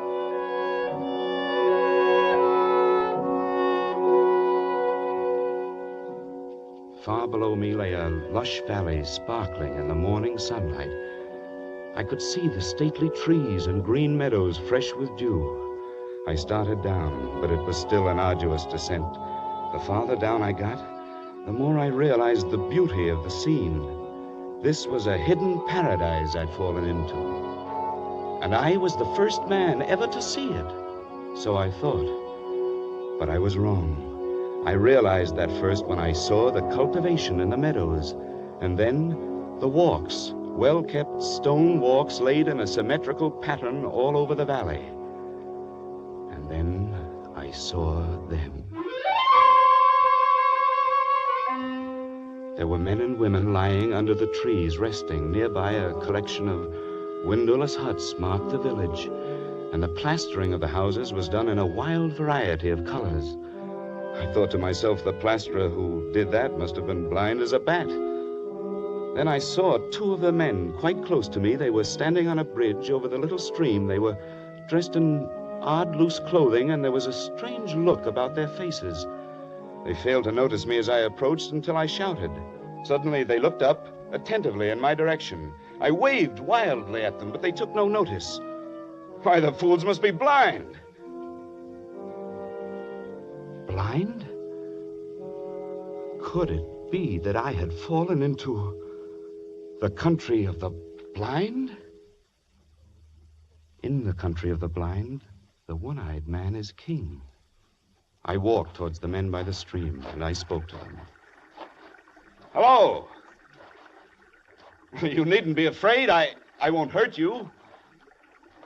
I come in peace.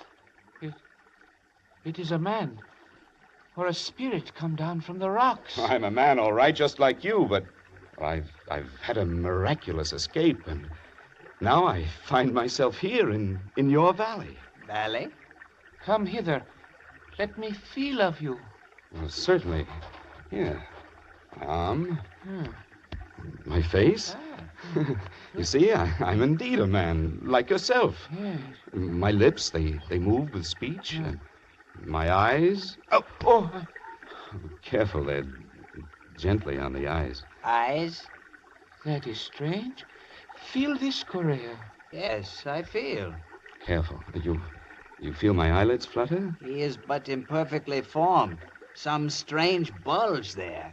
Unseemly. No, your eyes are shrunken in, but mine are whole. I can see. See? See? Pedro, he is a strange wild one. Where does he come from? Down out of the rock? No, from over the mountains, out of the country, beyond where men can see. From Bogota, where there are 100,000 people, and the city stretches out of sight. Sight? What strange words he uses, without meaning. And feel the coarseness of his hair, like a llama's. Yes. And you have come into the world. No, out of the world. The big world beyond the mountains. The world that stretches 12 days' journey to the sea. Our fathers have told us men may be made by forces of nature. It is the warmth of things and moisture and rottenness. Come, let us lead him to the elder. There's no need to lead me. I can see. See? Yes, of course. Oh, I didn't see a water bucket. His senses are still imperfect. He stumbles and talks meaningless words. Lead him by the hand. But look, Well, all right.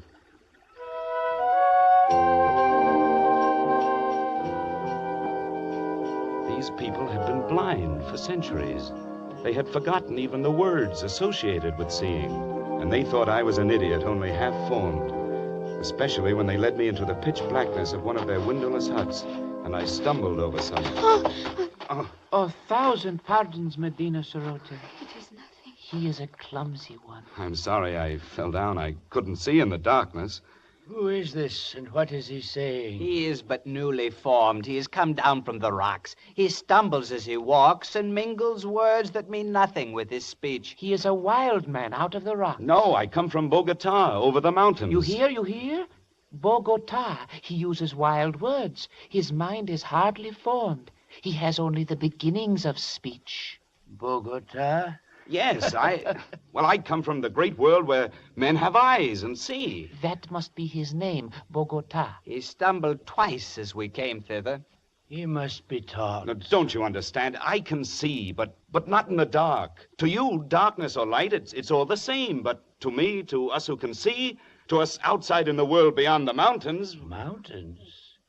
What are mountains? Well, very well, then, beyond the rocks. There is nothing beyond the rocks. That is the end of the world. Oh, but surely you must realize that the sky above covers more than this valley. Sky? Above? There is nothing above but the roof of rock. He is very raw, my children. He shall have to be taught from the beginnings. Take him away, feed him. It shall be done. But guide him. See that he does not stumble over my daughter again. Do not fear, Father. I shall guide him myself and feed him. Very well. Come, take my hand. Well, thank you. It'll be a pleasure to get outside again out of this darkness. Come this way. Thank you. And what is your name? Medina Sarote. Mine is Juan. Juan Nunez. And I... sunlight. This is better. And now I... Well, you're beautiful. I cannot tell what a wonderful thing you are to see. Please, I'm afraid for you. Afraid? Yes. If you do not learn quickly and cease speaking such strange words, they may not be so kind to you. They might be angry. They might even destroy you.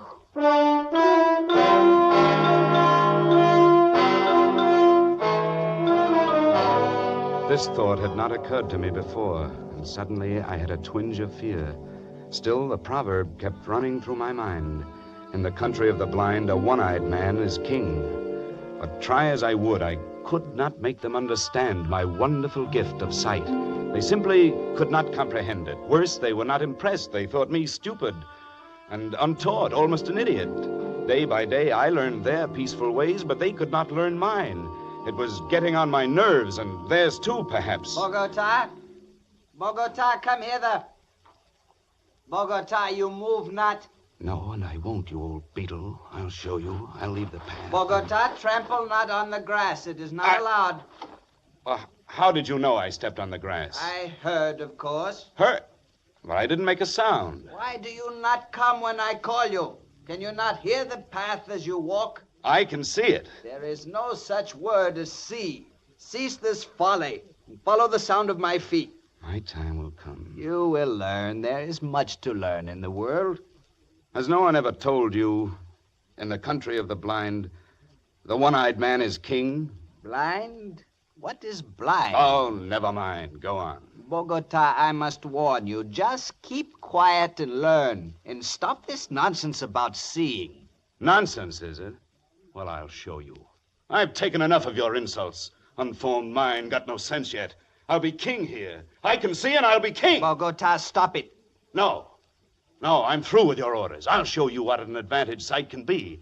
I can hit you, hurt you, and you can't see me to strike back. Bogota, there must be no violence. You must come peacefully. By heaven, I'll hit you if you come any closer. I swear I will. Bogota, put down that spade and come off the grass. You don't understand. You're blind and I can see. I can see. Now, Bogota, you must not do I'll hurt you, I swear. Leave me alone.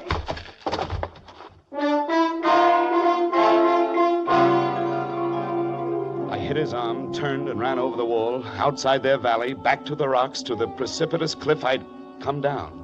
But when I reached that sheer rock wall, I knew there was no place to go. For 2 days and nights, I stayed outside the valley, hungry and cold. And then I realized the hopelessness of my position. I was trapped.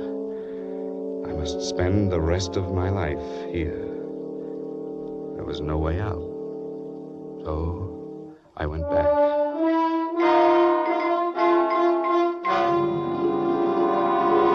I confess I was mad. I admit I'm only newly made. That is better. And you still think you can see? No, that was folly. The word means nothing, less than nothing. And what is overhead? Rock. There's a roof above the world, a roof of rock and very smooth. Very well. And now... Look, before you ask me any more, give me food or I'll die. Very well, give him food. Yes, Father. And after that, the most menial tasks in the village. Guard him well, and perhaps he shall learn yet. Thank you.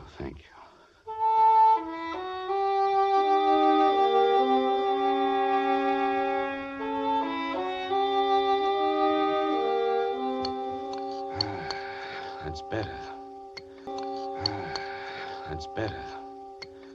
You're kind, Medina Sarote, very kind. I am glad you came back. You are? If they were all like you, I should never have run away. What was that word you said I was? Beautiful. It means something nice. Something very nice. Medina Sarote, why is it you have no husband? I have a disfigurement. These long hairs. Your eyelashes?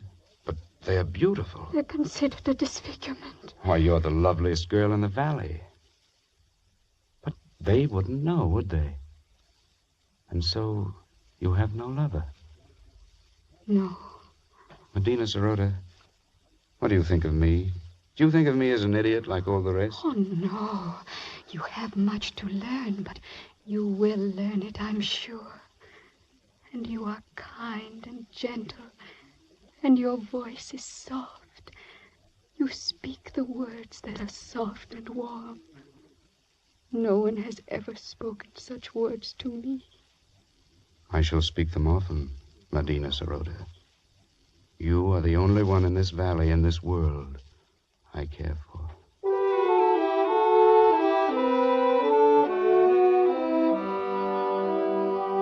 And so it began. I, the village idiot, the slave boy who dreamed to be king, I, with my eyes still whole, fell in love with Medina Sirota, the daughter of the elder of the village. Only to her could I open my heart without fear. Only to her could I speak of the beauty I could see around me. It's a beautiful valley, Medina, green with grass and yellow with sunlight and flowers, bright flowers dotting the hills. Yes. And in the cool of night, the stars gleam like diamonds in the sky. Oh, the words sound lovely. But what are stars? Well, they're... No, you wouldn't understand. And what do you mean, in the cool of the night? You still get that confused one. The night is warm. The day is cool. No, it's you here who have them backwards, because the darkness means nothing to you, so you work in the cool of night and sleep in the heat of day, but... You are teasing me. No, I'm not. Oh, what does it matter? All that matters is you. You here beside me.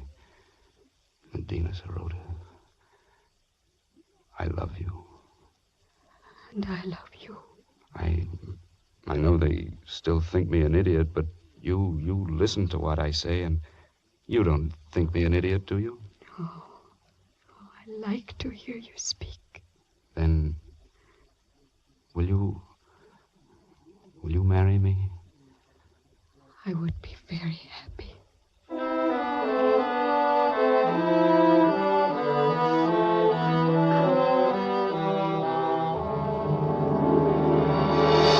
No, I will not have it. But, Father... He is an idiot. He has delusions. He cannot do anything right. But he is getting better. He's better than he was. And he is strong and kind, stronger and kinder than anyone in the world. And he loves me, and I love him. No, I will not have it. Great sire, if you please. Yes? What is it, good doctor? I have examined Bogota, and the case is clear to me. I think very probably he might be cured. Ah? And how might that be done? His brain is affected by something. I believe I know what it is. Those queer things he calls eyes. Where we have but an agreeable depression, he has great lumps. Consequently, his brain is in a constant state of irritation. But what can be done to cure him? It's a very simple surgical operation. To remove the cause of the irritation, we will merely cut out his eyes.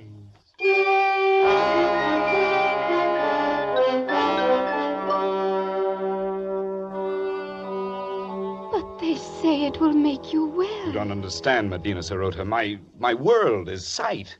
You wouldn't want me to lose my most precious possession.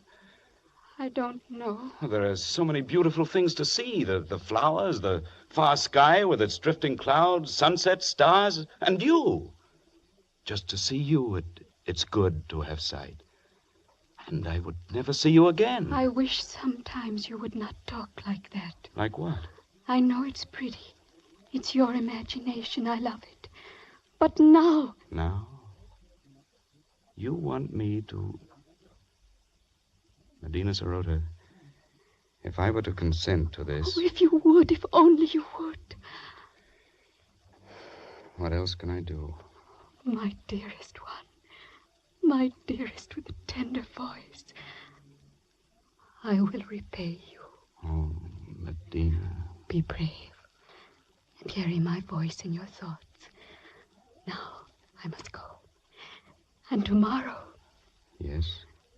Tomorrow will be forever. Goodbye. Goodbye, Medina.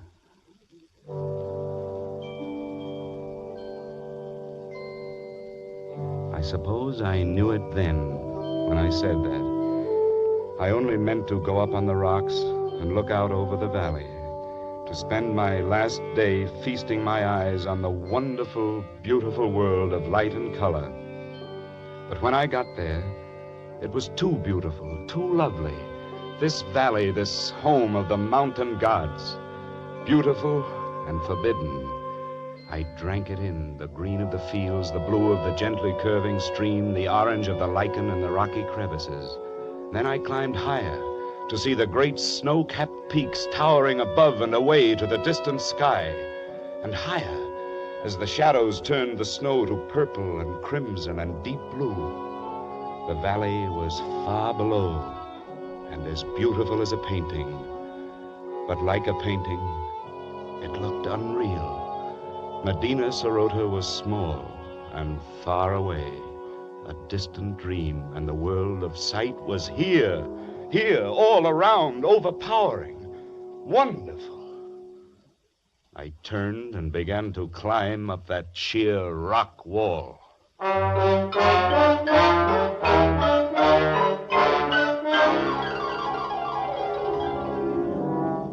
How many months it took me to make my way out over those mountains, over glaciers and snowfields and sheer precipices, I cannot guess.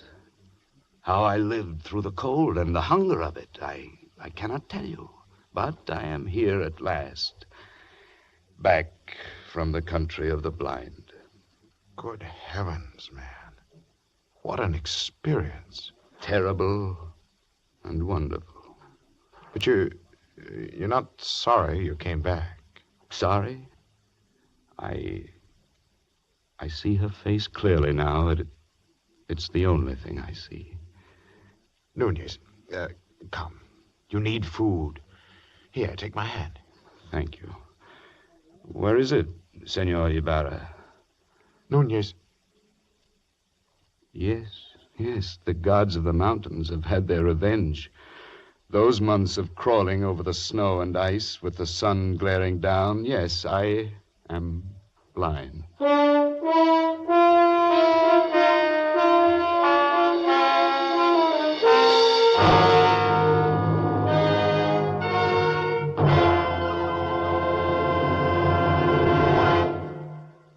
Escape, produced and directed by Norman MacDonald, has brought you Edmond O'Brien in The Country of the Blind by H.G. Wells. The radio adaptation was by John Dunkel. Featured in the cast were Barry Kroger as Ibarra and Peggy Weber as Medina Sarote, with Harry Bartell, Byron Kane, Edgar Barrier, and Wilms Herbert. The special musical score was conducted by Leith Stevens.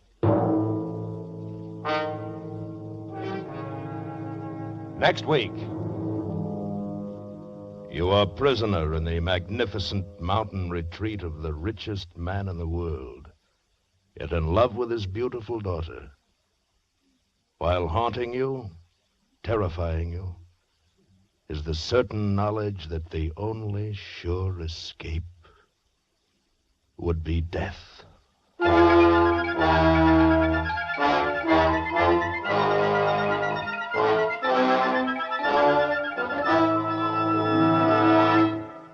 Next week, Escape with F. Scott Fitzgerald. Amazing story, The Diamond as Big as the Ritz. Good night, then, until this same time next week, when once again CBS offers you Escape. Edmond O'Brien appeared through the courtesy of Warner Brothers, producers of the Michael Curtiz Technicolor production, My Dream is Yours, starring Jack Carson and Doris Day. This is Roy Rowan speaking.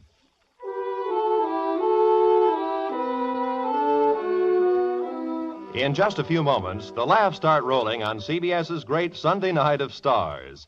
Within the next 2 hours, 5 of America's top comedians will unroll their newest wares. Lum and Abner, Amos and Andy, and Jack Benny. Nowhere else in radio will you find such superb and varied comedy as in this 2-hour period. Lum and Abner and Amos and Andy will be heard over most of these same CBS network stations. And now, stay tuned for the Jack Benny Show, which comes to you over most of these stations with the heartthrob of Waukegan facing the rivalry of Hollywood's Van Johnson. This is CBS, the Columbia Broadcasting System.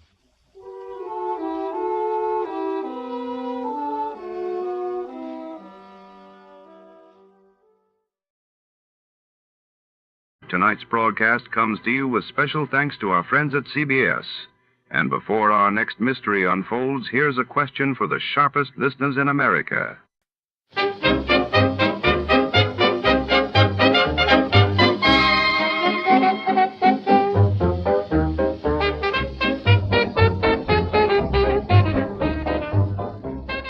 Tonight, in the Bobby Foster matter, we're drawn into the hushed corridors of a bustling downtown brokerage office where fortunes are made and trust is a commodity as rare as gold. When a trusted employee vanishes along with a suitcase full of negotiable bonds, suspicion and danger ripple through the polished marble floors and glass-walled offices, with every ticking second secrets threaten to shatter the fragile facade of prosperity and respectability. Step inside this world of shadowed ambition and deception. Before to start, let's see what happened the day it was broadcasted.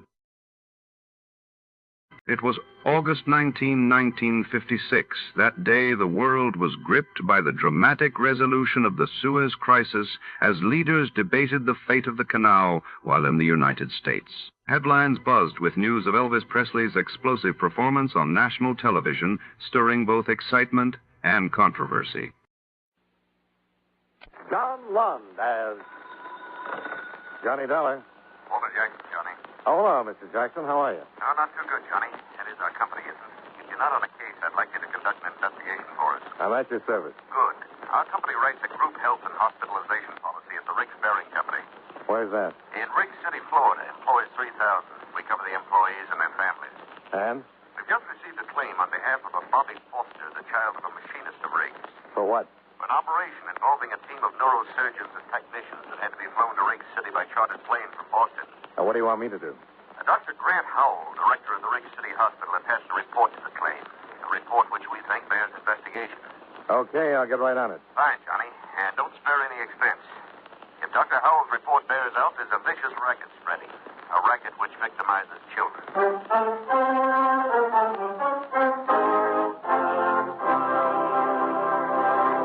At this point in our program, I'd like to give you something to think about. Probably one of the most quoted Americans in our nation's history is Benjamin Franklin. It was Franklin who said, "Early to bed, early to rise makes a man healthy, wealthy, and wise." And never leave that till tomorrow, which you can do today. And, of course, the Lord helps them that help themselves. But probably one of his most familiar quotations is, "There are only two things in life of which we may be certain: death and taxes."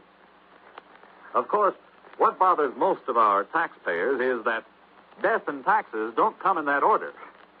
But seriously, one of the biggest jobs handled by the Secretary of the Treasury is the collection of taxes, our government's main source of income. The government raises money through the Bureau of Internal Revenue, which collects income taxes, excise taxes, amusement taxes, and other federal taxes. The Bureau also checks to see that you haven't paid too little and, believe it or not, that you haven't paid too much. Another way the government raises money is through the Bureau of Customs, which levies taxes on imports which are sent here from foreign countries. But although the Treasury Department collects the money, it is Congress, the men we send to Washington, who actually says who will pay taxes and how much. And that's one thing from which none of us can escape.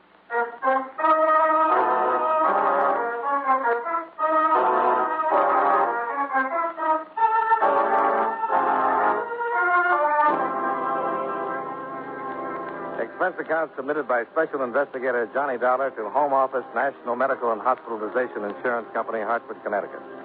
The following is an accounting of expenditures during my investigation of the Bobby Foster matter. Expense account item 1, $85.56, plane fare and incidentals between Hartford and Miami, Florida. Item 2, $2.60, bus fare between Miami and Rig City, a spick and span little town with coral white streets shaded by tropical trees. I registered at the Cachubi Hotel, then went directly to Dr. Howell's office in the modern, air-conditioned hospital.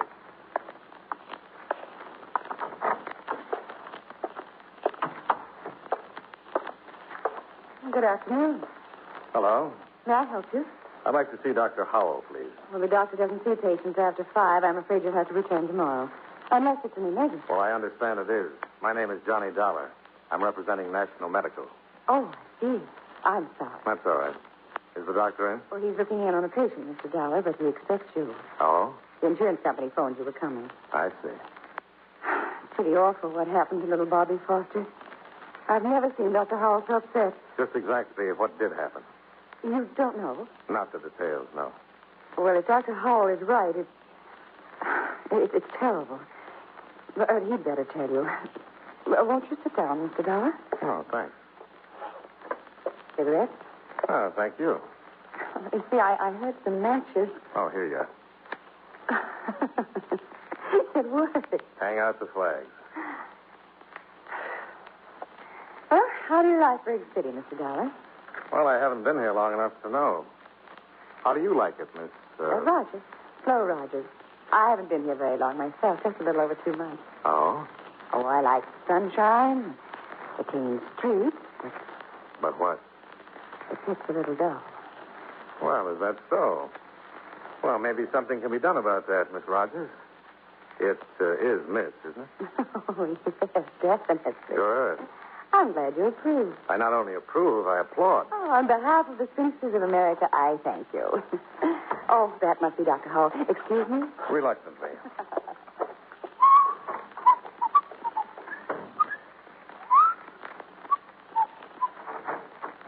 The doctor will see you, Mr. Dollar. Thank you. Oh, come in. Come in. Have a seat. Thanks, Dr. Howell. Well, your company acts fast. Only mailed that claim day before yesterday. National Medical feels it's an unusually high claim, You Doctor. suggesting I padded it? Oh, certainly not. But a team of neurosurgeons flown down from It is Boston... necessary to save the boy's life, I assure you. Well, don't misunderstand, Doctor. National Medical isn't challenging your professional opinion. I should hope not. The report you attached is what interested my company. It should. Should interest the whole country. I didn't have the opportunity to read it, Doctor. Perhaps It's a potential child killer, Mr. Dollar. A vicious, unscrupulous racket, capitalizing on panic, fear. Now, come with me. I want you to see what they've done to an innocent child. Bobby Foster? Yes.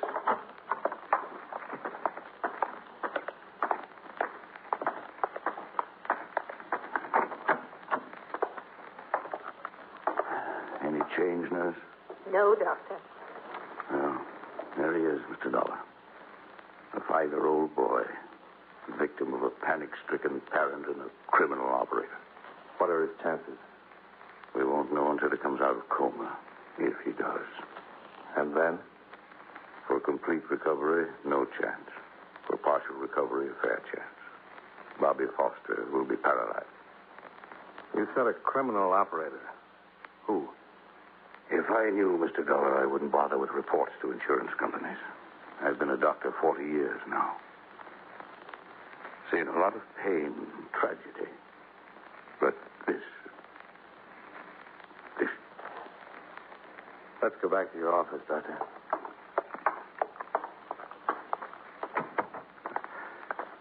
Sorry, Mr. Dollar. I must be overtired. Shouldn't let these things get to me. Well, after seeing that boy, I can't blame you. Cigarette? Yes, thank you. Now, let's have the story from the beginning, huh? Well, we had a polio scare here recently. Some of our children came down with fever, headache, sore throat, symptoms resembling polio. Was it polio? No. But to confirm my diagnosis, I called in a polio specialist from Miami. Meanwhile, epidemic rumors spread through the town. Parents got panicked. He held a mass meeting. For what purpose? They demanded I inject every child in town with gamma globulin. That's the polio preventive. Yes. And did you? Certainly not. Gamma globulin is impossible to get unless a genuine polio epidemic is threatening. The government has to ration it carefully because one whole blood donation is required to manufacture a single injection. You know how many demands there are on the whole blood supply these days. Of course. Well, to get to Bobby Foster's case, I was called to the Foster home last week. Found the boy in a coma. He had all the symptoms of embolism. Of what? Cerebral embolism, caused in this case by an air bubble entering a blood vessel and being carried to the brain. Well, that would cause paralysis, wouldn't it? Yes, and possible death. And so you called in the neurosurgeon? I didn't feel qualified to undertake such a specialized operation. Well, just how did the air bubble enter the boy's bloodstream? Through criminal carelessness, by way of a hypodermic injection. Any proof? Well, the needle mark's still on the boy's arm. And you have no idea who injected Bobby? None. But I know this. Other children in this town have been injected, too. Oh? In their cases, fortunately, no harm was done. Well, surely Bobby's parents know who injected him. That's the wicked stupidity of it, Mr. Dollar. They deny the boy was given any kind of an injection. But you think they're lying? Of course they're lying. The boy was running a fever. The parents thought it was polio. They panicked, took him to some quack for an injection of what they were told was gamma globulin. At a black market price, no doubt. To a frightened parent, price would be no object, Mr. Dollar. Well, I'll see the boy's parents. They can be persuaded to tell who's behind this racket. You're wasting your time, Mr. Dollar. I've tried repeatedly. They refuse to admit their responsibility. Afraid criminal charges will be brought against them? Perhaps. But they have another child, a girl, 7. You're thinking the girl has been threatened if the parents talk? I wouldn't put anything past the ghouls who operate this racket, Mr. Dollar. Yes, it would figure, Doctor. Well, thanks. I'll check with you if I turn up anything. Yes, do that, Mr. Dollar, and be careful. I always am. And you ease up, huh?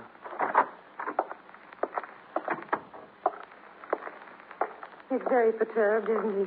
Well, he has a right to be, Miss Rogers. Do you have the Foster's address? Oh, yes. I prepared this for you. Here you are. Oh, thanks. Well, I'll take a run over there now. I wish I could help you. You've been very helpful already. No, I mean really help. If there's anything I can do, anything you need or need to know. Well, I could use a little background information, about the town and the people. I tell you what, why don't we have dinner tonight? Then I can get the rundown on Riggs City and a little nourishment at the same time. Well... You have another engagement? No, I haven't. It's just that... Well, I didn't want you to think I was angling for a date. Oh, now, look, I have a pretty good memory, and I distinctly remember that I asked you to dinner. I know, but... I think it's your civic duty to dine with me. Well, if you put it that way, as a good citizen, how can I refuse? That's the spirit. You name the place. Well, there's a restaurant called the Tropics, a bar and grill sort of place. It isn't 21, but it isn't bad either. I'm with you. What time shall we meet? Around 6. I'll be there if I have to crawl. All right, but wouldn't a taxi cab be more practical? See you at 6.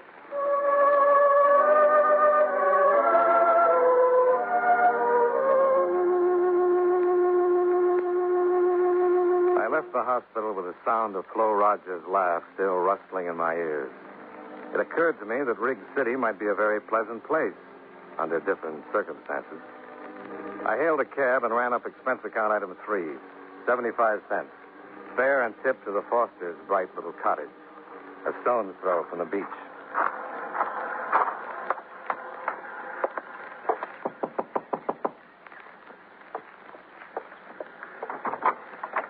Yes?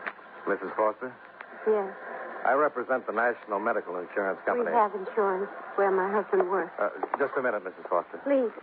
I said we already have medical insurance. Yes, with my company. Oh. I'd like to talk to you. May I come in? No. That is, my husband is It'll at only home. take a minute, Mrs. Foster. If it's about the premiums, I can't help you. They're supposed to be deducted from my husband's paycheck. It's about Bobby. I can't answer any questions. You have to see my husband. I think you have the information I need. What information? About the injection Bobby had. The one He that nearly didn't- caused his death. No. You're wrong. Bobby didn't have an injection. Dr. Howell says the needle mark is still on the boy's arm. No. Is someone threatening to harm your other child if you talk? Please, go away. Please. You have a moral obligation, Mrs. Foster. I can't answer any questions. Other children are being victimized, too. Could end up in the hospital like your son.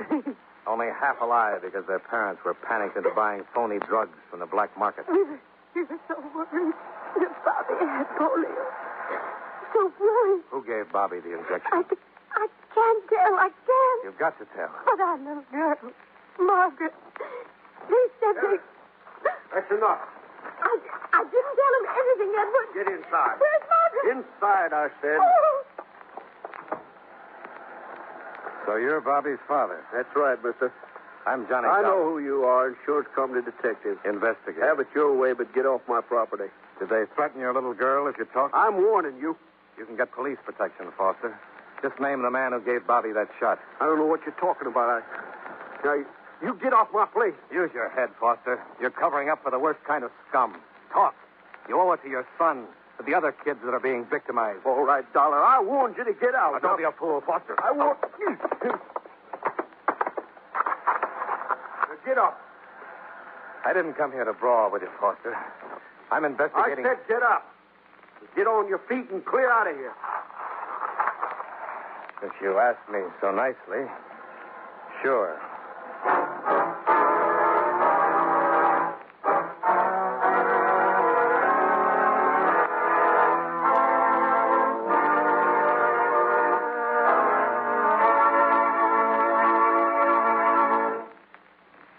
You know, many great men have attained the highest office in our land, the presidency of the United States. Can you guess the name of this man? He was our second oldest president, being elected for that office when he was 66 years old, and our only bachelor president. In 1828, he was appointed minister to Russia by President Jackson. In 1856, when he became president, differences between the North and South caused much unrest in his cabinet and in the various departments of the government. While he was president, the Confederate States were formed and the Civil War began. If you don't have his name by now, here are two more important clues. During his administration, the famous Lincoln-Douglas debates were held, and the first Atlantic cable was laid. Who was he? James Buchanan, 15th President of the United States. His life is part of your American heritage.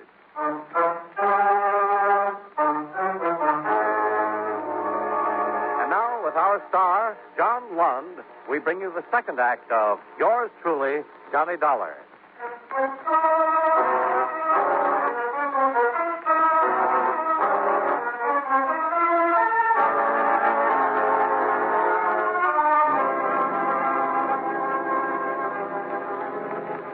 My face and my clothes were pretty much the worse for wear. I went back to the Kachubi Hotel for a shower and a change and a little elementary first aid. It helped, but not much. What with one thing and another, it was nearly 7 o'clock by the time I got a cab and ran up expense account item 4, 85 cents to the Tropics Cafe. I spotted Flo Rogers in a corner booth. Well, hearty greetings and humble apologies. Good evening. Don't apologize. After all, you're only an hour late. I'm sorry. I had a little repair work to do. Repair work? Johnny, what happened to your face? I was overmatched. I lost the decision, and it wasn't close. Someone beat you up? Well, that's one way of putting it.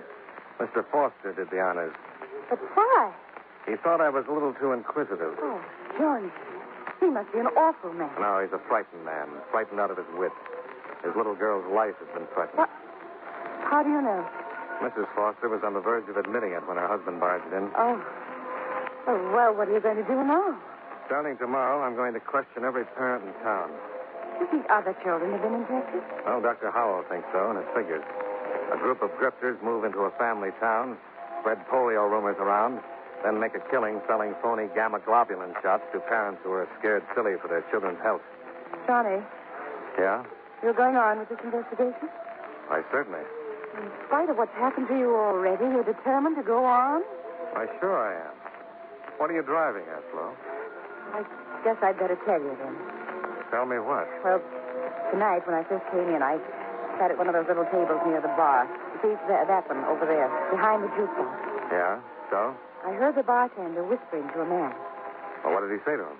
He was telling him where to take his child for an injection. An injection? Of gamma globulin? I think so. I couldn't be sure. I couldn't hear everything he said. Where did he tell the man to take his child? Did you hear that? No, I told you he was whispering.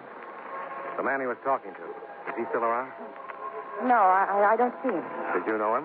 No, it's just one of the customers. Okay. Thanks. Where are you going? To dig my elbows in that bar. You run along home. We'll have that dinner some other time. Promise you'll be careful. On my honor. I wouldn't want anything to happen to you. That makes two of us.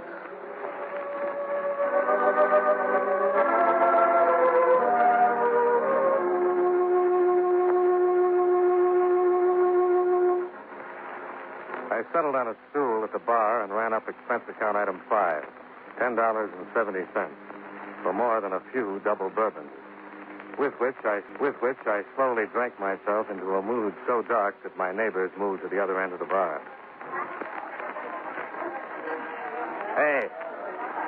Hey, Skinny, come here. Name's Mickey, sir. I told you before. Well, I'll show you this. So what? Well, don't just stand there, Skinny. Fill me up. I think you've had enough, sir. You need a cup of coffee, black. What I need, you can't get for me, pal. Nobody can. You sound like a man that's got woman trouble. What do you mean, woman trouble? Why, my little wife is the finest, sweetest... Yes, sure. You're crazy about her and the kids, too. How do you know I got kids? Well, you're the type. Family man. No kid. No kid. Now, look, I'll get you that coffee and then a cab to take you home to the kids. Okay? Okay. Hey, wait a minute. Come here. Yeah? You're a swell guy, Skinny. You understand when a man's got trouble. Yeah, sure. Forget it. Just that my kids are sick. Wife is worried half out of her mind. I had to get out of the house. Had to get away for an hour. You say your kids are sick? Yeah. Wife's scared of polio. What does the doctor say? Oh, a lot of mumbo-jumbo. Everybody knows there's a polio epidemic in this town. The doctors are afraid to admit it. Because they can't get the stuff to stop it. Gamma globulin? That's the only thing that'll save my kids. The only thing. Listen, mister. Maybe I can help you. Huh? Get you some gamma globulin. Where, Skinny? I'll pay anything. Anything. Here. Go to this address. The party there will tell you where to take your kids for the shot. Oh, thanks, Skinny. Thanks. Name's Mickey. Oh, sure. Mickey. Don't worry. I won't forget you for this. I'm not worried, mister.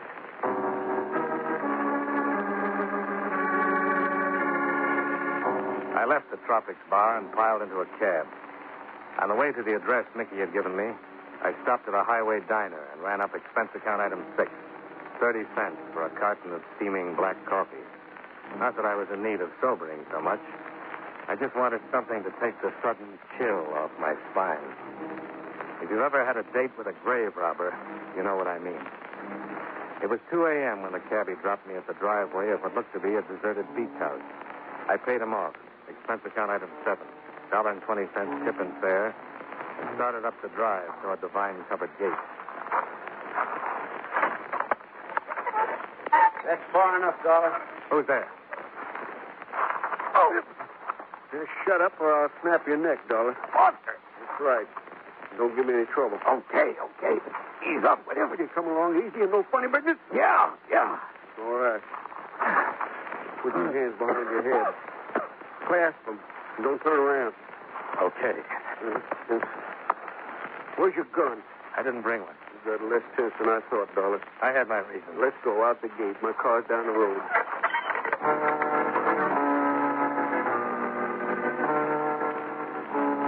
Foster drove away from town, using the back road.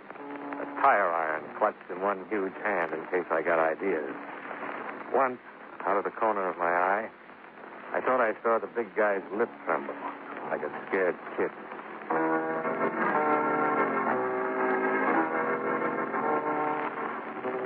We finally pulled up beside a long, sleek auto trailer, parked in a lonely beach cove. He motioned me out and followed me to the door.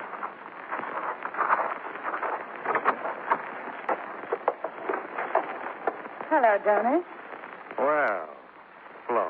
Surprise. No. You're working with a bartender, aren't you, Flo? Of course. He's my husband. Oh, it figures. Oh. Come in and tell me, Johnny. And please be good. Just as long as you have that gun pointed at me. I'd hate to, but I'd use it then. That figures, too, Flo. Foster, wait in your car. Oh. Cozy, these trailers. Mickey and I like this one. Sit down, Johnny. I'll fix a drink while we wait for it. No, thanks. Oh, you're pouting. You're disappointed in me. Not very. Tell me, why weren't you surprised to find me here? On the way over here, I got to thinking. This afternoon, when I met Foster, he already knew my name. I hadn't given it to anyone but the doctor and you. Careless of me to have mentioned your name when I warned Foster you were coming. Just what kind of a hold have you got on him? His little girl. You've kidnapped her. Oh, no, Johnny. We're just keeping Margaret for a little while. You see, the Fosters have been very responsive to Mickey's warnings. But then you came into town. And drastic measures were in order. We haven't harmed Margaret. How did you get her? Foster came by the hospital after you left. See his son. He left Margaret in the waiting room. And you phoned your husband? Mickey's wonderful with children. She was tickled pink to go for a soda with him. Real sweet people, you and Mickey. We really hate this, Johnny. Believe me. Yeah, sure. What happened to Bobby Foster was an unfortunate accident. Who gave Bobby the injection? Mickey. I can't stand the sight of a needle. Some sweet wretch. Oh, we do very well. Traveling from place to place, taking jobs. Following the epidemics like a pair of buzzards trailing astray. Self-righteousness doesn't become you, Johnny. What do you charge for a shot? $50. What's in them? Nothing harmful, just colored water. And once in a while, an air bubble. That was an accident. I'll take the gun, Flo. Oh, Mickey, I didn't hear you drive up. Everything all right? Foster did exactly as he was told. Good. Hello, Dollar. You play a lousy drunken father. I'm usually better, but tonight I didn't extend myself. Huh? I had a hunch you'd want this meeting to take place before I started questioning the other parents in town. Because you knew I was bound to find a mother or father who'd identify you two. Ah. Then you've been willing to make a deal all along, huh, Dollar? Well, let's say I hated to spoil your fun. Especially Flo's. What's that correct mean? Ask your lonesome wife.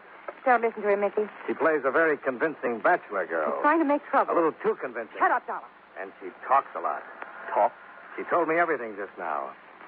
Even that you've done away with Foster's little girl. What? I didn't. I said, Mickey, behind you. Larry, come up. A gun, Foster. Shoot, Mickey, shoot. Oh. I'll take the gun, Flo. Let me go. Now sit down and behave. You hurt me. Give it to me, Dolly. The gun. I'm going to kill him. No, Foster. Give me the gun, Dolly. Girl's all right. I said this. You understand me? She's all right. You said he killed her. Well, I had to. It was the only way I could shock you into making a move. You're not just saying it, Dollar. Margaret's really safe. Tell him, Flo. Yes. She's all right.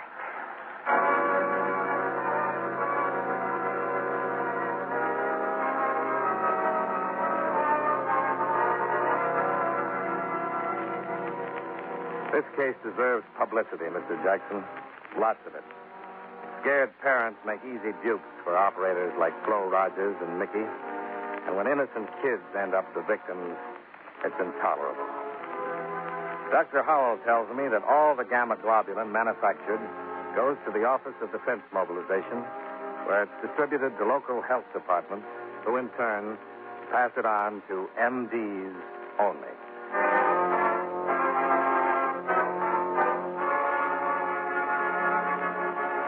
Expense account item 8, $94. Bus, plane fare, and incidentals between Rig City and Hartford. Expense account total, $196.96. Yours truly, Johnny Dollar.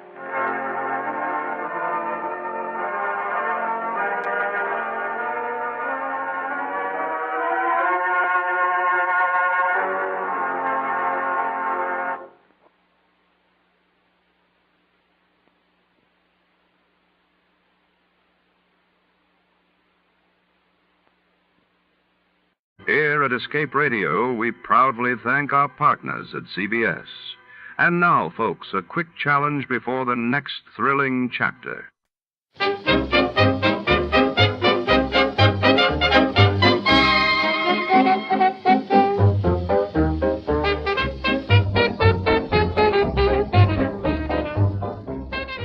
Tonight's intrigue unfolds within the stark, humming heart of the Los Angeles telephone exchange. Late at night in 1949, rows of switchboards and tangled cords form a labyrinth where secrets travel faster than footsteps. When a mysterious stranger manipulates the lines, the city's fate hangs on each whispered connection. In this world of blinking lights and hidden motives, trust is as rare as silence. Before to start, let's see what happened the day it was aired. It was May 5, 1949. That day, the world watched as the Council of Europe was formally established in London, aiming to unite a war-torn continent while in New York. The Yankees faced off against the Red Sox in an early season clash that drew headlines across America. Tired of the everyday grind? Ever dream of a life of romantic adventure? Want to get away from it all? We offer you Escape.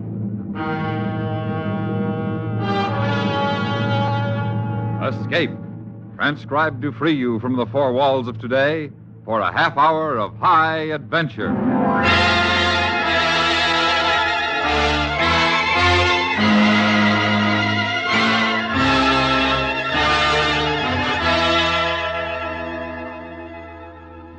You are groping your way through the belly of a sunken ship, a fortune and pearls secured to your belt, while above on the ship that tends you, working the pump that sends air to you, is an adversary whose plans include the taking of your pearls and your life.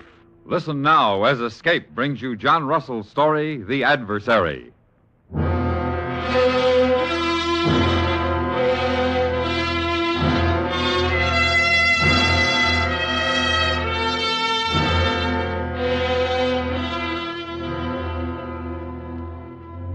It was at dusk and on an ebb tide that the purling schooner Fancy Free came smartly up into the wind and dropped anchor in the harbor of Thursday Island.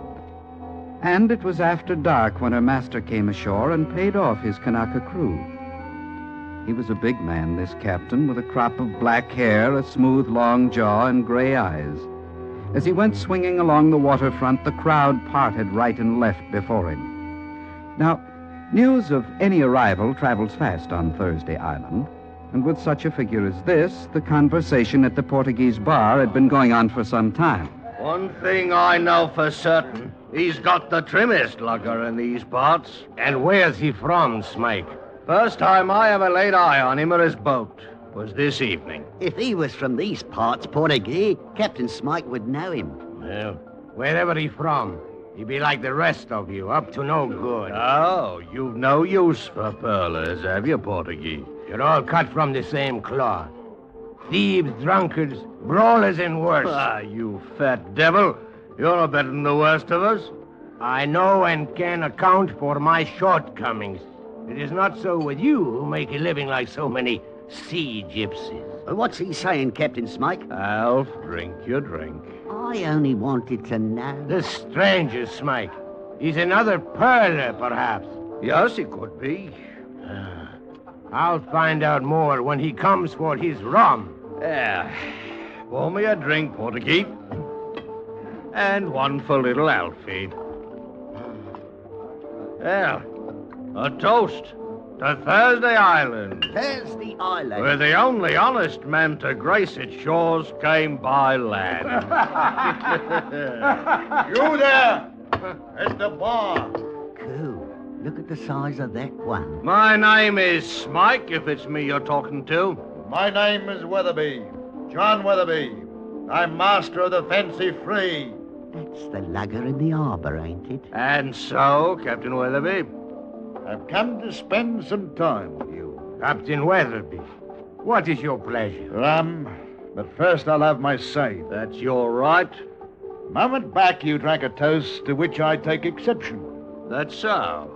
You said the only honest man on Thursday Island came by land. I did. Now then, I don't mind what you call yourselves to yourselves.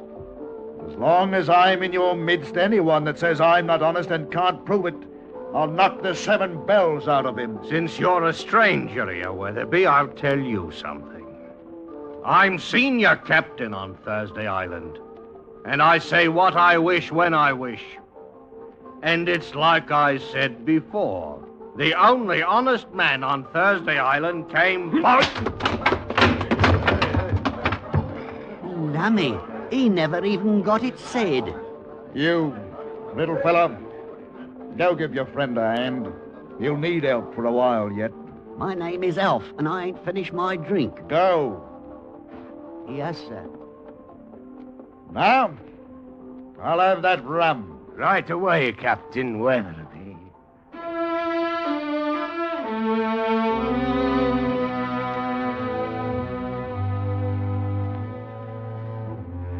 Now, on Thursday Island, there was no prying into a neighbor's affairs unless one was prepared to push the inquiry with a knife. And so it was that nobody questioned where Weatherby came from, or his pearling license, or the motley crew he picked to replace the skilled Kanaka boys he'd let go.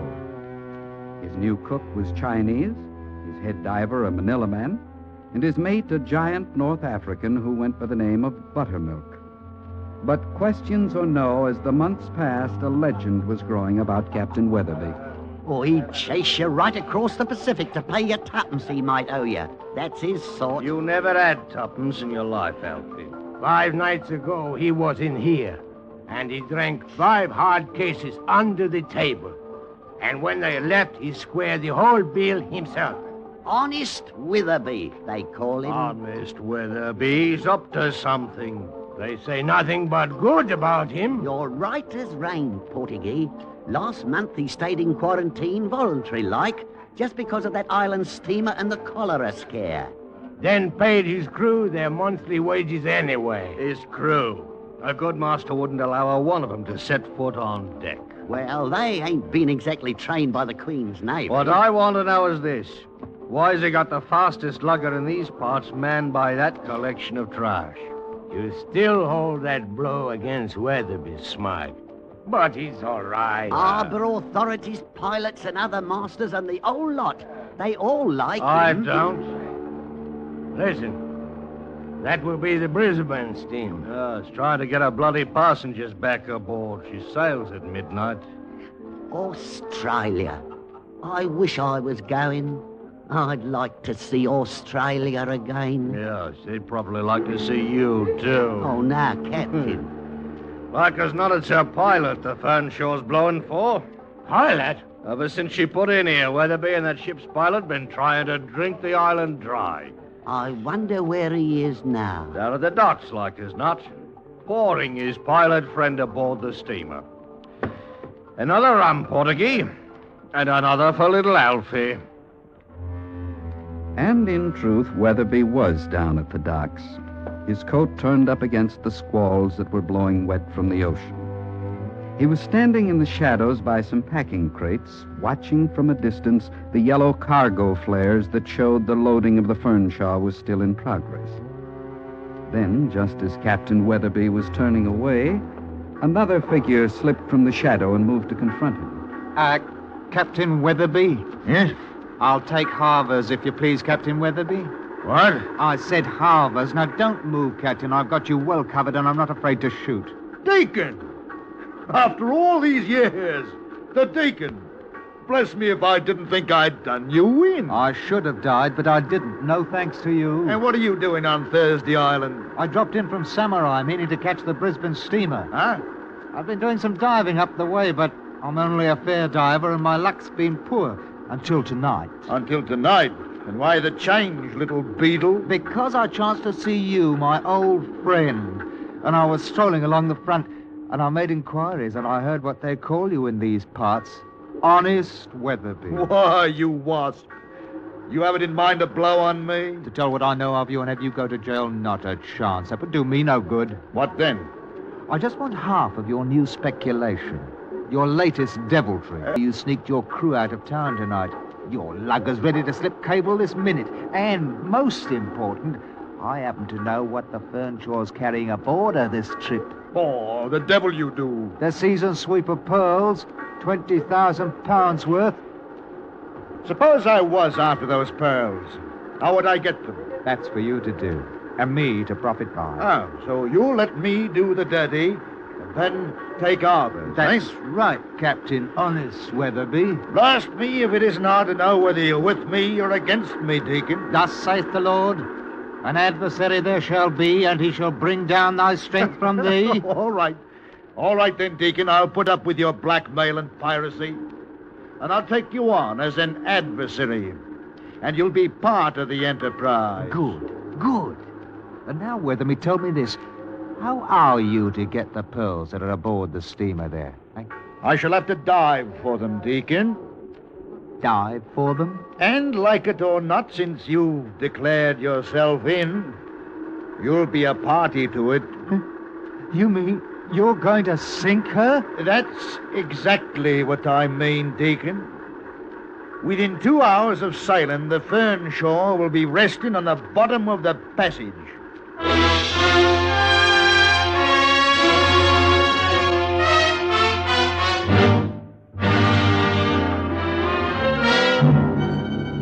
You are listening to The Adversary, tonight's presentation of Escape. It's back again. It's Saturday daytimes on CBS Radio. It's Romance. Romance every Saturday on most of these same stations, bringing you the world's great love stories. Some new, some old, all fascinating adventures in listening. The story this Saturday, Daphne du Maurier's celebrated novel, Frenchman's Creek, dramatizes the love of a noblewoman for a pirate. And now, Escape, and the second act of The Adversary.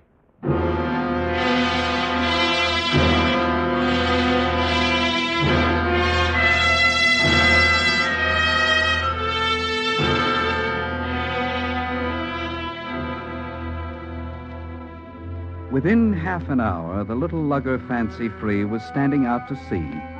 The master, Captain Weatherby, and a small and shivering passenger sheltered in the lee of the deck house. The deacon had wanted in on the profit, but he had hardly counted on mass murder as a means to it. One man's death he might have countenanced, but to murder a steamer was something else. Weatherby, you can't do it. You can't drown a whole ship's company. Did you ever hear the Volga, the Kate, or the Mecca? Well, they all fell a trifle off the track. Their bottoms were ripped out on Tribulation Shoal. Now, the same thing might happen to the Fernshaw. But how? There's a light on Tribulation Shoal. So there is. It's a fourth-order fixed dioptric, unattended. Now, suppose that light were moved. But like you say, it's fixed, and besides, the keeper lives only a mile away on Horn Island. You couldn't move it. Suppose a man were to land on the lee of Tribulation Shoal, and with a canvas, blanket the light to westward. Now, if that same man were to take a discarded lightship lantern that he might have aboard his lugger, and after anchoring some half-mile away, show this light at his masthead, what then? What? You're mad, Weatherby. You begin to see the possibility for error? You really are going to wreck her. Well, I am, Deacon. You wouldn't. You daren't. Captain! What is it? Big up head. Can hear. How far? Close, very close. Deacon, get below. We're at Tribulation Shoal, and there's man's work to be done yet tonight. Weatherby. Get below. Buttermilk! Captain? How close now to the south? 200-300 yards. Have the helm put over, Buttermilk, and drop a hook. We're going ashore to have a look at Tribulation Light.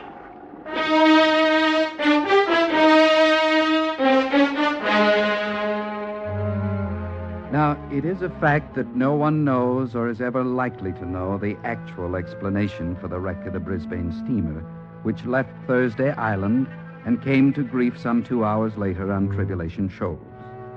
But the records declare that she went clean off her course, and a coral reef laid her open as neatly as a butcher's knife lays open a carcass. She sank within 5 minutes. The next morning, as the dawn spread in iridescence over those waters, Captain Weatherby anchored his lugger between the tips of the two sunken masts. All right, Buttermilk. Get my equipment ready. I get diving suit. Well, Deacon, you'll note for yourself there's not a trace of evidence. We've not been spied. The lantern we used is sunk, the canvas destroyed, and tribulation light as it was before. You're evil, Weatherby. Pure evil. Deacon, is there so much difference between a lot and a little? Come now, Deacon, cheer up. Here we are, and there are the pearls. 20,000 pounds worth of them, just oversized. No, I don't want any part of them. And within 3 hours, I'll be back out on the pearling banks about my business, never having heard of the wreck. Captain, you strap diving shoes. Next week, or any time I choose, I'll be walking the streets of Thursday near the news. And who will be as surprised as Captain Weatherby, that hard-working man. Honest Weatherby, with a fortune in his belt to dispose at leisure. All ready now. Put helmet, Captain. Yes, Deacon. I've not a problem in the world. Except you. Me? Why me? You are evidence. This stinking crew doesn't matter. I've kept them too befuddled to know what's happening, but you could be Queen's evidence. I'm not forgetting you. Hey, but, now, listen to me, Weatherby. I want no part of... What kind of an adversary do you call yourself, Deacon? I'd hope for some sport from you. Now, come below, Deacon. Now is the time to change your luck. Come below once and for all. No, I won't go down with you, not down there. Well, you're a diver, aren't you, Deacon? I can't, not in that ship, I can't. Oh, blasted, Deacon, I thought at least you'd be amusing. Eh, very well. When I come back, I'll knock your silly head in. Captain, you want helmet? One thing, Buttermilk. Yes, Captain. You see that fellow, white man? Maybe he wants to go below. Good. You give him other suit. Yes, Captain. Maybe he touch pump or raise fuss. You knock 7 bells out of him. Otherwise, no order. You savvy? I savvy, Captain. Good. Now help me with the helmet. Yes. Put on now.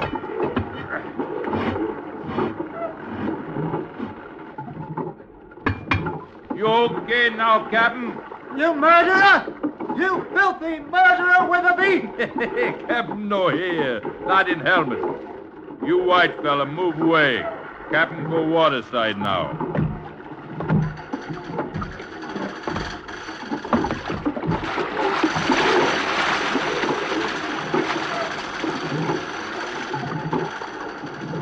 You fella pump plenty good. Captain need much air. Listen, I've got to talk to you. Captain say you no good. Look, I'll give you money. Anything, just cut those lines. Captain die we cut line. No bleed down there. Yes, that's right, he'll die, but I'll pay you more than he will. Line stop moving. Captain on ship now. What about it? You want money? No. What do you want? Then I'll give you anything you say. Just cut those lines and leave him. White fella no good. But don't you understand? He'll kill me after he gets those pearls and comes up. Captain say no order. Huh? You got to listen to me. Go away. Look, put me in the longboat. Turn me loose. I'll take my chance in the open sea rather than with him. I can't stay here. You stay. No, I won't. I won't just wait here like a fool for him to come up and kill me when he pleases. I'll go down below there with him first and fight it out. You want out of dive suit? Go waterside. I don't know. I don't know. I've got to think. You nothing. Black fella boy, pump good. Captain need plenty air down there.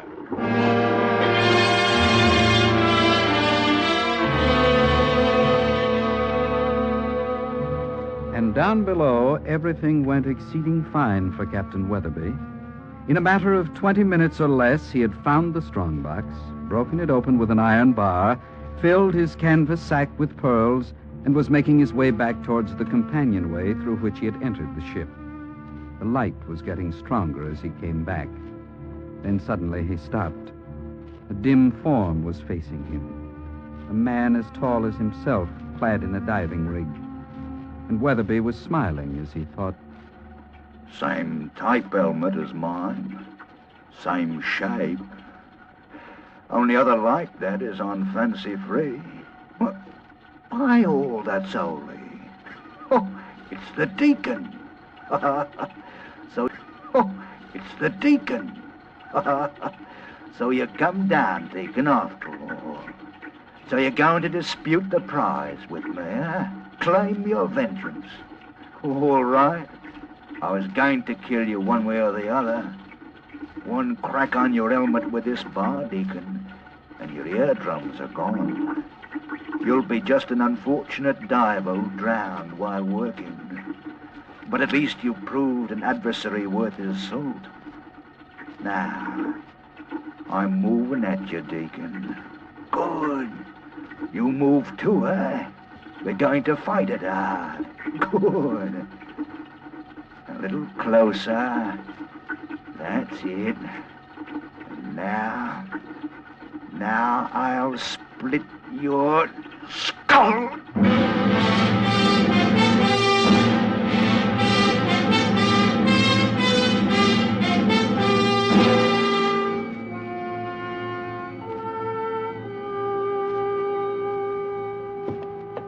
Oh, set out another bottle of rum, Portuguese. I'm cold clean through to the marrow. 5 days out there at the wreck, and no thanks from anybody. Not even from the man you brought back? Him? He's crazy as a tick. Calls himself a deacon, a man of the cloth. Look at him over there, sitting alone at the table, talking to himself. Scripture, But it what is. of Captain Weatherby? They said you found his lugger anchored over the wreck. There was 2 people could have told us that story. One was a deacon, as he calls himself, and the other a great hulk of a West African, and he went down after Weatherby never come up. You need gear to go that deep. The bleeding crew couldn't manage a word between the lot of them. Hold out. He Comes the hideth his deacon. wrong in his heart. Let him be snared in his own pit. In the net which he hid is his own foot taken. Lord, break thou the arm of the wicked and the evil man. Oh, poor fool. He don't know what he's about. Smite, tell me, what of Weatherby? They found him down the wreck. The pearls all in a great sack tied to his diving belt. And he was drowned. Drowned? His suit had been cut to ribbons by shards of broken glass. Yeah, he was drowned for fair, right inside of his suit. But the glass, Smite? What was the glass? Oh, a broken mirror. A mirror? It served as a facing for the saloon door leading out of the companionway. It's like he stopped to take a look at himself. Just that one last time. Well, a toast to Captain Weatherby. Rest his soul. The only honest man who came by sea to Thursday Island.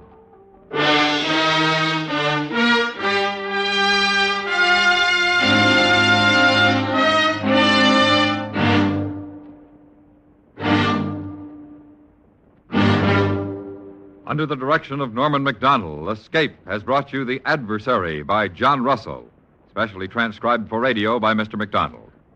Featured in the cast were Lawrence Dobkin, John Daner, and Ben Wright, with Alec Harford, Charlie Lung, and Barney Phillips.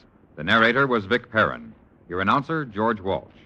The special music for Escape is composed and conducted by Leith Stevens. Next week.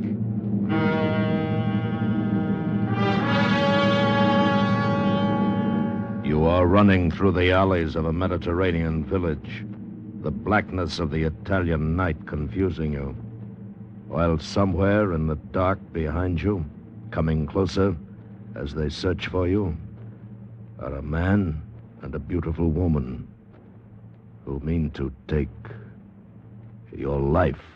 So listen next week when Escape brings you Kathleen Height's story, An Ordinary Man.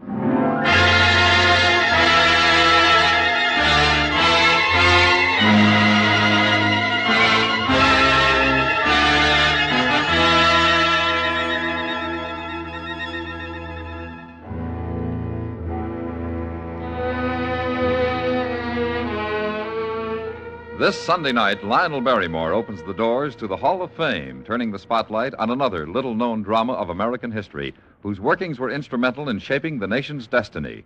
Empire builders, dreamers with high ideals, men and women whose pioneering made history. These are the heroes and heroines of the Hall of Fame, starring Lionel Barrymore this Sunday night on most of these same stations. The top dramatic show of them all, the Lux Radio Theater, is heard Monday night on the CBS Radio Network.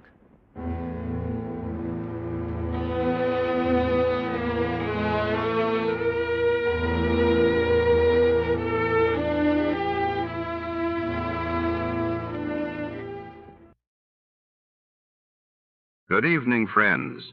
With a special word of thanks to our sister network, CBS, we invite you now to test your memory of the great radio adventures.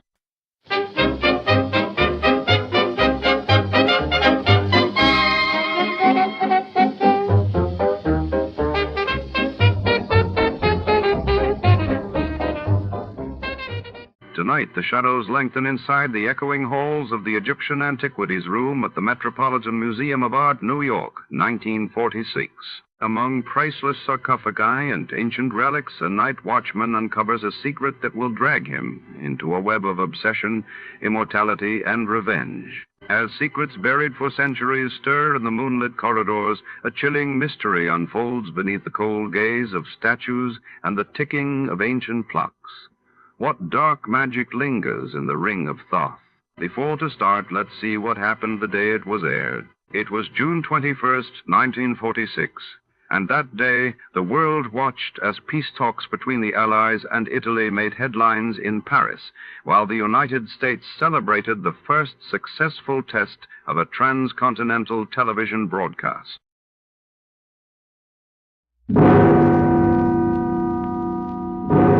Escape. Escape tonight to ancient Egypt.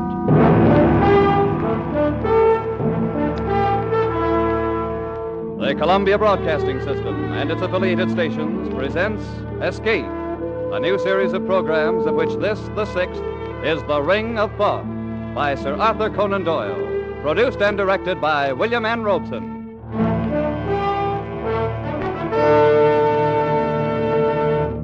Wherever the English language is spoken, Sir Arthur Conan Doyle is known for two things: his immortal character, Sherlock Holmes, and his unshakable belief in life beyond the grave. So great is the stature of Sherlock Holmes that Conan Doyle's earlier stories are all but forgotten. Stories like The Ring of Thoth, which so clearly anticipates the author's later fascination with spiritualism. We invite you now to escape to ancient Egypt and The Ring of Thoth, an adventure told in the words of John Vansittart Smith, British Egyptologist.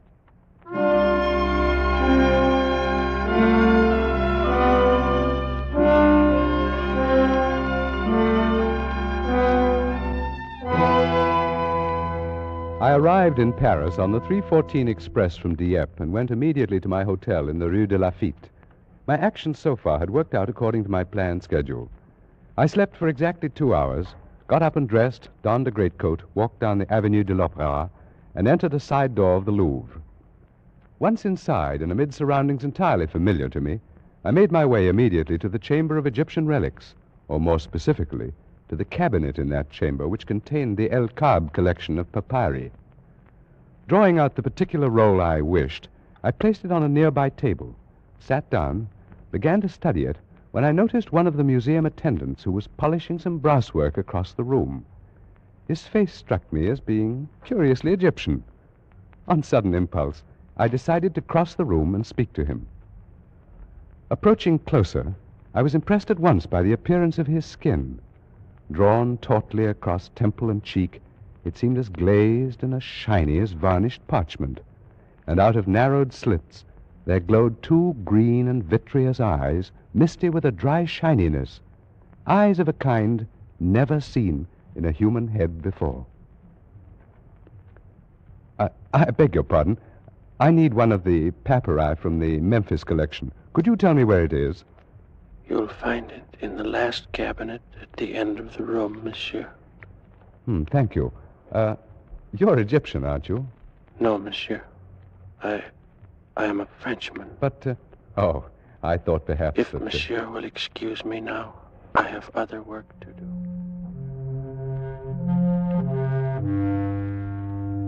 I went back to the table and took up the papyrus I had been studying before. But my former calmness in translating the intricate hieroglyphics was gone, and out of the depths of my mind welled a feeling of terrible familiarity. I concentrated more deeply on my studies, pushing aside those thoughts conducive to mental turmoil, and at last, worn out by the inward struggle, I fell asleep.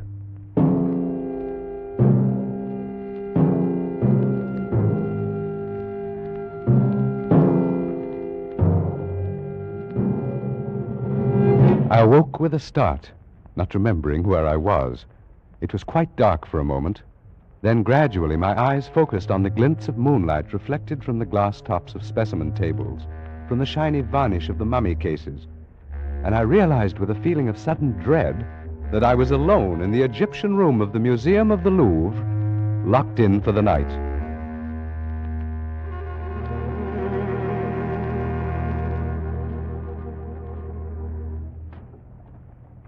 And I saw at that moment, approaching through the moonlit halls, a dim yellow flame.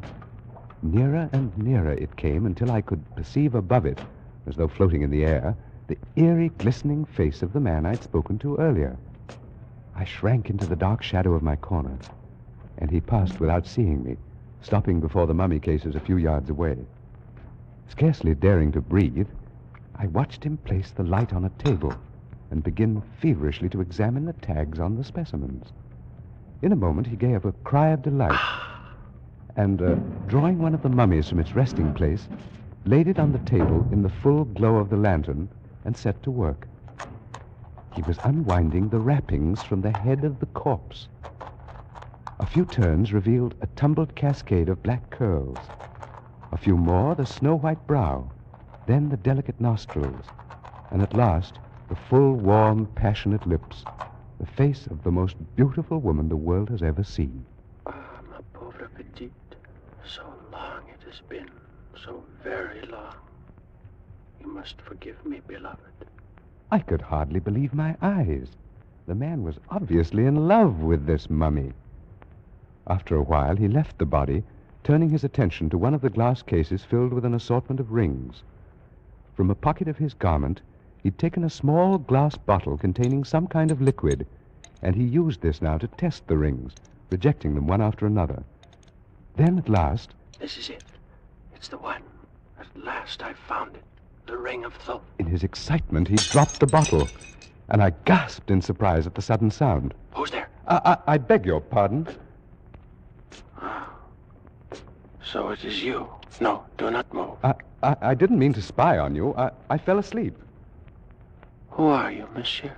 I am John Vansittart Smith, a student of Egyptology. No matter. You will observe this knife. Yes? Had I discovered you 5 minutes ago, monsieur, I should have slain you without a word. What? As it is now, I have found the ring. But I warn you not to interfere with me in any way. I really haven't the slightest intention of it. After all, I'm only here by accident. Perhaps. I say, you shouldn't have unwrapped that mummy, you know. It's starting to deteriorate already. Oh, my beloved. Yes, before our eyes, the lovely face was crumbling, the hair falling away, the skin shriveling and cracking, the lips fading. The man hovered over the decaying body a moment, murmuring sorrowfully. And then he turned again. No matter. That will not make the least difference in a little while. Of what importance is the dead shell, so long as her spirit waits for me at the other side of the veil? What are you talking about? What is it you're proposing to do? Tonight, monsieur, I have ended a quest and broken at last the ancient curse. Nothing now can prevent my joining her. Are you actually claiming that you knew her? She was Atma, daughter of the governor of Abaris, and both she and I lived in the reign of Tutmosis 3,500 years ago. You're obviously mad. Perhaps, but not in the way you think. There may be design in this, your coming here. It may be decreed that I should leave some account behind as a warning to other mortals as rash as myself. Very well, then.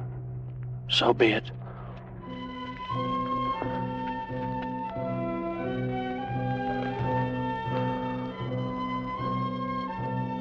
I am, as you surmised, an Egyptian. My name was Sasra, and my father had been the chief priest of Osiris in the great temple of Abaris, which stood in those days upon the Bubastic branch of the Nile. I was brought up in the temple and was trained in all those mystic arts and sciences known to the priesthood.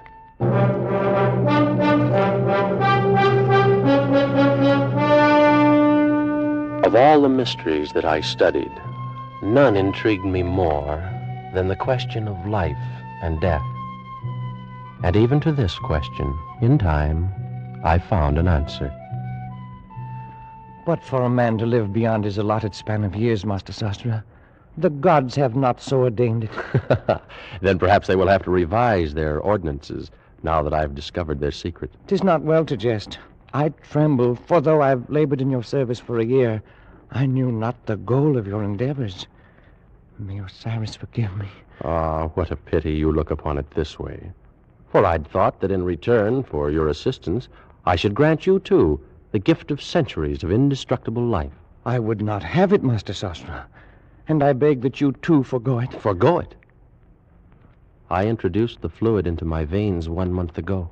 Oh, no. Then you are lost indeed. Lost? Do you call this being lost? Let's see now. My heart should be about here. Oh, that knife. No, don't.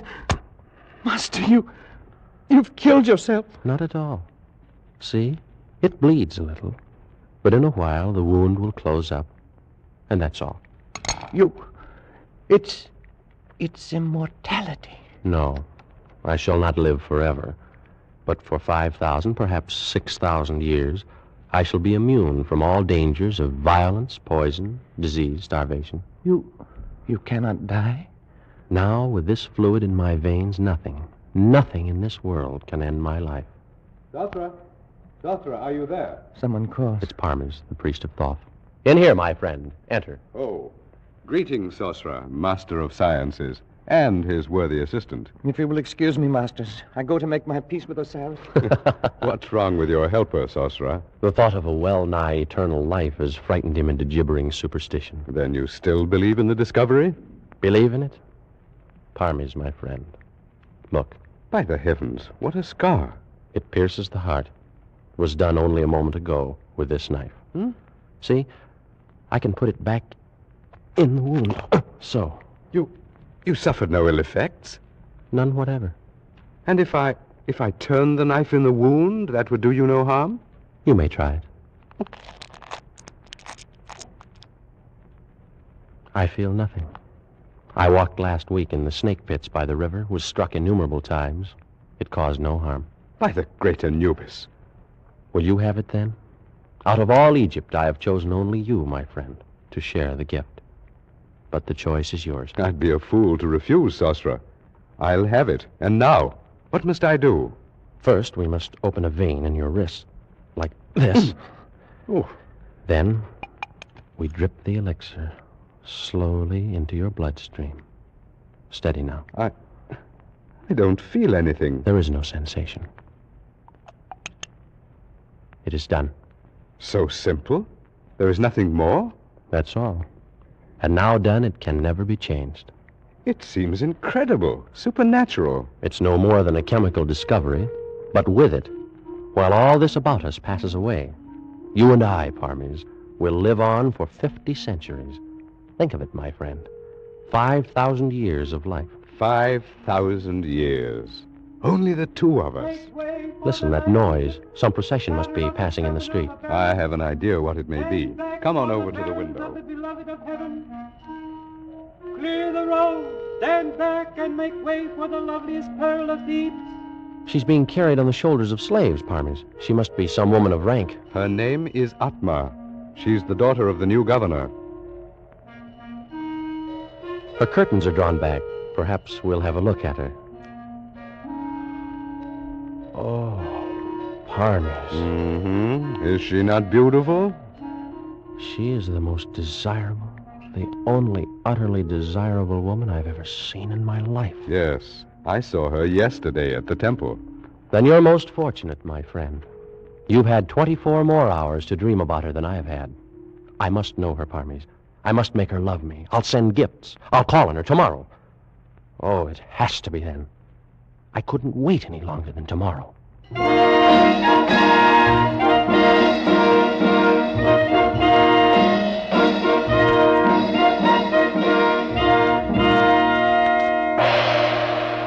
visitor calls upon the beloved of the universe. He is Sasra, priest of the temple of Osiris. Well, bid him approach. Enter, Sasra. Oh, most beautiful of all Egypt, I cast myself at your feet. That's a noble ambition. But wouldn't it be much better to sit here beside me and watch the fish in the fountain? Much better. You will all withdraw, except you, my girl. Play something for us, at a distance.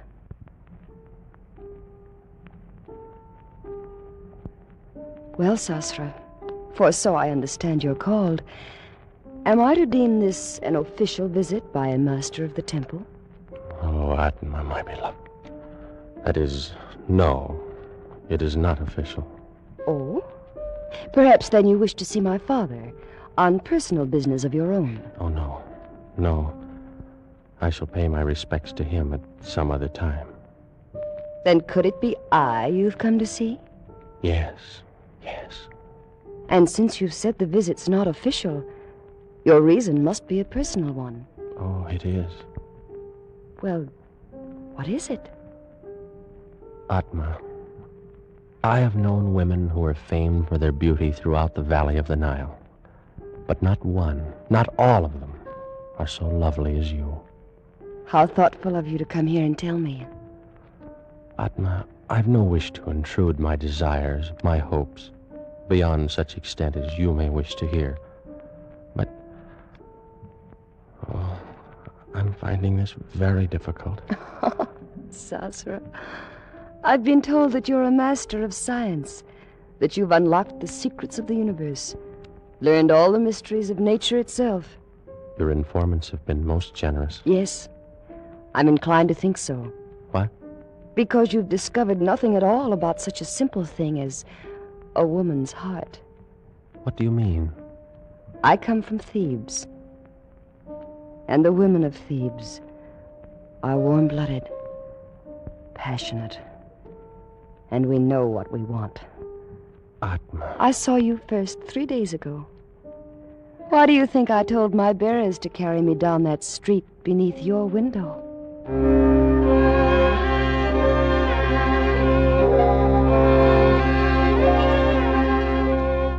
And so, miracle of all miracles, Atma loved me. Worshipping the very ground her feet had trod upon, I lived through those glorious weeks, and with it all, our love grew apace. But one thing bore heavily upon my mind, and I came to speak of it more often to my beloved as we sat and talked by the fountain in her garden. Look, Sasra. See how the stars shine from the water? Yes, Atma. More lovely even than their glow in the heavens. Are they very old, the stars? Very old, beloved. As old as time. And they'll go on gleaming there, long years after you and I are gone and forgotten.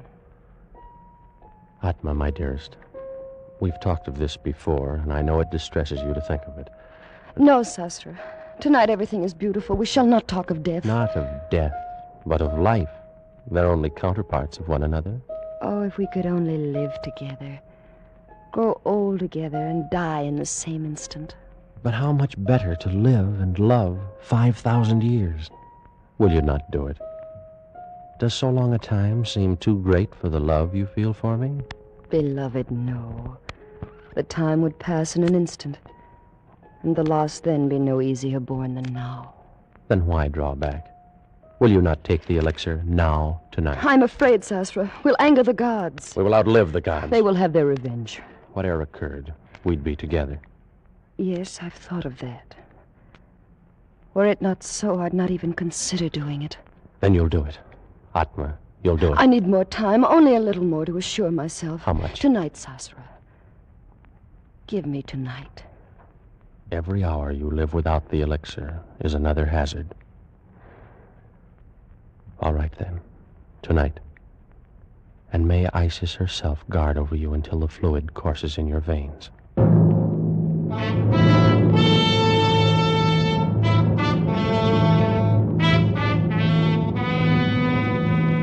And so, on that accursed night, I went to my chambers and slept.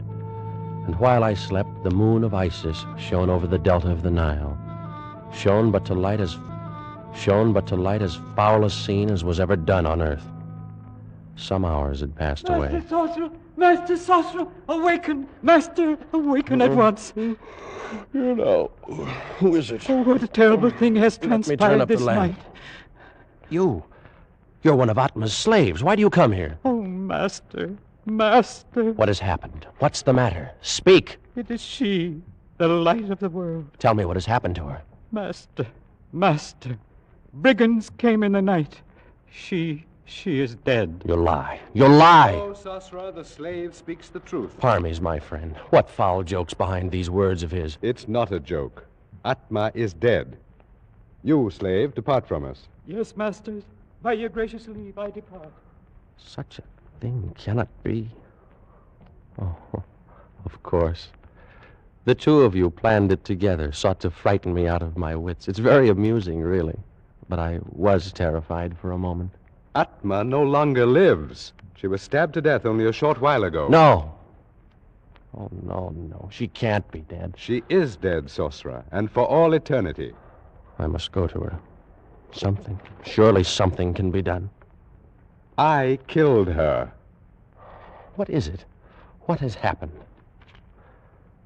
I killed her. Oh. I struck her through the heart with this very knife. You, Parmes. Why? Because she loved you.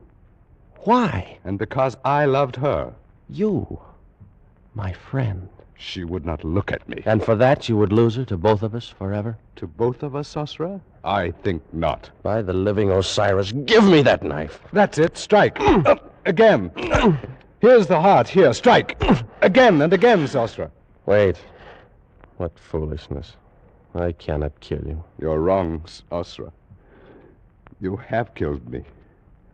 Those were grievous blows. But the fluid, that cursed elixir of life, it runs in your veins as well as mine. True. But in mine is also the antidote. You lie. There is no antidote. Yes, day and night. These many weeks I've worked, and I found it. You couldn't have. Is there more of it? Yes, a very little. But you'll never find it. Where is it? Tell me where it is. In the ring, Sasra.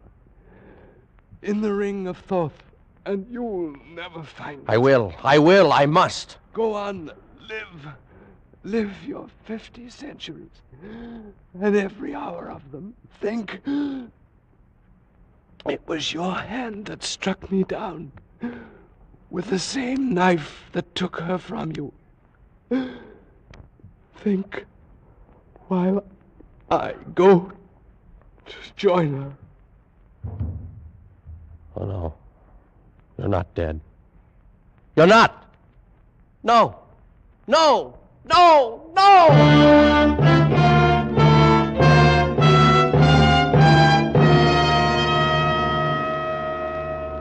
For months, I searched the papers, test tubes, and the chemical flasks in the chambers of the dead priest of Thoth. Searched and found nothing. I sifted the sands where he'd walked, questioned his slaves and servants, and learned nothing. Every moment of my life, my terrible and unwanted life, was devoted to an unceasing hunt for the Ring of Thoth, and all to no avail. And in time, a horde of barbarians overran the city of Adversary, and the sands of the desert buried forever the last of my hopes.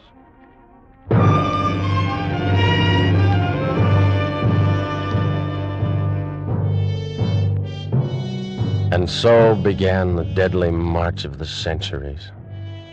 How can you know how terrible a thing time is? You, who've experienced only the narrow course between the cradle and the grave. I've floated down the whole stream of history. I have traveled in all lands, and I have dwelt with all nations.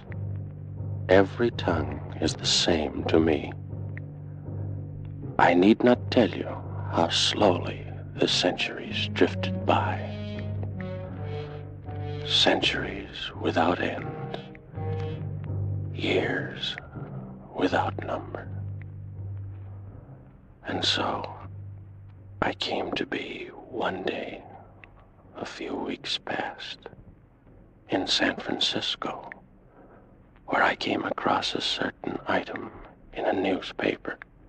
Among recent discoveries in Lower Egypt is an unopened mummy case containing, according to the inscription on the outside, the body of the daughter of the governor of Abaris in the days of Tutmosis. In the same burial crypt, dropped into a crevice between the stones, was found a large platinum ring of singular design.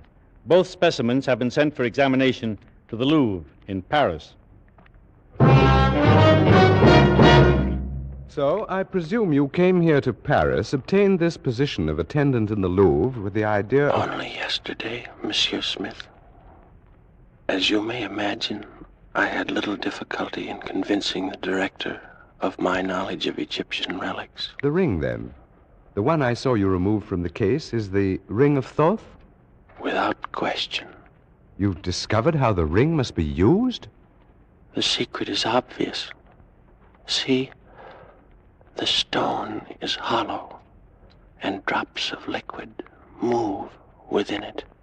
Have you considered the possibility that this antidote may not perform the function which has been claimed for it?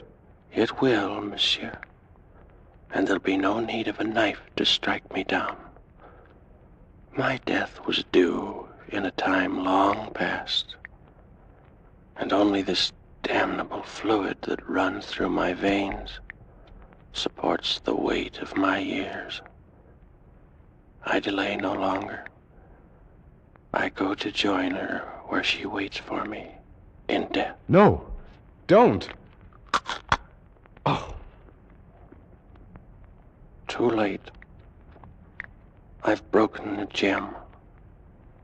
I've taken the antidote. I stood and watched him with a terrible fascination, but without pity and without compassion. He turned away from me and reeled toward the mummy he'd left on the table across the room. But even as he turned, the parchment skin of his face cracked and shredded. Discolored lips shriveled away from the yellow teeth. The vitreous eyes withered into nubs of formless plasm, and the full weight of his 3,500 years descended on him in an instant. I left that room of death and walked over the marble floors toward the exit, my footsteps echoing through the empty halls, even as they had echoed for so long in the corridors of time. And I wondered as I walked if Sosra knew now what I knew, that the antidote in the Ring of Thoth can bring death to the body, but not to the soul. And I wondered in what cloak of flesh his spirit now dwelt, just as I, Parmes, priest of Thoth, had for the last 40 years of my 3,500 dwelt in the body of John Vansittart Smith.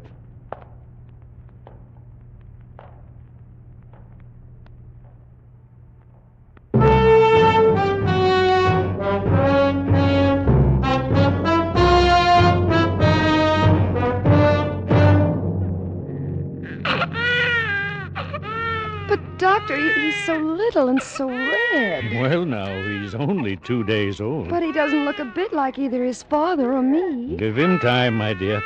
All babies look pretty much alike when they're first born. Well, I don't know. His eyes, or it's silly, of course, but he looks like an Egyptian.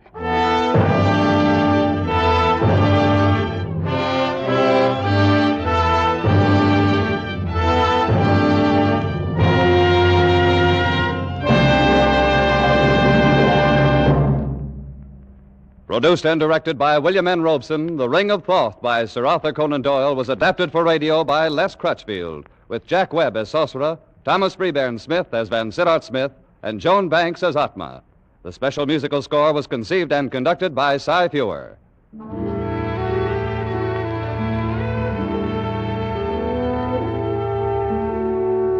Escape is presented by the Columbia Broadcasting System and its affiliated stations each week at this time. Next week, we invite you to escape to a raft in the South Pacific with John Russell in his unforgettable story of human frailty, The Fourth Man. And so good night until next week at this time, when again it will be time to escape. This is CBS, the Columbia Broadcasting System.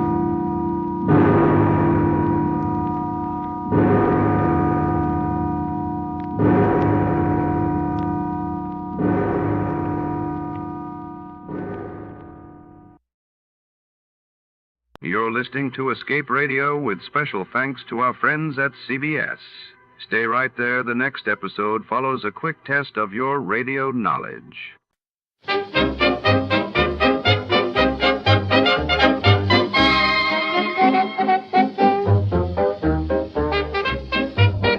We proudly thank our partners at CBS for tonight's broadcast.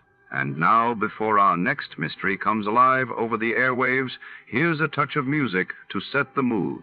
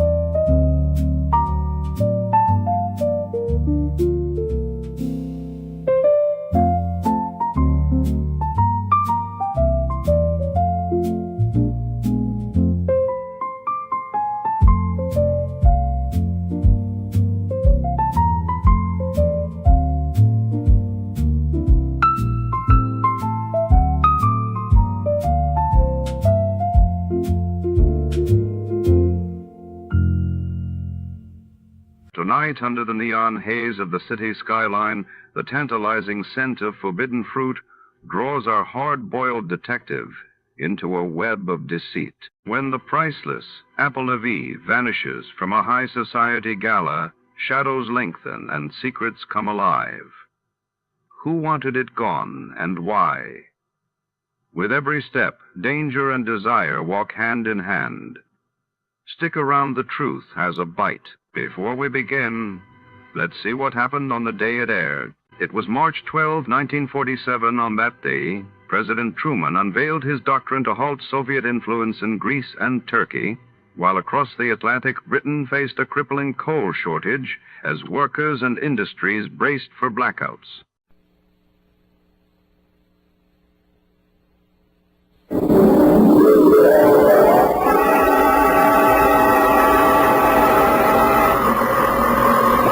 Sam Spade, Detective Agency. Me, sweetheart. Sam, it's a tune. I was just thinking of you. Me and who else? Both my ears were burning. No, Sam, no. With regards to our shortage of office supplies. Don't give it another thought, Eph. This was going to be a short report. Short and sweet, Sam? Hardly, Angel. In fact, barely. Well, Sam, if you had asked me, I could have told you. That girl was merely trying to stir up a tempest in her boyfriend's teapot. Again? It was perfectly observant to me, Sam, that she had sour grapes written all over her. Sour apples, Effie, but you're warm, and that's why I'm so fond of you. Oh, thank you, Sam. I'm glad I could be of help, though I must confess the apples are over my head. Well, don't feel bad about it. That's how Newton discovered the law of gravity. Stay where you are. I'll be right down to dictate my report on the Apple of Eve caper.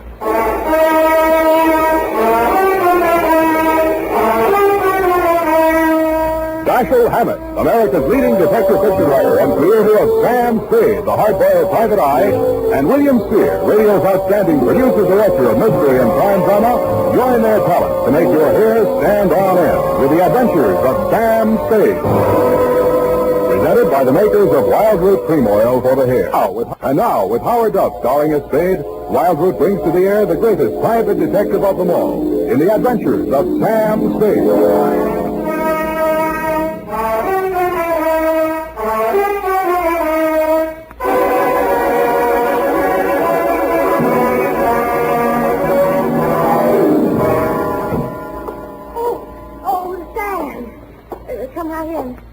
Sure.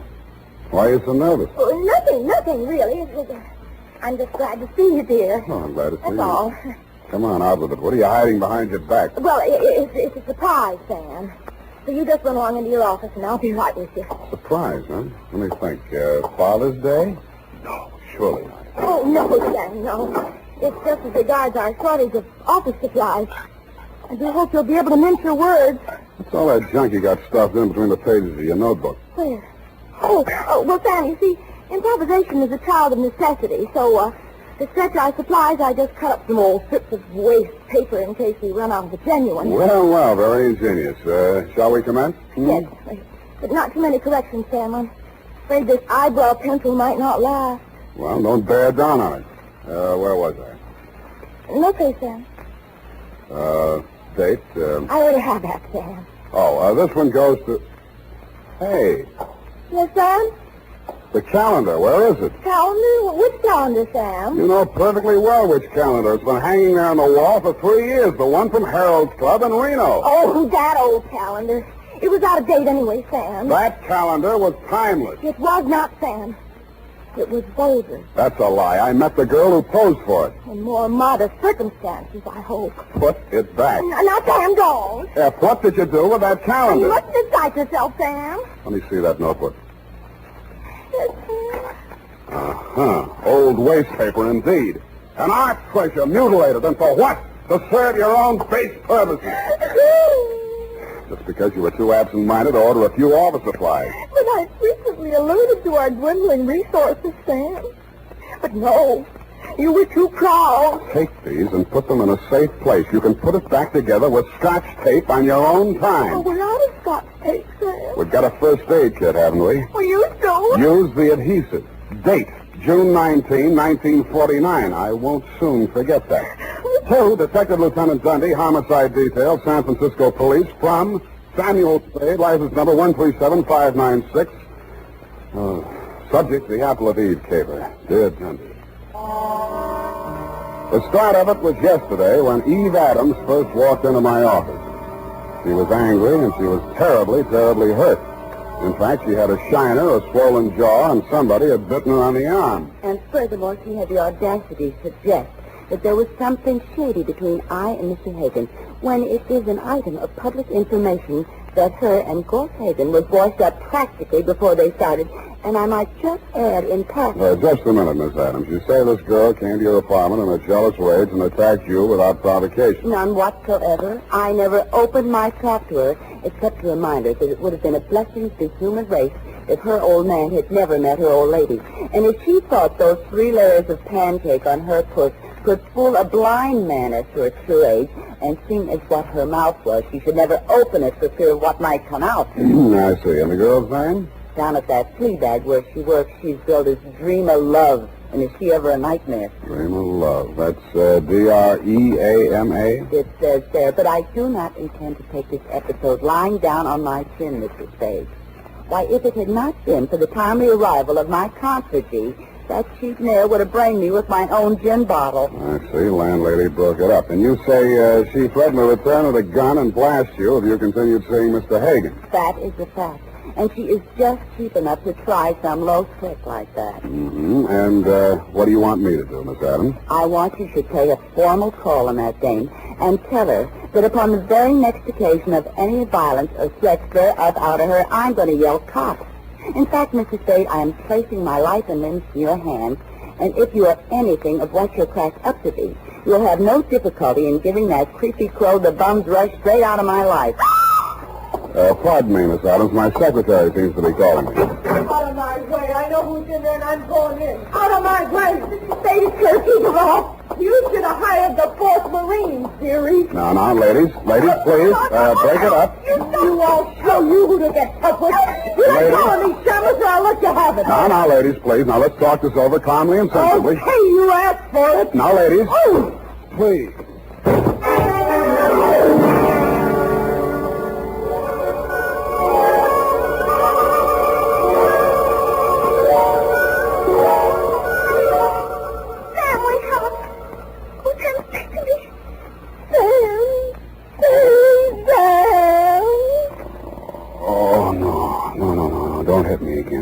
You're going to have the jewels. Oh, Sam, you poor darling.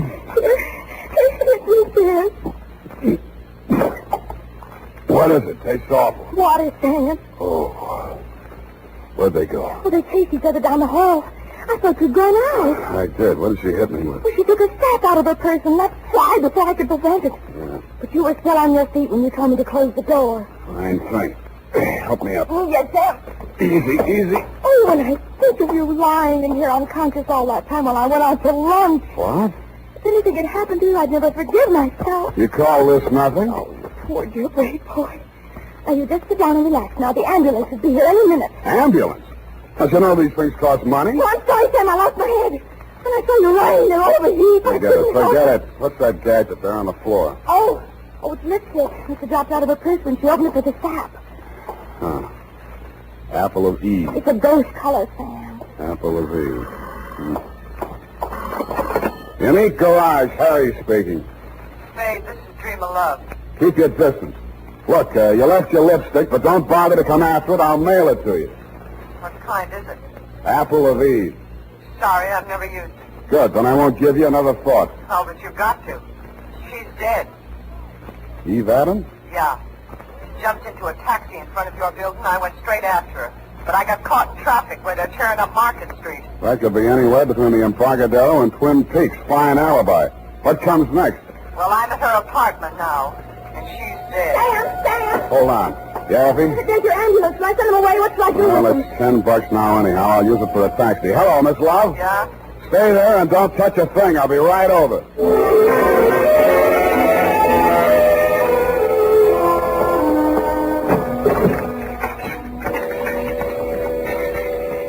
Dream I hadn't waited, if that was really where she'd called me from. Eve Adams was on the bedroom floor in front of a dressing table. There was broken glass all over the floor. The place reeked of perfume.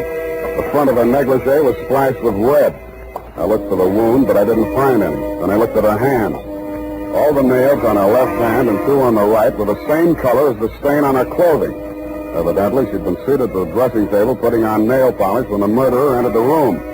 The back of her head had been creased by the well-known blunt instrument, such as a heavy sap. I felt the bumps on my head and looked at the overturned nail polish bottle on the dressing table. It was called Apple of Eve.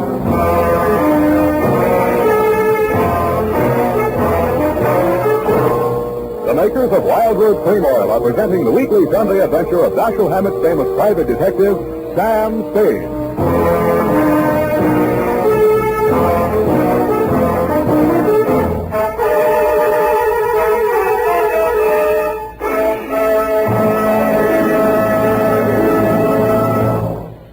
Now, important news on good grooming.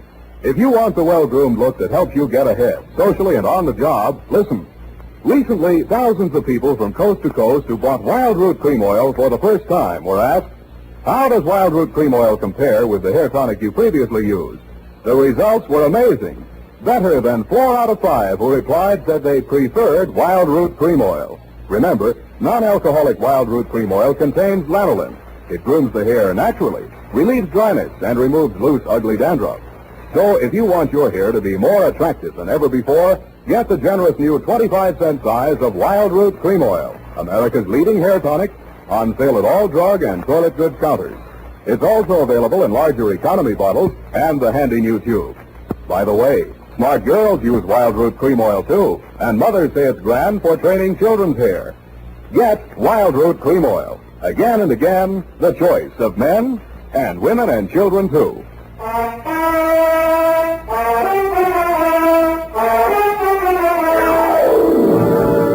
And now back to the Apple of Eve caper. Tonight's adventure with Sam Spade.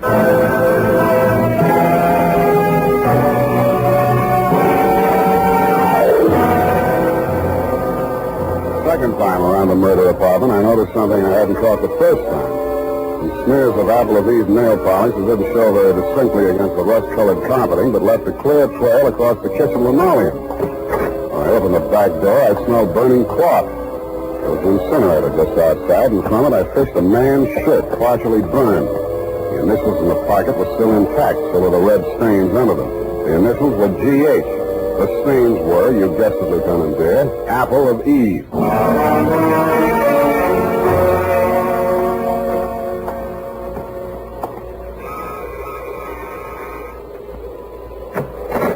Yeah? I'm looking for Miss Dreamer Love. She home? No, she isn't. Thanks. I'll come in and wait. Wait a minute. Okay, you're in. What do you want with her? She's in a little trouble. You a cop? When do you expect her back? I don't know. What's this trouble? She threatened to kill a woman, and now she's dead. Who? A girl named Eve Adams. Why would she want to kill Evie? The way I got it, they were locking horns over a guy named Gorse Hagen. You know him? Yeah, and I wish I didn't. Who is he? He used to run a gambling ship down at Malibu's, and the law turned it into a bait barge. Now he calls himself a yachtsman. But if you're trying to connect him up with my sister, it's a bad connection. She hasn't seen him in years. His idea or hers? Hers? And mine. And what was the beef? And who are you? I'm her brother. Eddie's my name. And why would there be any beef between those two? Evie was my sister's best friend, and she was engaged to me. And this news must be quite a shock to you. You're taking it like a little soldier. She was asking for it. I warned her. I begged her to leave town with me. But no, she couldn't sneak off like that without letting Gorse know the score. I told her he'd kill her before he'd let her go. Mm-hmm. You live here, Eddie? Yeah, whatever. Where do you keep your shoes? In a closet, kidder. Where do you keep yours? Under the bed? Which closet, in here? Wait a minute, Take your hands off of me. Let me see your warrant. That better be good or you're going out of here on your head. Take your hands off me, Eddie. Let's see that warrant. All right, I got a warrant, Eddie.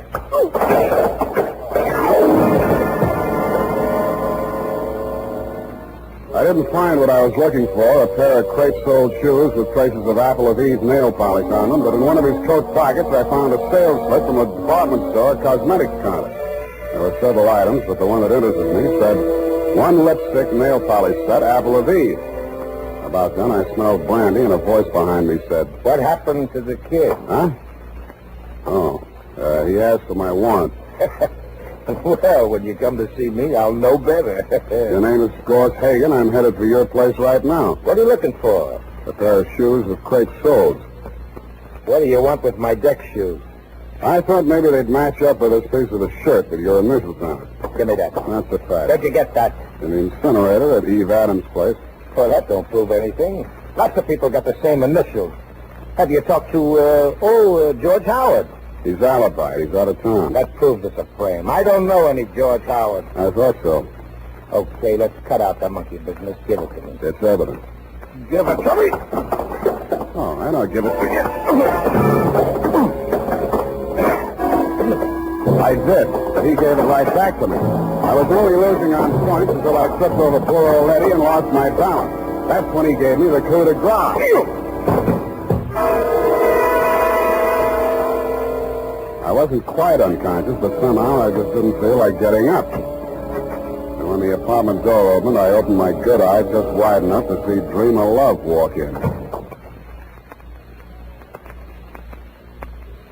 Oh, what are you doing here? I've come to help you, Dreamer. I don't need any help from you, Goss. I told you that 3 years ago. Why did you kill her?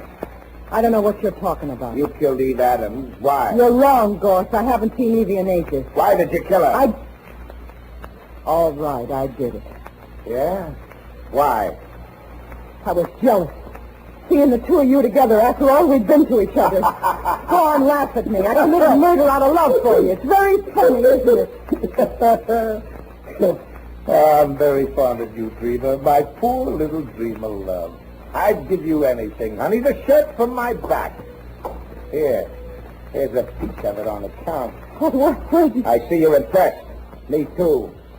Come on, we'll go someplace where we can be alone and talk things over. No, Goss, please. I can explain everything. Explain in the car on the way down to the boat. Come on. You're hurting me. Oh! No!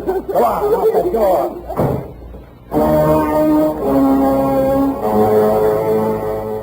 Stupid me, I staggered to my feet and stumbled over to the door. I reached it just as Hagen's car pulled away from the curb. By the time I found a taxi, they were at least halfway to wherever they were going. I didn't know whether the boat he had mentioned was tied up at the Embarcadero, anchored in the marina, moored at Sausalito, or becalmed in Oakland. But there was a seafaring man in our town who knew about such things. My port of call was the Seahorse Bar and Grill just off ahead of Pier 16, or is it the Foot?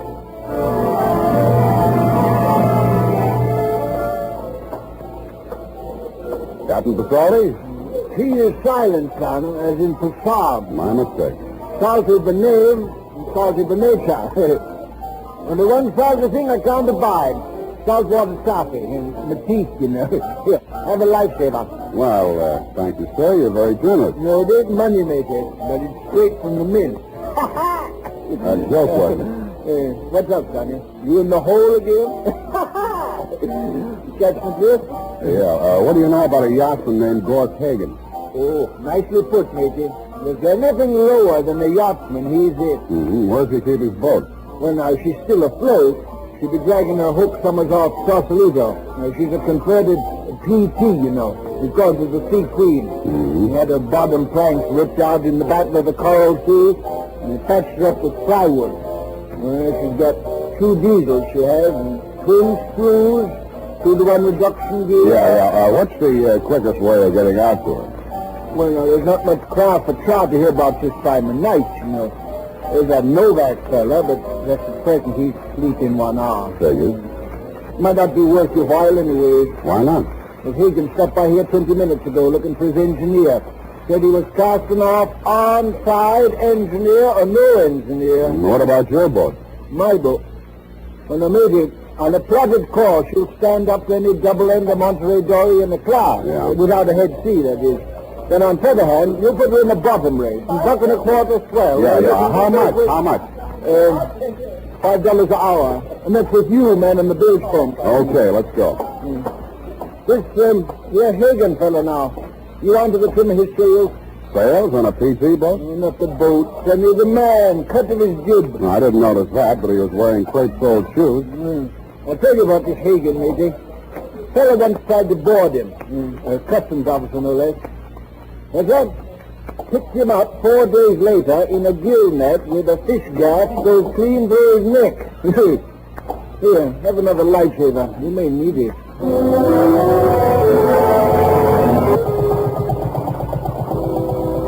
After he'd lashed me to my station at the bilge pump, Captain Pasquale got his double into Monterey Joy on a plotted course to Sausalito, he hoped, and we plunged recklessly into the fog. As nearly as I could catch his drift, there was a 50-50 chance that A, Hagen had found his engineer and would be halfway to the Farallone Islands before we could make it past Alcatraz, if we stayed afloat that long, or B, that he hadn't found his engineer and might be having trouble starting up those two diesels with the twin screws and the 2-to-1 reduction gears, whatever they are.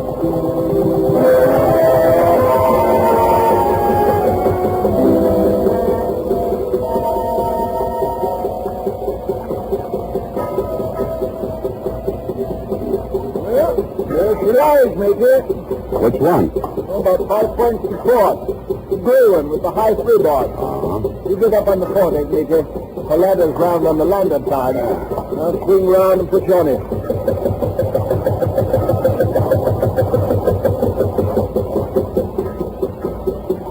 Hey! Anybody home? He's likely below, messing them diesels. You better rear back and holler, Major, like this. Ahoy! The sea queen! I like that. I know the rhythm. Oh! Captain Salty! Board the like a crab twist! The Super Cargo requests permission to board, sir. Spade! I want to talk to you, Hagen.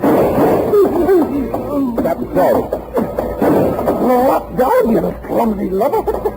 What'd he get you? Some biting nose. That's a midship. Here.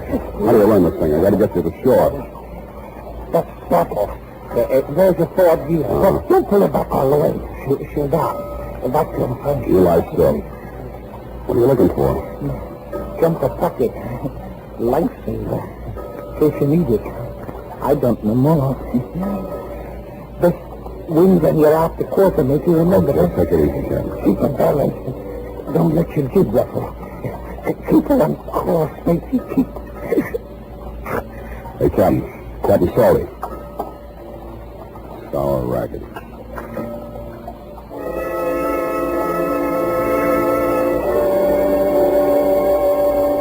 I crawled over the rail and tried to make out Hagen's silhouette on the other boat. I could just barely make out the shape of the hull against the faint glow of light from the Sausalito shore. We drifted a few yards astern of Hagen's boat, but not out of rifle range. I wondered why. If he could see us well enough to drop Captain Salty, he'd let it go at that. And I got it. He was listening.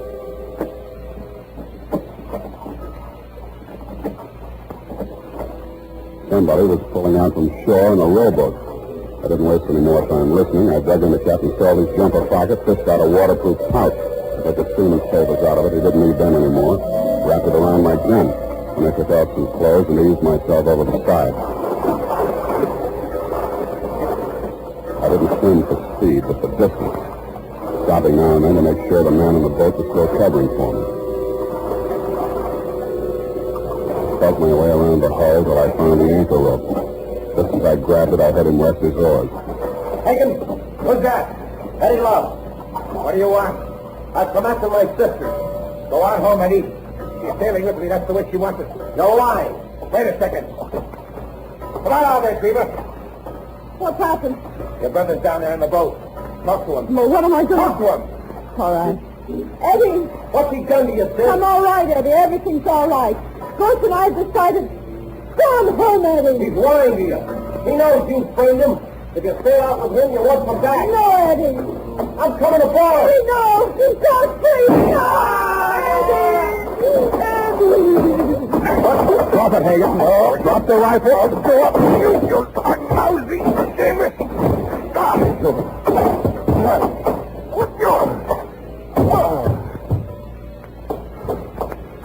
Sam, did he hurt you? No, I've been kicked in the stomach before. It takes a woman to kick you in the teeth. I'm sorry. I don't care what you did. What burns me up, you didn't do it right. I hate a bungler, especially a female bungler. I'm a bungler.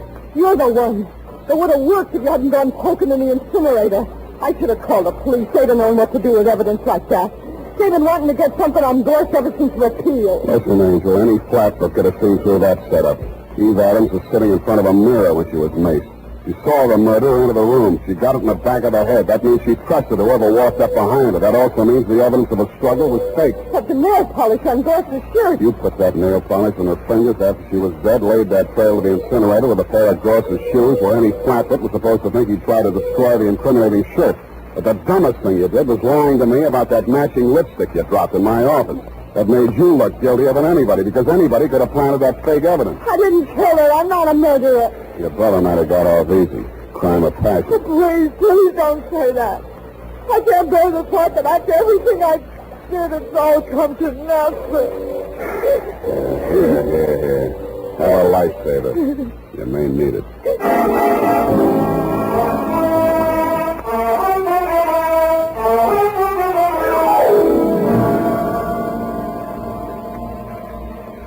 Period. And a report. Oh, Sam. Poor Captain Suspense. She is silent. Everything's the same. Go type that up. All right, Sam. Nice one on the package.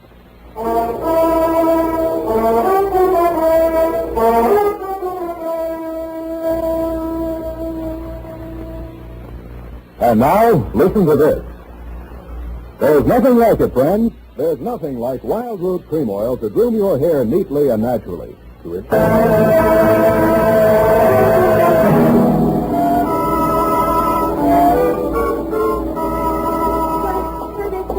Besides, I don't. What stopped you? The last page of my notebook were into our shortage of supplies, Sam. But anyway, I'm glad. Because I didn't have to go through it again. I mean, so Captain Suspense. Yeah, please. Please, now, honest, I'll buy you a new notebook, a nice fat one. Would you like that? Oh, yes, sir. There's always something so final about final pages of things. And when I think of all the risks you take... To say nothing of my clients. I think I'll put a new sign on the door. Abandon hope, all ye who enter here. Oh, but I haven't, Sam. Where there's a will, there's a wish. There's a what? A wish, Sam. No, now. Which reminds me, I've got the canvas left. Join me, just a whisk? No, Sam. One of us has got to have a clear head. Well, it'll be me. All best. Good night, Sam. Good night, sweetheart.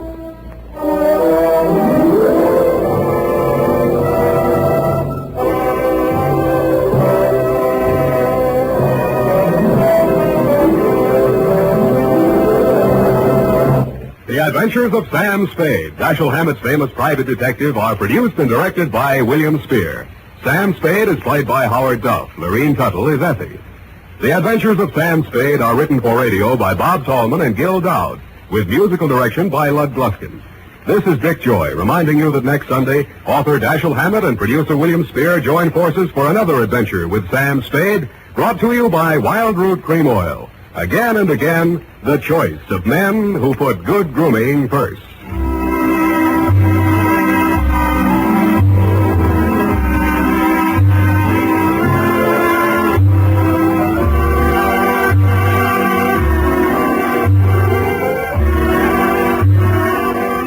Smart girls use Wild Root Cream Oil, too, for quick, good grooming and to relieve dryness between permanents. Mothers say it's grand for training children's care. This is CBS, the Columbia Broadcasting System.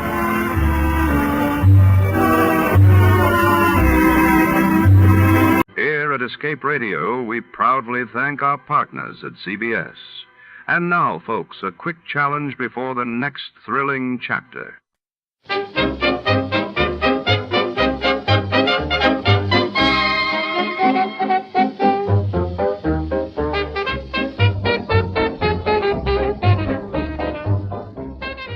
A suffocating heat wave chokes the city as shadows grow long and tempers grow short. Where the wealthy heiress vanishes from her penthouse, all crews melt away in the stifling night air, leaving only a cryptic note and a single red high heel. Our hard-boiled detective races against time and the rising mercury to uncover a truth twisted by passion, deception, and the relentless heat. In a city on the edge, can anyone keep cool when the danger burns so close? Before we begin, Let's see what happened on the day it aired. It was July 5th, 1948. That day, the world watched as Britain ended bread rationing after years of wartime scarcity, while a deadly earthquake struck Turkmenistan, leaving thousands scrambling for safety and answers. It was hot and still, an August night in the middle of April. But that didn't matter to the striptease dancer in the golden mask, because murder made her blood run cold the night the heat wave struck. From the pen of Raymond Chandler, outstanding author of crime fiction, comes his most famous character in The Adventures of Philip Marlowe.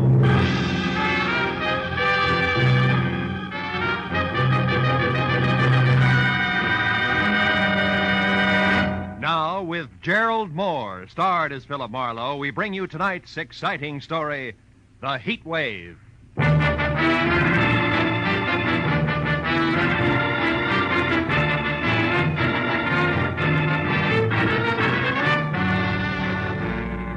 Spring was only 3 weeks old, but the sun bore down on Los Angeles with the middle of the summer vengeance. At noon, it was 102 in the shade, and by 3:30, with doors, window, and shirt collar all open as far as they would go, I still sweltered in the kind of heat that wilts both your clothes and your character, as I tried to make sense from the crisp words of a telegram I just received from one Karen Driscoll, Jr., no less, of Nob Hill, San Francisco. It told me to go to the Palace Theater, a burlesque house on Main Street, watch the performance of the featured dancer, get backstage, and take a close look at her face, then meet the 7 o'clock plane from San Francisco and report what I'd seen to Miss Driscoll, Jr. It was a strange request coming from Nob Hill, but the enclosed $50 money order wasn't kidding, so I perspired my way down to the Palace Theater. There, instead of the usual 30 beautiful girls, 30 sign over the marquee, was a 50-foot gold banner that screamed, "The Heat Wave, who is she?" And the showcase cars that led to the box office were all a circle of question marks that centered a woman wearing a strange gold mask and little else. I bought a ticket and went inside in time for the tail end of the matinee. A baggy-pants comedian was just winding up a corny south-of-the-border routine as I sat down. But there was Manuel, my brother, Manuel Labor. he was the laziest man in all Mexico. Yeah, until he got a job shooting bulls for the government. He shot 800 bulls a day. Yeah. That made him the biggest bull shooter in Mexico City. The comic kicked the crown out of an oversized sombrero in a hybrid hat dance, and then galloped off into the wings. After reminding myself that I was here on business, I sat down again as a personality boy in brown flannel and a yellow shirt stepped into the spotlight with his arms raised. Ladies and gentlemen, you're now privileged to witness one of the most unusual and breathtaking spectacles ever presented on any stage. In a moment, you will see her, the woman of mystery, performing exotic rites to the pagan sun god of the Incas, exactly as they were performed 3,000 years ago in the strange temples of the Andes. But who is she? Who is this woman? And who knows what secrets lie behind her mask of gold?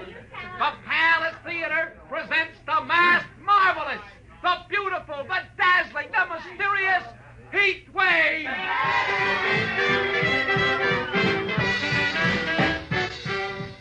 Oh, I had to admit it. This was special. She was the color of alabaster and as supple as a cat, and as she moved across the stage, she got more convolutions out of her two arms than a restless octopus could with 8. Her costume from the neck down was about as sheer as a new spider web, and above that, and covering her face completely, was a gold mask, grotesque and glistening. As the dance headed for a climax designed to knock the cash customers right out of their seats, I reminded myself again that I was here on business. So I walked down the side aisle to a door that led backstage and went through it just as the dance ended. Then while the audience tore the house down begging for more, the Heat Wave tossed a couple of kisses through a gold mask and ran to a dressing room. I started after her and was halfway there when a bulging hulk in a sharkskin suit that measured 6'6" in every direction lumbered casually out of the shadows and took a bulldog stance with his back against the dressing room door. I started thinking up fast ad-libs and was hot for a switch on the eager reporter gag when the baggy pants comic slid up beside me. Hey, chum. Huh? They're asking for a load of mayhem if you try to get to the Heat Wave past Jesse there. Jesse? He the man mountain in the sharkskin suit? Yeah, with orders to break bones. No. Maybe I can help you out. Good. But how come? Here, let's go around to the side. You're a reporter, right? Yeah. Well, Inky Barnes can use a little publicity, too, you know. Hold it here by the door. Now, what is it you have to know? Well, all I want's one look at her face. Yeah, that's a cinch. I said I'd help you out, and I will. Like this. Yeah. Right out there in the alley. And don't come back before midnight, goon. You can see her face then when she takes the mask off. I should have known better, but all I wanted at the moment was to kick the slack out of a pair of baggy pants. So I bounced back up the steps, jerked the door open, and ran head-on into 3 square yards of sharkskin suit. It was Jesse. You ain't welcome around here, bum, so stay out. Have you got it? Okay, Jesse, let's say I've got it. Yeah. Also, don't drop it as you walk away.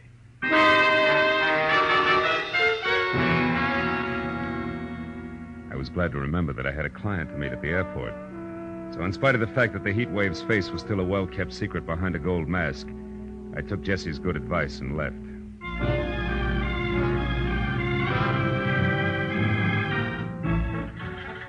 Flight 11 from San Francisco arriving at Gate 4. Will Dr. Robert Reamer please report to the information desk? When the plane taxied to a stop at the airline's gate, it was 7 o'clock sharp. And as the passengers unloaded, a tall, sinuous brunette with arched eyebrows, an imperial gesture, and a hat that had kept some imaginative milliner out of the red for several months had to be Miss Karen Driscoll, Jr. I introduced myself, ushered her to the cocktail lounge, and when a Gibson sparkled in front of each of us, she got down to business. Well, Marlowe, did you see her? Yes and no. I have a photograph here. Look, is this the same girl? It's a headshot. It's pretty, but no help, Miss Driscoll. You didn't see her face then? No. Look, Junior, do I refund your money now or start asking questions? Don't be ridiculous. I must know who that girl is, and I'll tell you why. This picture is of my sister, Midge Driscoll. Oh? Think your sister's the Heat Wave? Yes. Oh, she's doing it to humiliate me, Marlowe. Tomorrow, I'm being married to a man whose family is distinguished in diplomatic circles. No? And this burlesque Heat Wave woman is to be revealed at midnight tonight. If she is my sister, can you imagine what the papers will do with that story tomorrow morning? Yeah, some wedding present. But your own sister, I don't get it. Why? Oh, it's an old hate, Marlowe. Midge lost a love affair, and I won it. Years ago. She's never gotten over it. Oh. And she's done things before. The day I was elected president of the Metropolitan Club, she faked an elopement with my chauffeur. The night of my engagement party, she rode a horse into the Flamingo Room. A brawl started, and she spent the night in jail. Last year, I see what you mean, but this Heat Wave's got a lot of talent for burlesque. A lot of experience in a line. In fact, she's a sensation, let's face it. So what makes you think it's Midge, a hunch? Oh, no. I found the name Tracy Lake in her apartment in San Francisco. He's the manager of the Palace Theater here. I learned that from a newspaper story in which Josh Freeman... Josh Freeman? Yes, the big producer. Oh. He's supposed to be bargaining with Lake for his Heat Wave discovery. Oh, she's done a thorough advance publicity job, all right. What if she turns out to be your sister? What then? That's my business. I know how to make money talk, Marlowe, and I've more than enough for a polite but firm conversation.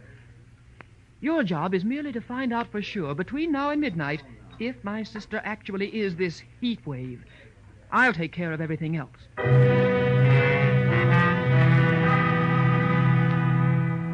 Karen Driscoll, Jr. gave me her local phone number, then got up, cursed the hot night, bid me hurry, and summoned a taxi. All with a regal wave, one hand.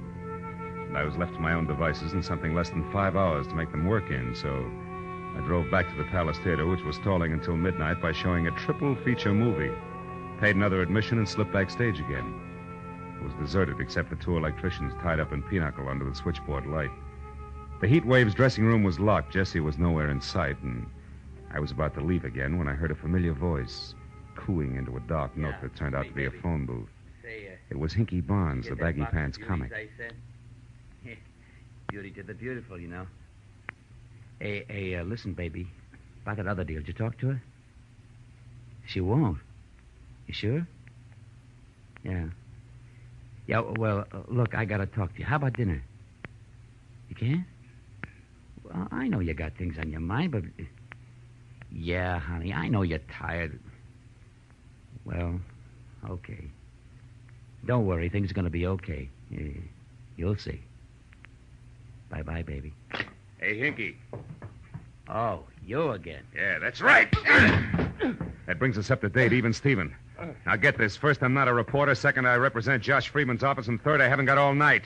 You mean Josh Freeman, the big producer? Know any other Josh Freeman?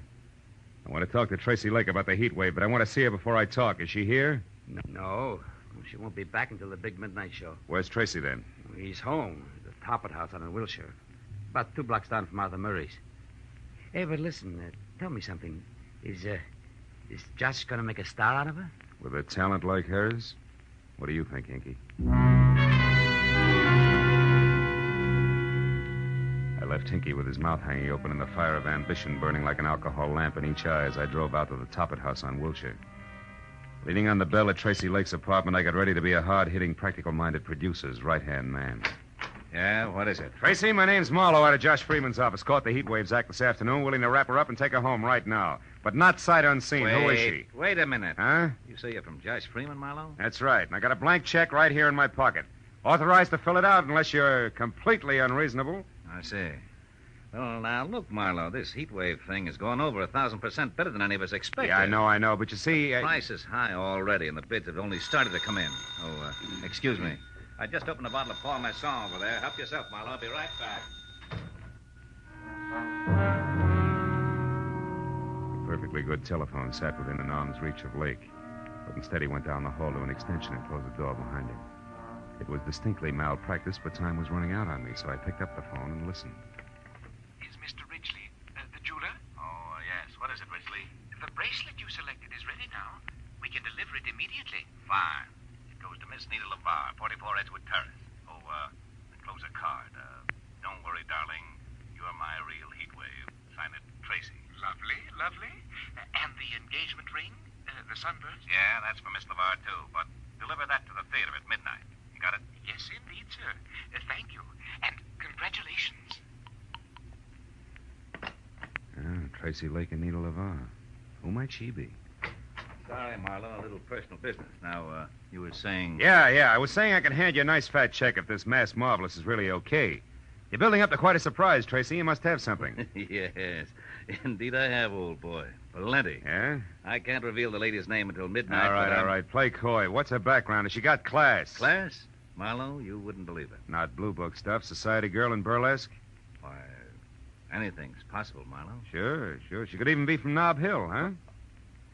Yeah, like I said. Anything's possible, sure. Okay, Tracy, that's what I wanted to find out. See you after the unveiling, and you got a great night for it. Oh, Marlowe, I suppose Big Ed Peters is in on the deal as usual, along with Josh? Yeah, it's a regular Josh Freeman deal, just as usual. See you later, Tracy.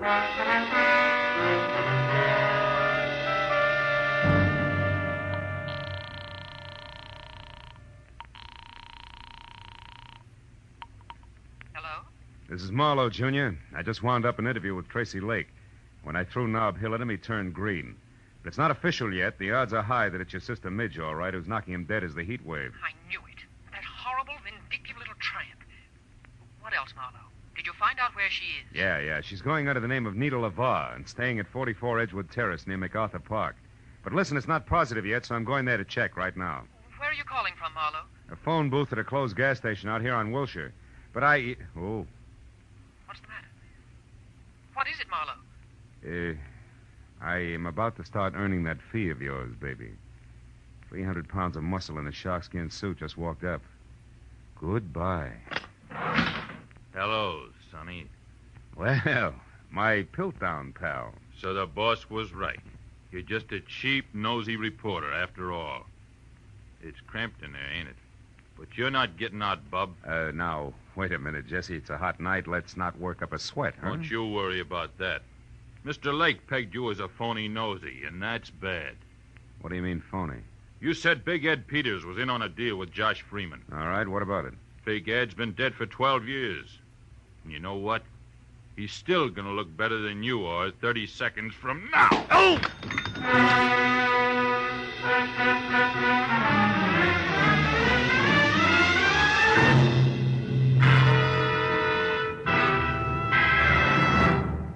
In just a moment, the second act of Philip Marlowe. But first, Tomorrow night, in order of their appearance, you'll hear Joseph Cotton, Ozzie and Harriet, Jack Benny and his gang, Amos and Andy, Sam Spade, Lum and Abner, Helen Hayes, Eve Arden, and hold tight now, a special show with Bing Crosby, Bob Hope, Claudette Colbert, and Dinah over most of these same CBS network stations.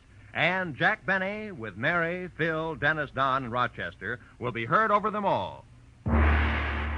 Now, with our star, Gerald Moore, we return to the second act of Philip Marlowe and tonight's story, The Heat Wave.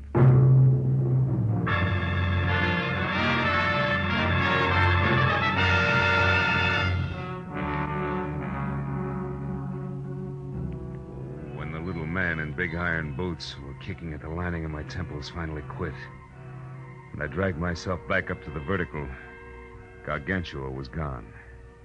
And I was sure of only two things. Tracy Lake did not know that I was anything other than a nosy reporter, and second and more important, it was time for me to head for Edgewood Terrace and the lady known as Nita LeVar.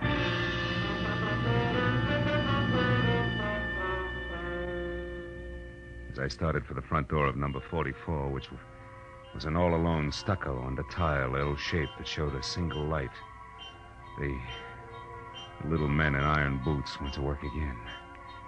It reminded me that it might be healthier if I first found out exactly what was waiting behind the mat marked Welcome. So I made a wise circle around to the back, then in closer past a whispering huddle of palms through a flagstone patio that led to a short flight of also flagstone steps.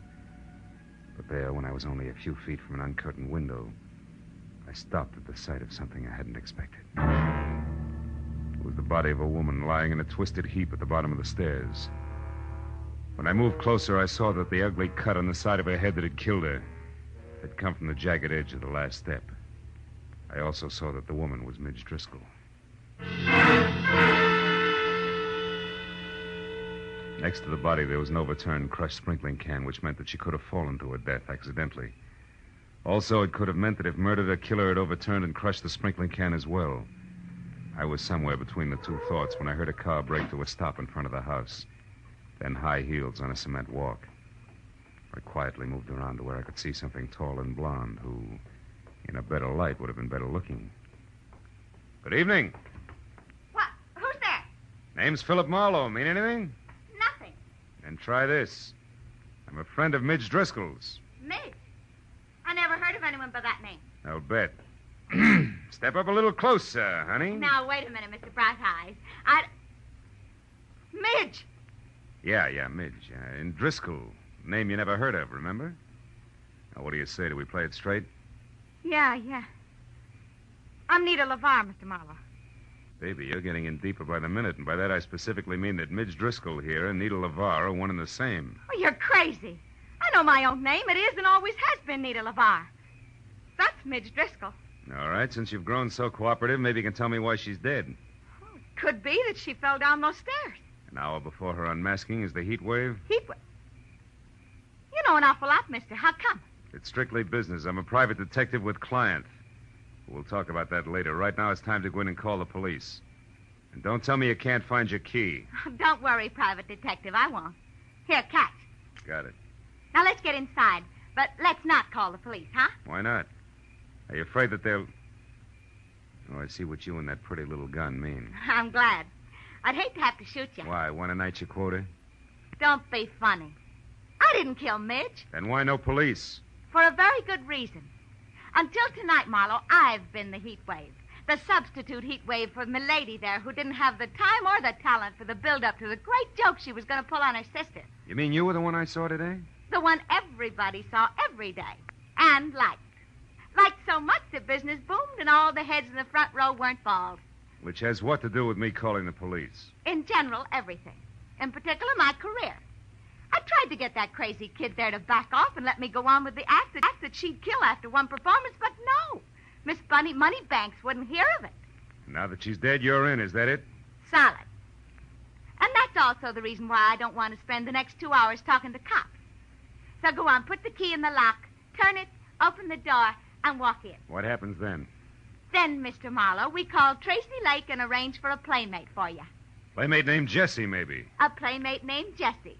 And no, maybe.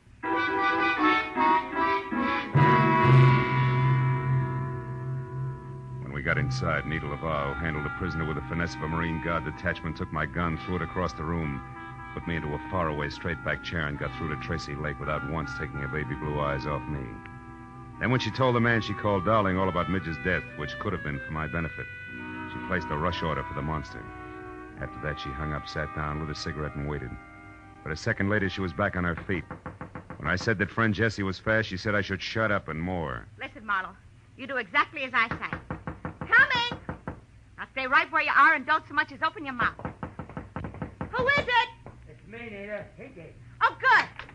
Come on in, Hinky. Hello, Nita. Hi. I just happened to be going by, and since I knew it was Midge's night, I thought that... Never mind what you thought. Just come in and listen.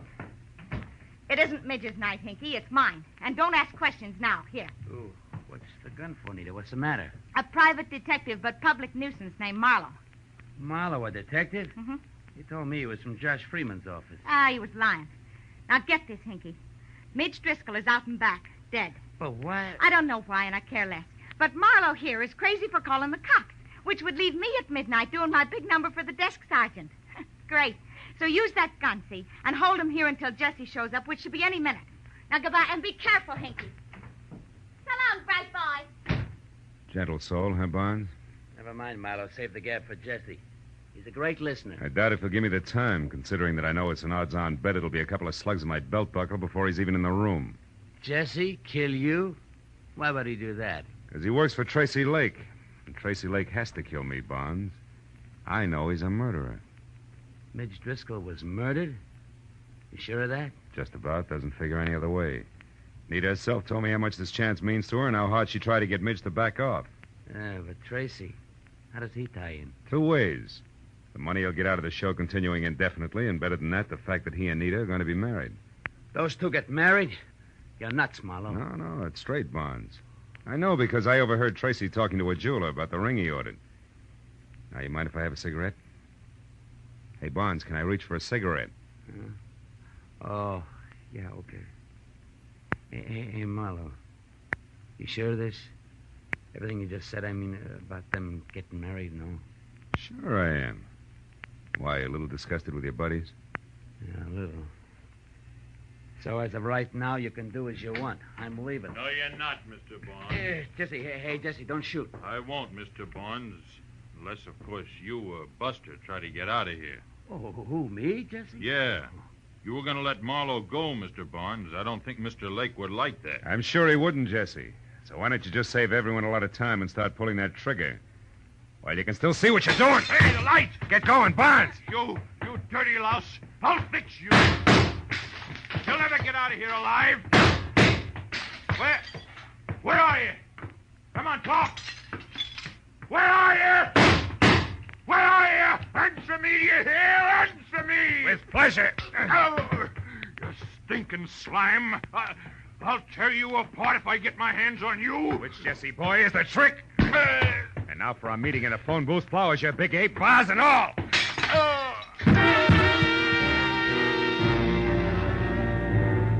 After I got some lights on and found my gun where Nita had tossed it when we first came in, I checked Jesse over once to make sure that he was neither dead nor too alive. Then I started for the door. But there, even as my hand closed over the knob, I stopped. A crazy thought from I don't know where wedging its way into my mind. I turned back toward the room and stared at the flower and vase-strewn form of the ape that covered half the carpet. Then slowly the wedge broke through and there was light, lots of it. The kind in which I could see why Midge Driscoll had been murdered. And more important, why I had to get to the Palace Theater and Nita Laval before murder happened again.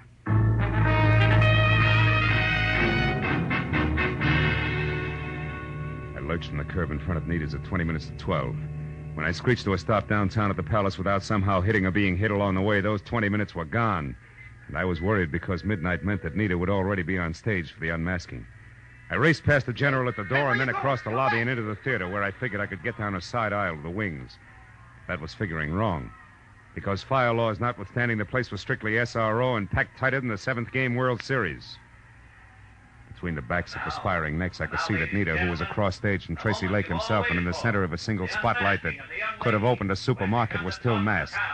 So while I prayed that Lake, who was winding up his spiel, would think of bigger and better adjectives, I ran back to the lobby and around to a flight of stairs that led to the first balcony, where over on one side and near the railing, I found an old man who was daddy to a trio of baby Spots and the one giant that was on Nita. I shoved him aside just as Lake finished and the maestro took over. And with one hand, I got a good grip on the 38 in my pocket, and with the other, the handle on the big Spot. Hey, what are you doing? Hoping I'm wrong, Dad. But if not, hoping the gun I expect doesn't come from the wings, but... Hey, there, in that side balcony near the curtain, see it? Yeah, it's a gun, all right. Hey, that's Hinky Barnes. Right. Let's give the funny man a big audience and lots of light. You're on, Barnes! Watch out, he's going to shoot at us. Yeah, and us at him. You got him! You got him! Music! Music! Play something! Play music! Play some music!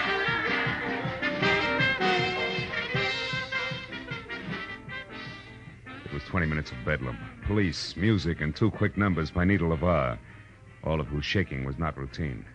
Before the Palace got back to the quiet business of being a burlesque house, and the show went on. It was another hour and 20 minutes before it was all over, and the theater was empty and dark, except for a work light on the stage where Nita, Tracy Lake, and I were sitting in the middle of a papier-mâché Inca civilization. Well, Marlowe, the police say that Hinky's going to live for a while. Can't figure the guy. Never knew he felt that way about Nita here. Neither did I. I was always okay to him, and I knew he cared some, but that's as far as it went. With you, Nita, yeah. But with Hinky, it was something else. Something strong enough to make him kill Midge Driscoll so that Nita would get a big chance, eh, Marlowe? Mm-hmm. And when he found out through me that you two were going to be married, he realized that the murder he had committed was for nothing. And now he was going to make one count. So he turned on you, Nita. How did you find out in time to get to him before he could make a try for Nita? The way the guy sagged when I said you were going to be married told me all I had to know. But it was cinched by the American beauties draped around Jessie. American beauties? Flowers? Yeah. See, I remembered a phone call Hinky made. You, Nita, had been the lady he'd talked to and loved. From there on out, it was a little better than a shot in the dark. 2 shots in the dark, Marlowe. Good ones that are responsible for Nita still being here with us. Thanks, fella. Yeah, Marla, thanks a lot. Don't mention it.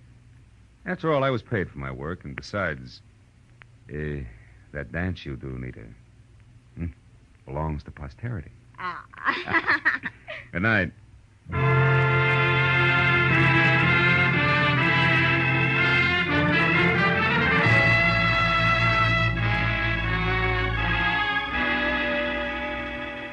It was still hot in the city. I had no enthusiasm for further conversation, and a very sticky feeling from head to foot. So I took care of Karen Driscoll, Jr. in a fast telephone call and then pointed my car for my apartment. I couldn't help thinking of poor little Hinky Barnes, who brought laughter to everyone else, but could find no happiness for himself. He was like the man who went to see a doctor one day and said, "Doctor, I can't laugh anymore." And the doctor said, "Go and see Grok, the greatest clown of them all. If he can't make you laugh, there's no help for you." The man smiled and said, "Thank you, doctor. You see, I am Grok."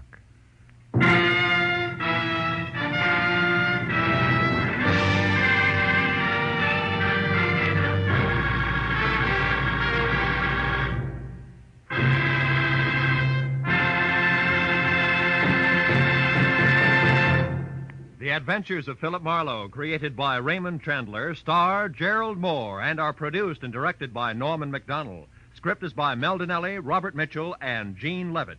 Featured in the cast were Vivi Janis, Wilms Herbert, Ed Begley, Elsie Holmes, Barney Phillips, and Byron Kane. The special music is by Richard O'Runt. Be sure and be with us again next week when Philip Marlowe says...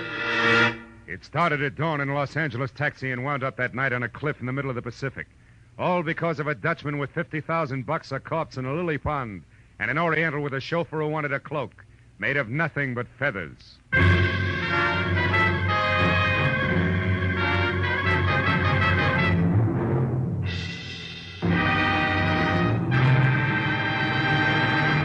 In just about an hour from now, $50,000, the biggest jackpot in radio history, will be waiting CBS listeners from coast to coast on the Sing It Again program over most of these same CBS network stations. This is Roy Rowan speaking. Now, stay tuned for Gangbusters, which follows immediately over most of these stations. This is CBS, the Columbia Broadcasting System.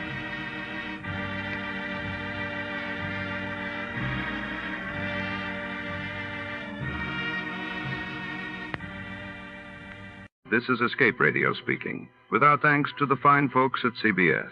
And now, ladies and gentlemen, a little challenge for true fans of adventure radio.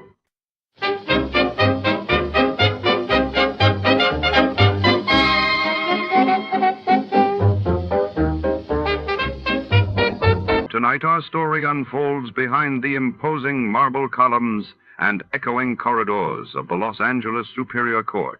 1949, a place where justice is meant to be blind, but shadows linger in every corner. When a terrified witness is pressured to testify against a notorious mobster, fear seeps through the very walls, and even the bravest may falter.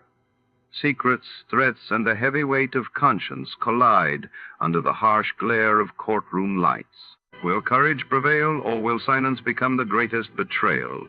Before to start, let's see what happened the day it was broadcasted. It was May 11, 1950. That day, worldwide headlines reported that Robert Schuman proposed a plan for the unification of European coal and steel industries, laying the foundation for what would become the European Union.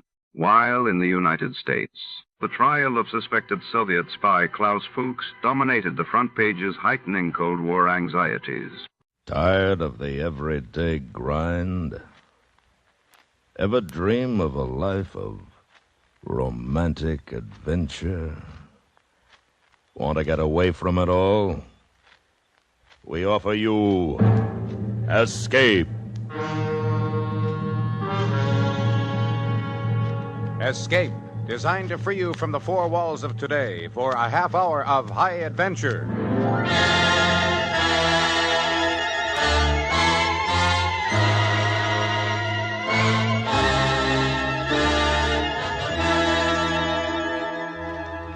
There's a fortune in the cabin of an airplane crashed on an island, somewhere in the Caribbean, and only you know where it is. By your side, sailing the treacherous channels, a smiling killer with a knife, from whom there is no escape. Listen now as Escape brings you E. Jack Newman's story, The Coward.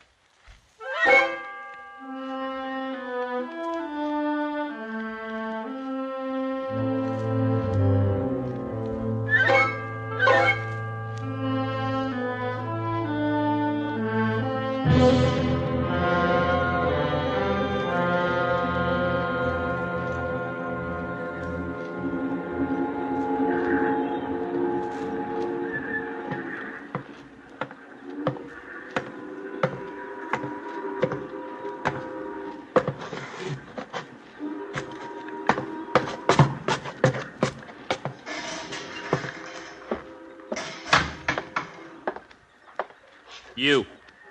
Buenos dias, señor. Ryan around? Your name, please? Frank Dorian. You have come for employment? The employment office is located... I'm an old friend is. What is it you wish? I wish for you to keep trying with the Inglesa, baby. You're doing fine. Un momento. Never mind the phone. I'll tell him I'm here myself. You keep enjoying the heat and checking those field reports, honey.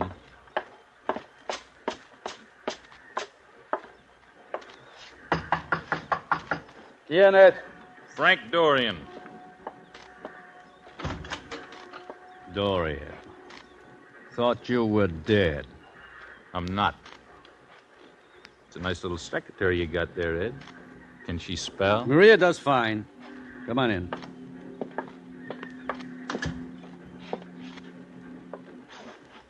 How's the oil business? Okay, lots of work as usual. How are your legs? Took 18 months in a hospital in Mexico City. But they're okay now. What do you want, Frank? You giving it to me, too? Give you what? The look, the cold meat stuff. We don't need any pilots. Nothing open here, Frank. I'm not looking for work. I'm looking for a boat. Give up flying, did you? For the moment, yeah. Now, what's on your mind? One of those power launches out there. Like to rent one for about 4 or 5 days. Why? Oh, flown over these waters a million times. Guess maybe I want to get a little closer to them. Do some fishing. Relax before I go back to the States. How about it? Those are company boats. You know I can't do anything like that. Sorry. Got $500 for you. No, thanks. $750. Nope, not for $1 million. It's not a very friendly way to talk after 18 months. I didn't know whether I'd ever see you again, Frank, but I told myself if I did see you, I'd put it right on the line. You're yellow. You let 4 people die. You bailed out of that plane, and you didn't even tell them how to get into that parachute harness. There wasn't time. But the Board of Inquiry report said there was time enough for you to get out. Maybe that's okay for the Board of Inquiry, but I say it was your job to look out for your passengers first. So I'll tell you again, you're a coward. Anything else? Too bad they didn't have to chop your legs off, Dorian. That put you closer to the size you really are. Now get out of here.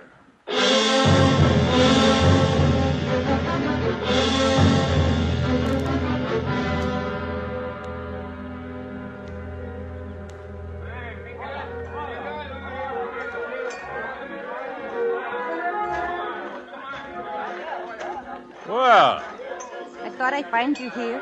where else you go on a hot night in a Mexican town? Even outside like this, Oh, sit down. Gracias. I like you better out of the office. What's your name? Maria de Silva. Where's your home, Maria? Here? And lots of Americans around gives you a taste of what it's like in the good old USA, huh? See, I want to go there very much, to the United States. Maybe one of those American college boy engineers working for Ryan will turn the trick for you. With their short haircuts and the things they say with a wink of the eye, I hate them. I hate all of them. Still your best bet. Well, I had enough of this. See you in the States sometime, huh? You go now? Nothing around here. I am around here. Huh? Hey, you are trying, aren't you? Maybe. Okay, yes, what is? You laugh at me? Nah, with you. It's warm here. You walk by the water? Sure, I'll walk.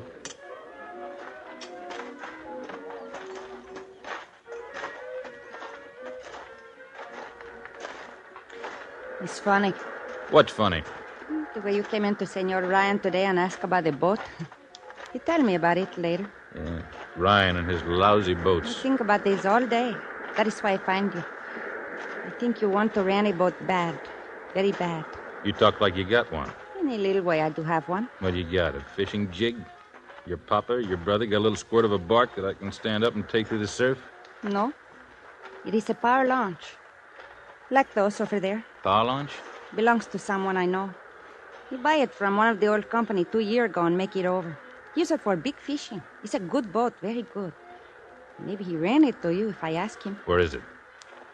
There. Want to look? Sure.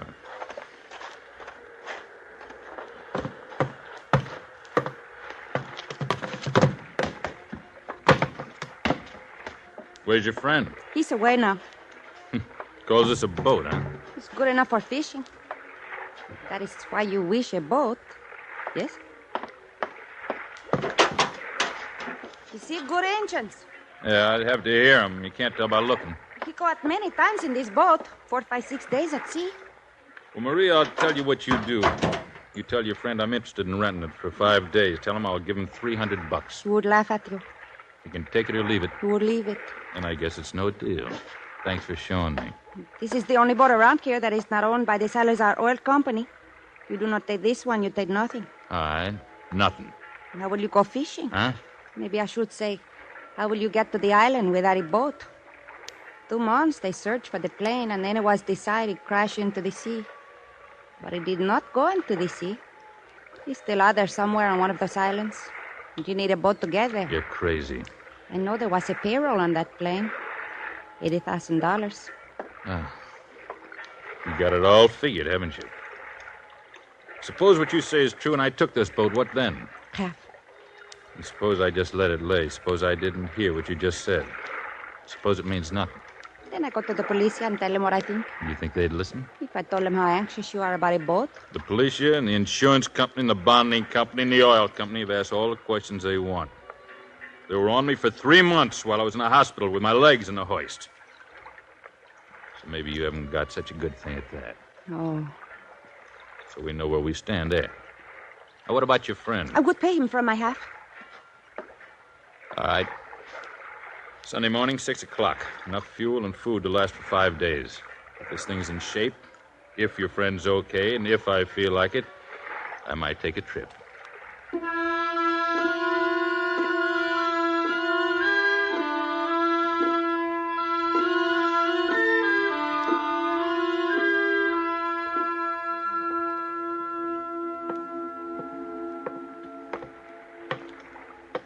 Hello. Hi. Hello. Come aboard. Come aboard. I am Rico. You are the Americano? How's your English, Rico? Good. See, very good. Where's Brown Eyes? Brown Eye? Maria. Oh, Maria, she's in the galley. She fix food. You hungry? I could eat. Maria, good cook. Fine, fine. Hey, we have not shaken hands yet, buddy. I shake, buddy. We in business. Okay, buddy. See if you can shake this bag below. Oh, see. Glad to, buddy. Hi, Maria. Hello. You come down to see us off? I'm going with you. Okay? Okay by me. As a matter of fact, it'll make it nicer. You do something to a boat, baby. You meet Rico, yes? Yeah, I met him. He's some clown. What's he always smiling about? Rico's very good sailor. He acts like he's getting ready to go to a circus. You don't have to worry about Rico. Okay. I won't. As long as you keep your hands off of me. Stop it. Hi, buddy. Rico. Well, we're all ready to go. The engine is fine. Then what are we waiting for? You? Head her for Canizaba Point. Canizaba? And then what? And then I'll tell you. Bueno. All right. What are you standing there for? Let's get going. Okay, buddy.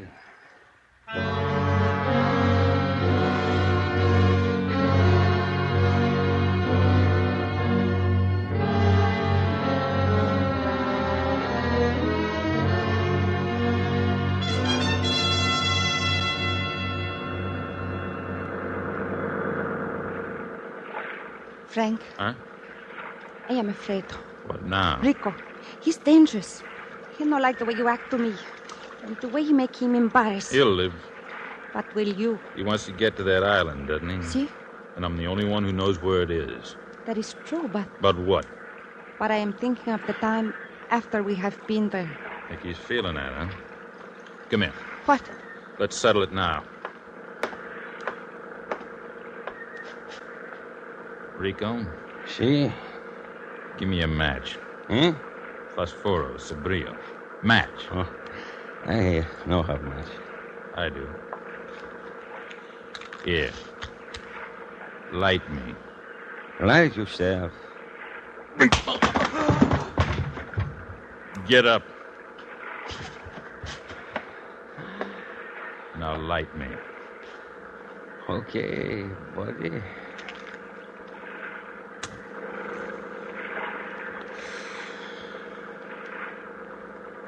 Any questions, Rico? Maria? And I guess everybody understands everybody, hmm?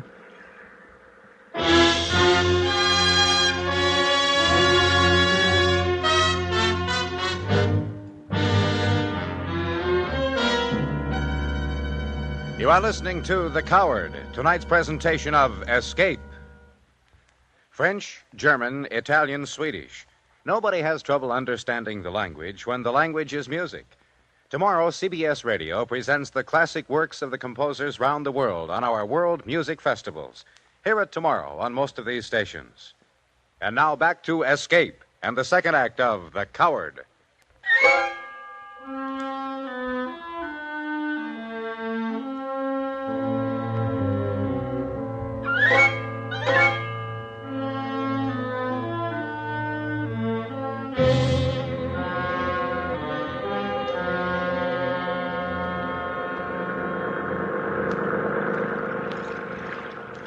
Rico? See? Where are we? Canizaba, that is the point there. Never seen it from the water. It looks different. That is it. Okay, let's look at that compass of yours. Uh-huh. You know what you do? I know. Okay, we set here. You steer this line. See? And keep on it. For how long is no island that way? Only the open sea, no island? You ever been that way? No. I have. Okay, buddy. Maria, you asleep? I'm not asleep. I watch you and Rico. Huh? He laugh at you, Frank. He laugh at you all the time, even though he light the match. He laugh like he know more than you know. Can do more than you can do. Go to bed. You're shivering. I wish nothing to happen to you. I don't get it. Get it? You and Smiling Boy, when all this is over, what happens? Rico and Guy go to United States. I thought it was something like that. So why worry about me? I... I'll tell you. Even with $40,000, you might not be able to make it. Immigration's tough, and the money wouldn't help much if they were looking for you. U.S. immigration can be awful tough on illegal entries. You got something like that in mind? I'll speak to you later. No. Right now. My arm. This trip isn't going to last much longer. We're that close to the island? Be in sight tomorrow morning. Once we get that cash in our hands, Rico isn't going to play along if I got him pegged right. Pegged? You know what I'm talking about, baby. He's probably told you how he's going to stick that knife in me so you and him can take the whole works, right? Yeah. You two talked it over. But let me tell you this. Rico isn't going to be able to get you into the United States. But I can. You? If you were my wife. Oh. Frank, what would happen to Rico? What do you think?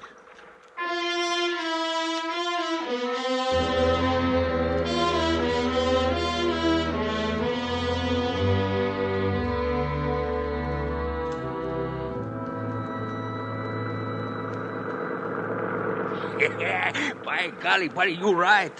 What island they call this? They call them nothing. But they're the spring end of the Santa Gabriels, as near as I can figure it. Which one? Which one we go to, buddy? I'll head her in for that point of rock there. Bueno. I better check the depth. Frank? Huh? All night I think of what you say. Yeah?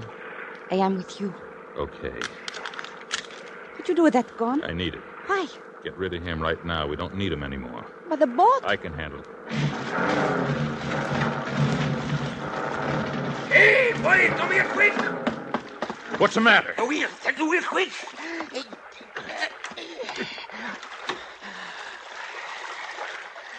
Close the reef. The water's not deep enough. We hit the reef, we lose the boat. We have to go in this way. But lose the boat, dangerous. I just changed my mind about something. You troll from right here, Rico. You take soundings as fast as you can. I'll take the wheel. It'll take both of us, but we'll find our way through the rocks. No, it's no good. I need a light, Rico. Huh? Give me a light, kiddo. Okay, buddy. Now get your line out and let's get those engines revved up.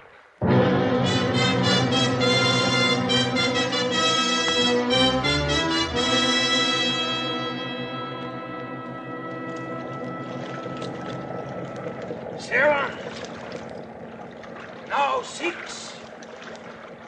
Now 5.5. 5. Senor 4. Okay. We cannot clear. We draw 3 feet. That gives us a foot extra. Hold on to your hat, buddy. My boat! Shut up!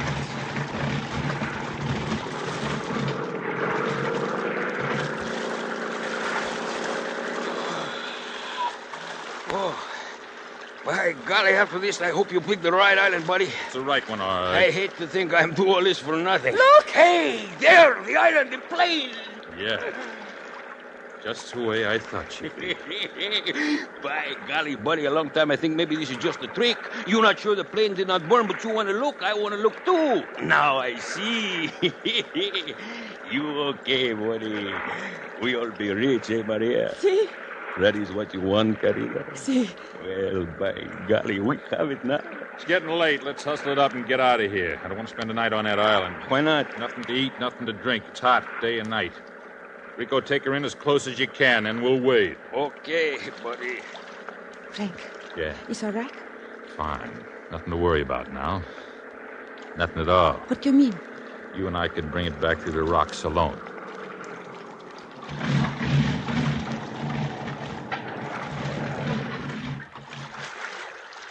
We are here. Okay, let's go.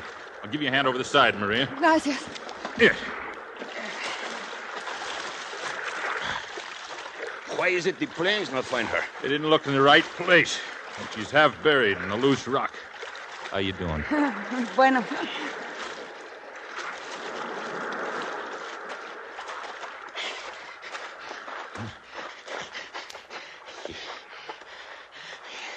Plane, a mess.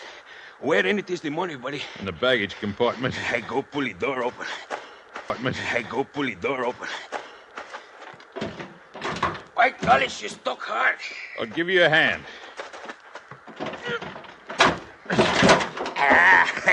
You can get it now. Yeah. Got it.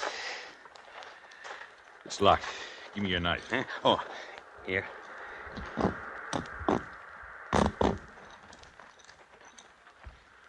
$80,000. See, it is a treasure. Yeah. Just about enough for a man to enjoy some things. Huh? Thanks for the knife, Rico. Where's the body? Where's the body? You wanted my knife. Now you got it.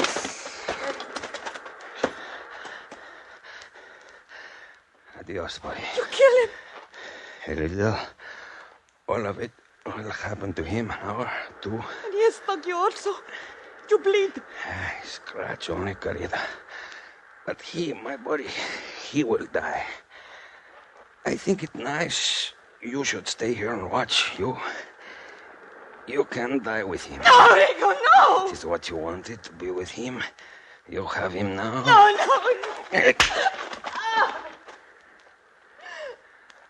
Adios, querida mía.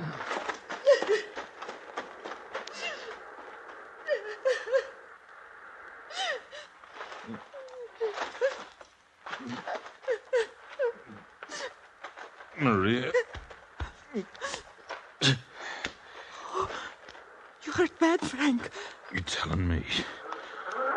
Don't try to move. The boat? Gone. You make me stay. You say we can die together. That isn't going to help. Shut up. Shut up. You die, Frank. No. Not if I can help it. Look in the plane. Must be a first aid kit in there somewhere. Kit? Bandages, tape. Hurry up, take a look. I'm not fine. Try the cabin. The cabin. I cannot go into the cabin. The bodies are in there. The bodies from the wreck. Go on. You want to stay here and die? You want to try to get help? I look.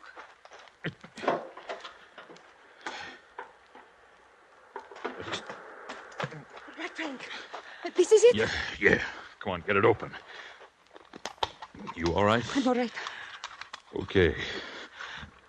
Let's see what kind of a surgeon you are.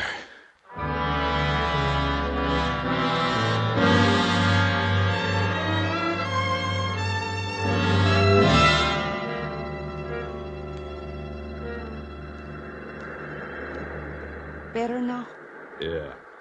Knife must have bounced off a river. I'd be dead by now. What will happen to us? We got to get some help. Make flares, signal, something. Do you think anybody see? Somebody has. We need food. There is no food. Only sand and rock. The radio. The radio on the plane. I look. It is smashed to pieces. We die, Frank. We die here together. Suppose you could build a fire?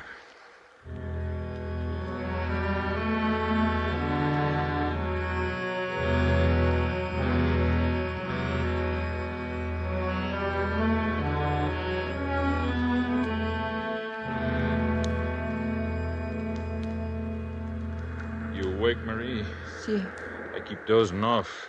Guess I lost a lot of blood. Sleep is best now, you not think. Maybe it's better to think. Look, I still have the gun. What? When the food problem gets tough, when it gets too bad, maybe... Oh. There's no way to go. Starving, All my life I tell myself, someday I go to United States to live there. Wear pretty clothes like in the magazines. Drive a nice car. Live in a clean place. And I die on a dirty little island. We'll both die if that's any comfort. My fault. Your fault. I got you into this. I didn't mean for it to end this way. Maria, I'd like to tell you something. See?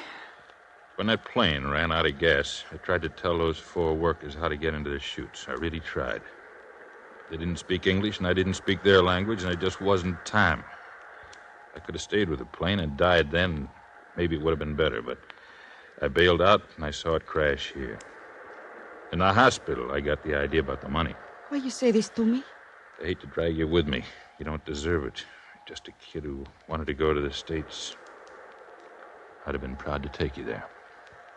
You love me? Yeah. I believe you. Oh, it is a good feeling. We surely die, but it is a good feeling. The boat! What? The boat, it is back. Rico's back. Can you walk? I can She try. will help. He did not leave us here to die. He came back. I can't believe it. Wait. What? She's stuck in the sand. She's unmanned. He did not come back for us? No, that boat just drifted in. Come on.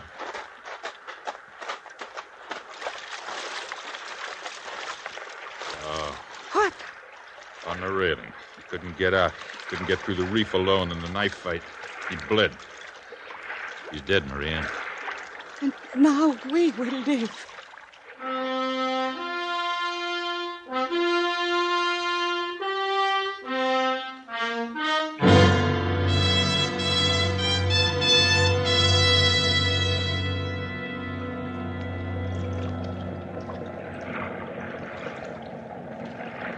Five. 5. 4. 4. We make it? We made it this far, baby.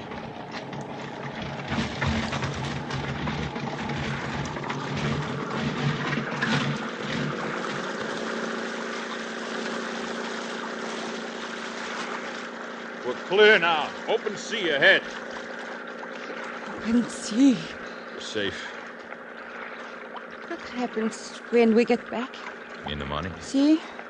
Goes to Ryan for the whole story. Everything. It'd have to be everything. But they might put you in prison.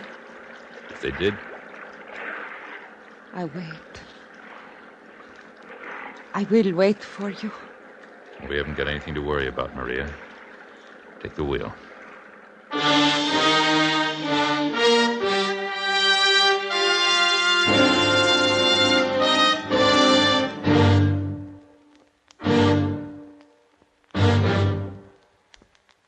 Escape, produced and directed by David Friedkin and Morton Fine, has brought you The Coward, a story by E. Jack Newman. Featured in the cast were Barney Phillips, Virginia Gregg, Lou Merrill, and Herb Butterfield. Your announcer, Bill Anders. The special music for Escape is composed and conducted by Leith Stevens. Next week. You are running over the fog-locked cliffs of Dover. By your side, a girl who believes you are a madman. And pursuing you, bent on destroying you, a man whose terrible secret you've stumbled upon, and from whom there is no escape.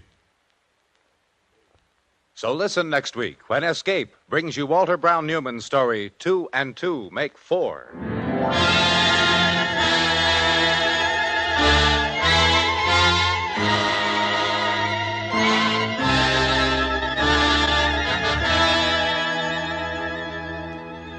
Some people like to spend their Sunday afternoons fishing. Some like to relax at home. But whatever the pastime, CBS Radio adds to a restful day with Eddie Gallagher on a Sunday afternoon. Music by Antonini and by Russ Case. Vocal melody by Stu Foster and Louise Carlisle. And pleasant chatter by Eddie Gallagher. All right here for you tomorrow on most of these stations. Stay tuned now for Night Watch, which follows immediately over most of these same stations.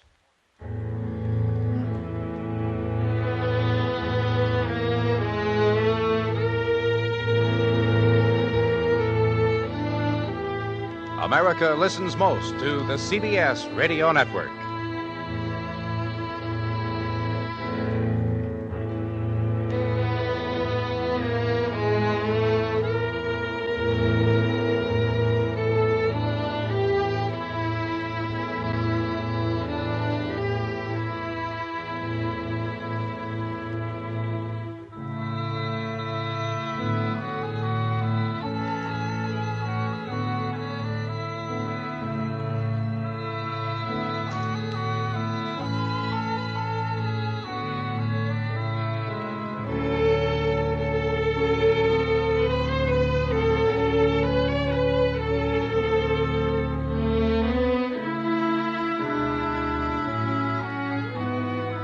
A warm word of thanks tonight to our sister station, CBS.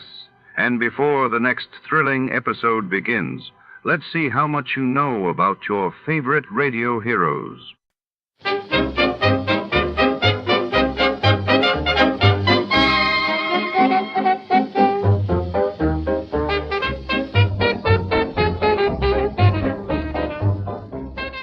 Tonight, in the shadow-drenched city, a mysterious love letter stirs up more than just passion. When a cryptic note lands in the wrong hands, Detective Archer finds himself tangled in a web of secrets, lies, and dangerous liaison. As midnight approaches, everyone becomes a suspect, and every word could be a clue. Who penned the letter, and what secrets does it conceal? Grab your hat, turn down the lights, and prepare for the love letter capper. Before we begin, let's see what happened on the day it aired. It was March 17, 1948, that day. President Truman urged Congress to approve emergency aid for Europe, while across the globe, Britain announced the withdrawal of its troops from Palestine, setting the stage for conflict in the Middle East. Sam Spade, detective.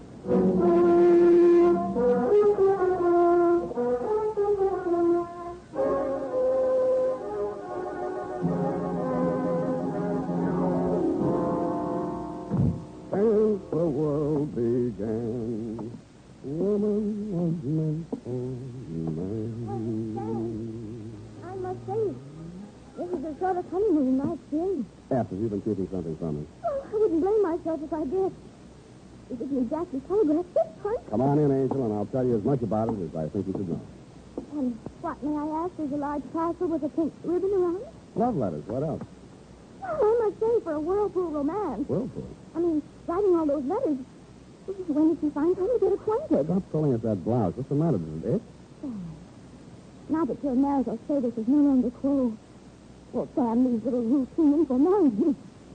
Don't you think we should be a little more stilted with each other, yeah? In the hereafter? Then, perhaps, and not a minute before. To Sergeant Joseph Walsh, Bunco and Fugitive Detail, San Francisco Police. From you-know-who, license number 137596. Subject, the, easy as. Subject, the love letter caper, or how to be happily married, though single. The start of it was last Wednesday morning. I had just arisen, shaved, bathed, weighed myself on the bathroom scales, and decided on a breakfast of black coffee and rye crisp.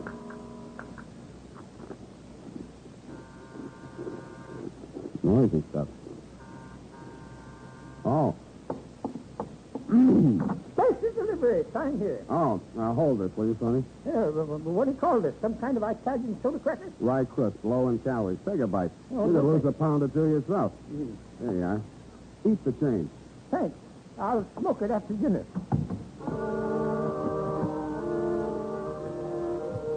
The first thing that fell out of the envelope was a photograph, glamour type. It was inscribed, to Sam, body and soul, Ella. The letter was in the same tone of voice. Sam. Oh, Sam, my darling. Last night was so beautiful, but now my arms are empty and I'm filled with strange fears for the future. Unless I see you soon, I don't know how I can go on living. Come to me tonight, my darling. Wait until the house is dark. Then slip in through the west gate and I'll meet you beside the fountain. If you fail me, I don't know what I'll do. But I know you won't. All my love, forever. Ella.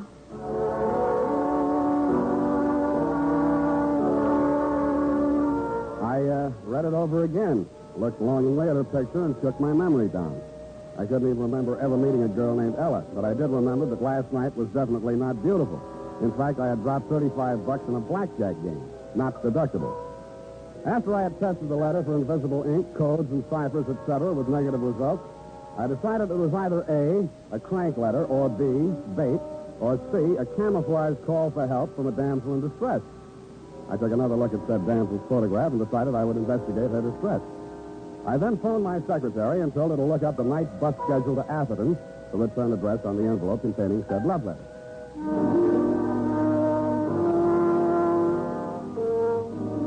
It was around 11 in the p.m., and the moon was just clearing the treetops behind the Comstock mansion when I slipped in at the west gate for the instructions in Ella's love letter and took a plant beside the aforementioned fountain. The house was in darkness, and I didn't see the ladder until the moon cleared the chimney pot. There was a girl climbing down the ladder from the second story, and she had a suitcase in her hand. When she reached the ground, she looked around anxiously, spotted me, and flew into my arms. Sam! Oh, Sam, my darling, you didn't fail me. Oh, my precious, hold me, never let me go. I love you. I love you, too, but now I'll look. explain it all later. We'll have to hurry. I think you suspected something. Who suspected Please, what? there isn't time. Come on. Oh, the watchman. We'll have to go out the back way. Come on. Come on here. Hey, you! Hey, hold it. Get down. No, let me go. We gotta get out of I here. said get down. Oh. Shut up. What's going on down there? Oh, a couple of fellas, Mr. Comstock. They had a ladder up to the second story of the hall window. But I scared them off. Oh, is that all? Well, let's have no more shooting. I'm tired of shooting. Come on. It's our last chance. If you look in that room, I love you. I love you. What room? Wait, in my room, of course. Where are you planning on going? Anyway, just so I get away from him, I love you. I love you. Who's him? My uncle, he's been holding me prisoner in that house. Oh, come now. I tell you, he's insane. He'll kill us both if we're caught, so please, come on. I went because, A, I don't like being shot at, and B, there was a wild possibility that she was indeed a fairy princess on the lamb from the dragon. I discounted half a B when we reached her getaway car. It was parked in the alley with a motor in it. When she insisted that I drive, I hesitated whether to head directly to police headquarters or nail her the stupid way. I was weak from being on a diet, so it was Hobson's choice, more familiarly known as Spade's folly.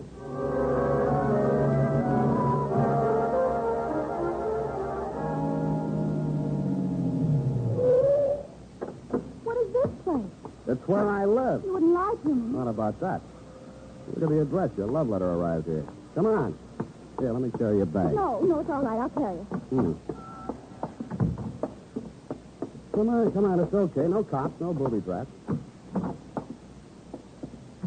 Now, let's have a look at that suitcase. No, you must Come on. Give it to me. No, you can't. Why not? Because you get the wrong idea. Oh.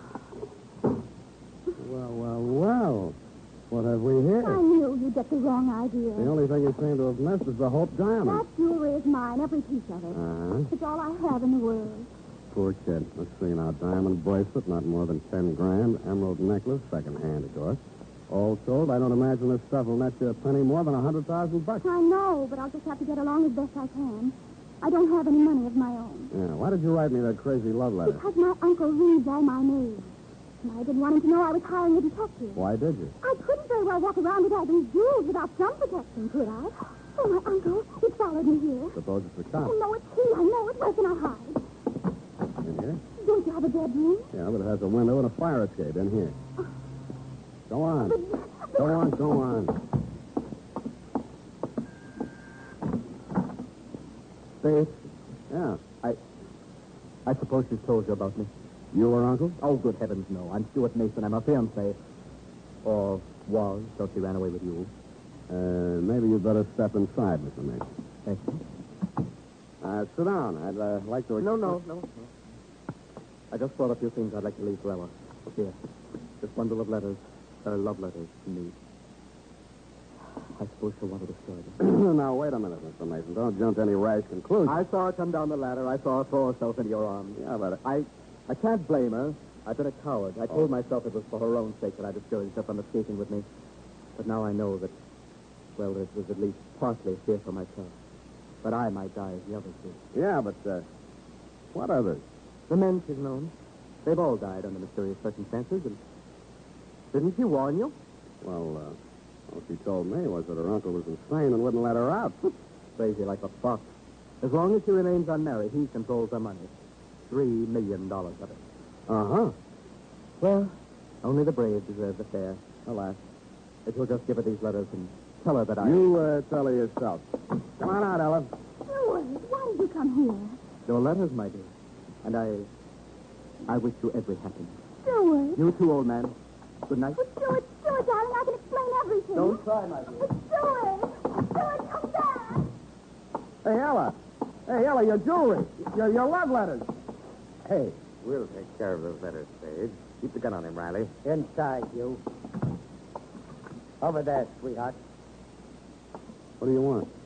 Mr. Spade, I've been aware for some time that you've been carrying on a surreptitious love affair with my niece. Look, Mr. What's Comstock. him, Riley? Don't worry, Mr. Comstock. I advise you against trying to jump him, Spade. Why should I? You're both nuts, but not crazy enough to take a shot at me here. Try me and see. I wouldn't waste the energy. I haven't made a penny on this caper so far, and it doesn't look like I will. Ha! Not a penny, he says. The king's ransom and jewels extorted from a foolish, lovesick girl. Oh, how did I manage that? Don't you play the innocent with me. This packet of love letters will satisfy the police. Blackmail. You're crazy. Those letters weren't written to me. You deny that Ella has ever written your letter? One too many. In fact, one. Well, how do you explain these? Darling Sam. Sam, my dearest one. What? Sam, my great, big, beautiful detective. Dated last October. Hey, let me see those Watch things. it. I told you not to move. Yeah, so you did. Well, what now? Very well. Give me the police department. Yes, it is. Hello? This is Hugo Comstock. I want to make a complaint. Blackmail. Oh, yes. Hello. I want to... Yes, Sergeant. The name is Hugo Comstock, and I'm making this complaint on the behalf of my niece, Miss Ella Comstock. The name of the offender is Samuel Spade, a private detective. Huh? Well, of course I'm sure. Yes, I'm holding him at his apartment now. The address is... Oh, you have it. Well, I'm not surprised. You better hurry over here, right away. He's threatening violence. You really think you can make that stick? Mr. Spade, I'm sure I can. 30 words and foul imprecations were forming on my trembling lips. But he had letters from his niece to one Sam, a great, big, beautiful detective. And I had the jewels, and before the night was over, Sergeant Walsh, you had me. Booked, bothered, and bewildered. What bewildered me was how to raise the $2,500 bail. Sam Spade, innocent dupe. The United States Armed Forces Radio Service is presenting the weekly adventure of Dashiell Hammett's famous private detective, Sam Spade.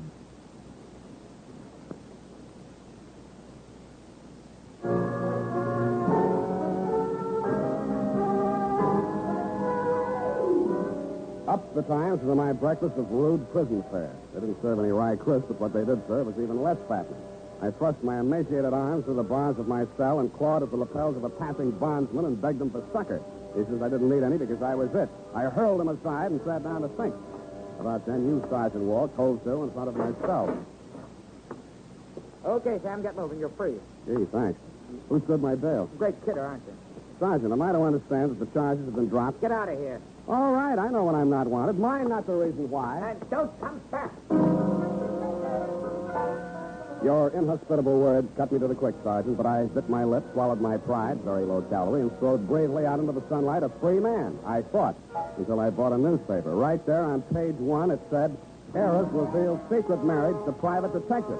Blackmail charges against Sam Spade dropped. All a mistake, says Uncle. Next to the item was a picture of Ella leaning over a hot stove in my kitchen. It was captioned, Surprise bride prepares breakfast for incarcerated mate. We'll keep things hot for him, says Mrs. Spade.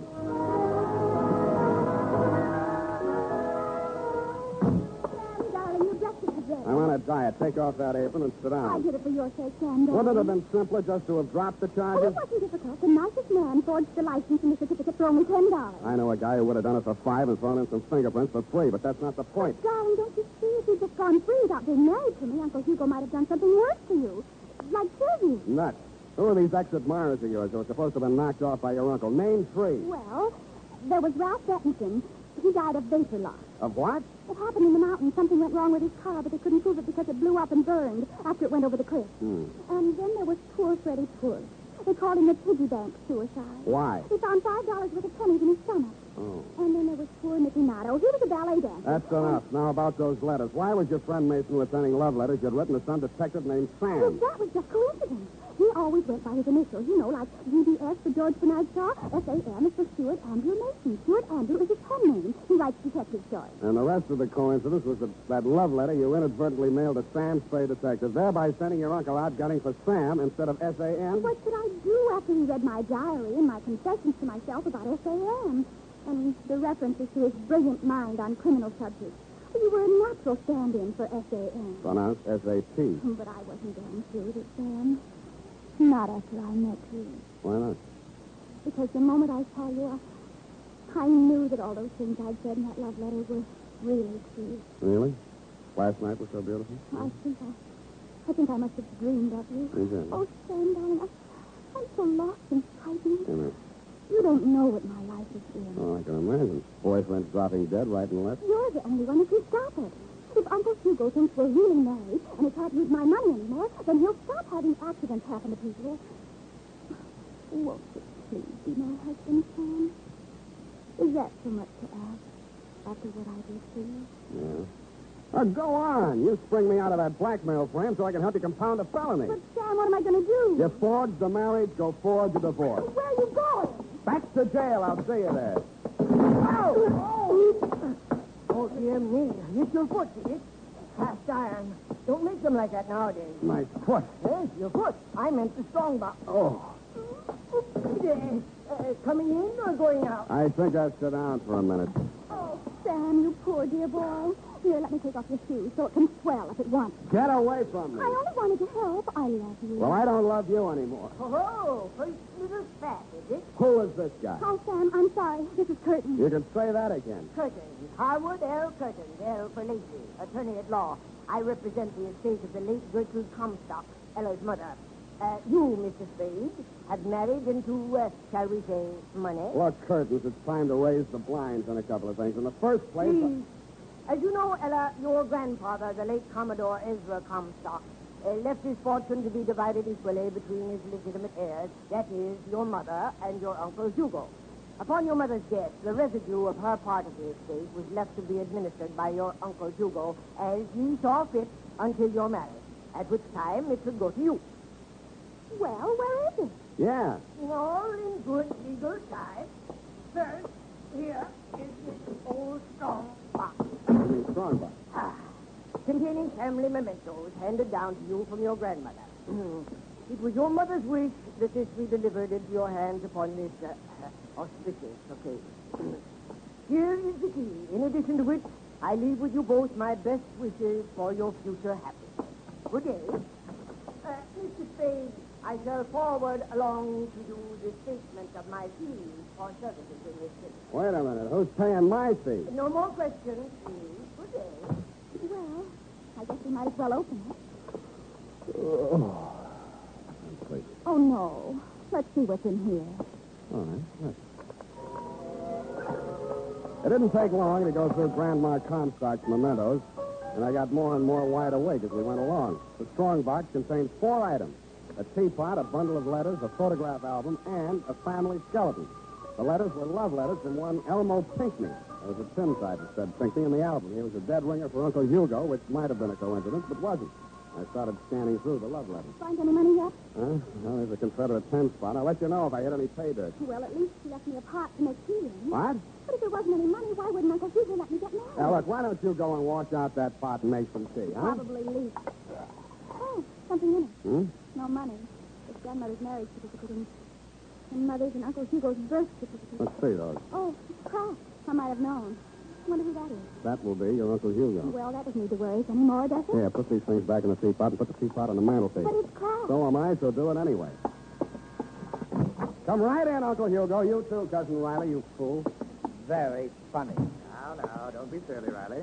Ella, accept your poor old uncle's blessing on this happy occasion. I don't want your blessing, Uncle Hugo. You're a mean old man, and you killed all my fiancés. Well, it appears that Mr. Curtins has already brought you a legacy.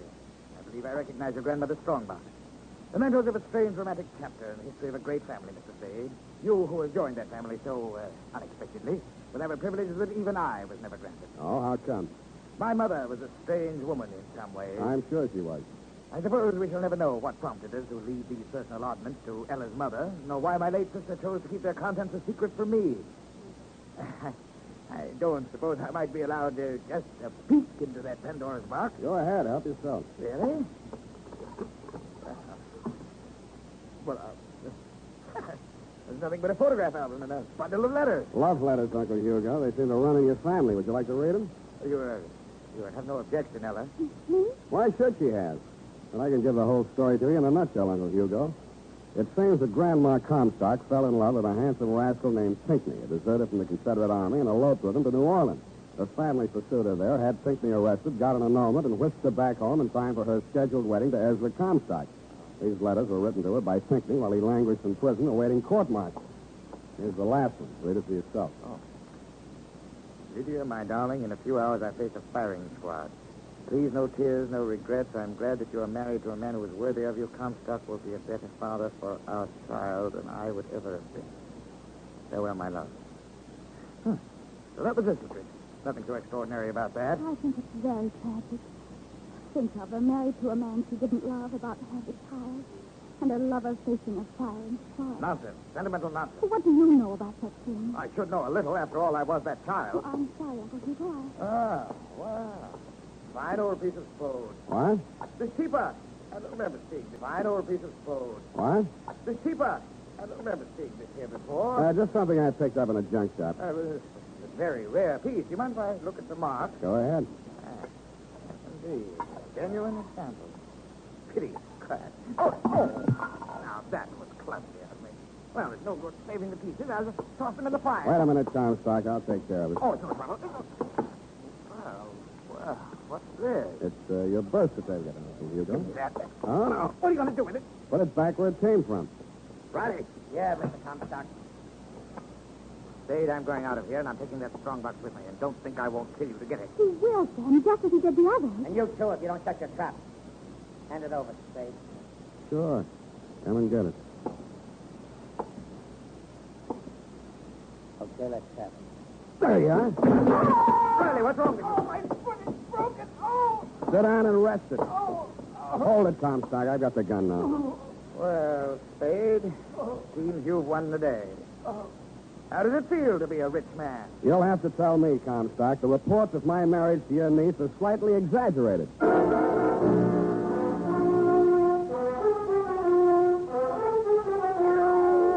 And that's about it, Sergeant. I'm sorry I can't furnish you with the forged papers Ella used to back up that phony story of her marriage to me. A fire broke out in a wastebasket, and I accidentally dropped him into it. As for Comstock and his gunsel Riley, I will gladly press charges against them on the blackmail frame until homicide decides whether there's a case against him on the mysterious deaths of Ella's previous fiancé. Period. End of report. But, Sam, why? Why, what, Ed? Did you want that old crack teapot? Well, because Grandmother's love letters plus the documents on that teapot prove that Hugo was not a Comstock, but a Pinckney, and hence not entitled to one red penny of the Comstock fortune, which was left, if you recall, to Grandpa's legitimate heir. Well, who was? Entitled, I mean. Ella. But if she never married, she'd never find out, But you she see. doesn't deserve it. Hmm? After making a pigeon out of you the way she did. I agree, sweetheart, but how else could she afford to pay my fee? Well, I certainly hope you so. I fully intend to. Go type that up while I falsify an expense account.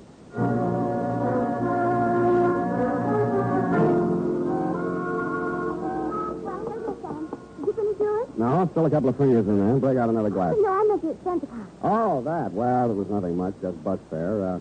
Free breakfast in the pokey? No, that was nothing. Well, I took the liberty, Sam, of drawing up a statement. Did you look it over? Yeah.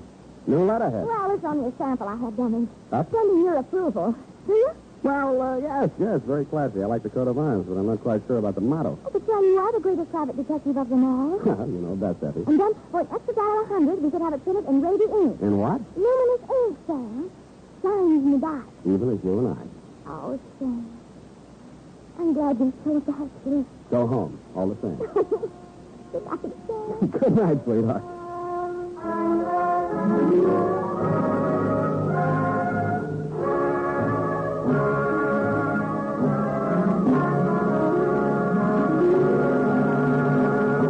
The Adventures of Sam Spade, Dashiell Hammett's famous private detective, are produced and directed by William Steer. Sam Spade is played by Howard Duff. Lorene Tuttle is Effie.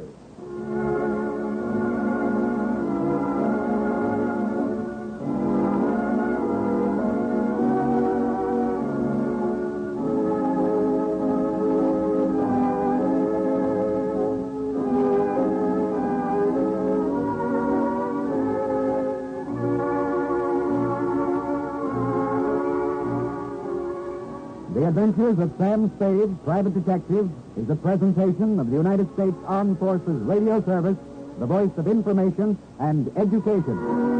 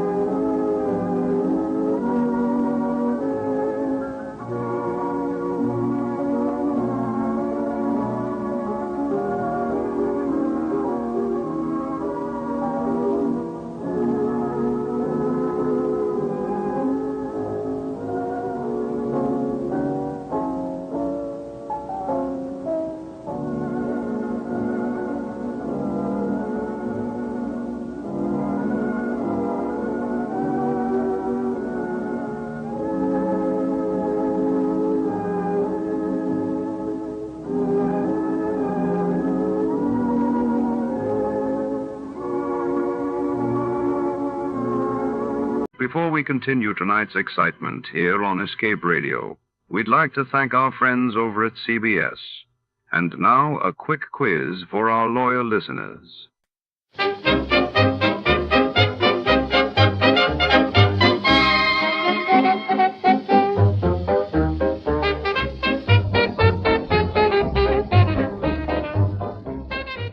Tonight, we take you to the opulent marble halls of the Pacific Trust Bank, nestled on Spring Street, downtown Los Angeles, 1948. Here, beneath glittering chandeliers and the watchful eyes of silent guards, a daring heist unfolds, one that will expose greed, betrayal, and a tangled web of secrets. The seeds of greed take root in the shadows of the vault, where fortunes and lives can change in a heartbeat.